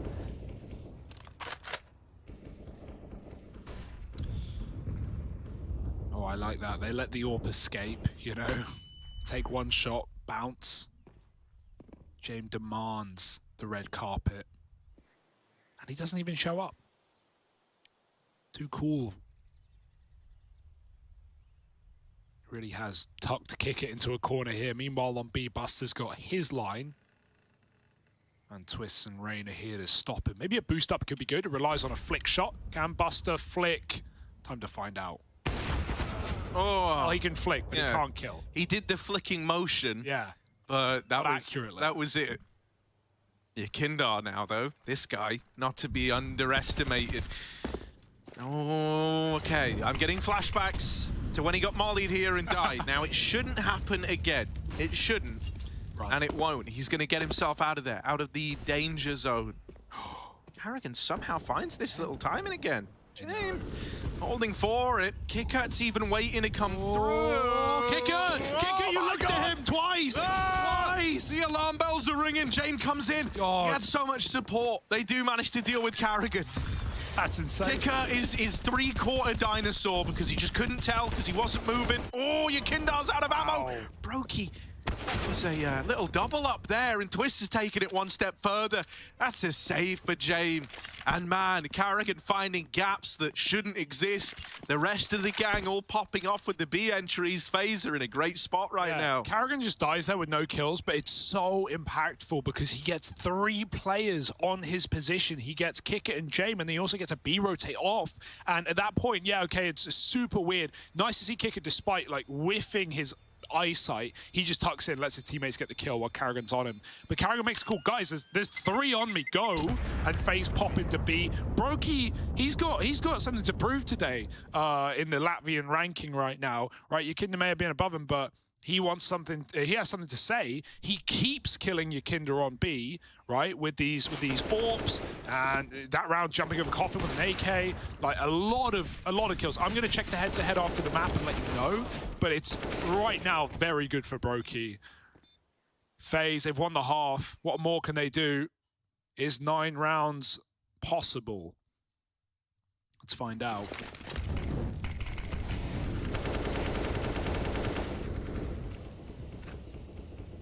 They're delaying nades as well. They're about to lob HEs together. Oh, Carrigan, get out of there. He will. That's Yakinda's home now, his turf. And Twist wants to fight him for it. He's coming through. Oh, unfortunately, that smoke fade is good for Yakinda. Brokey. Oh, it's Latvian on Latvian action. And there's Brokey coming out ahead. Oh. Almost a follow-up, right? Jane playing around this smoke at top car. It's like the Furia one way. He is going to deal with Brother Brokester. Kicker getting out the short side as well. And James getting aggressive. Hello. Ow. What? Why? When does this happen? When does this happen? Oh. Jane nails it. Carrigan was never ready for that. When you see him at top banana, you think you've gotten away with it, and Buster hears the footsteps. Rain doesn't know it, but he did just kind of get Rob screwed there, running away from the corner. Left in the 1v3 now. He's got time on his side, but that's about it. Yeah, last round, got to go for it. No saving today, but James is just still holding onto that bomb, dumping his util, wasting his time, and Rain's got to go back for it.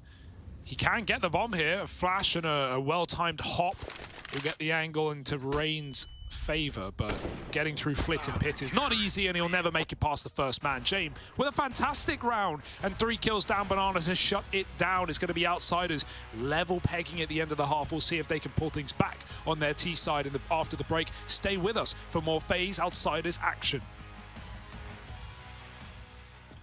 20 секунд. Малый убили 20. 15 смотрю. 2-20. Еще 20. Хорош. 20. 2-20. 2-20. Я бегу. Один хедшот, один плент. Этот с хедшота. Не успел. Хорош. Молодцы. Хорош, Женя. Жестко. He jumped up. Come on, deep. Nice. Flash opening. Dash opening. CT, take kill. Yeah, kill. Yeah. Flashing left side. Keep searching, keep searching, keep searching. Smoke CT. CT one. One CT. Healed up. Just chill now. And one here, one CT. They're both here, no? First yeah, let's go CT. Nice. I'm jumping in. Hello and welcome back. I'm going to go over the key tendencies and strategies that can be found preparing against Faze's Inferno. Starting off on the T side, we first want to look at the key positions and who plays them. We should be expecting Twist to be that lurk towards Banana, Robs to be the apartments player, and either JKS or Rain to be that boiler mid player. The first tendency to watch out for is whenever Kerrigan throws this smoke towards the Banana car from spawn. When he throws this smoke, this is usually a sign that Faze are hitting A. The most common ways are either through a halls pop with 3 people or a fast A-wrap using smokes and flashes towards the arch side and library. CT should be generally aware of these 2 possibilities whenever they see this smoke come out. Now over on the CT side, we also want to be aware of who plays which positions. We should be expecting Kerrigan and either JKS or Rain to be holding down B, Robs as the halls player, Twist as the A-site rifler, and Brokey with the op towards A. The second thing to watch out for is this smoke at middle. This smoke has only been used a couple times, but each time the smoke has come out, they coordinate a boost on the edge of the smoke to spot down middle. Teams definitely need to be cautious when seeing this smoke. The third thing to watch out for is this setup towards the apartments with Robs and Twists. This is a setup that Faze usually do at least once a match, so any teams clearing apartments through the stairs or window need to be aware of this possibility. That wraps it up. See if you can spot any of these tendencies or tactics in Faze's next match on Inferno.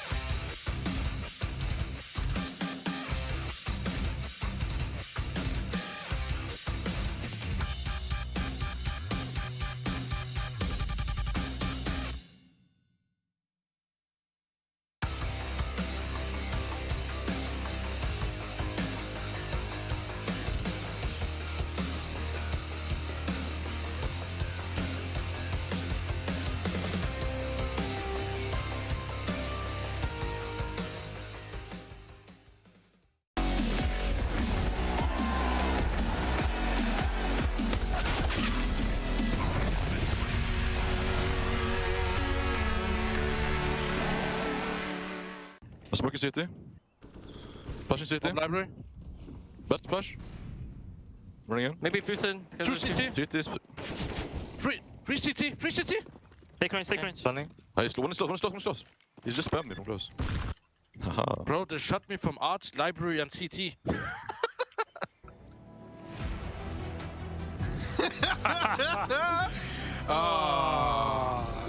Okay, buddy, I'm watching you. And I'm watching Kerrigan as well. He's bringing in the humor, bringing in the laughs, keeping the tempo high. But now we're going to slow it down. It's outsiders on that T side. And we know they're in no rush. They're in no hurry to close this map and or series. Map 1 is Inferno. Welcome back. It's hype as all hell as we get into the pistol. Dual Berettas here, set up with a flashbang, ready to deal death to the outs. Oh dear. There's the duel, he's gone. But don't worry, there is another pair still in play. Robs donning the second set of Berettas. They're bold all right, but so much utility. 3 smokes, that's just too many smokes for a pistol round as far as I'm concerned. Kicker doesn't want to die here. He's providing the cover for these players lining up utility. They have to do so. They throw him 1 on the A site, and it's actually drawn Faze back out of their bomb site. It will double back though. Now the XX in, now the answer is clear. And Faze running the smoke, Kerrigan giving it a go, no armor, he'll get chewed up by a Glock, and at this point outsiders know the site is clear. They're just doing their due diligence, checking their corners, clearing quad, and with the bomb plant in, it's their round to lose. Yeah, Smokes now fade. Things get weird. Brokey's going to tap out the first man, but there's a response. Yukinda. Oh. Him with another. It's Flit to help out. Brokey tapping away. Has tagged Yukinda. That's a headshot, I think, through the lip of the coffins. Rops now arrives with the dual Berettas. Does nail that first shot onto Buster. Brokey swapping out. The dualie's still bad. And Brokey's been wrapped. Yeah. Latvian brethren. Oh, the Julie suck. Oh no, I'm shocked. Oh, but they're so. Oh, but there's two of them, Harry. Oh, what? No, they suck. They're so bad. I don't care. You can't change my mind. I watch enough CS. Maybe they're great in prac. Maybe in prac all the time. The Julies are destroying. But every goddamn game I watch, they do nothing. Absolutely nothing, unless they're in Fuzi's hands, in which case then it's up for debate.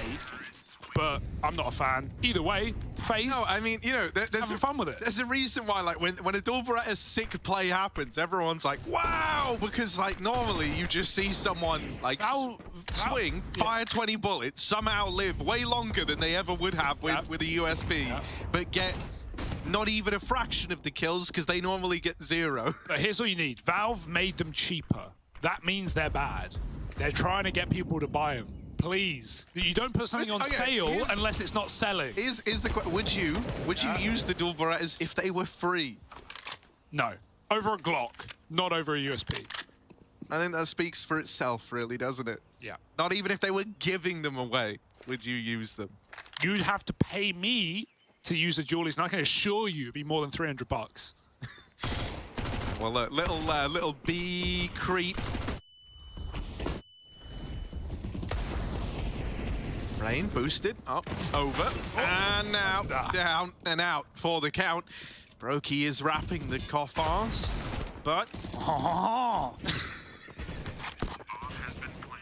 it's just going to be a save here for Faze, isn't it? Apparently so. Brutal beginning for Outsiders. This is the start they wanted to the half. Pistol and conversion is clean. Going to do a bit of hunting right at the end. Try and get this scout out of Carrigan's hands. He's got to go, buddy. They are right round the corner, and leg shots will not cut it. There's 2 now. Carrigan's dead. Nothing he could do there. Rops in a 1v5, trying to stay alive.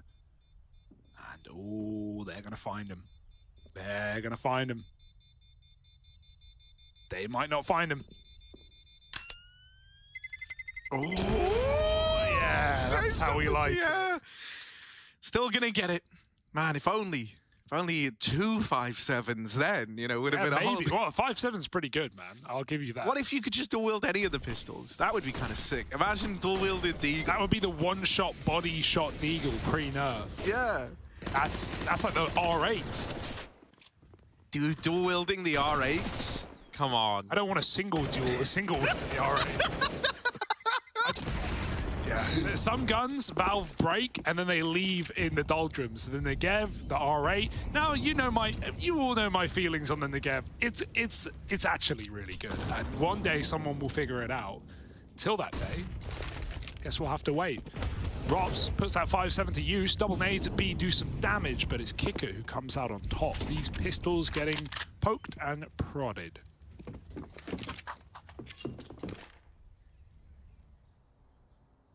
Yeah, should be a clean round. That's what you're hoping for here. Any damage that FaZe can do when they came into this with so little is brilliant. So let's see if they're able to find anything else, right? Already dealing with Flit. Kicker looking like a tasty morsel that you could just scoop up with a USP. Like goo. Like goo. When has goo ever been tasty? You know, some goo's tasty. Want to elaborate, or maybe not? No, actually. Didn't think so. Little B-walk. Like custard. Custard's kind of a goo. Yeah, sure, buddy. I'll rain here. Will it be salty or will it be sweet? He's up on top of the coffins. Looking for a tasty treat. Everything's in rhyme all of a sudden. Here he is, lining up the perfect shot. Oh, what have you eaten today, Harry?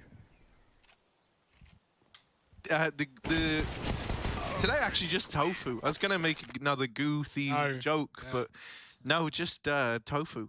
Salad. That's cool. Good for you, man. Kick it. Gets a lot of kills there, makes a lot of moolah, and that money is big as they build it up on the T side. Faze coming in with their first gun round, though. That's what we've been waiting for. The trolling will stop eventually. For at least a round.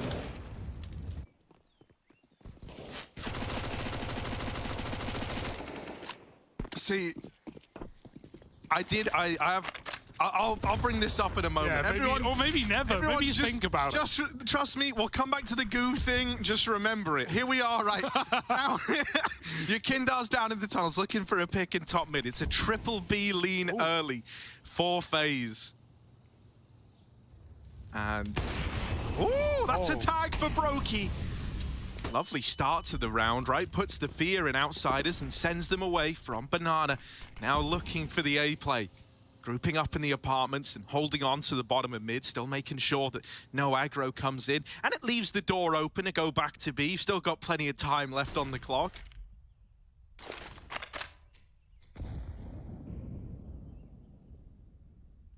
Outsiders' stopwatches are ticking. They're looking at it through their monocle. They see they have a minute left. They take top B. But is that the fake out? Certainly could be. Doubling back down Banana. Even trading guns. Putting Kicker on the Galil to give Buster the AK. He is lower. Every little detail counts, and Outsiders are perfectly encapsulating that in everything they do. Now it is the B play. Everyone's here. 2 players committed in the site. No nades left for Faze at all. Really, if you don't at least double kill this hold, you lose the round. So let's see. Quick rush, and that's none. Twist will finish through the smoke. Rains fire 1. They didn't realize where from, though. He gets a frag. They go up, they go over, and he goes down again. 3 on 3, and it's the bare minimum you need on a defense. They have a kit. It's tempting. It is going to entice you, isn't it? What a tag damage from Twists. All right, lad. Spamming them through the window. Sinful as he does that. Brings him down low. Not that he's aware of the damage done. And that might send Faze out of the round. It looks so promising. It's Inferno, man. You double kill a B hold and you still can't even attempt the retake. And it makes sense for Faze. Like, you know, yes, could they have won that 3-on-3? Absolutely. But you don't know where Outsiders are. If they're playing for Banana there, if they have that control, they have a molly, they have a flash, they just win the round. So, yeah, Faze, it's the safer option of 2 as Outsiders have started to pick up the pieces and run away with this game.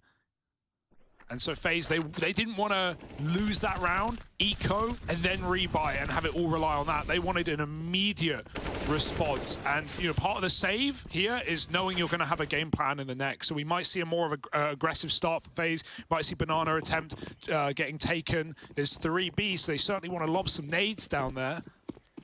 Faze didn't like their odds. They want to increase them. Or I guess decrease them. Would make sense. Nades go both ways. Know how numbers work, man. You can't read or count for that matter. But you can talk. Yeah, I mean, numbers are just, you know, kind of magic letters, aren't they? Here's Kicker over towards Banana, has Buster with him.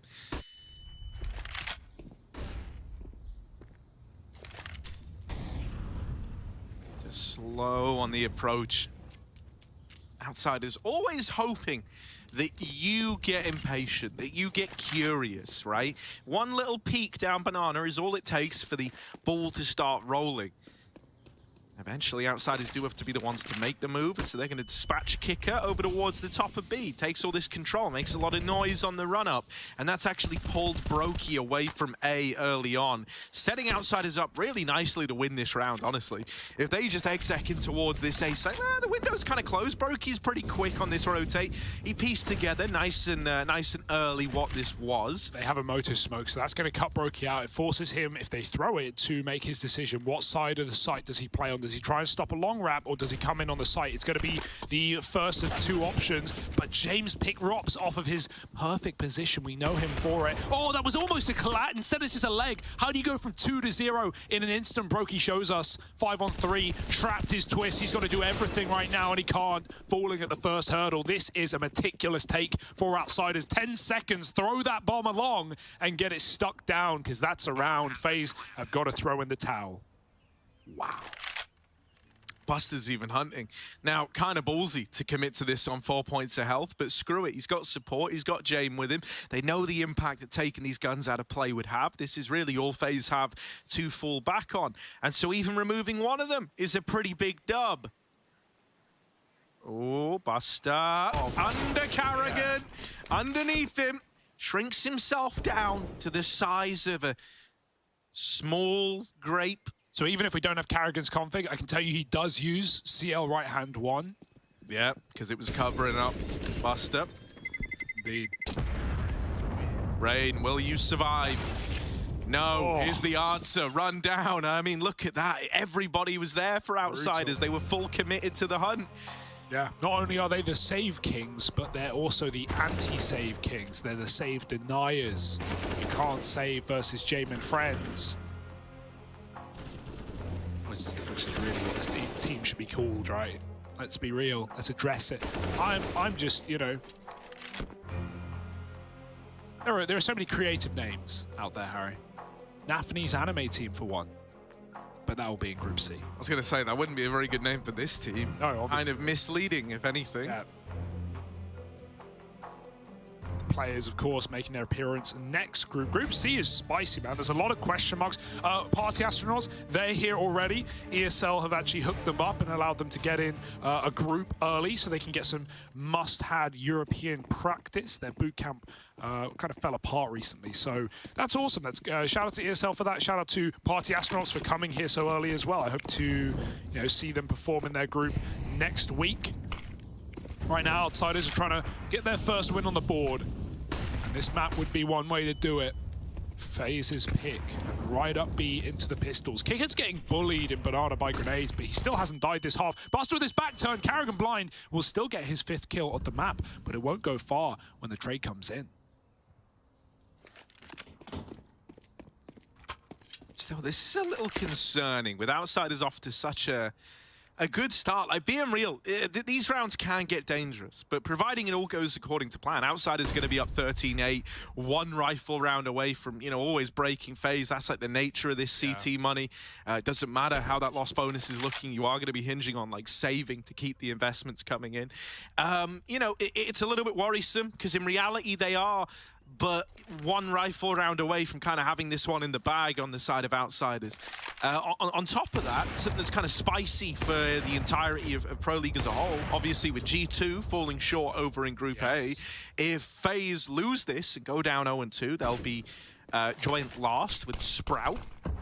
And that leaves them very vulnerable, especially with the hot start from Furia and Ents in this group. There's a world where both Katowice finalists get eliminated in the group stage. So, kind of wild, isn't it? Little long wrap in this one for Outsiders. Moving in. Inside of the site is Brokey. In the apartments is Rops. And that's the bomb drop. There's very little time. Brokey did all he could. Get it! Oh! It's the plant. Flip. Well, get it down. But a 2v2. Turn 2v1 by the J-Maim. Just twists his deagle. Thing of legends at times, but this is a pretty big ask. They saw him as well. James just leaving Graveyard, got that spot. Flitz takes his position back over the smoke and twists with a 1-on-2 to do. Solo Dolo clears James, but that's a beautiful headshot as he jumps on top of the box. James is having one hell of a day right now. 17-8. He is storming the board. He is slapping Faze in the face. And there seems to be no stopping them. 1 gun round now for FaZe. Again, only pistols. They made it a damn good try. Brokey grabbed that off at the back of the bomb site with a 10-second hit coming in, but 1 more kill. Maybe that's a round. However, we'll never know. Oh, that was terrifying, wasn't it? But here we go. FaZe, they have to win the rifle round now. 13-8. This map will be as good as done if they don't. Back to Banana. Carrigan's so blind. He's getting assaulted with flashbangs. His retina's burned into the back of his mind. And Rain will have to trade. Carrigan, yeah, you can laugh at him. In 5-18, he's having a roughie. But when you got to make those plays. And when the flashes are that good, there's very little he can do. At least he sets Rain up for the trade. But yeah, it's a hard game right now for Carrigan. He has been getting beat up. Both rounds flashed out in B. Kinder's taken apartments. Him v Rops Oh, brawl and Flit will win. Stolen. Secret option C, right? None of you saw that one coming. Flit's the man to steal it. Faze is feeling pressure now. Right, being a man down on Inferno is just horrible. Yeah. It's like being in a blizzard in your shorts. It's just not a good combo. So they're desperate to try and get information here. Brokey holding the long side. Pretty proactive in his approach to lock out a top mid play. There is a smoke on Jame, and it's going to fall at the long side. That is so typical. Go save. Brokey. Yeah, at this point, kind of relegated to exactly where outsiders want you, right? They know that Moto is open, so as they come out, they should be ready to get challenged. Brokey's brought it back to a 3-on-3. But that's not even reason enough to go for this. You know, we touched upon the CT money and how essentially there was one rifle round between FaZe and this game falling apart for them. Yeah. This save is needed. It's not a call you love making. 3-on-3, very winnable round, very doable round. One that if it was earlier in the game, you would have probably seen them attempt, or at least give a look in. But they have to write this one off right away.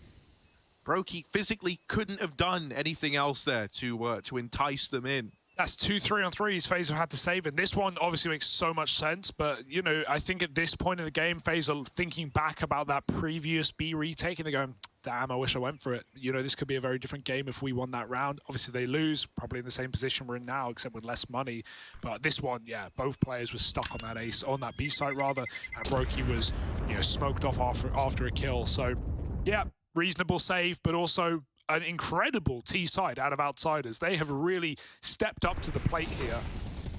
Yet to drop around right now, and no sign of doing so. FaZe have this triple save and a bit of a battered bye with some mushy peas in between. Yeah, and anyone will tell you, mushy peas, I mean, one of the only things that's better in non-goo form, arguably. Brokey with a mid-peak. Nothing connects. Kicker is fast on the banana regression. Rain good for the first and the second. Both Buster and Kicker cut down on the attempt to take banana away. Now Jay, that's only a tag. Brokey. Oh no! Oh dear! Oh mama! Oh dear! They've seen him! They've seen him now! They turn, they try to deal with both these players in the site. Both trapped! Flits out through the apartments and twists. I'm having flashbacks. He was in this position just moments ago. He got dealt with. He got mollied out. He got forced to the back of the site, and there's the round. For the outsiders. 3-on-5. That is wild. And dude, I love you, Kinder, rapping long, like realizing the full gravity of the situation he's in. He's like, I've got all of them right here. They are trapped. Oh, FaZe have been crunched, mate. Right between the molars. Canines barking in their ears. And maybe they bit off more than they could chew with this first map of Inferno, their pick, and they have not had a single defensive round. They knew about Yakinda, but he also saw Rain, and so instead of swinging and trying to get that double kill that he got offered for a moment, he's like, I know I'm going to get repeaked. Rain thinks I don't know where he is, but I do. And Yakinda not only kills Rain, but then gets both arch rotates, while the whole time Twist is looking long, like, I'm going to get wrapped, I'm going to get wrapped. Nope, Flit just runs up his short from pit and kills you. It's all over the place, and it's all painful for FaZe. Teeth pulled in that round, and now no utility, only a couple of smoky wokies.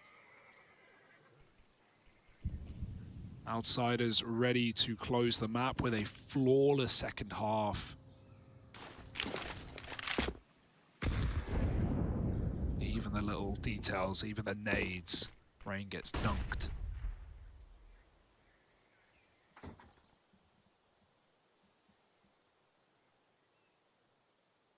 Brokey's left B. Noise getting made by Flit in the apartment certainly is tempting to keep that three-man stack over towards A. And that's exactly what outsiders wanted. Carrigan up here on top of Oranges. With the swing, the MP9, good for the first, but his teammate and then him both cut down. That's Rain and Carrigan dealt with right away over towards B. Faze left a man down in a retake, and I mean, if you had the choice to, you would save here. You're up against 15, so you've got to go for it, but you are in dire straits. Very slow moving in through CT spawn, and with Jame already on the angle, Rob's brushed aside.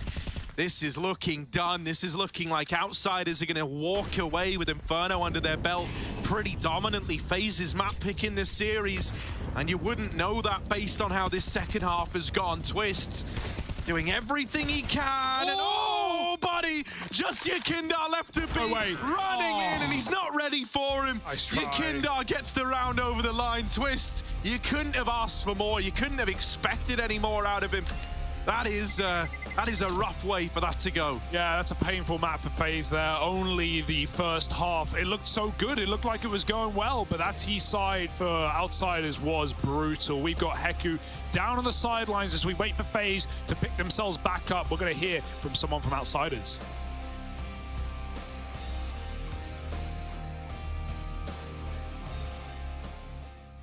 Yeah, right now I'm joined by Yakinder from Outsiders.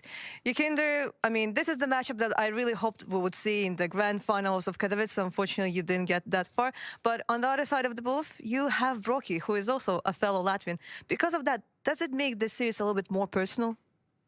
No, I mean, he's my friend, and I respect him for everything he does. I'm really glad that Latvia has another player out in the top tier scene, especially after Katowice where he got MVP. I'm really happy for him, and there's no competition between us because we are good guys. We're good guys that like to play CS. Awesome. Well, the next map is going to be Dust 2. We didn't yet see your team play this map, but when it comes to Faze, like yesterday, unfortunately, they lost. Did Jame already dissect the whole map and you know what to be ready for? I'm not going to say anything because last time when I said when we played against Fury for one first map, I'm just going to say that I hope we win. Maybe we will lose. You never know. But you do your best. Yeah, of course.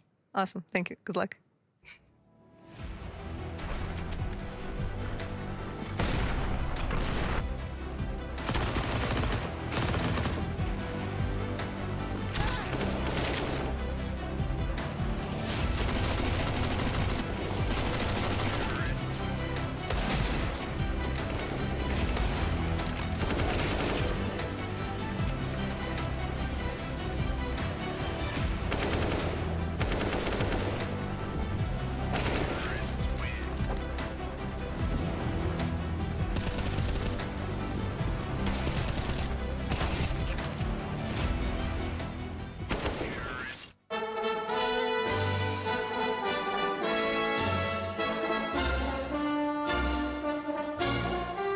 Running across the tiller, I'm going.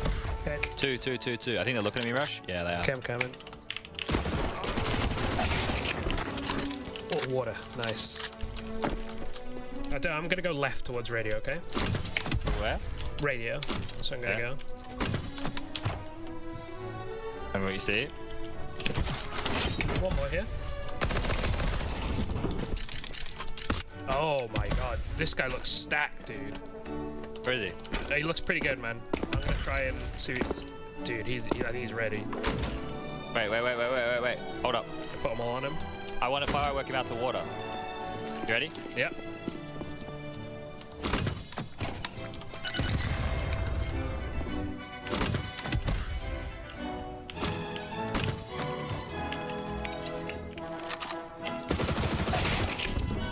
Oh, there's two people on me. They're probably dead here. Backup system if you got it. Okay. Oh, okay. You got it. Shifting around on the coast.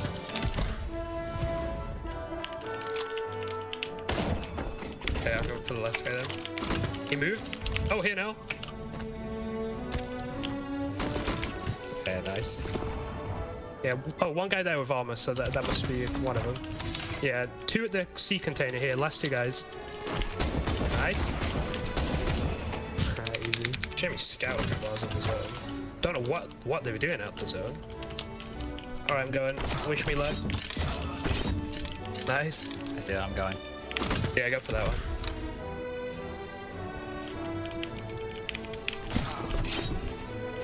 Alright, I'm doubling now. He's down there on it. Behind the tree. Yeah, I got him.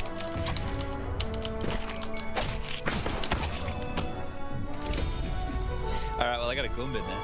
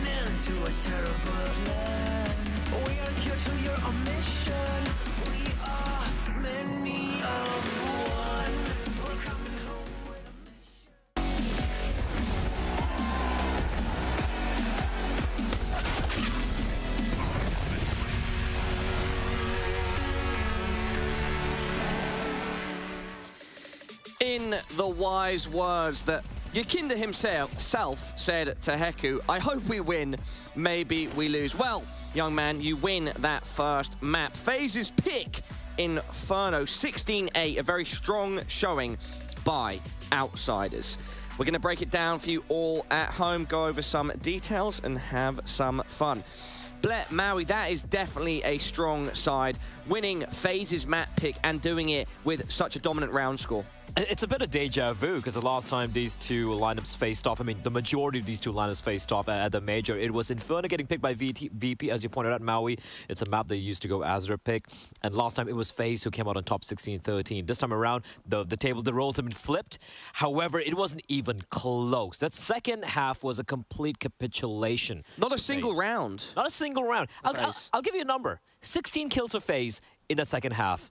In 9 rounds. That's less than 2 kills on an average. That's abysmal, man. Yikes. That's a big yikes, Paula. Huge yikes. Mega yikes. Big yikes. Guys, let's take a look at our aim high head-to-head where we can compare and contrast our two Latvians, one on either team. We've got Yakinda for Outsiders and Brokey on the Faze side. Yeah, Yakinda had a pretty darn good performance. Brokey was doing what he could also, but it wasn't enough. Heku loves this one. Heku loves this. To see two Latvians battling as such. Yakinda was definitely the better player of last year. You know, things have been a little bit rocky for the Outsiders in 2022, but if Yakinda can play with this sort of form, then maybe Outsiders could progress through the group. Absolutely. I mean, looking at those two players, it's also Brokey, you know, he's still, again, top frag for his team, but it wasn't by much, right? I really felt very deflated, and especially CD side Inferno, they seem so very lost. They didn't know what to do, and I got to give credit where it's due. Outsiders, you saw them yesterday in all the 3 maps. Even in Mirage, when they won, it came down to individual plays. They knew what they're doing here on the T side. They completely dismantled the defense. Maui, I'm excited for what's up next because you wanted to take a look at round 14 and hone in on Karrigan.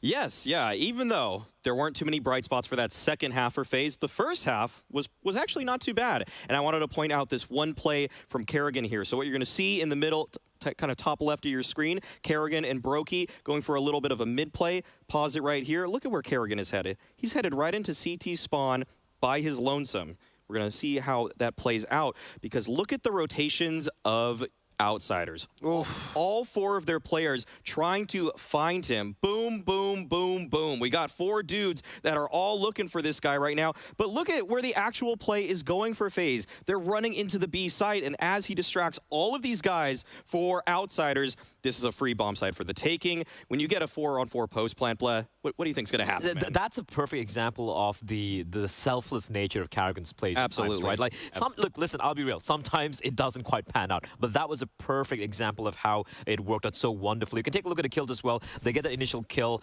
It was Yakinda, I do believe he gets... I think this is another round, or no, this is him getting away and him rotating over. That's right. Yeah, that's the plan. Yes. So Karrigan makes a lot of noise, making no secret of where he is. And like you said, right, sometimes when it does click, it looks so clinical, right? They were completely playing with Outsiders here. And like you said, Pickard is. He's like, where is everybody? Oh wait, it's just one guy. They're so lost, right? And it's such a cool half coming out from Faze. In all honesty, at the end of the first half, I'm like, Faze are running away with this. And it's a free bomb site. And then the CD side happened, man. Yeah, This was, I mean, this was a completely different second half, but I definitely wanted to just point out the fact that Karrigan has that selfless nature that he brings to his in-game leading style. Do you think if we saw more moments like that, of course, mechanically sort of different when they switch over to the CT side, but if we saw more risk, some creativity, taking chances, that it could have gone more in Faze's favor?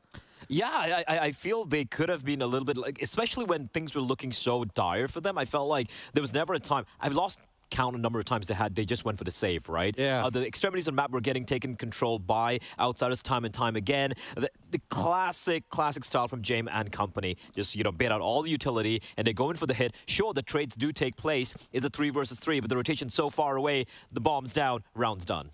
It almost feels like land phase would maybe have gone for 1 or 2 of those. Crowd land phase. Yeah, crowd land phase when everybody's pumped up. But when they're in the studio, they're exercising what is kind of a more modern style where you are going to save a little bit more, play the economy game. And, you know, that's when just the rounds just slip away from you, one by one by one. I wonder what they're talking about right now. Out in the garden communal area, we can see Brokey taking a seat. Doesn't necessarily look too hyped up. Robban maybe giving a bit of a pep talk.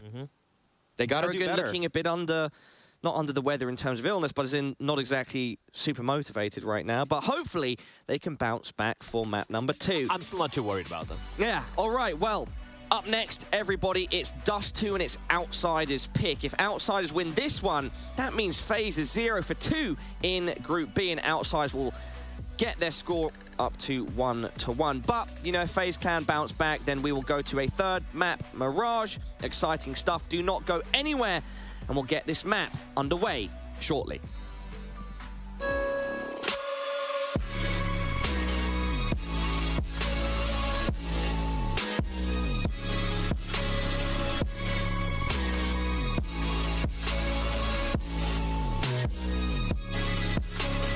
You love it, you wear it. What's your style? Get your merch at shop.eslgaming.com.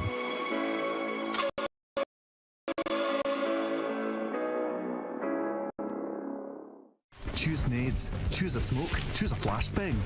Choose team badges to support your favourite CSGO team. Choose an ESEA Premium membership. Choose routes you know bring in wins. Choose pro video tips. Choose the fan club wars. Choose behind the scenes content. Choose good grades. Choose guns you know you can shoot right. Choose bingo. Choose the equipment you know is going to get your team the win thanks to heat maps. Choose the CSGO Hub Premium. The complete package to help you and your squad achieve all your CSGO goals.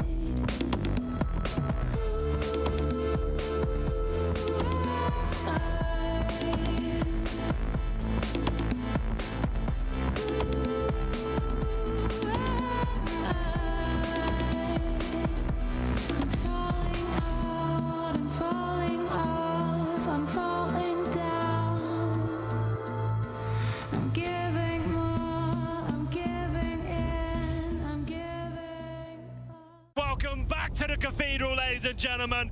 This is a final of biblical proportions. Grand Slam on the line. This will be one for the history books. It's time, ladies and gentlemen. Let's light up the Lexus! The first part of 2019 was all about Team Liquid, and for good reason, as this North American roster plowed through most events without breaking a sweat. And it was no different in the Cathedral of Counter-Strike. Oh no. Nearly got knifed. Smoke's down. He has to get around them somehow. And he gets it through the window. As favorites, Liquid went all in during the tournament and soon found themselves just inches away from the trophy and the prestigious $1 million Intel Grand Slam. Only Vitality stood in their way, and even though the battle ahead would be tough, Twist set the tempo almost instantly. WebBK doesn't want to let them go that far this time. He takes the fight to them. Twist even gets one at range. Down to just 2. How does Twist find the second? He's got the bomb. He's got armor. He's close. Twist. He baits him out somehow. A third. And he's looking for it all the ways. RBK's going to try and swing around the backside. Twist switches back to the Deagle instead. Confidence in his name. He's in his RBK is found. Team Liquid, that's what it means to them. ESL 1 Cologne under their belt and $1 million bonus. Unreal.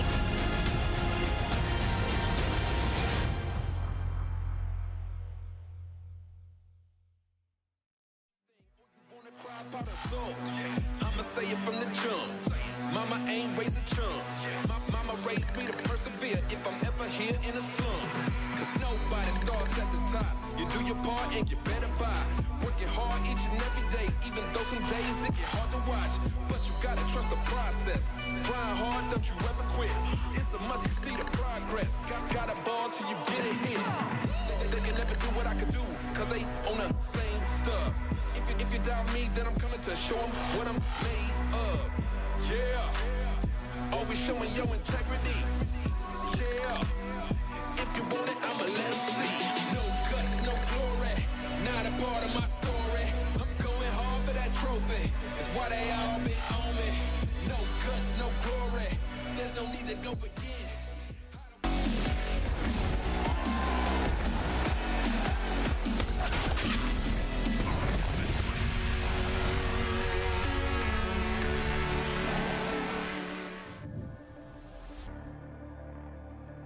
A little bit of the old musty dusty as the second map. It's the Outsiders map pick here. And after already taking away Inferno, Faze's little trick up their sleeve in the series, there is a world in which Outsiders could 2-0 the champions of Katowice. They totally could, Harry. All right, lad, all right. That would be an impressive feat, wouldn't it? And you know, these boys have showed up today. It was a pretty close game, all things considered. Okay, they got a pistol. Okay, they won the anti-ecos. Okay, they flawlessly swept the half. Damn impressive stuff on their T side of Inferno and T side. That's maybe where they'll begin now, as it is their pick moving into this second map. Get your guitars ready. Hope your smoke's on the drums, because boy, oh boy, we're getting into dust.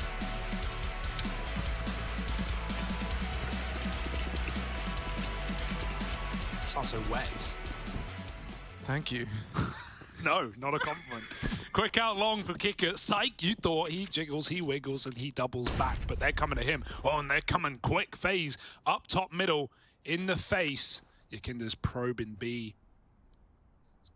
Got his finger a few inches deep, but he's not quite hit the spot. They're going to double back out through the lower tunnels instead. And where was I going with this? Lower, yeah. If I don't talk, how screwed are you? Twists now. On the catwalk. And it's Rain. Gnarly opener. And that's gnarly with a G. Gnarly. Gnarly indeed. Gonna look to assemble a boost. Rain. Ooh. Just a little love tap there. Oh, he loves tapping, all right. Tapping heads, and he'll back up all the way for the long reaggress. I love the call from Carrigan here, taking all that space back. And so they can situate Twist down in the pit and play for the bomb site. Stop that catwalk. Walk. Step back to the mid to be. Smoke's out. Molly will follow. Smoke. It's not the best. In fact, it might even... That's a decoy. Where did the smoke even go? No, that is a smoke, and it's in the middle of nowhere. Rutro is going to fight their way through CT up A. Oh, Yakindar's dropped right in. Right into the action. Brokey, back of the site. One. Can't find any more. Twists will tap out another. And now we're into a 2-on-3. There's a re-swing at long, and it's James to deal with the USP out in no man's land. He's even going to follow up with another. Now all eyes on Rops in the 1v2. And Outsiders tuck in, they count down, they swing on 3. And now they tuck once again. Rops is going to be hard-pressed to get back into this one. Yeah, with the kit so far, this is a done deal. They know it. They're going to swing together right at the end, and James steals all the glory. 4 frags in the pistol round, and I'm very excited for the prospect of an Outsiders T side on Dust. They already get weird in the pistol. That was all over the place, from the long fake to the lower take to the mid to B bungling. Don't know if that was on purpose, right? Like, it didn't look like it, just looked like a missed lineup, but you never know what's going on in the old Jane brain. Yeah, I mean, I do love it when, like, kind of Outsiders, they run like a Frankenstein's monster of, like, 3 different strats all kind of coming together. Each one is real. You know? And you'll note I said Frankenstein's monster. It's very misunderstood. A lot of people think Frankenstein was the creature, but that's not the case. I think you've got to have respect for Mary Shelley's work, if I'm being honest. So here we are. Twists opens the round up with a deagle. Now, Lord Byron will come in with some of his esteemed poetry.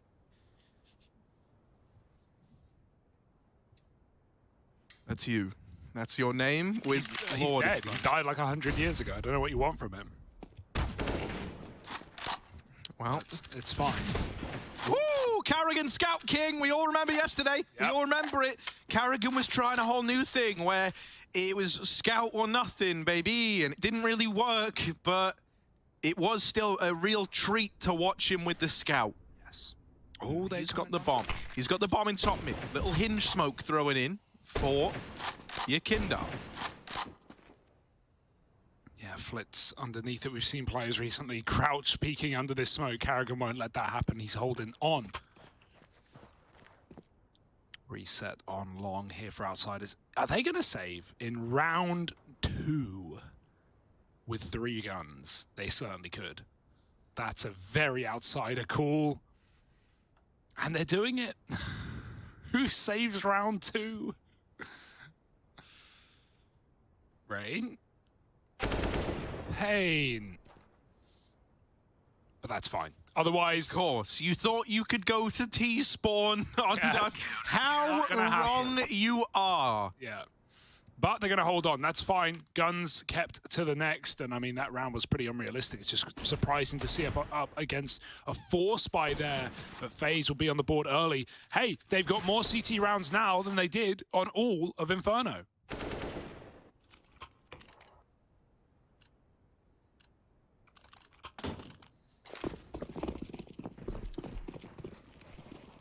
It's going to do massive money moments for Faze as they get a lot of guns around the armor. I don't know where I was going with it. Money moments, Rain, the money maker, and it's a bull market, all right.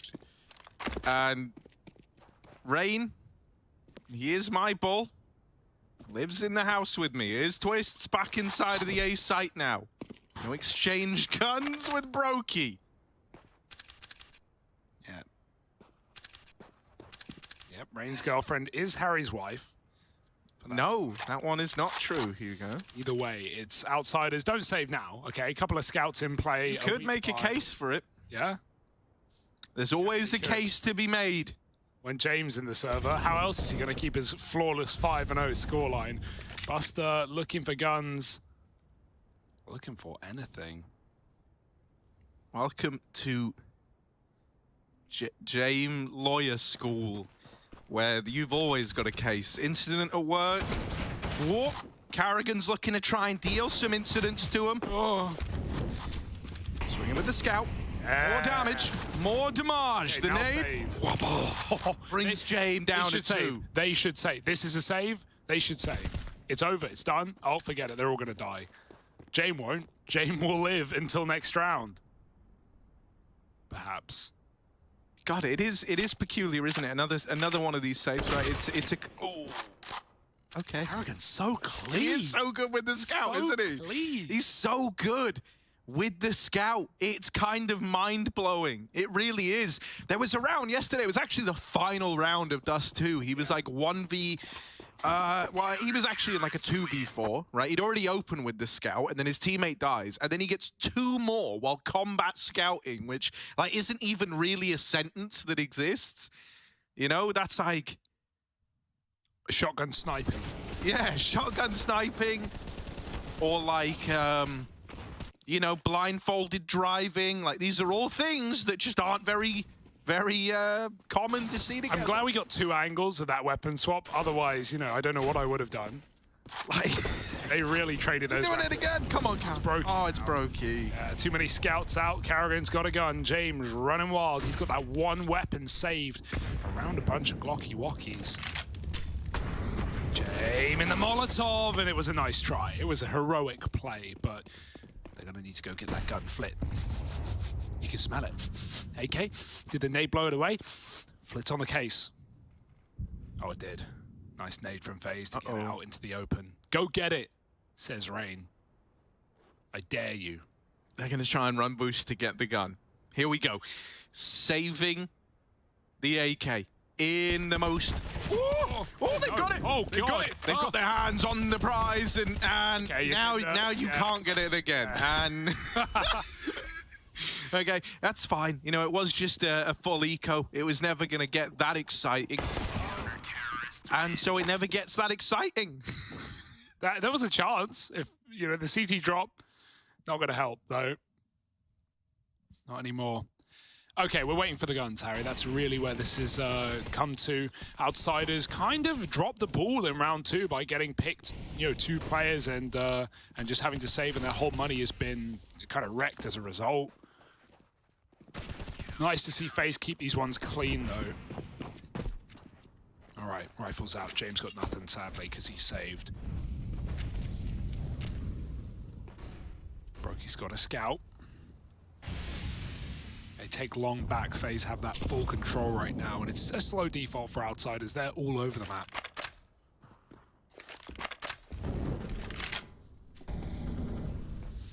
Hoping that FaZe make the first move or mistake, but that's not the case.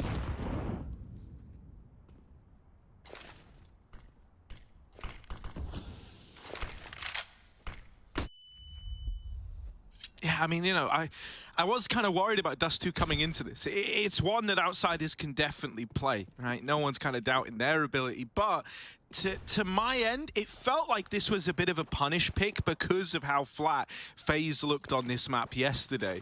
And while they did look flat on this map yesterday, I don't think that that was like a typical FaZe performance. And I think if you were looking for them to relive that, you were maybe thinking wishfully, as opposed to, you know, acknowledging that FaZe do actually have a very nice kind of repertoire of ideas here on Dust. Very proficient at it. Yeah. Out towards short they go. Brokey, Scouter. Can he rise to the occasion? Carrigan's going to get one, but it's still Yakinda opening up the round. They deal with Rops on a smoke play, and Buster's going to flush out that Scouter in the sight. Twists a long way from playing into this one. You would have thought Yakinda was going to swing Brokey there and try and get that kill, but he's so ready for a CT smoke walk. He's so aware that it's not just, you know, Brokey on the ramp to worry about. There's more pieces to the puzzle for FaZe, and they feed him. Yakinda goes on to grab that third, but it's stolen away. No complaints. Buster helps out, and outsiders get involved with this T side, get around. And you talk about FaZe having trouble on this map, Brian. It was the CT side where those problems arose up against ENCE. I think Snappy called a really good game in that ENCE matchup yesterday across the whole series. They had really good T sides with the exception of a slow start on Nuke. But yeah, either way, FaZe, CT sides have been the problem. By and large. We saw that on Inferno just moments ago. So, you know, the force buy and starting strong, that's a bit of resurgence for FaZe. It's something to rely on, but we'll have to see now that outsiders have guns out, how, you know, whether these problems continue or FaZe can put them to bed. Full buy and first AWPs, plural, two of them, Brokey Rops, wielding the weapons, and outsiders are not so well endowed. They're down on their luck. Rifles instead. Shot over the smoke connects to nothing. And so Rops gives it another go. Dude, James always so surprising when he makes plays like this. Like, he just ran straight down mid, like ran the entire way to get behind Xbox here. You know, we always attribute him as a very, very, like, safe player, and so it stands out the most whenever he makes moves like that. It shows that he feels like he has a bit of a read on how this was going to go. Rops holding a gap in this smoke, but they're already up and over the Xbox and now have their eyes set on this A-bomb site. It's a nice off angle, but a flash can neutralize Brokey and he'll have to drop into spawn. If there's good spacing, they can trade this kill, even if it is dry. You more commonly want to flash an AWP off of the angle that Brokey's holding, right? That close drop-down position. This is far more audacious. It's very Brokey-esque. How will it go? Yakinda v Brokey, uh-oh. There's the molly, it's in front. Yakinda moves in, Brokey gets that drop, it's perfect. Trying to escape now, Buster's killed Carrigan. In the meantime, and running back between two Molotovs. They save his life. FaZe smoke a Molotov. Flit still lives, Buster's out long, and he's found a second. Rain on the smoke, and they walk into him, getting stuck in the corner, 2 on 3. Even though James has these rotates on lock, he needs his teammate to get in the bomb site. Buster is winning the round on his own on A. Third kill. Needs to cross, get that bomb off Cat. He's got a long way to run. Run, Buster, run! Oh, James gonna get it. Wow. But will James drop the bomb to Buster in a James classic? No, it looks like he's gonna plant. Some tag damage to Rops lets him know that you can't come, CT, buddy. And that's only gonna leave 1 point of rotation. The short side, Rops yet to frag in this game. And a 1v2. Outsiders will not give away. It's very similar to the pistol that Rops found himself in here.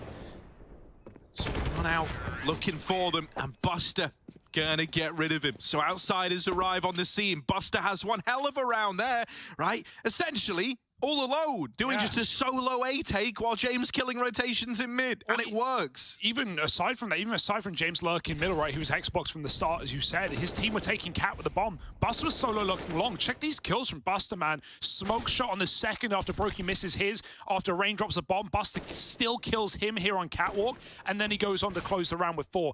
Excellent round for Buster. Someone that went very cold yesterday. Someone that Maui touted on the desk needed to stand up and step up in their first loss just yesterday. So nice to see him starting stronger. And that's a nice clean-up round for outsiders in middle. FaZe get 1 kill, that's it. I said I would tell y'all the head-to-head between Brokey and Yukinda. It's 6-3 in that first map. Brokey won it out with double that of Yukinda. That much was very clear in the banana on the T side of outsiders. Brokey was just, Brokey was wrecking. Sorry, T side of FaZe, first half. Brokey was wrecking, but they still lost the map. But, there was clearly a lot of respect between the two from Yukinda's interview with Heku at the end of the first map. That was a hit. That connected. What? Yep. I don't know how either. Little leggy. Just, like, curved the bullet. Yep. It's wanted. Game ting. Woo! Twists! Manages to get out. How's he done that? Out like a bandit, and Brokey's there to help him. Oh, another! Wow. Like we all expected. What? Through the door, headshot, through a smoke, nice and long on the kill feed. Twist has seen a barrel. Oh, bigger isn't always better for James. Wow, There's 4 for FaZe. The longer the kill feed, the better the kill. That's true. The rules. You want a team flash into a no-scope wall bang headshot. Smoke shot, blinded. Yes. That's the best kill possible. I want someone to do a trick shot off of Xbox, because then you can throw in like Xbox 360. Oh, nice. Right, there we go. I want them to bring Train back so you can say, wow, that was a really good play at the station. What? Oh, like Train PlayStation. Get it? You get it? Like PlayStation. Yeah, because you said Xbox. Dude, that's I'm working funny. on it. Yeah, it's a work. Don't worry, dude. Your bits at the comedy club have been going down a hit. Thank you. No one here in Germany understands really where you're coming from with a lot of them, but you make it work, and no one can say anything about that, Hugo. Thank you. Catwalk's taken. Outsiders moving in. Little run boost to get Yukinda past the point of danger. No one on the drop down, so he is good to take all this control. Oh, yeah, respect it this time. They've tried to go through that molly a couple, but it's not done them many favors, has it? Often been an AWP on the angle, and Brokey here is no exception. This does look like a cat take, right? The only question is, do we drop down into a mid to B? Right now, the mid to B is getting sold. Our FaZe buy-in. Smokes down, and in come outsiders. He's got his left foot in, right foot out. Brokey Koki turns around. There's the first. Any more for the man. Back of the site, tucked in at Goose, and he is brought down low, but he's still fighting. He's still looking to chip away at the outsiders. Flit is trapped behind Gandalf, and they know about it. Nades go in just to throw the middle finger his way. Buster's on the line. Buster can see Brokey, and Flit's coming in with another. Saving this round and leaving it all on Rops again. 1v2. How many of these has he been in now? Can he finally get one over the line? He's done with cat retakes. He's going round, long mode. And there's at least one player on the chopping block. Jame, though, he's sharpened his tools. He's watching CT right now. How long does he consider this? How long until he turns around and checks the far angle? He's never going to do it. Rops gets a freebie. Oh, tapping away. Does hit the headshot eventually. Rops needs to move quick, and Flit has dropped in spawn. The last place Rops will expect of him. Looking just above. Thank goodness that molly doesn't tick below, because it was on the mark from where Flit was playing. Rops has to go for the stick. He thinks it's Gandalf, and he couldn't be further from the truth. Flit has won the round. There's simply no time, and the kill. Rops is every day, but the round goes to outsiders. Flit was just playing with his food. And don't you have better table manners than that? 5-4, and FaZe, money is a bit busted. 3 to 5K, maybe justifying a triple rifle buy, but really shouldn't if you're relying this much on an AWP, and Brokey seems to be the one guy who's putting together these picks for FaZe. But Buster, man, what's he on? Another level right now. It's crazy that they keep turning these moments around, you know, like we're... Oh, hang on, this is a fast one. Carrigan with the scout so often. This is his golden gun. And he's done a lot of damage, but is that going to make life any easier for these Deagles? Oh! That wasn't him. That was raining, it was still just as cool, man. All the way from the crossroads, Rain delivers. They're sneaking up.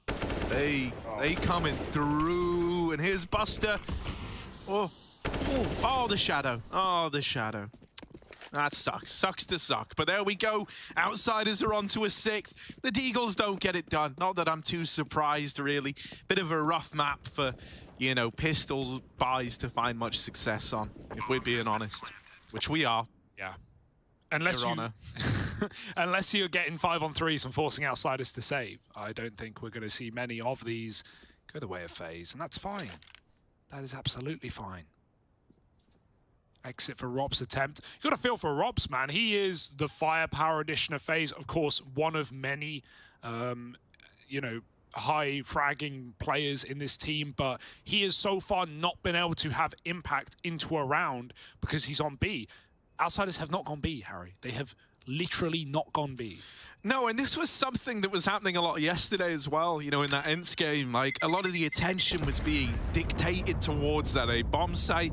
They did admittedly have a couple of nice B takes in there, but I think what you can do is you can really set this precedent that we're going to be, you know, harassing you at A. That kind of puts the fear in Faze to keep leaning into this 3-2 split between A and B. Maybe you have one of the B players, like, hinging on mid instead, and then over time, right, that B site inevitably gets weaker to try to make up for the shortcomings of A. And so then when you do go B, it feels that much more effective. And on top of that... That's a cross shot. That's only going to make matters worse. But what I was going to say, on top of that, like, these guys at B are barely warmed up. Like, Robs really has got to play, like, 5 rounds so far in this game. And not this one. And not this one. It's another one he's got to sit out. He's been saving every round. And now he... Oh, twist if only he took that shot. Now, Robs just got shot through a smoke. There was no, you know, skill to that, really. There was no skill to that. No skill to that. There we go. You go viral. Oh, dear. No. There was no skill to that. But, like, it's just a timing shot. Yeah, no, I'm just memeing you. Oh, thanks. I'm sure everyone else will respond appropriately. Yeah, I've never been called anything bad on the internet before. Why would it start now?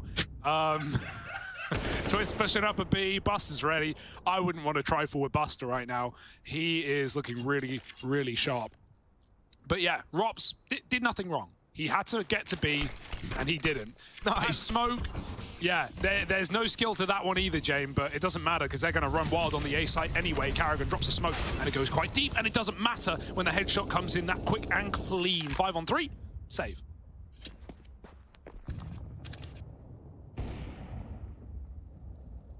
Yeah, this is feeling pretty grueling at this point. Lots of gruel. Gruel, gunge. Gruel is like the edible gunge, right? Yeah, because gruel is like really bad food. My favorite. Please, sir, could I have some less? Please, sir, could I have some gruel? Oh. It's like sludge, isn't it? Yeah. There's a lot of words for things that are sticky liquids. Sure. Stickwids, as they're called, I think, scientifically. Buster. He sticks with it. He might remove a few quid. Unfortunately, Rain is holding for that push. Brokey, will he get gunged on? No. He's gone and out of there. The big green, still in play. Hanging above him, in a bucket.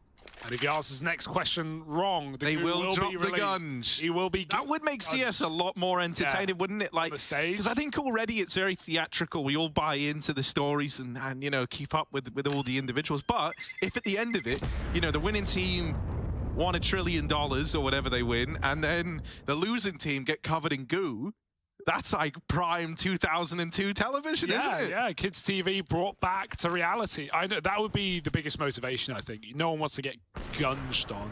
Well, Robs did. Robs got gunged. That is a gunging right there. Yeah. He's going to be taking that out of his hair for weeks. Well, condiments aside, FaZe have got to catch up. 7-4. And they may or may not win this map. Remains to be seen. Outsiders, they're gonna Tabasco to the A site. Oh no, come on. Oh, hey. That's it, baby. Get back. Rops is trying to catch up right now in this game. I just did that one. Did you? Oh. Maybe open your ears. Sorry. Got a sauce? Rops in mid. Horseradish. Okay, let's try it. I did not give you an easy one. No, horseradish doesn't work. Over in mid though. No, I'm still really don't got it. trying. Right, they're up the catwalk. Cross They're up the the round. catwalk with 2, and they're still holding lower tunnels. Ready with the util, ready to go. 45 seconds as they start to lob it in. Brokey, ready at the cross. Little gap for your Kindar, and the bomb's actually going back. Is this a late No, they've got to go away. They don't have tunnels control. You've got to go away, surely. They lose kicker along. Your Kindar got 1 in amidst that. It was actually Rops to trade as quick as lightning, man. Flit and Buster now. 2 versus 4, but they've got 15 seconds, and with the bomb dropped in the tunnels, Buster is saving. Nice try, very nice try, but it's good to see FaZe get a gun round on the board, man. It's been few and far between. It's been lackluster. Back in with another. Right now we're just trading 3 for 1. That's been the mantle. 3 for Outsiders, 1 for FaZe, and well, you can see where that's going. If it keeps up, FaZe are in hot water. Nice to see Rops get involved, right? He's got to feel like, man, I've just not been able to play this game. Left saving, left rotating into 1v2s that he can't win due to time alone, and yeah, finally gets smoke shot and he decides he's had enough. He's going to take an opening kill, and he gets away with it. A little B rush. This is great because they've just not really shown any B early, and this is a perfect buy to do it. Nothing to lose. If you do, you go back with a gun round next. Twist, time to step up. Rops is on a rotate. He's going to get smoked out. Twist going to get shot through 1. Buster's in the sight, and Rops has something to say. Up in the window, arm with the AWP. Rops giving it a look in, but that molly, you got to say ta-ta to Rops as he backs out the window. Trying to assemble this boost over the smoke. Here it is, little tiny gaparoo, and now they heard it. Move! And boom! And here's the boost, little tiny gap, and it's been disassembled again. They are ready to pop out the window, or Outsiders. Kicker's even playing in the doors smoke, and your Kindar's rushed down the window, man. Ooh, he's hungry for more. Spam is good, rain is gone, and Rops wants to save the AWP. Just get the hell out of danger, get the hell out of dodge, but there ain't no dodge in this one. You might be screwed. It's a bit of movement, bit of KZ, that in a lower, but wrapped through the tunnel. Jane could look to end him. He's not moving, not budging, and Rops dead in the final bullet from Flit. Ouch. Real ouch. It felt like he got away. Jane wasn't even hunting with the AWP. He had 7 grand. He could have. But Rops just gets tapped out by Flit. Well, I say tapped. It was a full spray through the wall. Eventually connects. And I love the disrespect B play. Because again, we've been talking about it. They have not gone B. They went there in the previous in a 2-on-4. But other than that, Outsiders have not touched this bomb site. So to finally just throw a Hail Mary rush in, good smokes to lock Rops' AWP out. And James AWP is involved in the head of Carrigan. Yakindar kills Rops, and that's a sitter miss. Yakindar follows up. And yeah, all the stars are shining bright for Outsiders. FaZe, nothing to say in this round. It was only an eco. And they're getting made quick work of right now.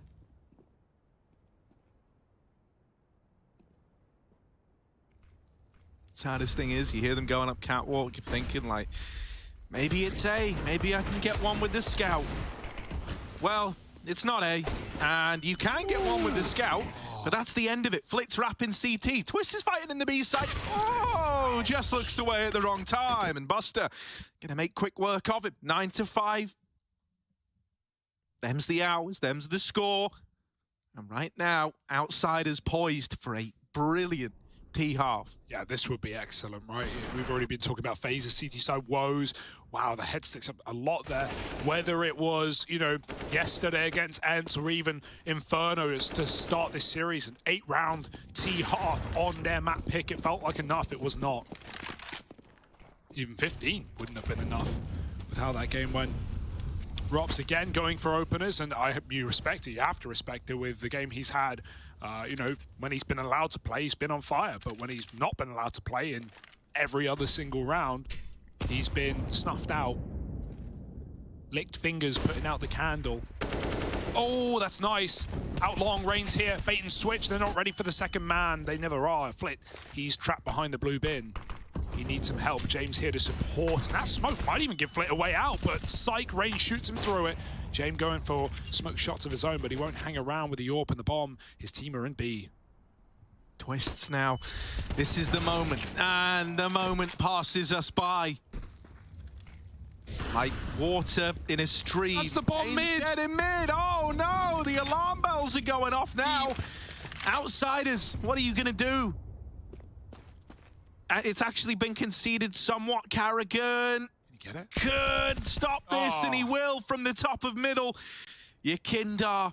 Oh, Yakinda. All alone in the 1v4, and this should just be a formality with the bomb out in no man's land. You're asking a hell of a lot from him here. Brokey up on the door.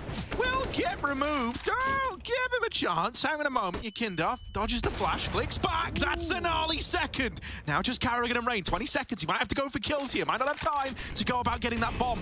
Ollie, that is the ultimate middle finger. You don't even have to fight him. Rain should have just won the round right there with that one Molotov. And Yakinda, just a formality now. There's Carrigan to close 9-6 at the end of that first half. Faze salvage that final round. And is that going to be their golden grace as they get ready to head into this second half of play? Working. Flash. Flashing. Two more top mid. Two more mid. Took him mid. Short, right? Lower dead. One up. Nice. One more lower. Up and short. Watch out. I'm B. One might be. Hold B. Fine. Holding on the box. He can go to I have on the box only. He's holding. He's gonna come behind the molly on B. Short 10. Nice. There we go. Bro, I just hit something random. I should have been dead. I just throw back the guy I didn't. That's what we take those. We take those. Yeah. We like those.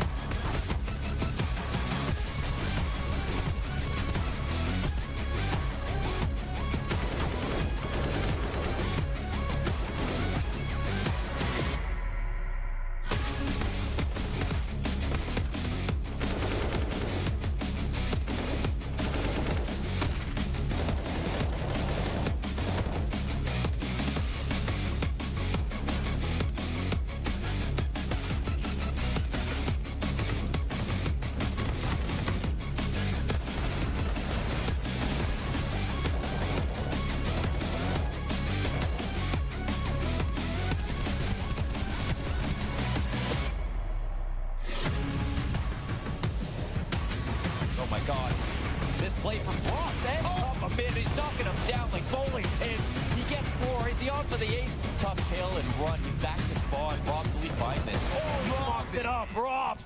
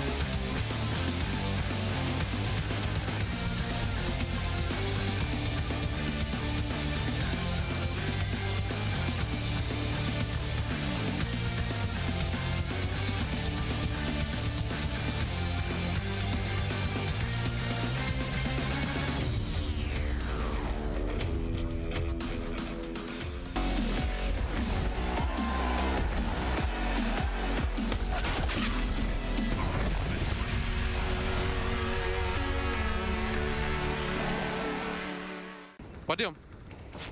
Убили его, убили, все, гусь нету, гусь нету, гусь нету. Пойдем. Хорош, 2 в 1. Ропс. КТ вас. Дефейс. Времени нету, времени нет. Звук. Раз. Хорош. Жестко разыграл.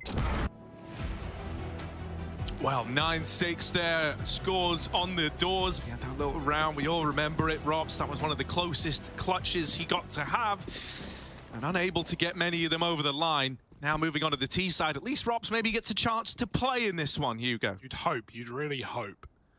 A couple of times he threw himself into the meat fryer. He fried some meat, all right. Yakinder's doing the same, and push deep and B. Caught by Rain and Robs. It's the double pistol entry into the site. And now Outsiders get a taste of their own medicine, forced to save on the CT side.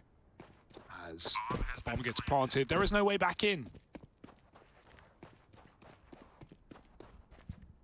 Now, talk to me about the idea of the meat fryer. How does this differ from a regular fryer? It's for meat. Oh, I like that. It's actually very inclusive of you, because then you can have one that's like for vegetarians yeah, or vegans. I have 2 fryers at my house, just in case you're ever over. One for meat and one for When you say you're ever grass. over, that's not a reference to me, right? That's a reference to the folks at home. Well, if they ever come round. Yeah, them too, but mainly you. Actually, we ain't seen y'all there for a while. Hugo's address is... Ooh, scary one there. Don't go, I'm not home. Here we go. Yeah, this was just a round that ended like with the first 2 kills. You know, that's kind of the nature of the beast of Dust 2 sometimes. That's how it goes. Outsiders gonna force up around those saved players. They've got a Famous, a Deagle, and y'all can see, so I don't need to keep talking you through that. Scout on mid. 45 seconds on the clock, and now there's 1 minute 43 seconds. No, I don't need a running play-by-play of the time. 1 minute 35 on the clock now. Carrigan dropping the hinge smoke. Mid control taken by Faze. I just realized, oh, our job's kind of redundant. Like, everyone can see what's happening. Yeah, exactly. That's all basically all we do. That's all like, it is. 3 up the catwalk, Busters in the A site. Yeah, you got to add a little more flair to it, Harry. You sometimes have to get guttural. You have to dig deep. Okay. Oh, the smoke! No, wrong time to do it. Sorry. It's all about the context. See, a robot couldn't take our jobs over. That's the best part. Had to be a really good robot. Not yet, but just you wait. Buster in this smoke, waiting patiently.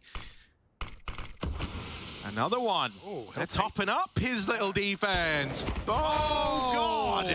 From top to bottom, dear. he falls off. And that'll be a save again. I reckon I'll have I'll have what they're having.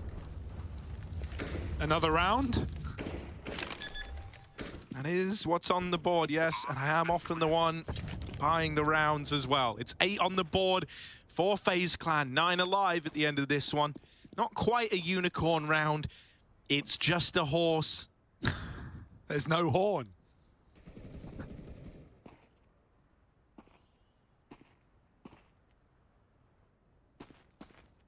But that's nice for FaZe, right? Coming in with 5 rifles, they knew that Outsiders would be on a force bite.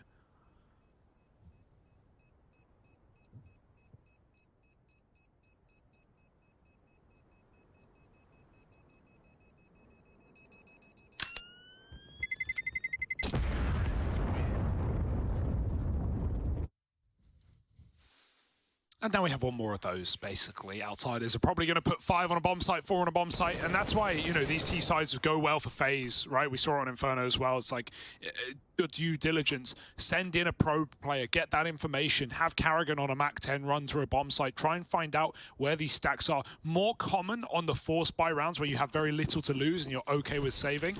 But yeah, Outsiders, they'll do it with 4 or 5 rifles, sometimes in gun rounds if they're feeling it.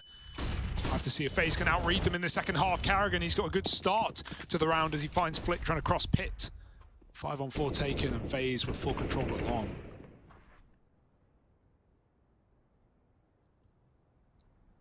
Oh, Kinda creeping through the upper tunnels, taking this flank all the way into T-spawn. Kicker, 2 kills to his name right now, and now spotted in a bit of a rough spot, in a bit of a predicament, tries to get out of there. Hello, some utility.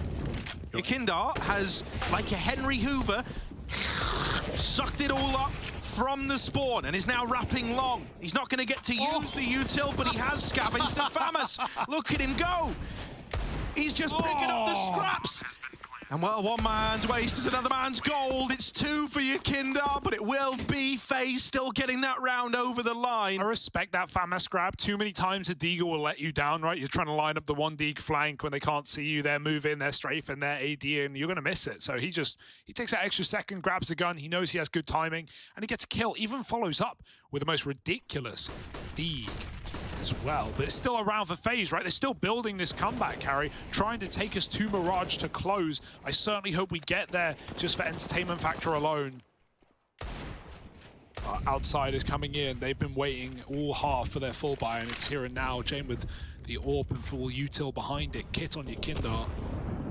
Brokey's got his, fortunately enough.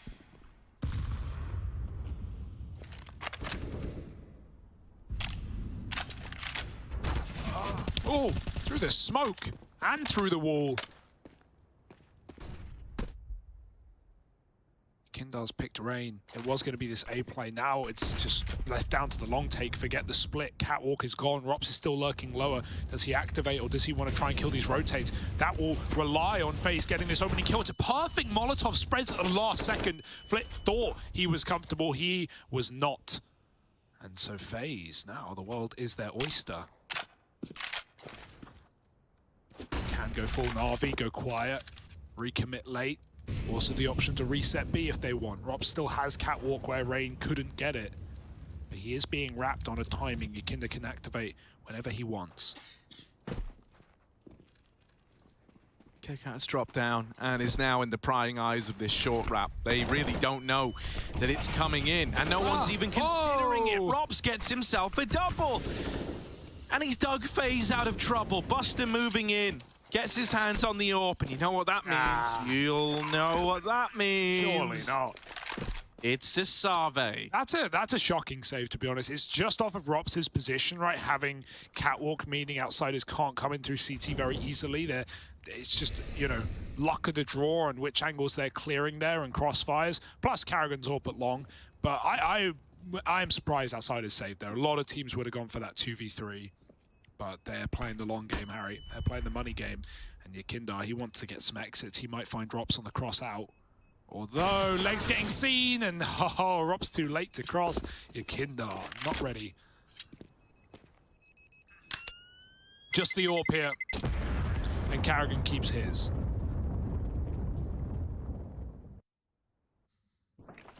Mate, Kicker and Flip have so often been a driving force in these outsiders wins. Like, I'm used to seeing them open up rounds, create a lot of opportunities for the rest of the team. And thus far, both of them are really struggling. And like first half, it didn't really feel like it mattered that much. You know, everyone else was doing so well that it kind of just flew under the radar, right? And you could just kind of chalk it up to like, oh, well, everyone else is just killing them first. That's just the nature of it. But now, as we've gotten into this second half, you need one of these players to come back online. It doesn't even have to be both of them. But just a little bit more out of a usual threat like Kicker would go a long way. Yakindar playing the smoke fade. That is cheeky. No! Double! Can't make it a third, but still, he did all he had to do, didn't he? Twists and Brokey, 2 versus 4. They've been asked to step up, and they will deliver that opening kill. Flitz down here in the lower tunnels could complicate matters, could make it weird, could really throw some trickery in as he's dropped the bomb, and now it's all left onto one man. He's just missed the timing at long. They're giving him a second chance. They're giving him a little bit of room, but it's probably all to take it away in just a moment's time. Smoke in the mid doors, gone a little too far. doesn't really do anything to get that AWP off the angle. Yeah, and even though Kicker got that timing out long, right? This is the difference. When you're having a game like this, when you're 4 and 13, yeah, he hits a shot, but instead of hanging around and giving twists away to win this clutch, he just goes to play objective. He goes to firstly save a gun, but also just sit on the bomb and win the round with your team. Sometimes staying alive is as, if not more important than getting a kill. It's just about those numbers, and there are too many for Twist to tango with this round. He's got to waltz his way back to the site. He's looking to get something on the way out here, but he's not winning the round, I can tell you that much. 1v3 with 15 seconds to go, and that's a sick little round out of Yakinda.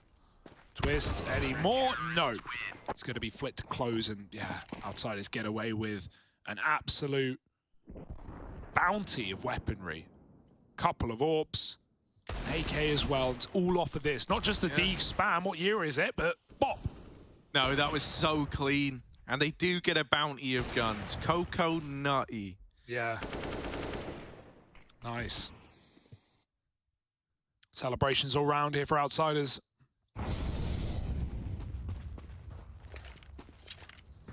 Faze 10-10. They're not out of the woods. This is fine for Faze. Their T sides are where they come alive. I've still got faith. But Outsiders have broken the streak of 4. 5 if you count the last round of the previous half.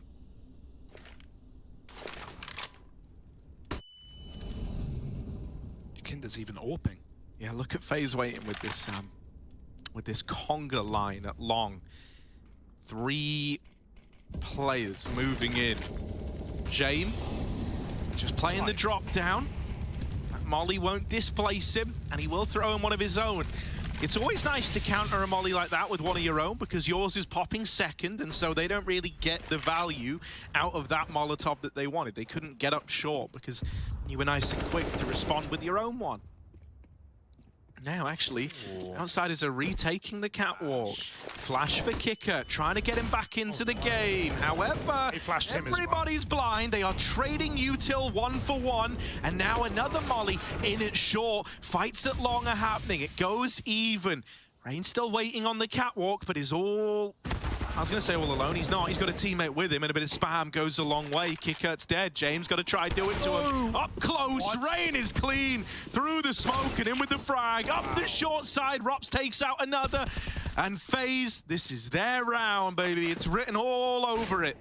Well, we saw that, but Robs drops off, and there's no way back in. James is screaming, save my AWP, and so he must. He shall do as his leader requires. Also for money, you know, it makes sense. Outsiders have a bit of cash, but this AWP save means a full buy will be no problem, and FaZe are on the hunt right now to stop it. Robs is very quick, but not quick enough to stop Buster. Still an 11th round for FaZe Clan, though. They're coming in with the goods, Harry.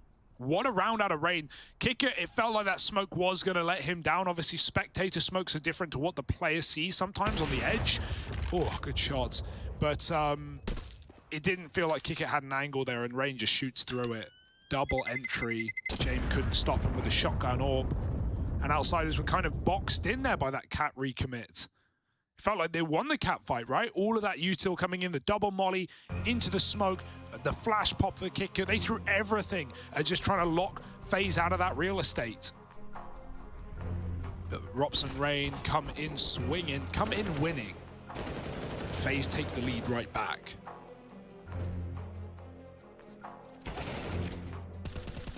Oh, just wild, isn't it? A really lovely round from that Rain and Rops duo up on the catwalk, though. Like, that's the defining moment of it, really. You were dead on in that you thought that Outsiders had kind of disrupted the entire game plan. And somehow, FaZe make it look like that was where they were super comfortable. Like, that was always the intention. Oh, yeah, they'll smoke us a cat, they'll double up. We'll just, you know, gill them both. Run through a smoke. Okay. Yeah, it's all about breaking the money now. This round will do it to either team. Be very careful. Outsiders may have full loss bonus, but only 2-3 players ready with anything to work with. Of course, they're a team that love a save, so You can imagine when they lose rounds, they keep something from it. Can Yikinda keep the B site alive? He's got to reload. They're running right. Oh, he's in the smoke. They're running right by him. They have no idea. Baiting for him is Buster. They seem to have an inkling, and Twist shoots him right through. That's a save, buddy. Yeah, you thought, kick it. You thought wrong. Get out of there. Keep your guns. And honestly, in this position, yeah, rightly so. You need the guns. You've got money on some. And it's a B-site retake. We don't see them often.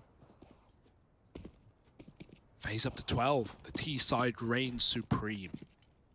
Yeah, they're starting to run away with this now. You know, this save, you know, it's at least going to keep some options open to you that otherwise would have been closed off if you managed to get away with all three of these guns, which, based on how FaZe are approaching this, I think they're more worried about their own money than that of outsiders. So, you know, it's horrible to have a round go against you like that.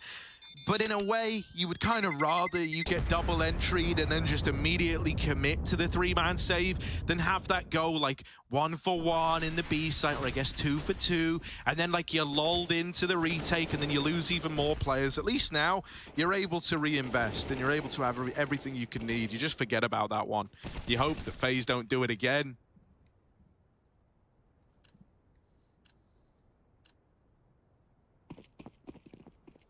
Need a route to a win. Need something new for outsiders. FaZe are starting to pick up pace and get even more confident as they do. Quick out long again is the call.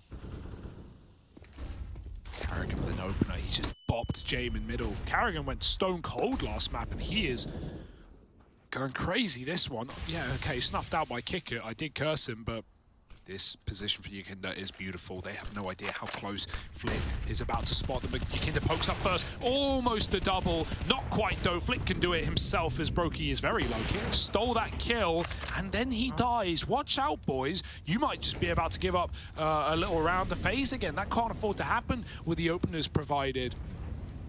Rain covering the CT smoke. Brokey gets the stick. It's a big flank for Buster, and Rain's not considering it, but he's tucked in right now. Footsteps will get heard. Flick trying to find this site player, and now he's all that stands. Can't even finish the job. 13 rounds to FaZe. It's all Rain, baby, in the post plant. And this is their game to lose now. They are poised and ready to take us to Mirage. Dude, this is kind of like what happened to outsiders the other day in that Furia game. Like, I don't know what's happening, because this never used to be the case with this team. It used to be like the longer games go on, the better they get. But at the minute, it feels like there's kind of almost like this impatience at times. And that really goes against the whole mantra. Like, that should have just been your round every single day. You've done so much damage to the long push. You have this, and then they're like recommitting to those fights. And I kind of get it. You know, like you had a low HP player for FaZe trying to just get the round over and done with. But that's never really been the style of outsiders. It's always been in the late game, in the late rounds, more aggro, getting punished. This time it's Rops to get it. And FaZe, they're in the early 5-on-4.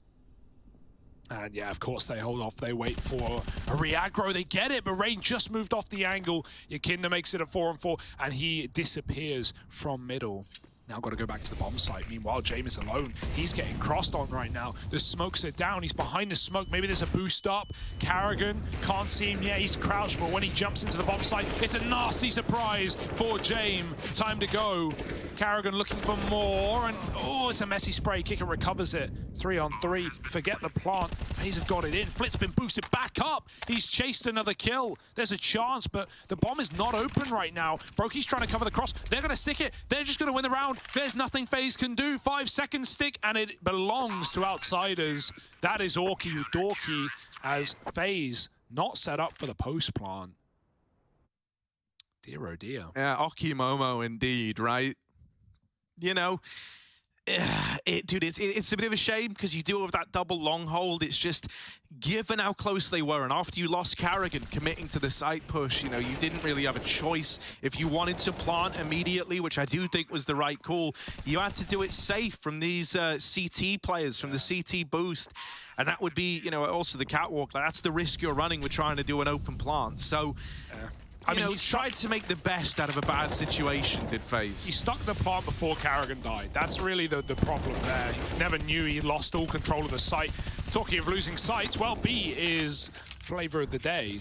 FaZe are all up in their grill. Yakinda's going to get flashed in, you'd think.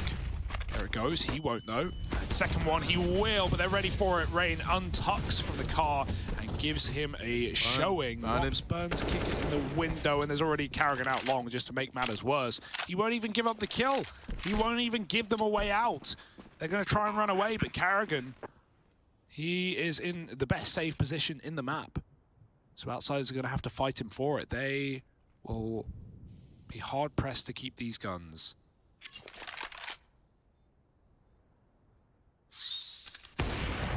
Ah, that's all well and good, but you weren't ready for rain, were you, James? And now just flit.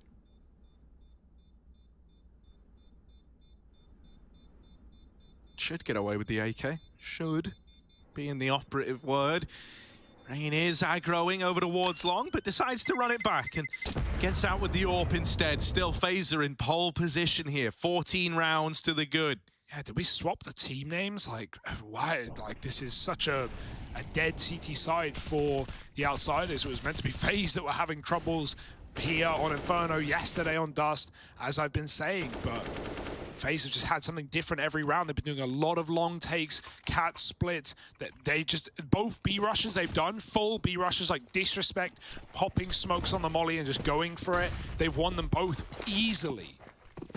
FaZe have not really been tested in this half, and they just keep it fresh every single time. James, funky shot, he's dead. Hits Karrigan, but gets shot through the wall.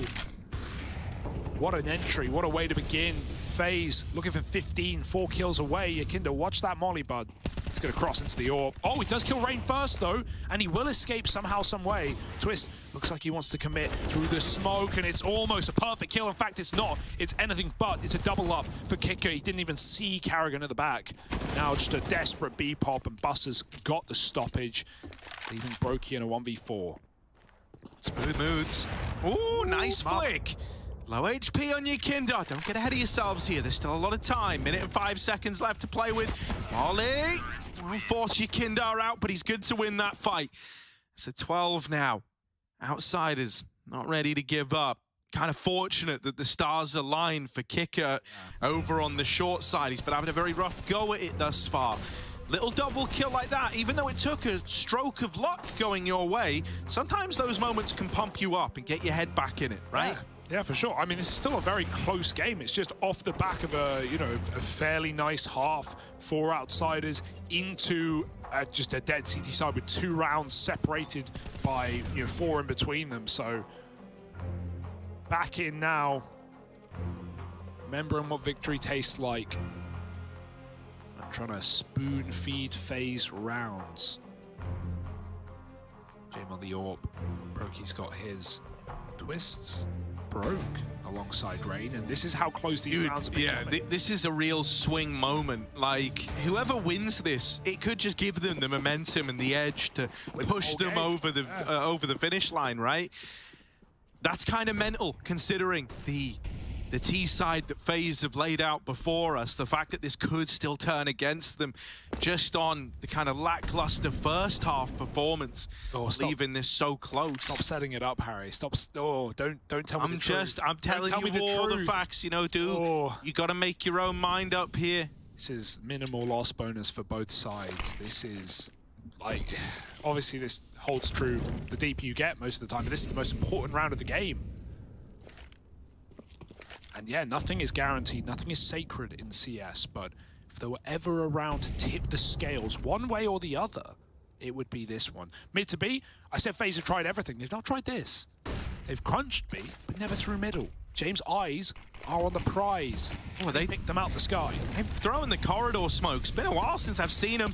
Kicker, double spam, yeah! Oh, Buster, how are you ready for that? Looking right down, it goes on a double. Smoke shots upon smoke shots, and now Karrigan in a 1v4 Oh, buddy. This would be such a phase way. 1v5, by the way. Yeah, this would be such a phase way to lose the series, man. Like, they have been doing so damn well on this T side. Such dynamic calling, all the stars popping up, Rops coming back in, and then this is the round that kills their money. Kicker does that, Buster does this, no one sees anything, really, and Outsiders destroy FaZe Clan.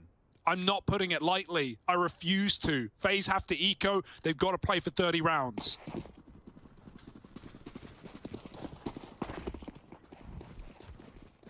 God, are you feeling it? Oh, dear. Outsiders are believing again.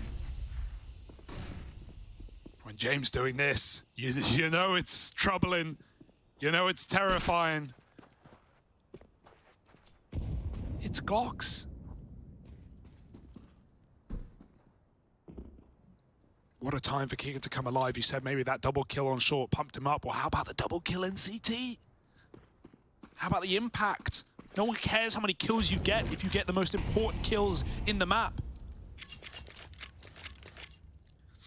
Yeah, I like how FaZe are approaching this one, right? This is attack time. It's very, very slow, and you're probably going, just get it over and done with, guys. Well, you know, going slow lets you talk about what you're going to do in the next round, but also you've wasted utility from Outsiders. That's a wonderful spray transfer, even if it is only up against Glocks. Delicious. And Jane, yeah, I never even really saw Brokey to end the round there. So 14-all, we're tied up. It's a tie game. Let's get it. Hello? Right, FaZe coming in with the guns. They've got another chance, but if they lose this one, if they lose this one, GG. It should be Outsiders 2-0ing them in this head-to-head. 9-round first half for Outsiders. FaZe have pulled this all the way back. Mirage is a third. Do we get there? It's all at the beck and call of this round. And even if FaZe win it, they've got to do it back-to-back. They've got to win 2 buys. Outsiders ready with this lower pick. Oh, Jamie's been seen, but he still gets the shot off to Karrigan. And that is the start. That is the beginning. That is how it could come crumbling down. Yeah, quite the man to lose as well. Karrigan's been influential on these T sides. Often not afraid to throw himself in first, to lead from the front of the pack. Well, now he's got to be summoned via Seance. Lead from beyond the grave. Laying up the short side. Ouija board in his back pocket. Does have support from Twists. Bomb's now going back to join them. There is a bit of a lean away from A for Outsiders. Don't mistime this. Don't get ahead of yourselves. Right now, FaZe have only got cat control to work with. They lob these smokes in. Is it going to be a duck down into CT, or is it the commitment? It looks like the latter. That Molly is burning rain. Oh, dear. He's now low. He's now wounded. Singed. 3rd degree. Moving up. Man at the front. Trying to molly kick her, but it's a little shallow. He's walking on fire. He's walking on the fire, and they don't know. They think it's clear. Kicker waiting as long as he can. Gets himself a double, and this should be 15 for Outsiders. While James can walk on water, Kicker can walk through flames, and that there has put 15 on the board for the Outsiders squad. Robin's crying now. Thanks, Outsiders, thanks. What on earth is this game? That Molotov, it looked so close. It looked like it was on him. It's almost perfect, but almost won't cut it in this business, not at 14-all. And I love it. He holds the shot so long. He considered swinging further, but at this point in the game, you take the kill when you got it, when you're good and ready. 15-14, Kicker, the one man who had an abysmal map, has stepped up in a massive way in this second half. Double kill on Catwalk, double kill through the CT smoke, and then this?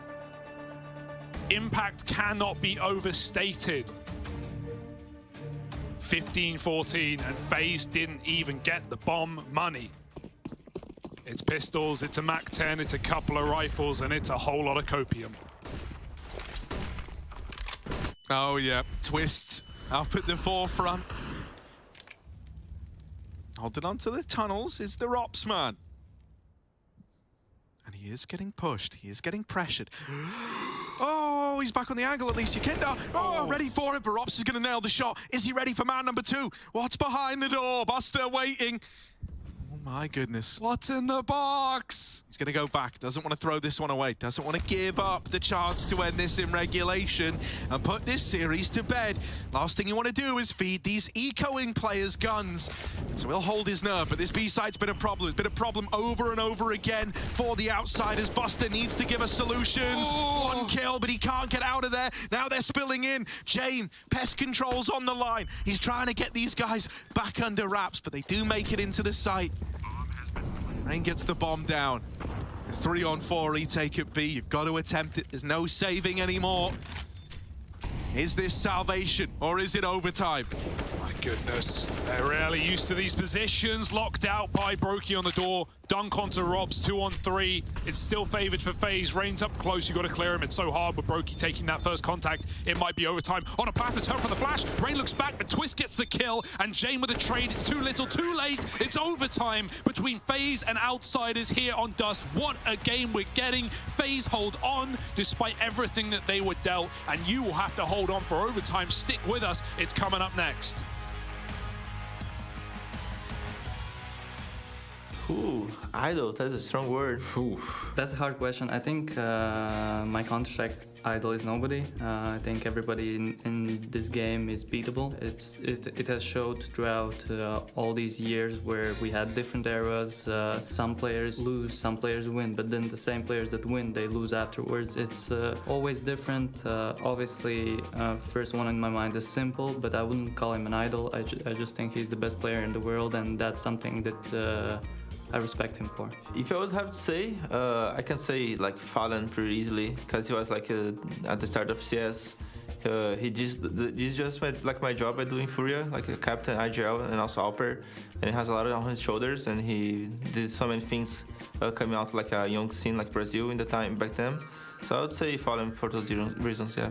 My old idol was for sure Barry, our coach now. But as it is right now, I love to see Kerrigan, how he plays it, and just I love his style around the calling. So it would be for sure Kerrigan right now. For me, when I started playing CSGO, I used to watch a lot of device. I don't have one like simple device that you, those guys, Fallen, of course. You know, I don't have like one specific guy, you know. So yeah, I think those four guys were the most like impactful in my career.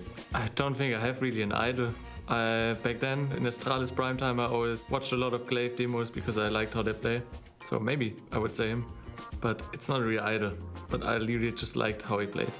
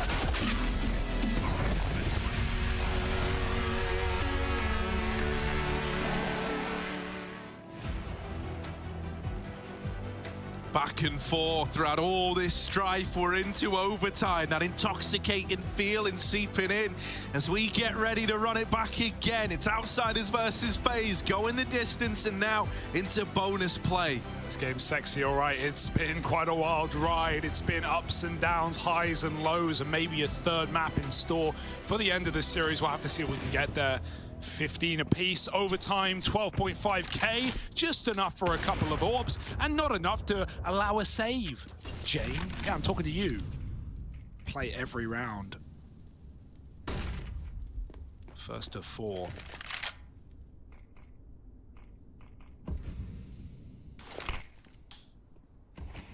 Hinge smoking. Given the illusion that players might be taking catwalk, it throws a big question mark up in middle. Outside is very, very split on this defense, right? Kind of taking a spread approach here. No gambles early on. You know, they weren't putting that past them in the in regulation. Yakindar donning this second orb. Actually aggroing into the tunnels. I mean, this was literally how round 30 fell apart. It was this decision to probe your way in. So he will taper off and just hold this deeper angle. Rops is on the other side, yeah. So this could get bad very, very quickly. Oh, it certainly might, Harry. It certainly might. It's just down to who takes that first contact, Rops or Brokey. The Latvian duel. Will it matter? Or will it be a Baltic blowout? Rops is waiting. There's the flash and a missed shot. Oh, he tries to dive out. Rops picks him out of the sky. Buster does kill the one man on the mid to B, but it's still a B. Forget mid. They are out. Buster. Smoke, no. Flash instead. They're going to just try and cross dry. The smoke comes in late and twist. Killed by Kicker, who has had an activation late in this game. He has woken up at the right time. Brokey's lurking lower with an AWP, and at least finding nothing tells your team that they're all coming in from middle. He might even try and backstab with an orb, no less. It's just down to how late is Jame out of spawn. He's finally making that cross. Brokey taking his time, and he takes the shot. Now he's going to duck out. You at least know you got a 3-on-2 in the site. They deal with the first, and they follow up to Rops. A 2v1. Brokey already back in the tunnels. They got to get on the bomb. Smoke's on it now, Brokey. This isn't going to be easy. They're sticking it, and he just doesn't have a line into the site. Doesn't have an angle. So the retake comes in, and Outsiders win the first in overtime. A successful B retake. I don't think we actually even saw a B retake that came in fruitfully for the Outsiders in regulation. To be fair, like when they're on CT, you know, they tried it in round 30, but otherwise they would often just like lose. You know, they either go 4-on-4 or 3-on-5 or whatever. They would never have a favorable round. Like, you know, B's hard enough in 3-on-3s, but they would never have a reason to go for it. And the money was always on the line, and they were just trying to get a buy round. You know, they couldn't even piece together CT rounds until the very end of reg. So, you know, it made sense there. But that's a nice activate. Jame calls for it. He dies, and they just go in, and Brokey gets knocked out. Kinder's right below Carrigan as the flash pops. He gets that kill. Thank you very much for that second flash. It might have saved his life, Harry. Jame was also mid with an orb. But yeah, that's something that Jame was doing in reg as well. So Faze have a read, and if they went through, they would have had a whole book.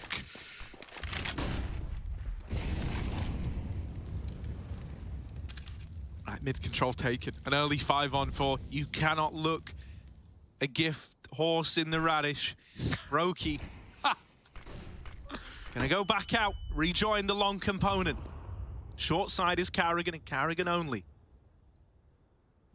Yeah, this is a gamble for Outsiders. They are so sure it's B right now. Dear. This is not the time to be making this gamble either, because Faze are already out of long. Kicker. He's been heroic, but I won't butter your parsnips. This is not one where Kicker should be multi-killing, and he is dead. The poor timing for him, very unlucky as the flash comes out. And as I said, you don't save in this situation. You just go for it. Jame, he's going for it. And he's hit a leg through the smoke. Barely any damage, but it will do nicely. Buster pushing the top side. Rops waiting, and that is given away. Rops just about converts it, dinked in the process. They would love to save, but again, it's not reg.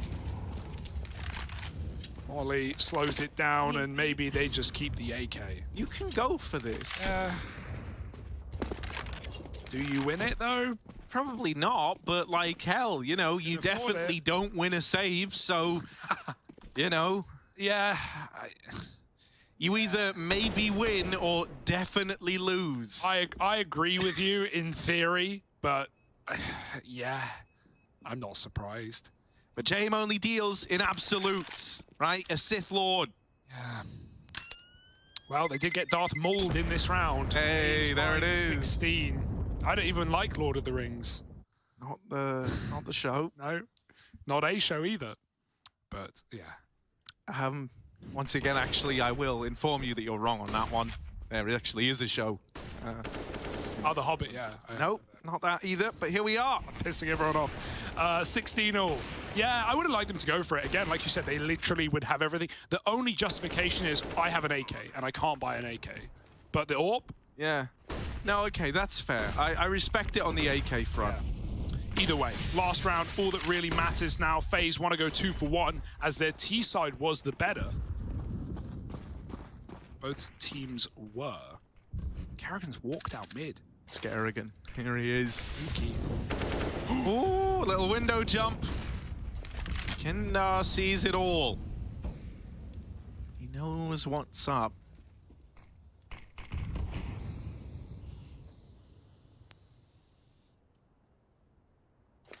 Oh, Jane, right place, right time. On with the AWP and holding for a cat play. It was about to come his way, but that molly's actually sent them packing. FaZe go, all right, we don't like the way that molly was looking at us. So let's look for an avenue in. Let's try to get this 5-on-4 again, because things get so much easier once we're dealt that opening fight. Grouping now for the B play. It's been a reoccurring problem for the outsiders, has this B bomb site. Kindar and Buster, top of their team, they need to hold the line. They need to be heroes in this one. FaZe are going to deal you a rough old hand as now the push is on. Flashes go in. Kindar's baited for Buster, but it's only 1 kill. Kindar needs to go even. And oh no! The jump and the silencer's off. But James at least reclaimed the 3-on-2, giving them a chance now. Brokey and Rops going against it. They're going to wait for James to get into position. Oh, no, they're not. They go ahead of him. They try to run the site down. Kikat's giving this one over. It's just James left in the clutch. 1v2. And he knows about the close man, but that's not going to make dealing with him any easier. They can just swing, they can trade contacts, and it doesn't even come down to that. Those rounds there, they're the examples of where this outsider squad looks a little different at times to what we've seen in, kind of games gone by for this squad. Look, I get what you mean, but at the same time, the rush in that 2v2 was technically fine. They hear the plant coming in. You know you've got like the 2v1, right? Yeah, but they just didn't clear the corner. There's so many angles to check. And also the anxiety that maybe that is a fake. You're just trying to stop the plant. There were 10 seconds left. You get the kill. James wins around to time. He's a god at it. So, yeah, not going to happen. But FaZe, They pick themselves up, they dust themselves off. It would have been easy to tilt with some of the rounds that got stolen away from them. Criminal was Kick It in regulation, again, to get all those smoke spams, Buster too, and FaZe really isolated the problem in their T sides. They just kept hitting B, 2 out of 3, and they win them both.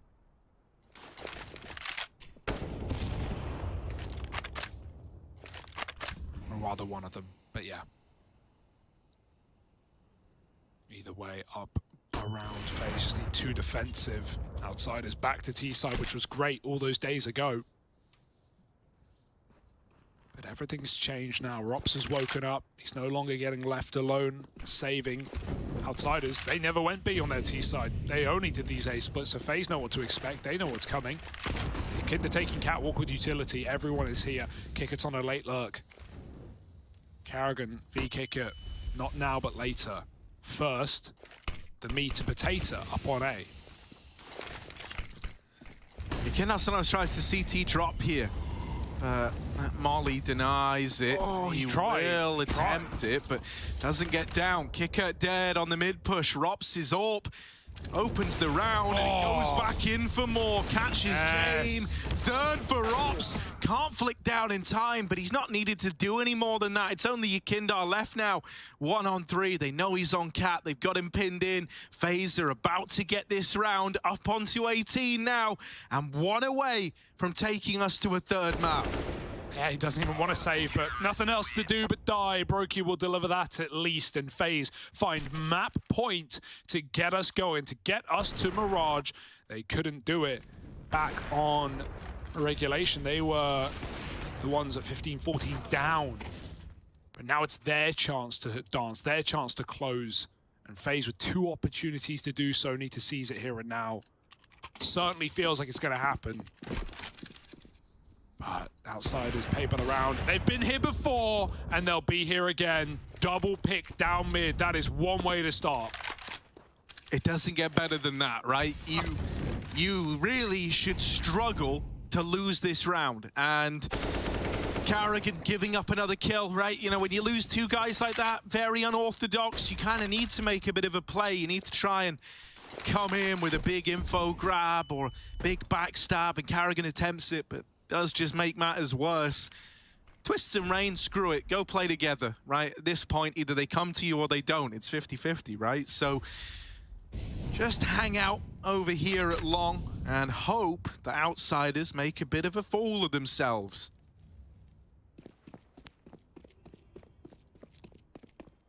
Yeah, I mean, they're going the right/wrong way as they do walk into this setup, but 2-on-5. No one's ever won a 2-on-5. Why start now? Twist with the cross. Will miss his shot. That might activate the long play, but that means they walk into Rain and Twist. Oh, he goes back and he won't flick in time. It's going to be Rain getting that kill, and Outsiders, they can commit. They've got so much space. There's the frag and there's the round in the face from Flit. 17 up now for Outsiders. One more for double overtime, and we run it right back. No break, no delay. Just right in with more rounds. You at home.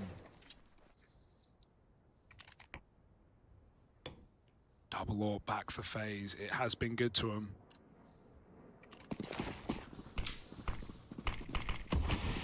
Yeah, not chancing it. Oh, hang on. No. Chancing it. Oh, chancing it is Rops. Chance would be a fine thing. A fine thing indeed, but he's not given the opportunity to pick middle. It's James holding in. Is he doing the Rop smoke? I think he is. James just did the Rop smoke. Lined it up with the AWP. Up against Rops to cut him out of middle. He's gone back to his perch on B. Now, Harry, we never saw Outsiders go B in regulation. Yeah. We just didn't see it. Now they're testing. Okay, kind of ballsy to go at it in the last of overtime, but let's see if they're able to get in. No, God, no one's checked. Oh, my God. Oh, Twist's only one. The flash did wreck him. Kicker kind of bails them out with that flashbang. And your Kindar late cat lurk, a thing of beauty or a thing of nightmares for Faze. Leaving them now in a 2-on-4. They know they've at least got a slightly weaker B site, but you've got to be worried that this pressure on the backstab could come in whenever. Carrigan running through, trades places with Kicker and then gets backstabbed. It's all on Brokey now. Up in the window, and not much to get done. He's low on health and out of the round, out of chances. This one has got double OT written all over it. What's he saving for? What's he waiting for, Brokey? Deliver us into more rounds. Do it. They might even be using this as a break to talk it over. He knows it's unwinnable. Faze want to discuss the upcoming rounds, the upcoming overtime. As I said, there is no wait, no break. In we go. And Brokey kills him with a bomb, but it's still more rounds and more opportunities for Outsiders. Faze could not close it with 2 opportunities. Now it's Outsiders' time to get back involved. And now they've shown their trump card, Harry. They've shown their B-site attack. Something we didn't really see. There's more than meets the eye when it comes to Outsiders' T-side. It's got to feel good, man, the fact that you're still in this. Oh, hang on a moment. Uh-oh. The Kindar's open the round. Rop's caught crossing. And oh, dearie me, into the double overtime, and it's a bit of a tune change. Twists at least holds down the B site. That's big. Buster tried to run the smoke.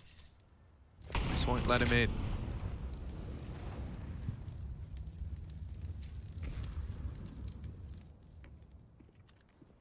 Oh, through the smoke, that's cocky.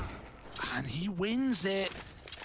Unbelievable. When you hit double overtime, all the rules go out the window. And Flit just runs down Rain, regrouping with his team now, knowing in the back of Faze's mind they are always going to consider the catwalk and a player being close. Smoke to get Brokey in spawn. He's already here, but he's going nowhere but through it, over it. And he sees nothing. That's good info for Faze.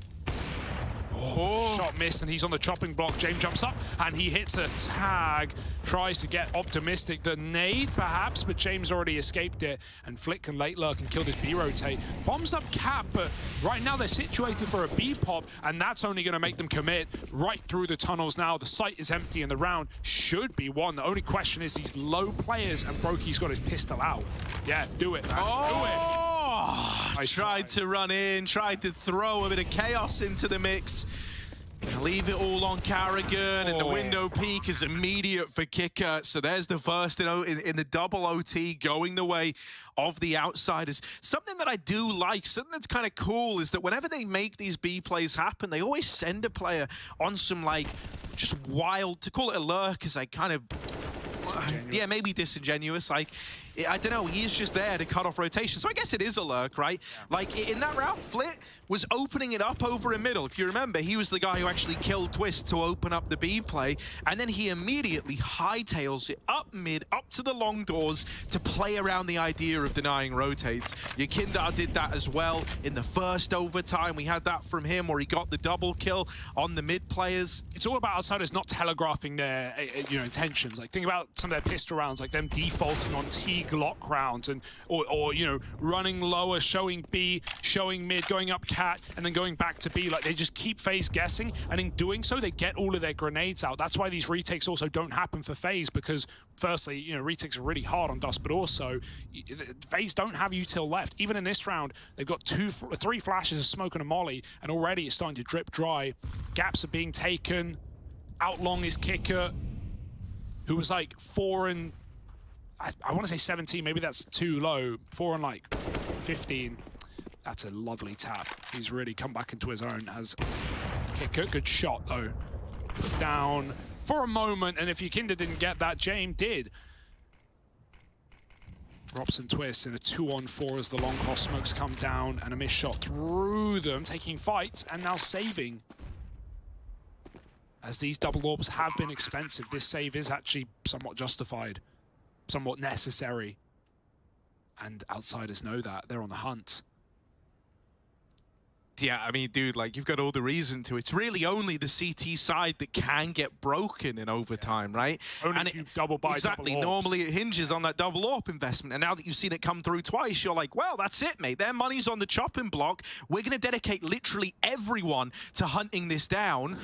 And as if this is how they do it. They've boosted James. Try and deal with Twists, drop him back into the tunnel. It's Buster to find him.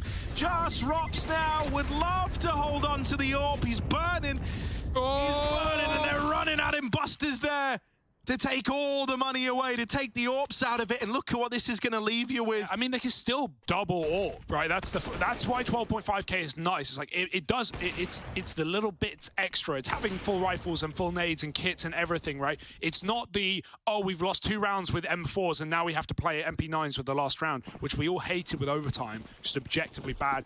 They can still buy, it's just not pretty, and that is the risk of buying double AWPs. But there's the payoff. Rops and Brokey start off strong, and there's a follow-up for Brokey. More like it. Faze just frag out in middle. Buster, literally, how are you here? Can you silent drop? I don't know if you can from here. He uncrouches in the air, and he does it. He's snuck in. The bomb's on a long road. Brokey has no idea. Dude, the longer he waits, the bigger payoff this could have, right? You hope he doesn't accidentally end up baiting the bomb to its death, right? I'd like to think he's going to peek ahead of the bomb's arrival, and he is sneaking up. Buster, they just... Brokey's screwed. He could walk mid, mate. He could walk all the way behind Brokey and go for 2. Like, that would be the mega play. He's going to just delay this as long as he can, right till the bomb's about to move in. And there we go, taps out Brokey. Brokey never even knows. He's saying, guys, they were in B. How? How did that happen? 2 smokes to shut this out and 2 mollies. Harry, they might win this round to util. FaZe have to pop through. This would be a 2-on-4 as well. This would be one hell of a round.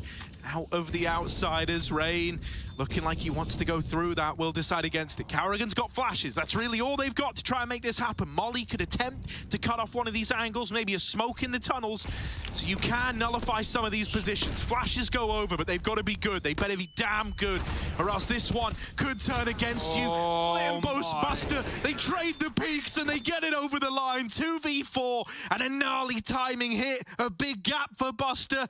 And he puts a stop to the hopes of FaZe in this second OT. That is a flawless T-half out of the outsiders. Unbelievable round out of Buster. Sneaks into B and it just wins it. You could tell with all of that util, there was no way in for FaZe. Unbelievable game. Outsiders. It was FaZe to pull the comeback initially in that second half, but Outsiders looked down on their luck and they come in with, as you said, a flawless T-side. They're ready to end the day, end the whole damn series. Drops goes for a B pick. Buster lives. Oh, is he okay? Yes, he is. Back out. Bit battle scarred. 1 round, 3 chances. T-sides have been the name of the game for both rosters in both maps. Can FaZe keep it up? Or is this them going 0-2 in the group? I'm nervous, man. If Rain throws this hinge smoke, there is a part of me that thinks that Jame could nail this shot. And now that part of me is made to look like a fool.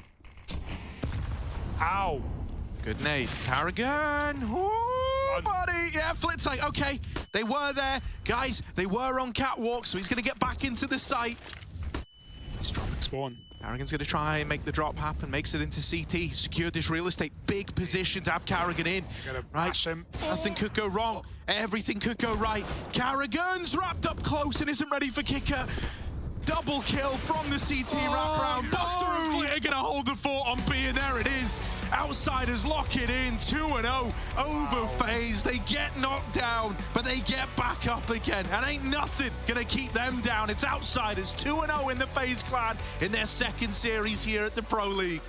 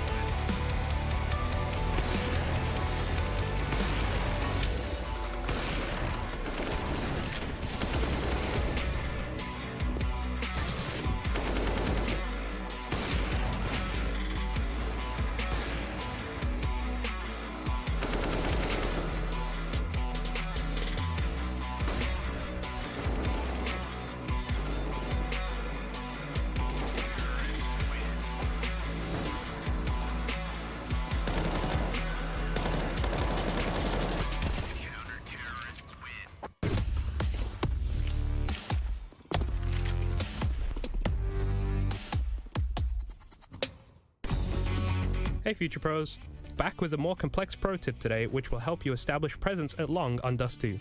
For this execute you will need 2 Future Pros. The utility required will be 2 smokes and 1 optional flash for this take.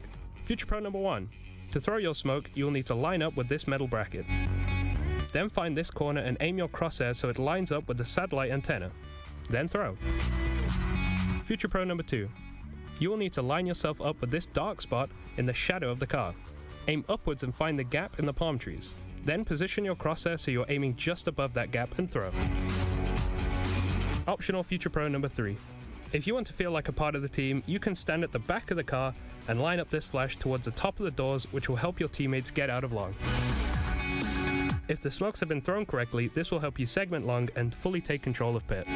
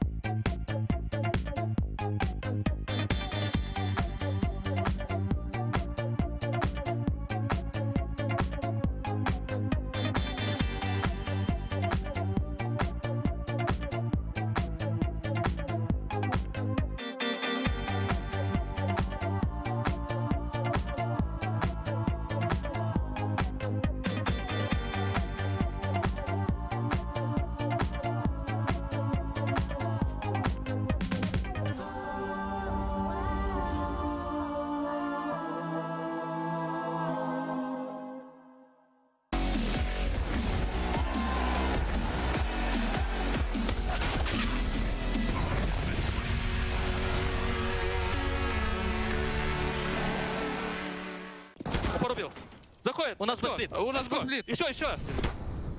Кто налепил? Очко.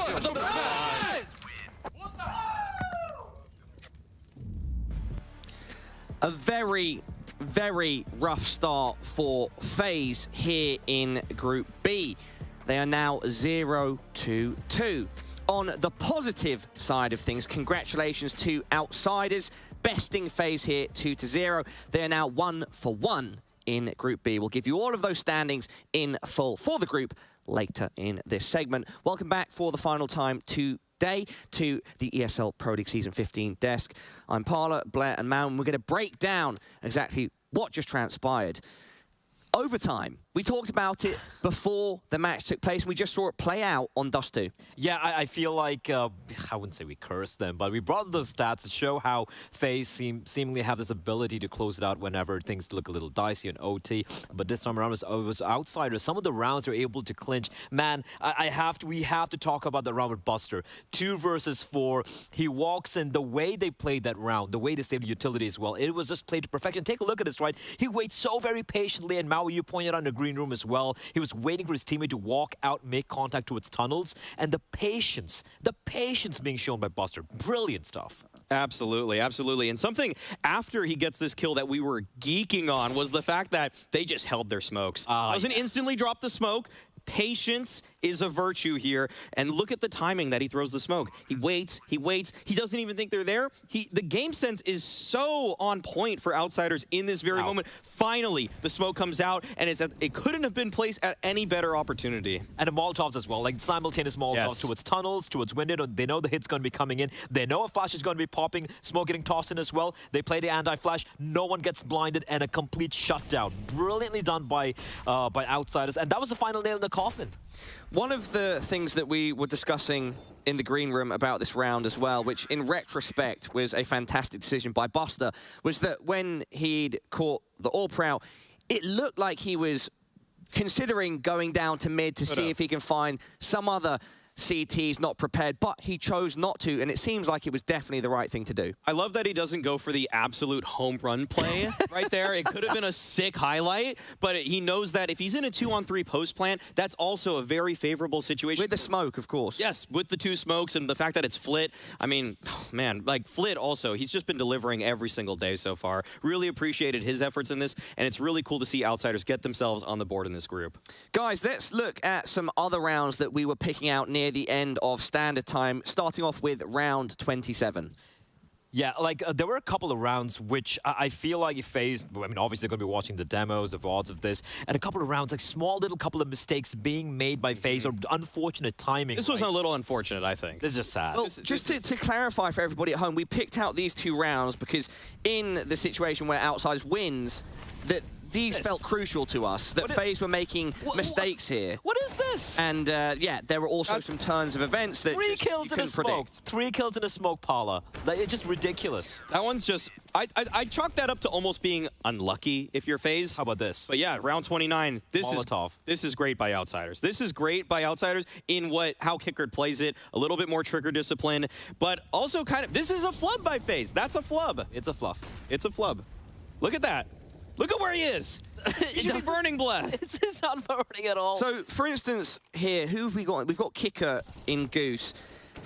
And he should have been checked, right? The molly didn't spread. Well, yeah, the molly didn't spread, right? But perhaps maybe FaZe could have still double-checked the angle. It doesn't cost. I could be wrong. I could be wrong. It doesn't cost too much to check, but also you hope your nades are good. You really hope that that's not going to happen. Who threw that Molotov? Huh?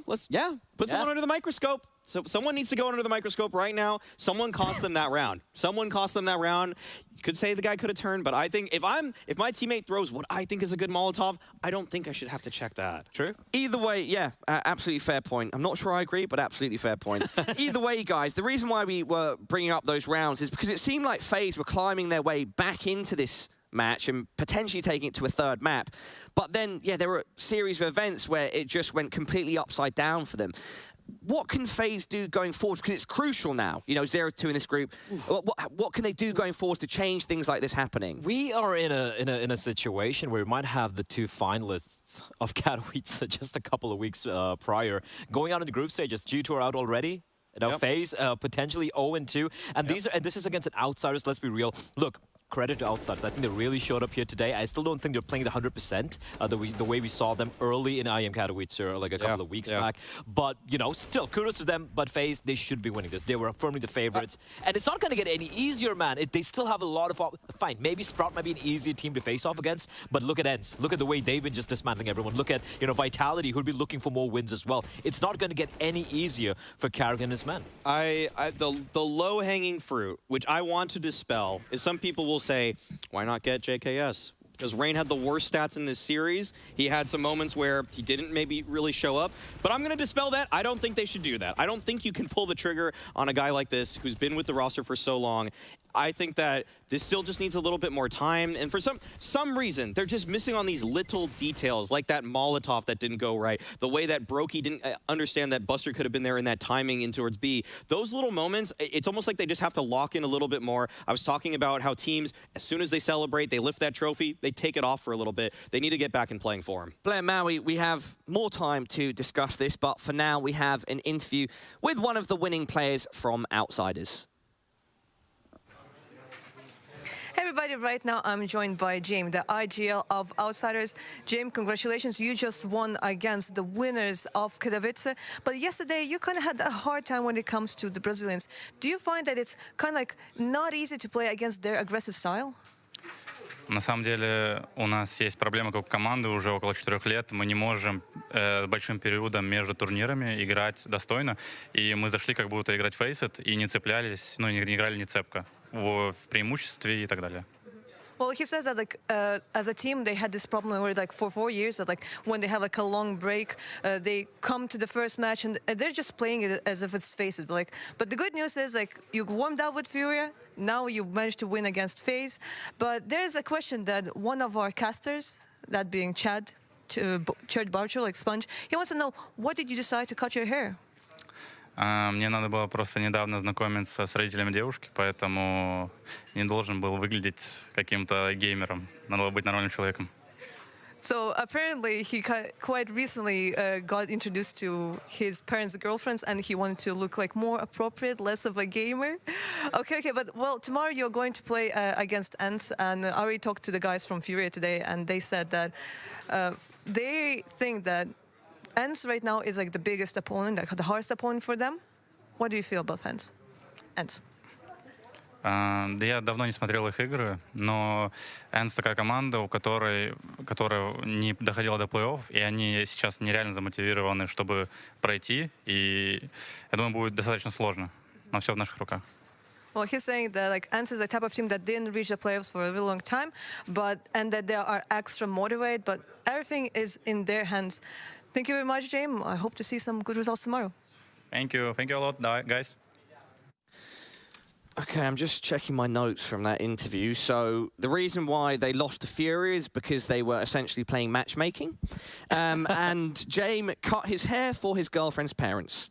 Yeah, that's a... What's wrong with gamer hair, man? Like, me and you, we have gamer hair. We have real gamer hair, Maui. I have kind of longer hair than most broadcast talent. James, come on, man. Jason. I'm glad that Heku was able to get that out of James, because we don't ever hear stuff like that about him as a person, you know? And, you know, Buster's actually engaged too right now. He told me that in an interview. There's a lot of ladies' men on this Outsiders squad. Longer hair or medium hair, length hair, I think James looks fantastic. But do their chances look fantastic against ENCE, their opponents tomorrow? I don't know, man. I feel like it's on what sort of outsiders we see showing up. At least they're starting to win, so that's a good sign. The individuals are starting to shine as well. The Kinder still had a pretty good series, all things considered. Buster as well, if he's going to have moments like that. James, you can't counter James as well. He was very solid with the AWP. He was a consistent force throughout this entire series.